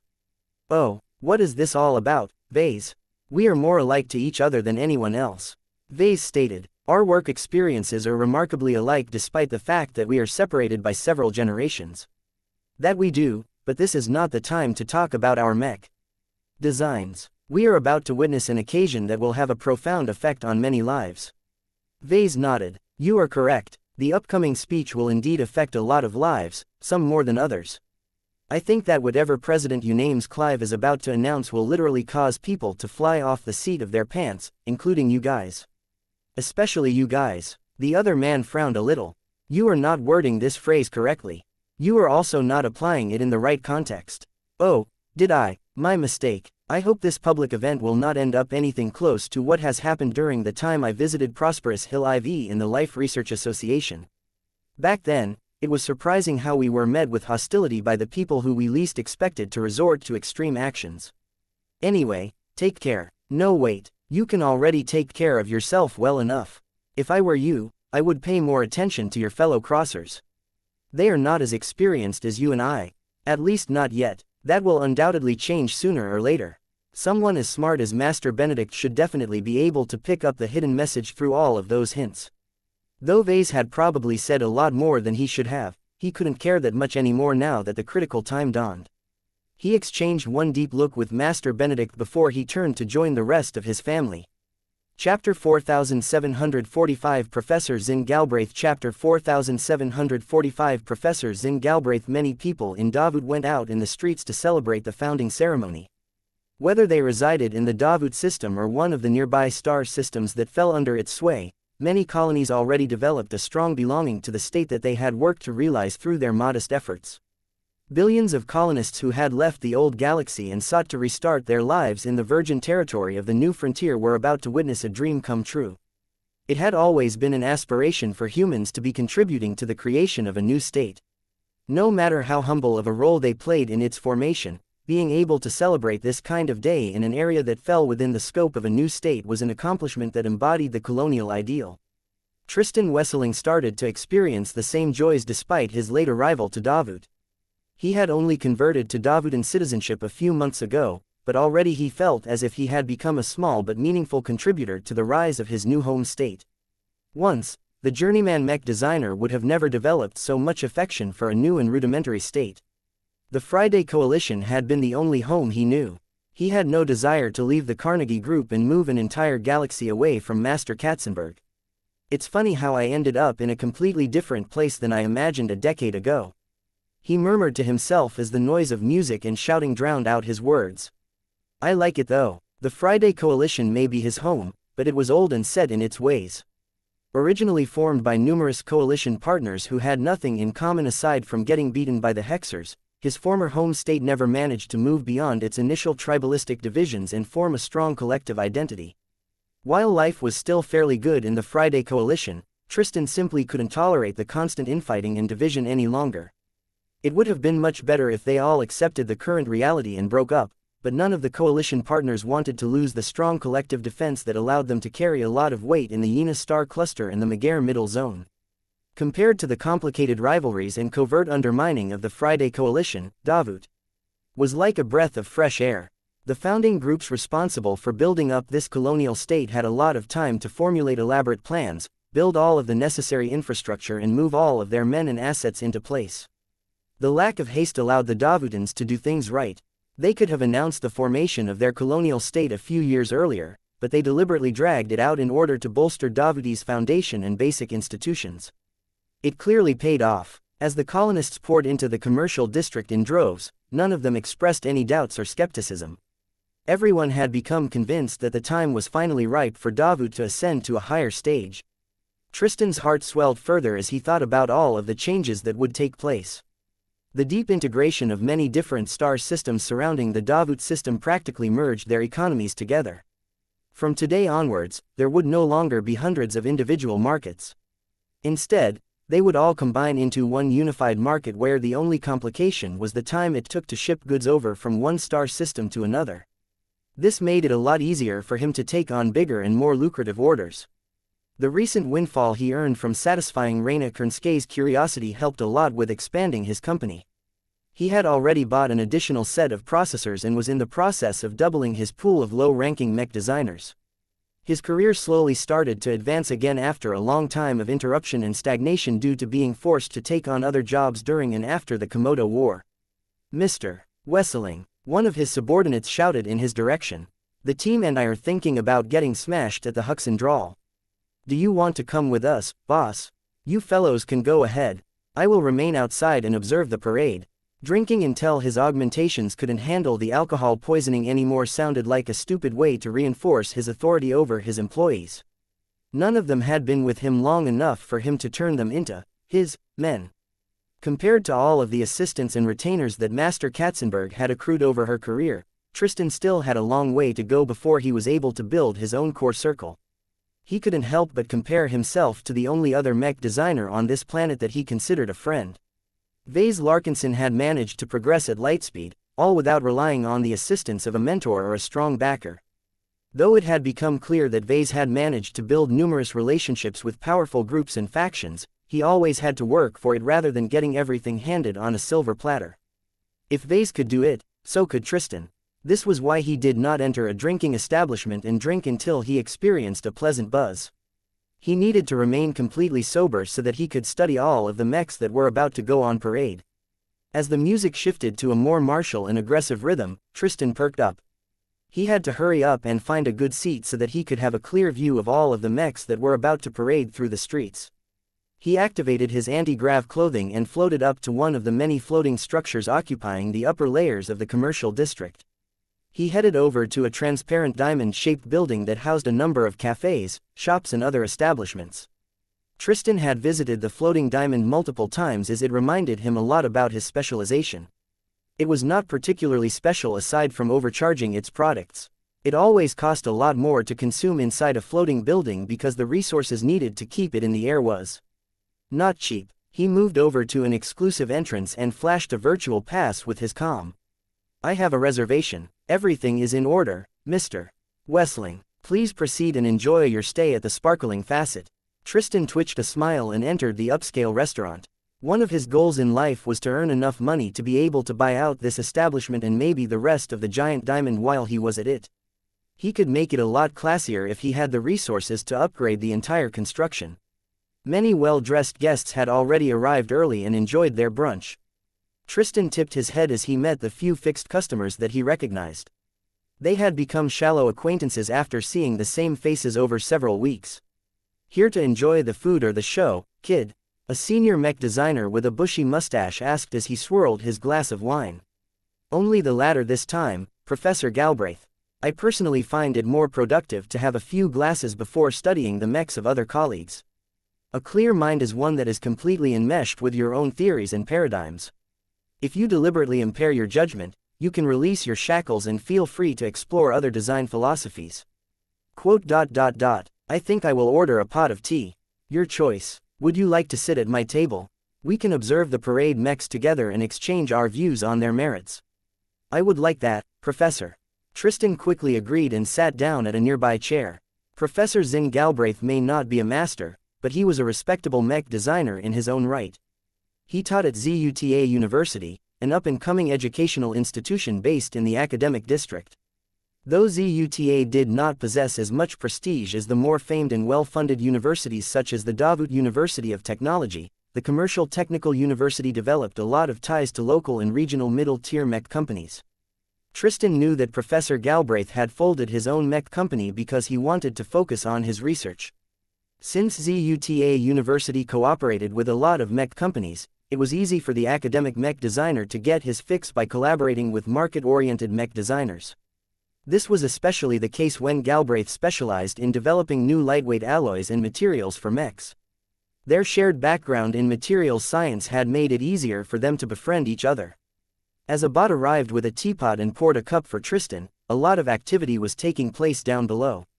"The parade is starting," the senior mech designer spoke. "The first batch of mechs are already threading through this avenue." The floor was nearly transparent, but in order to get a better view, the professor transmitted a command that caused their table and seats to shift towards the closest balcony. Both Tristan and Galbraith were able to observe the parading mechs by looking over the edge. A different musical theme began to flood the air as a column of plain-looking dark gray-coated mechs strode down the main avenue of the commercial district on foot. Professor Galbraith smiled and took another sip. Ah, I knew it. Rorsch & Rorsch is the largest mech manufacturer in Davut by production volume. Master Simon Rorsch and his most successful descendants are highly prolific. They design more mechs than several design studios put together. The main avenue became increasingly more engulfed by machines that looked nearly black despite the bright and clear skies. Rorsch & Rorsch became the largest mech company in Davut due to its close connections to the Clive Consortium. It was pretty much an open secret within the local mech community that the colonial government deliberately played favorites with R&R in order to exert more control over the trends of the local industry. If the colonial government did not do so, then any other mech company could have become the leading player in the mech industry. This was not desirable because it left open the possibility for a foreign company to occupy the top spot instead. That is a lot of mechs, Tristan remarked. Their models and configurations are all different as well. I am impressed by how well they fit together despite being so different. R&R does have multiple mech ecosystems, each of which are targeted towards different segments of the market. Professor Galbraith noted, Master Simon Rorsch and his many mech designers can afford to explore so many mech ideas because his mech company receives the greatest share of all of the mech production resources pouring into Davut. It has also turned him and his sons and daughters into popular collaboration partners. That is true, kid. The supply of resources is still tight in the new frontier, but there is an abundance of smart and experienced mech designers. R&R can easily gain their most valuable input under favorable conditions merely due to the fact that the company can produce the collaboration works in large volumes. The resulting mech designs need to be good in order for Rorsch & Rorsch to decide to mass produce it. That is not always the case. Tristan spoke. Given the large variety of distinct mech models down below, their business model is doing well enough. That was true. R&R cleverly exploited its favorable relations with the government to gain more resources from long-term suppliers and lure more valuable mech designers into lending their respective advantages. Though the mechs designed by R&R could hardly be called the best, the unified standards of the different mech ecosystems often made it a lot more economical to settle for this company's products. Chapter 4746 Requirements for War Chapter 4746 Requirements for War Rorsch & Rorsch was the biggest local game in town. Everyone who needed to buy a large batch of mechs and have it delivered in a short time could always count on R&R to satisfy their needs, at least on a basic level. As Tristan lifted up his teacup and took another sip of his exotic tea that had a fruity taste that was unique to the restaurant, he thought more about how the dominance of this large and iconically Davutan mech company pressed upon the rest of the mech industry. I am glad that Rorsch & Rorsch is not in the business of accepting client commissions or offering customization services. He commented as the tide of black mechs seemed unending. I wouldn't know if other mech companies would still have room to survive if that was the case. Over 100 unique models had already marched down the avenue below and the column still hadn't reached its limit. Professor Zing Galbraith chuckled in a good-natured manner. Master Simon Rorsch already accumulated enough power as it is. While there is an argument to be made about artificially inflating a single mech company so that it can be a dominant market force in the Krakatoa star sector, it is detrimental to everyone else if it has gained a monopoly. Other mech designers must have room to flourish as well. Davut wouldn't be a good trading hub if competition has been kneecapped to the point where competitors can only crawl on the floor. The politicians are pretty okay. This topic touched on economics and government policies, areas in which Tristan Wesseling had no background in. He only felt irked that Rorsch & Rorsch managed to cheat its way to the top by exploiting its connections to the founders of the colony.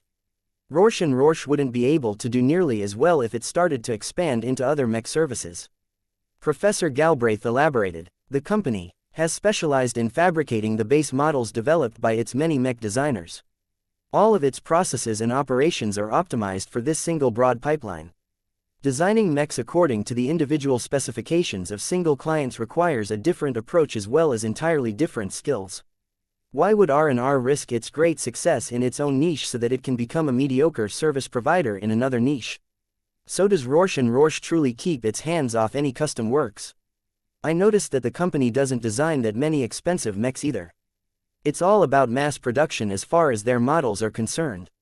That focus on mass production by utilizing cheaper materials more effectively, widening the pool of shared parts and attaining enormous economies of scale as R&R attained the best price-to-performance ratios on the market for many of its mech lines. The company's mechs may not be the strongest or the most special product you can buy from the market, but if you have a great demand for quantity, you know where to go. Other mech companies may be able to satisfy your needs as well, but it will cost more money and require months of additional waiting. Tristan understood this rationale easily enough, but he became confused due to another factor. Won't Davut run out of mech pilots this way? Professor Galbraith chuckled again. You are clearly exhibiting your unfamiliarity to the new frontier again. Your concerns are valid if we are describing the conditions in the old galaxy, but the rules are different here. Not enough time has passed for the current population of humans to birth and a new generation of mech pilots. Every potentate and every graduate from a mech academy are immigrants who have managed to make their way to the Red Ocean. Now think about how costly it is to transport passengers to another galaxy. Do you think that the starships in question will let anyone along? That is correct, kid. All of these methods are ultimately an indicator of ability. The Red Ocean's demographics stand out for being much younger, significantly better educated and performing considerably better at their respective professions than what we consider normal. With regards to mech pilots, their share of the population is almost double in the new frontier. What is even more interesting is that it stands to rise in the future as the outbreak of mass wars will increase the demand for mech pilots even further. There were many reasons for mech pilots in the old galaxy to move to the new one. The gradual proliferation of phase water jump-started the technological progression of mechs. Even if most mass production models had yet to include any phase water in their designs, that may change in the future. Already, the discovery and research on brand new materials and adapted alien technologies already caused the mechs of the Red Ocean to run ahead of the mechs of the Milky Way. Aside from that, space was much more turbulent in the new frontier, which meant that soldiers with the right skills had a much greater chance of putting their training to good use. The immigrating mech pilots that chose to uproot their lives and move to the Red Ocean were braver, more combative and more willing to risk their lives for transcendence and glory than usual. I understand now, Tristan said as the lengthy column of dark gray mechs finally stopped introducing more models. The greatest limitation to fielding more mechs in the Red Ocean is not a lack of mech pilots, but a limit on the supply of materials needed to mass-produce the machines. The university professor nodded. That is almost right, Tristan, but another limitation plays just as much of a role. There is still a shortage in carrier vessels that can transport large quantities of mechs to their destinations. This constraint has produced a glut in landbound mechs assigned to defend planets from external attacks. Tristan had already heard that Davut started to reinforce the defenses of other star systems within its new state boundaries by shipping over more and more landbound and aerial mechs. Carriers and cargo haulers only needed to go on a single trip to ferry over the newly produced mechs to their destinations. After that, the disembarking mechs could be put to good use right away without any further naval assistance. As the next column of mechs produced by another major company in Davut made a much better effort at putting on a festive display, Professor Galbraith made another remark. If you look at the mech models on display, their overall level of sophistication of the mechs is higher than what we are accustomed to in the old galaxy. Do you think there will ever be a market for low-end mechs, for example frontline mechs? Tristan shook his head. No, resources are too scarce for that. The mining industry and shipping industry cannot keep up with the demand for raw materials as it is. There is no room for additional aboard. Tristan quickly snorted. No, you either need to pay a large sum, have someone more important secure passage for you or possess excellent skills in order to persuade an employer to bring you factories to be built so that they can churn out low-end mechs in mass quantities. You are wrong. I am. Despite what I have said a moment earlier, there are still uses for mech pilots who are not as gifted as their better peers. Professor Galbraith said as he put down his empty glass of wine.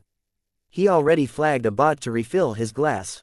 Let me give you a piece of insider knowledge. Rorsch and Rorsch alongside many other well-connected mech companies are working on designing a multitude of simplistic budget-oriented mechs. They are even in the middle of designing frontline mechs that are much clumsier and more inflexible than their normal counterparts but can effectively be controlled by mech pilots with D-grade genetic aptitudes. What does that tell you, Mr. Wesseling? The shiny white mechs marching down the avenue below did not look anything like the machines that the academic mech designer described. The current trends in the mech market overwhelmingly centered around premium mechs. Focusing on superior quality and performance was the most accessible way to strengthen a mech force. The difficulty of obtaining more mechs made it uneconomical to put too much emphasis on quantity. However, Tristan recalled what Galbraith said earlier about shipping lots of landbound and aerial mechs to different planets. "I understand now," he said. "The upcoming wars between different states will be brutal by all accounts. Every side will try to do their utmost to gain an advantage and win the war. If there is a possibility of drowning out an elite invasion force with an overwhelming number of cheap cannon fodder mechs, then this is a worthwhile trade to make for a state." Tristan could partially speak. Please like and follow the Cultivation Audiobooks channel on personal experience on this matter.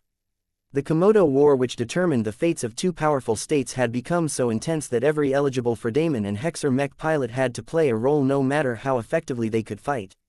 Back then, the Komodo War descended into a large number of attrition battles.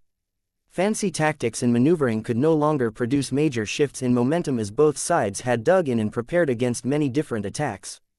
This was why both the Fredaimon and the Hexers simply agreed to converge at the same strategic locations and grind their respective mech armies against each other until only one side remained standing at the end. It was a horrible way to wage a war. Tristan did not want to see a repeat of all of the slaughter and bloodshed in the new state that he had chosen to settle. Unfortunately, he had no agency to speak. Please like and follow the Cultivation Audiobooks channel of. No one wanted to dial down their war plans on his account. Victory is all that matters, Professor Galbraith affirmed. Although the supply of high-quality mech pilots is abundant, they are not unlimited. In addition to that, the mechs that they require are more complicated and expensive to build, field and maintain. There are many mission types where employing them is the right choice, but there are also lesser tasks that do not impose high demands. Think about essential but fairly static chores such as garrisoning a defensive stronghold or pacifying an occupied planet. Tristan understood that much. When the Sundered Phalanx, the Fortune Legion and all of the other Fredaimon mech militaries advanced into the territories of the Hex Federation, they always led the charge with their most powerful assault units first. These mech armies received the best mech pilots, made use of the most effective and resilient military mechs, and always enjoyed priority on many services. They had to be well taken care of in order to undertake the most difficult missions of breaking open the Hexer defensive lines. However, once the hard work was done and another planet fell into the hands of the Fredaimon, it was a complete waste to have all of these crack troops stay and waste their time on chasing dissidents and guarding repair crews as they fixed all of the broken infrastructure. As such, these high-quality forces would eventually transfer to another front where they were needed, while handing over the responsibility of garrisoning the conquered territory to a second-line force. Though Tristan understood the logic of this mode of operation, he didn't know how states like Davut could pull it off in the Red Ocean. Aren't there too few mech pilots and resources to field all of the cannon fodder mechs that you have described? He asked. Currently, that appears to be the case, but there are ways to remedy this problem. Davut and its backers can import large quantities of mech pilots with limited prospects to the Red Ocean. Unlike more skilled soldiers who know how much they are worth, those with lower genetic aptitude grades are not too demanding and can easily be hired at much lower costs. And the lack of resources. There are large deposits of low-quality exotics and other resources within the borders of this colonial state. The reason why the mining companies have not exploited them yet beyond the current scale is because there are still high-yield deposits that they can exploit. Once they can no longer open up new mines that contain sizable quantities of medium to high-grade exotics, they will turn their focus to mining more readily available bulk resources. This means that the supply of more affordable materials will most certainly double or triple in the coming 2 years. Tristan widened his eyes. Such a vast increase in materials shipments would not only accelerate low-end construction and production, but also satisfy one of the essential requirements for waging a major war. Chapter 4747 Silena Dynamics Chapter 4747 Silena Dynamics. As the parade of mechs continued to delight and amaze the massive crowds and viewers watching the popular live broadcasts, Tristan's mood was no longer as joyous as before. He did not know why Professor Zin Galbraith picked this day of all times to talk about the realities of preparing for war, but Tristan no longer felt as hopeful and uplifting as before. The university professor did not talk about these sordid topics because he wanted to torture the younger mech designer, though. You are a rarer breed of mech designer of your generation than most of your peers, the older man said as he drank from his third glass of wine. You have a good pedigree and a solid foundation in mech design, but you have also participated in a real war between mechs at a closer proximity. The experiences that you have accrued in the old galaxy will serve you well in Davut. You should know what is in store and how the mech industry will shift as the war intensifies. I expect much from you. The nature of the work that you do will also become more relevant to the mech companies that seek to expand their range of low-cost mechs but cannot figure out the right alloys to increase the value propositions of their products. Tristan should feel happy about the increased demand for his services, but he couldn't bring himself to look forward to his rising prospects. One of the reasons why I gave up my citizenship to the Friday Coalition was to distance myself from wars fought at an enormous scale. I had hoped Davut would be different, but from what you are telling me, the coming conflict will be just as bad. Few places in the Red Ocean will become exempt from war, Professor Galbraith remarked. Over in the neighboring Megair Middle Zone, the Friday colonies and the Hex Federation are also dancing towards a reprisal of their earlier competition for dominance. They are just being slower at it because neither side believes the time is right. As a former Fredaman, Tristan understood those circumstances well. The Komodo War had taught much to the two states about how much preparation mattered. The more they overlooked important variables, the greater the impact on their ability to fight down the line. Tristan nodded. Logistics matters. Having more manpower and resources than the other side will make it a lot easier to persist in a war. The side that runs out of mechs and soldiers first is the one that will no longer be able to launch any further offensive operations. It all came down to numbers in the end. Davut, Karlash, the Friday colonies and the Hex Federation were all preparing to field as many mechs as possible. No matter whether they were high-end mechs or low-end mechs, any additional machine on the battlefield was one more factor that could affect the outcome of a battle. Tristan recalled the young and earnest mech pilots he met before. Whether they fought for the Fortune Legion, the Blue Cavalry or the Sundered Phalanx did not matter that much to him. They were all Fredamen who fought to free the Komodo War from the tyranny of the Hexers and keep the coalition safe. He knew that a third of those pilots no longer had the opportunity to return to their families. Many of those soldiers had actually been killed by charging Valkyrie mechs whose glows granted them a major psychological advantage on a stressful battlefield. Tristan always had mixed feelings towards Vase for arming the Hexers with his astonishingly effective mech designs. When Professor Galbraith glanced at the journeyman, the older mech designer already had a good inkling about what the younger mech designer was going through. He encountered many similar situations during his years as a teacher. We are mech designers, Tristan. We are not social workers nor medical doctors. We create engines of destruction for a living. Our work isn't as noble as you have imagined back when you learned your craft in a peaceful environment under a master mech designer. What you have experienced during one war and will experience again during the next one are much more accurate representations of our work. If you want to get further in mech design and advance to senior, then you will need to accept and embrace this role. The man was right. Tristan realized now that Galbraith deliberately noticed this fault in himself and sought to correct it through a confrontational approach. Still, even though Tristan knew that it was for the best, the former Fredaman still couldn't get over the memories of all of the deaths and tragedies that had befallen so many people. He had seen enough bodies to build an entire mountain in Davut. I know you mean well, Professor, but what I have experienced was death and destruction on an industrial scale.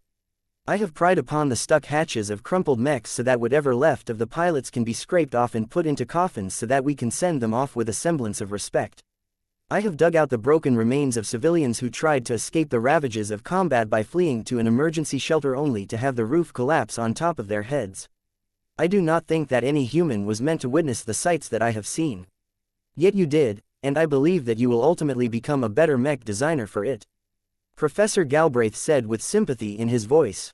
Those mech designers who have never been confronted by the realities of their work will either continue to work with an incomplete understanding of what mechs can truly do, or they will get overtaken by reality at a much later stage of their careers, which means that they are much less capable of adapting to this setback.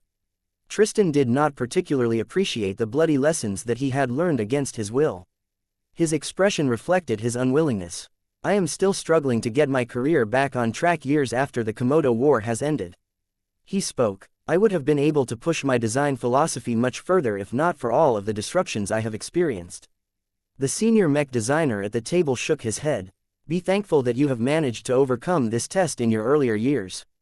Let me give you an important piece of advice, Tristan. If you let your morality and dislikes get in the way of your main pursuit, then how can you possibly expect to excel in this profession? Mech design has never been a clean line of work and you need to accept that, but that does not mean you can make it virtuous as long as you do so for the right reasons. And how can I possibly do that, sir? By designing better mechs than your opponents, Professor Galbraith succinctly said as he flagged a sommelier bot to fill his glass for the fourth time. Better mech designs does not necessarily make a war end faster, but it can be a powerful contributing factor under the right circumstances. Let us take a closer look at the mechs on parade. Let us evaluate whether our colleagues based in Davut are up to the task. Tristan was eager to shift the topic away from his traumas, so he studied the mechs flying or marching below the floating diamond structure with renewed enthusiasm. Several different parade columns had already marched by at this time. At this time, an odd processing of pink mechs marched down the avenue. A different theme song along with a projected display of flowers and girlish frills made it clear that the mechs were explicitly targeted towards women. Whatever Tristan expected to observe during this high-profile parade, a procession of girlish mechs with distinctly feminine contours wasn't on the list. For a few seconds, he wondered if a Hexer mech designer had moved to Davut. The mechs down below are products of Silena Dynamics, a medium-sized mech company founded by Professor Silena Vichard. The older man explained, "What are your first impressions of these colorful machines?" Tristan found it hard to look past the shockingly pink appearances of the mechs and study their technical properties from a more objective viewpoint. "These mechs are too undersized to my liking," he said. Back during the Komodo War, the Hex army initially fielded a lot of mech models that were as thin and sleek as the waistlines of the ideal woman even if they weren't light mechs. The Hexer soldiers quickly ditched them due to their fragility and lower performance. Their speed and maneuverability may be superior, but in massive battles where mechs get pushed into circumstances where they will get hit regardless of what they do, that is not that great of an advantage. Galbraith smiled in satisfaction when he heard this answer. Those are valid observations, but do not linger on the details. Take in the broad picture and think about what this means for Professor Vichard and her mech company. Initially, Tristan didn't really know what to say, but his earlier discussion with Professor Galbraith had clued him in on what sort of a conclusion he must draw from seeing the products of Silena Dynamics. A pink color scheme is not that consequential, he slowly said. Any customer can reapply a different coating to the mechs of their choosing at a minimal cost. Showing off these mechs in pink is a great marketing move and will definitely make a lot of female pilots and buyers remember the products of Silena Dynamics the next day. What is less practical is the obsession with forcing so many designs to adopt the same kind of curvature to their exteriors. It doesn't work as well for medium mechs, though admittedly Professor Vichard is putting a lot of effort into making it work. Your points are all correct. I happen to have met Silena in person during a conference. She is not a Hexer and does not appear to have strong ties with the Hex Federation, but femininity is important to her. She wants her works to reflect her ideals, and that has led her to begin an unrelenting pursuit to design female-oriented machines that can fight just as well if not better than mechs that possess more blocky contours. Tristan frowned. I respect her choices and her determination to make a distinct style of mechs more effective in combat. The mech industry is big enough to accommodate her products. She has also made it work well enough to advance to senior. It is just, come on. Tell me your honest opinion. Frankly, this is ridiculous. Tristan spoke. There are more worthwhile ways to make mechs better, such as trying to incorporate a new technological innovation or improving the basic properties of mechs. Obsessing over a physical attribute that is as frivolous as feminine mech shapes is just stupid. You are not alone in that, Mr. Wesseling. I happen to feel the same way. Professor Galbraith smiled. Do you think that a senior mech designer like this can make it further in her mech career? Tristan immediately shook his head. No way. Professor Vichard is focusing on form over function. That is nice if she wants to capture the market for display mechs, but most of her pink mechs will get chewed up once they actually get deployed in the front lines of the upcoming war. She doesn't have my experiences to draw upon. If she did, then she would know that the aesthetics of a mech are not as important as their actual combat strength. The products sold by Silena Dynamics are the works of a mech designer that has never known true war. Professor Galbraith pushed his point. You could have become similar to Professor Silena Vichard if you continued to maintain an illusionary impression of mechs just as her. That you did not adopt an approach that is similar to hers is to your credit. Do you appreciate your experiences more now that you have seen the difference?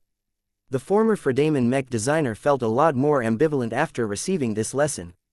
I don't know, sir. I need to think about it. This is deep material. Take your time. Some mech designers can take years or decades to reconcile their opinions. Do not be in a hurry to make progress. Take your time and set your own pace. Becoming a better mech designer is never as straightforward as you think. Your journey is riddled with challenges. Successfully overcoming them is what separates a senior or master from a journeyman. Chapter 4748 Renewal Tech and Design Chapter 4748 Renewal Tech and Design Tristan's continued discussions with Professor Galbraith benefited the former a lot. Even if the topics under discussion weren't always pleasant to hear, the university professor meant well and genuinely wanted the younger mech designer to come away with a better understanding of mechs as well as himself. Thankfully, the products of Silena Dynamics did not have to occupy Tristan's view for long. The column of pink and girly mechs finally turned a corner and moved out of sight. A larger procession came next.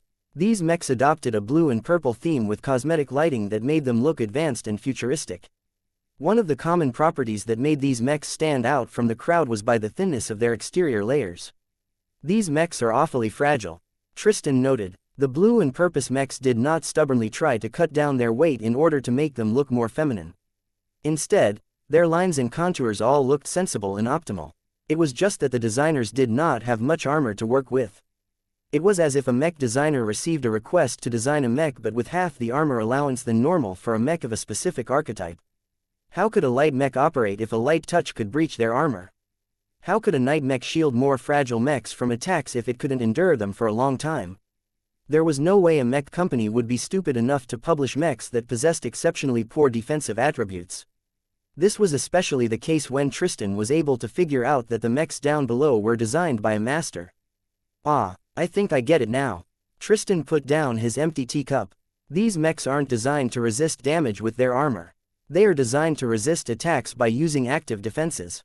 They should be equipped with much more powerful shield generators than average. Professor Galbraith actually took the initiative to clap. Well done, Tristan. It may have taken you longer than you should have to draw this conclusion, but it is a correct one. Renewal Tech and Design is a mech company that Master Manuel Terrence founded years ago in Davut. I am not surprised that you do not know of it and its products. This is actually the first instance where RT&D has unveiled its products in full public view. That showed that Renewal did not follow the crowd by releasing lots of mech models in order to capture market share at an early stage. Instead, the company chose to delay its market entry by continuing to focus on research and development. It must have taken numerous hard years to develop practical shield generators that satisfied the high requirements of Davut. Tristan focused his attention on Renewal's chief designer. I have heard the name of Master Manuel Terrence a few times before. Isn't he a professor at the Davut University of Technology? The DUT was the most premier teaching institution for mech design and other hard sciences. Anyone who was able to gain a full-time teaching position over there was definitely a major leader in Terrence as an authority in the field of energy shield technology. He is one of the few rare defensive specialists who has decided to go against the prevailing trend and base the defenses of his mech's Davuti's technology sector. A look of genuine respect appeared on Professor Zin Galbraith's face. That is correct. Master Terrence is an authority in the field of energy shield technology. He is one of the few rare defensive specialists who has decided to go against the prevailing trend and base the defenses of his mechs around active systems as opposed to passive systems. Davut had to work hard to win him over and persuade him to settle his operations in this port system. That caused Tristan to develop a different understanding of Master Terrence. Is he that good? It is not necessarily a question of whether he is an excellent master mech designer. What makes him so highly valued by many different groups in the Red Ocean is his deep mastery of energy shield technology. You must have learned that the native alien species of the Red Ocean tend to base their defenses around transphasic energy-based defenses. The existence of phase water has made this much more effective than armor-based defenses to the natives. While this may have caused their development of resilient alloys to stagnate, their technological advances in the field of energy shields and transphasic energy shields are impressive. The former Fredaman mech designer comprehended the situation surrounding this important master. I think I understand now, Tristan said as he studied the mechs marching down below. Master Manuel Terrence is a prize to any state that wants to imitate the defensive paradigms of alien war machines. The existence of elite starfighters equipped with absurdly effective transphasic shield generators show that it is viable for humanity to impart the same advantages to mechs. I bet that every state is working towards the same goal. The blue and purple mechs marching towards the other end of the street represented a new trend in mechs. Back in the old galaxy, most second-rate states favored mechs that relied on solid and dependable armor systems to make them last in battle. Although humanity had substantially managed to improve its utilization of energy shields throughout the ages, it had always been considered a rather costly and troublesome means to defend an area from damage. They were mainly used to protect warships, structures and cities from damage. Space was not that big of a constraint in these circumstances, so it was easy enough for engineers to develop big and heavy devices that projected powerful energy shields by relying on brute force. It didn't quite work that well for mechs because shield generators lost a lot of effective strength when they had to be shrunk to the point where they could be slotted into a mech frame. Anyone who tried to develop more effective mech-grade energy shield generators had to fight an uphill battle. The insane physical constraints of traditional shield generators had always caused this tech to remain stuck as an auxiliary defensive measure to the mechs that could afford to integrate these energy-hungry systems. They were a lot more effective at the first-class level, but the cost of making them multiplied by several orders of magnitude, making them completely unaffordable for any second-class mechs aside from maybe ace mechs.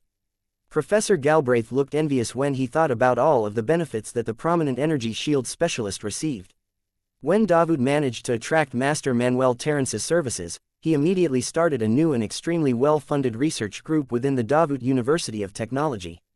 Much of the research that takes place there is classified, but it is not much of a secret that he is working together with multiple renowned and authoritative mech designers, scientists and engineers with relevant skills and specialists.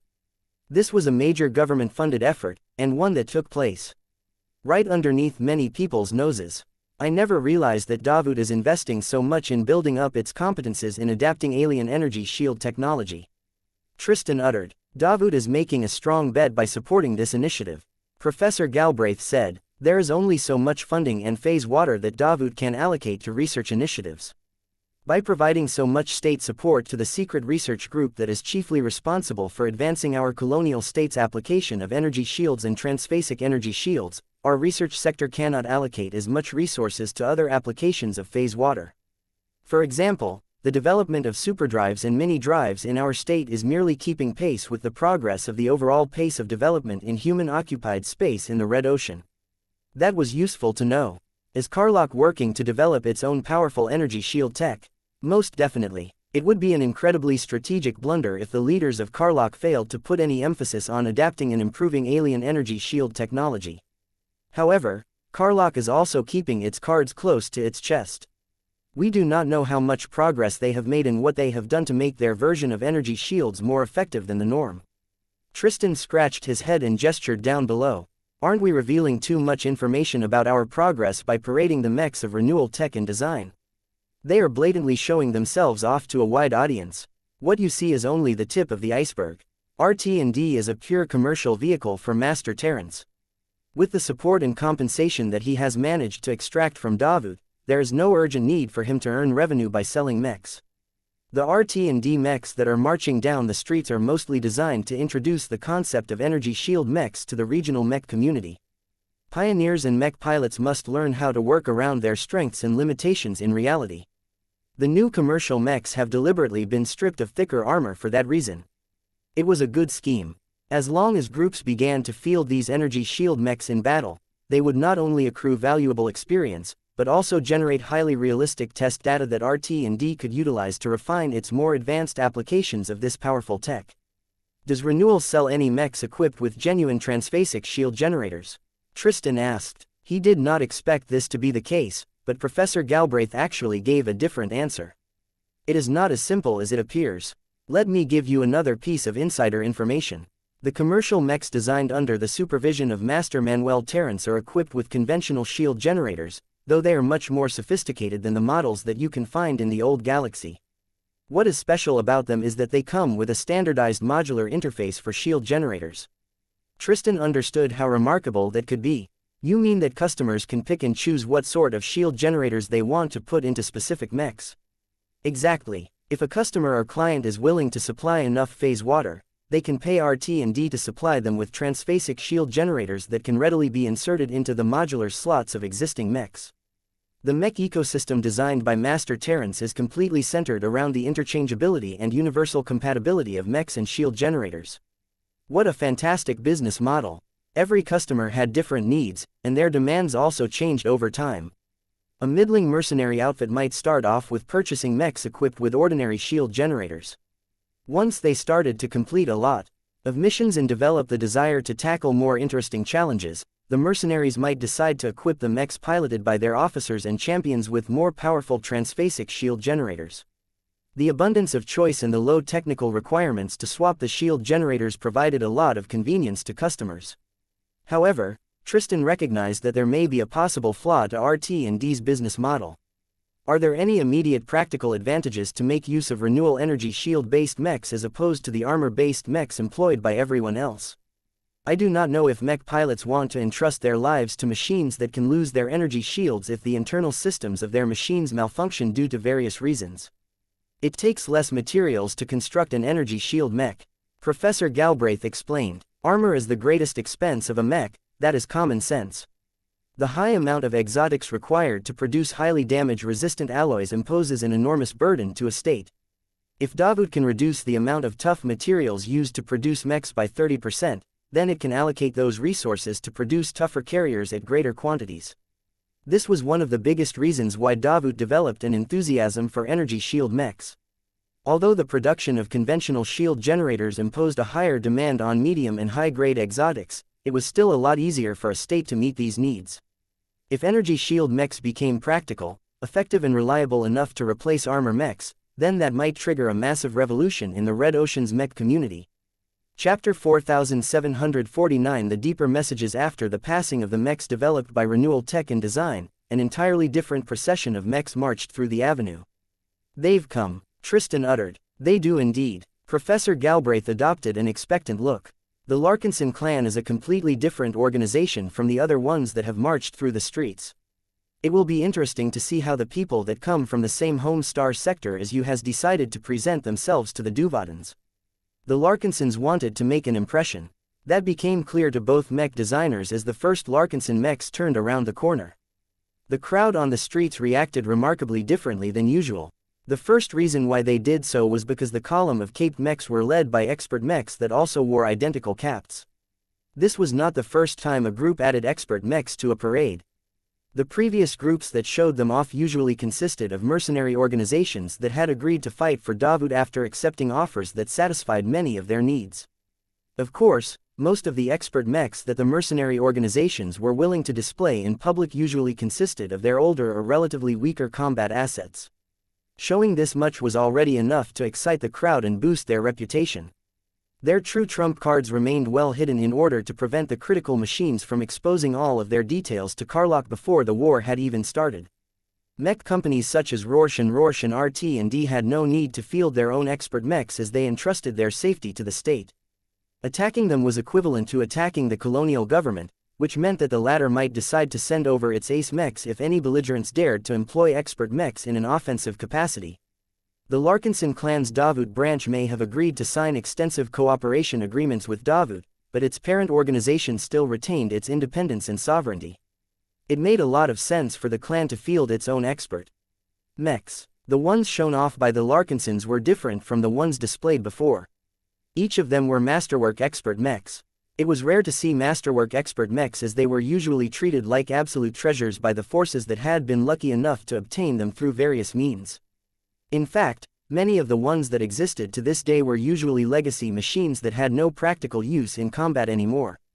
They were treated as prized museum pieces and could only be seen in private collections or highly prestigious mech galleries.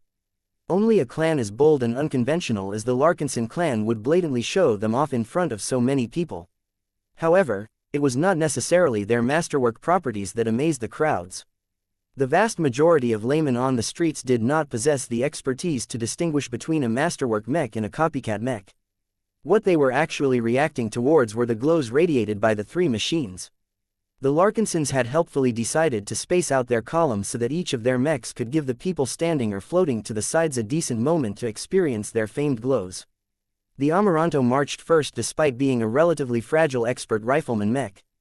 The oldest known expert masterwork mech of the Larkinson clan looked extremely well maintained and had received minor updates to her systems throughout the years. Though her armor system was nothing special compared to other expert ranged mechs, Her offensive orientation was extremely obvious to anyone with a good eye towards mechs. The most impressive feature of the red-coated mech was her crystalline rifle. It looked different from the metallic armaments wielded by all of the other mechs that had passed by earlier. Right now, the Caped Amaranto rifle radiated in bright rainbow colors. Everyone who stared at it couldn't help but get mesmerized by the mysterious patterns.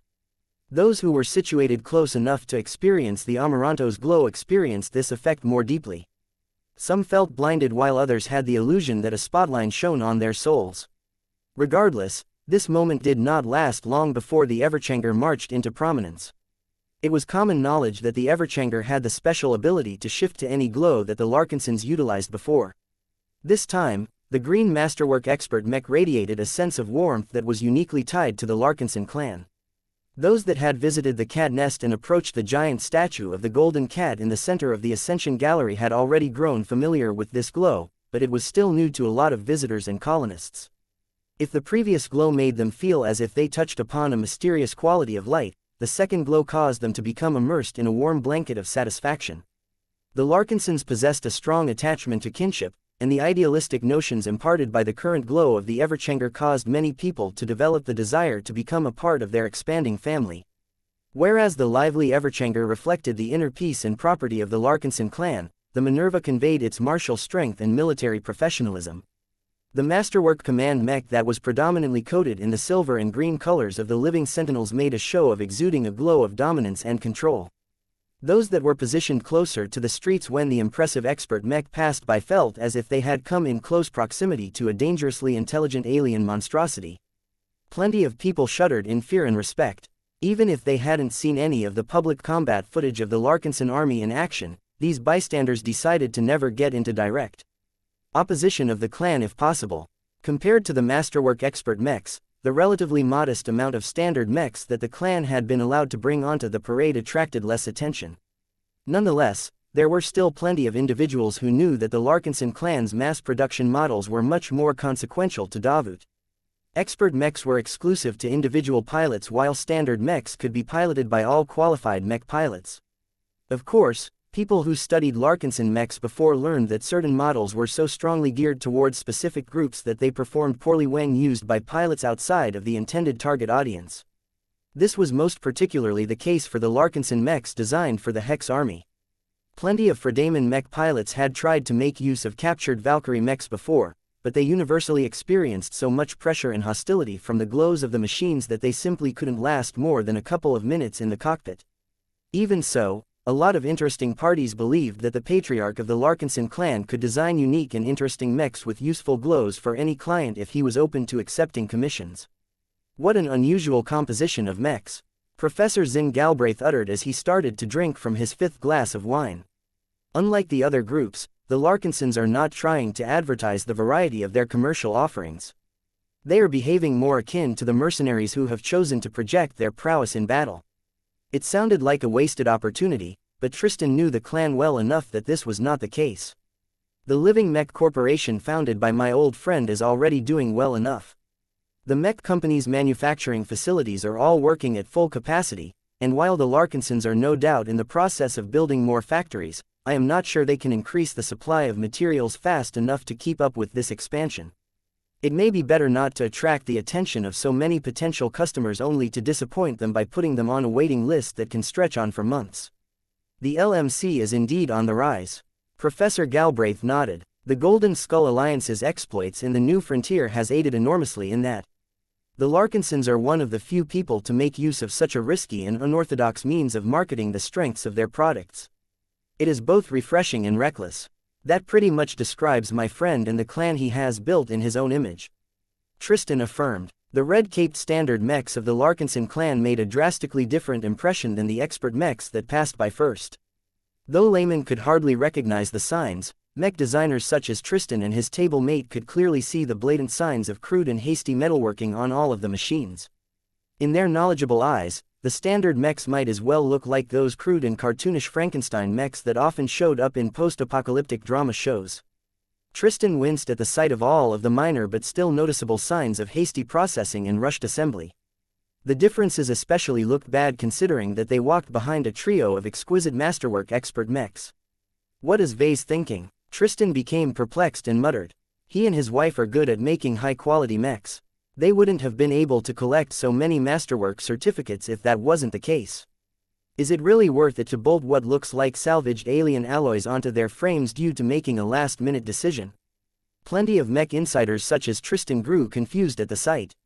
They either thought that the Larkinson Patriarch had made a whimsical decision at an unreasonably late hour, or that the Larkinson clan tried to convey a deeper message by presenting such a noticeable contrast of mechs in the most important parade of Davuti's history.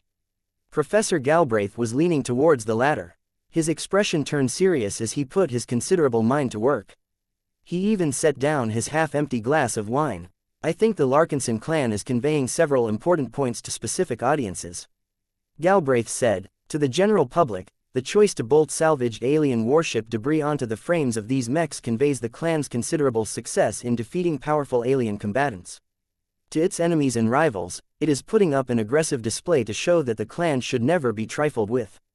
To the colonial government and supporters of Davut such as ourselves, it is stating its intent and willingness to fight for the colonial state rather than sit back. That latter message made a lot of sense even if Tristan felt it did not match with Vess's stated goals. Nonetheless, he had already heard the news that Venerable Ark Larkinson had not only agreed to join the military, but also received an immediate promotion to the rank of Mech General so that he could lead his own mech division. Clearly, the Larkinson clan had made an extensive backroom deal with the colonial state. Tristan already had a feeling that Vase could come around after Madame Reina Kernsk paid a personal visit to his office. As the standard mechs marched down the main avenue while displaying varying degrees of stiffness due to their hasty modifications, the message that many people received was that the Larkinson clan was not just willing to sell its mechs to others. Instead, the clan also made it clear that it was more than willing to participate in fights itself by putting its own mech pilots into the cockpits. What an aggressive clan! Professor Galbraith spoke in admiration. We truly need an organization like this in our community. All of the other pioneers and mech companies are much more cautious and restrained in their activities. They are older and more concerned with preserving their legacies than taking advantage of the greater opportunities of the Red Ocean. With the Larkinsons setting a positive example, there will be forces in Davut that will become more adventurous in order to earn the same windfalls that have earned the clan so much riches and glory. The Larkinsons were not allowed to parade as many mechs as the processions that came before, but somehow it made a more memorable impression than any other group that contributed to this parade. Chapter 4750 The Larkinson Factor Chapter 4750 The Larkinson Factor. What does Davut think of the Larkinson clan? Tristan asked Professor Galbraith. It had become increasingly clearer that the older mech designer was not just another senior based in Davut. The man taught at ZUTA University and developed a lot of contacts within the academic community of Davut 7. Tristan had also noticed that Professor Zin Galbraith possessed so much insider knowledge that he was probably involved in a number of confidential projects organized by the colonial government. A mech designer like that should possess an extensive understanding of what the people in charge of Davut thought about a quirky organization like the Larkinson clan. Opinions on the controversial clan are mixed. The professor steadily answered, there are mech companies and political factions that are opposed to working together with such a new and volatile clan. There are also others that see great promise in what its talented patriarch can bring to Davut, especially in the long run. By this time, the column of living mechs moved almost right underneath the floating diamond structure. The Larkinsons had opted to enhance their show of force by playing a militaristic theme that synced nicely with the battle footage projected in the air. The many sights and sensations enhanced a lot of people's impressions of the Larkinson clan. Numerous mech pilots and personnel working for other employers seriously started to consider whether they could gain more fulfillment by joining this famous and far more exciting clan. Do you think that the products of the Larkinson clan can make a real difference in the upcoming war? Tristan asked. You are much more familiar with living mechs. Your former state had to fight against millions of them in its last war. What do you think? I think the work of Vase will definitely make life harder for Karlach. The younger mech designer firmly stated. Yes, the Hexers ultimately lost the war, but they managed to put up a considerably better fight with a number of highly effective living mech models like the Blessed Squire and the Valkyrie Redeemer. Vase has only grown stronger and more experienced after he designed those mechs. The commercial mechs sold by the LMC such as the Pacifier and the Buzzy Bee models are means that they have joined the same camp. In business, they may remain competitors, but as 138 committed Davutans, they should agree to set aside any competitive rivalries and join forces for the unique and highly practical in wartime situations, and that is just the start. Professor Galbraith nodded in agreement. Those mechs are indeed remarkable and have already proven their utility in many different circumstances, though they have yet to be employed in battles that are larger than ordinary border scuffles. That said, the LMC's commercial mech models are not impactful enough to tilt the balance of the war. The energy shield mechs developed by Master Manuel Terrence and his team have a greater chance of doing so due to how they can profoundly change the resource allocation and consumption patterns of our colonial state. Tristan's eyes shone as he thought of another idea. You may be correct, Professor, but that is only when you consider the works of Vase Larkinson and Manuel Terrence in isolation. What if they joined forces? There is no rule that states that they should keep their biggest selling points to themselves. They are competitors. They have also chosen to cooperate and side with Davut. Tristan immediately retorted, that means that they have joined the same camp.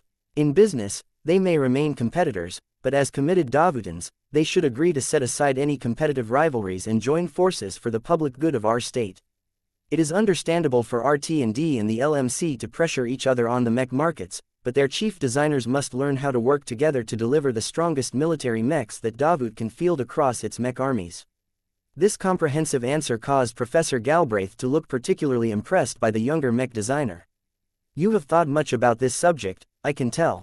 One of the mistakes that Vase has made in the past was that he did not cooperate too much with the master mech designers in the service of the Hex army. My fellow Fredaman and I always wondered how the war would have unfolded if the two sides built up a better relationship and collaborated sincerely with each other. I guess that the egos, the lack of trust and Ves's well-founded reluctance to cooperate with the Hexers have ultimately prevented this from happening. The Komodo War might have ended in an entirely different way if history took a different course. It was one of the great what-if scenarios that people of the Friday Coalition occasionally thought about. They were all glad they lived in a version of reality where the worst did not happen. Now that Davut stood at the same crossroads as the Hexadric hegemony at the time, the ambitious colonial state would certainly try to avoid making the same mistake. Galbraith looked intrigued by the notion that Tristan raised. Your suggestion has great promise. Vase, despite just being a journeyman, is able to impart his living mechs with strong and tangible benefits that no one in this part of human space can replicate. If he is able to add his strengths to the mechs designed by Master Manuel Terrence, the result will be a series of energy shield mechs that perform much differently from the counterparts that Karlich's own designers are surely working on. The differences may be decisive enough to give our unique brand of energy shield mechs a decisive advantage in the war. Tristan picked up the point that the senior was trying to make. Ves's value lies not only in his ability to impart strong advantages to his mechs, but also the difficulty of matching them or countering them. The Friday Coalition has tried various means, but they weren't really all that effective. Davut and Karlach are too similar to each other.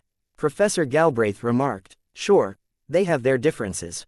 Their locations are different, their backers are different, their policies are different, yet despite all of these divergences, they are both rising colonial powers that seek to attain the same goal through similar means.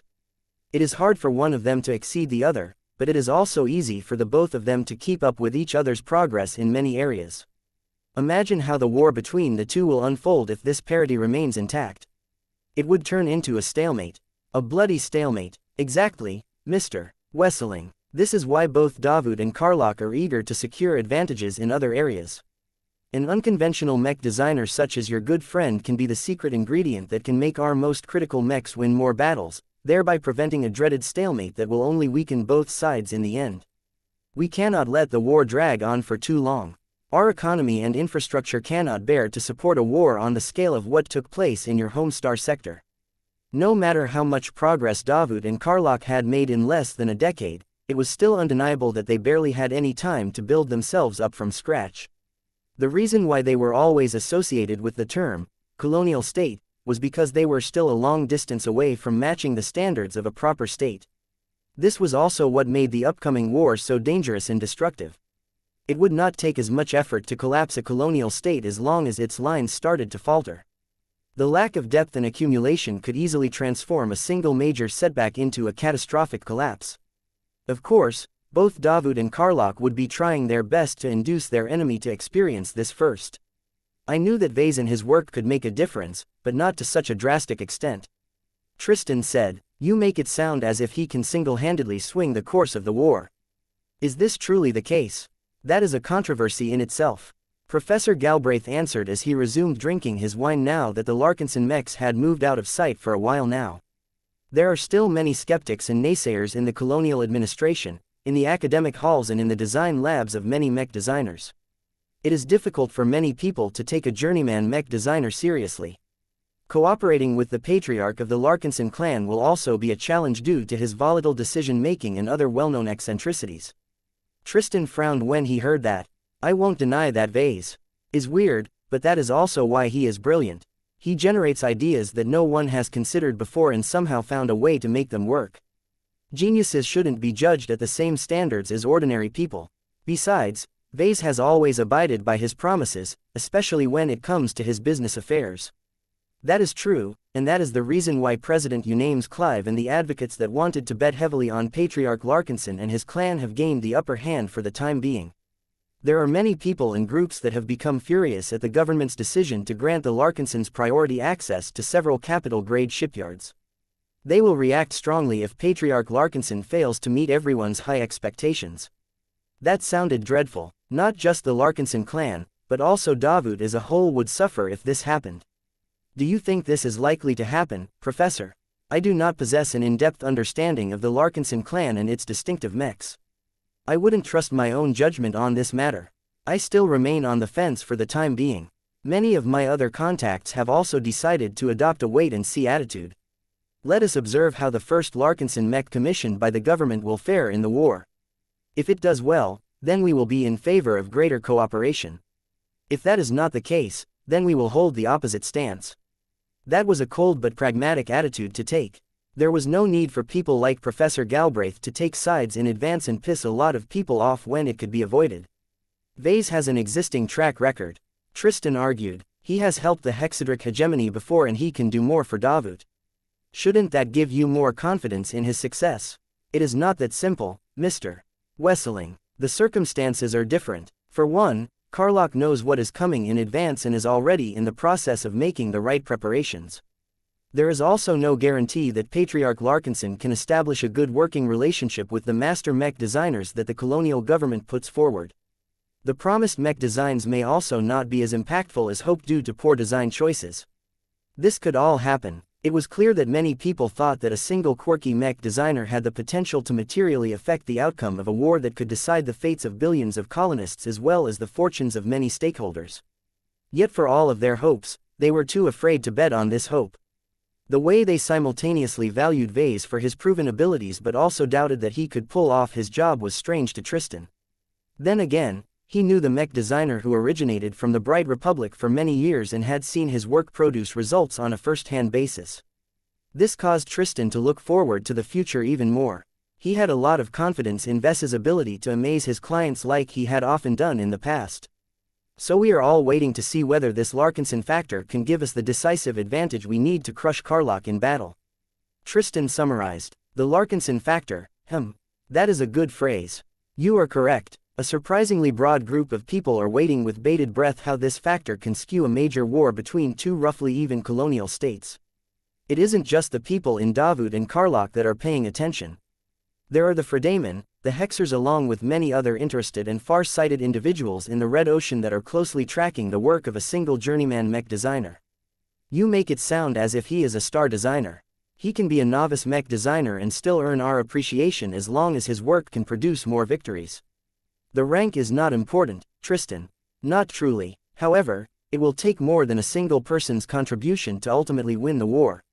A single factor is never the only variable that determines the outcome of a massive conflict that is years in the making. You and I can also contribute to the effort in our own ways. Tristan believed that more and more people would come to learn about living mechs and what they could do. Not just second-raters, but also first-raters may begin to pay attention to Ves's work and what he could contribute to their own machines. Chapter 4751 Block L Chapter 4751 Block L As Tristan Wesseling and Professor Zin Galbraith continued to talk among each other from their seats in the commercial district, the VIP guests were slowly being led to their assigned seating blocks. Vase felt more apprehensive as he and his fellow Larkinsons approached Block L. The seating blocks all floated up in the air, so everyone either needed to float over by themselves or board one of the many ornate platforms that acted as ferries. The Larkinsons opted to move onto the same floating platform on account of the kids they brought along. "We're so high above the ground," Marvane said as he walked up to the side and gazed below the streets and the bannered government structures. Large crowds of guests melded into a river of moving energy at this altitude. The boy grew so wondrous that he continued to lean forward until a cat moved forward and pressed him back from the edge. "Meow meow meow, I want to go back, Papa. Clixie is so mean." Vase grabbed his son and held him close. "Marvane, have you forgotten the safety rules that I have explained to you? Your anti-grav clothing or powerful shield generator can always fail to protect you under specific circumstances. Clixie was protecting you for your own good." He admonished his son and made sure to repeat his warnings to all of his children. He couldn't help but remember that blasted day back in Prosperous Hill IV where an entire biological mech arena turned out to be a giant death trap. So many people up high fell to their deaths during the ensuing chaos that Vase never wanted his children to meet their end in such an awful fashion. The fact that all of the seating blocks were floating structures did not please him at all. Their elevation made them painfully vulnerable to surprise attacks from many different locations in Kotor City. The mechanisms responsible for keeping them aloft could also be hacked or destroyed, causing everyone to be brought to a destination against their will unless they were able to flee from their seats. However, as the Larkinson delegation arrived at the entrance of the seating block and slowly moved their way to the inner area, Vase only had to take one look above his head to see that a strong energy shield enveloped the floating structure. If Vase was lucky, then the energy shield allowed for free passage in one direction. If not, then it could easily produce a cage that kept everyone trapped inside. The personal security arrangements also left much to be desired in his opinion. "We can't bring in our guards," Vase complained to a Davudan security captain. "Our sincerest apologies, Patriarch Larkinson, but Skyline Palace directly set these rules." The completely armored and full-helmeted officer replied, "Each party of representatives can only bring a maximum of 10 guards, and each of them cannot go further than this checkpoint." In other words, the guards had to wait outside and remain out of sight. They could not be allowed to threaten the other guests or ruin the appearance of the seating block in the historical footage. Everything related to the founding ceremony was destined to be captured in historic footage that would be viewed by countless descendants in the future. Given the significance of this, the colonial government wanted to make sure that everything looked as neat and organized as possible. Vase was still able to accept this situation as the distance between his group and his honor guards was not too much. He waved his family to go on ahead. They all got through without a problem as the shield generators they carried were permissible equipment. Even Lucky and Clixie managed to get past without a problem as they made an effort to look as harmless and adorable as possible while they were carried by his 2 daughters. Meanwhile, Vase approached his tallest honor guard. "Stay alert, Nida." "I am always alert, sir," the helmeted woman dutifully replied. They did not have to exchange that many words. Nida had been in the same room when Calabast unveiled the possibility of a deathly conspiracy to Vase. The real reason why Vase approached his chief guard was because he wanted to take an important item. He reached out and took the thick and heavy metal suitcase from her grasp. Despite the recent upgrades made to the armor of all of the honor guards that Vase had brought along today, none of this would be of any help if the two remained apart from each other. If a circumstance ever took place where the honor guards could not fulfill their primary responsibilities and come to Vase, then he would have to rely on himself and whatever tools he had in his possession. There was no way that Vase wanted to meet any impending crisis while wearing nothing but his ceremonial patriarch uniform. Although it was a lot tougher than it looked, there was no substitute for genuine armor. Besides, his unending regalia also integrated a lot of other useful modules and systems that he wanted to have at his disposal. He exchanged a few more short and terse words with Nida before he turned around and tried to pass through the security checkpoint. The same security captain stepped forward and raised his palm. "Halt. The rules do not permit you to carry any form of heavy combat equipment into the inner seating area. Please leave your gear behind." A tense silence ensued as Vase stared at the obstructing officer without making any move to obey the latest instruction. "I can accept the rule that prohibits us from bringing in our guards, but if you do not want us to have any of our own troopers close at hand, then at least give me the option to defend my own life." "The rules do not permit that, sir. I am going to have to ask you to put down your equipment." "It's not a weapon, goddammit," Vase shouted back as he grew impatient. It's just a suit of combat armor. Look, I can show you what it can do. It doesn't contain any offensive module or any powerful servos. Be that as it may, the mass, volume and quantity of features of your equipment exceed the limits set by Skyline Palace. Please do not cause an incident and follow the rules. Vase scowled and leaned forward. I am not budging on this matter. If you have studied my history and the history of my clan, we Larkinsons have a history of getting caught up in violent incidents in times where we least expect it. I have accrued a lot of trauma because of that has made it impossible for me to go anywhere without sufficient protection that I can trust. Our colony is guaranteeing the security of this founding ceremony. We employ a large amount of mechs, foot guards and automated security measures to prevent any malicious actors from threatening your lives. The safety of our guests is our highest priority. Vase dramatically rolled his eyes. Others have made the same claims. They let us down in the worst possible ways. No more. I have learned my lesson. I will not go anywhere with solid protection of my own. Be lucky that I can restrain myself from bringing in any firearms. Sir, oh shut up. Do you know who I am? President Unames Clive himself visited me the other day. I am not going to cooperate with his vain pageantry if you won't allow me to bring my defensive gear. You can either drag me to my seat or you will have to proceed with the founding ceremony without my attendance. Trust me, you don't want either of these scenarios to happen. Now go contact your superior and request an exemption from the rules. It took another minute, but the security captain eventually received instructions to let the Larkinson Patriarch have his way. Vase smirked and saluted the security officer before he proceeded forward with his unending regalia in his grasp. Stay alert and be ready to respond at any time. I don't want you to slack off if my fears come true. Anything can happen today. The unsettling feeling produced by his intuition had become stronger now that time was running out. It was as if a damaged violin was playing an off-tune song in his ears. It wouldn't have been such a problem if Vase remained ignorant of the possibility of a surprise attack, but now that Calabast warned him of this possibility in advance, it was impossible for him to miss this mysterious undercurrent. His danger senses had become attuned than they had ever been in his life. His recent sublimation had clearly improved them, but that was not always a good thing as he had become a lot jumpier than before. Every anomaly, every suspicious individual and every loud sound could be related to a possible threat to his life and the lives of other people. What weighted Vase down the most was that he was not sure whether his previous warning to Master Benedict Cortez made any difference. He was afraid that this was not the case. If so, then Vase would have to take more drastic action in order to prevent the Crossers from falling victim to a conspiracy designed to create an irreconcilable vendetta between Patriarch Reginald Cross and Carlock. I still have options, he reminded himself as he tapped the heavy tome in his arms. He moved forward and landed on his seat that was conveniently placed at the front row. His wife and children had already settled onto their own places and were already talking about the arrival of the first mechs on parade. Whose mechs will be going first, Mama? Marvane asked as he held Lucky in his arms. Rorsch and Rorsch will be presenting its mechs first according to the schedule, Gloriana said as she glanced at her husband. She rolled her eyes when she saw that Vase had managed to bring his unending regalia past the security checkpoint. Look over there. That's an ace mech, Andraste excitedly shouted as she pointed in the direction of Block A. Oh, I recognize that machine. That is St. Megan Runzen's Koi Riser. It's so pretty, Tilda. Gloriana pressed her hand on top of her daughter's perfectly braided red hair. Control yourself, Andraste. We are about to witness a solemn and historic occasion that will be recorded for the ages. Vase took a look at the other people assigned to Block L.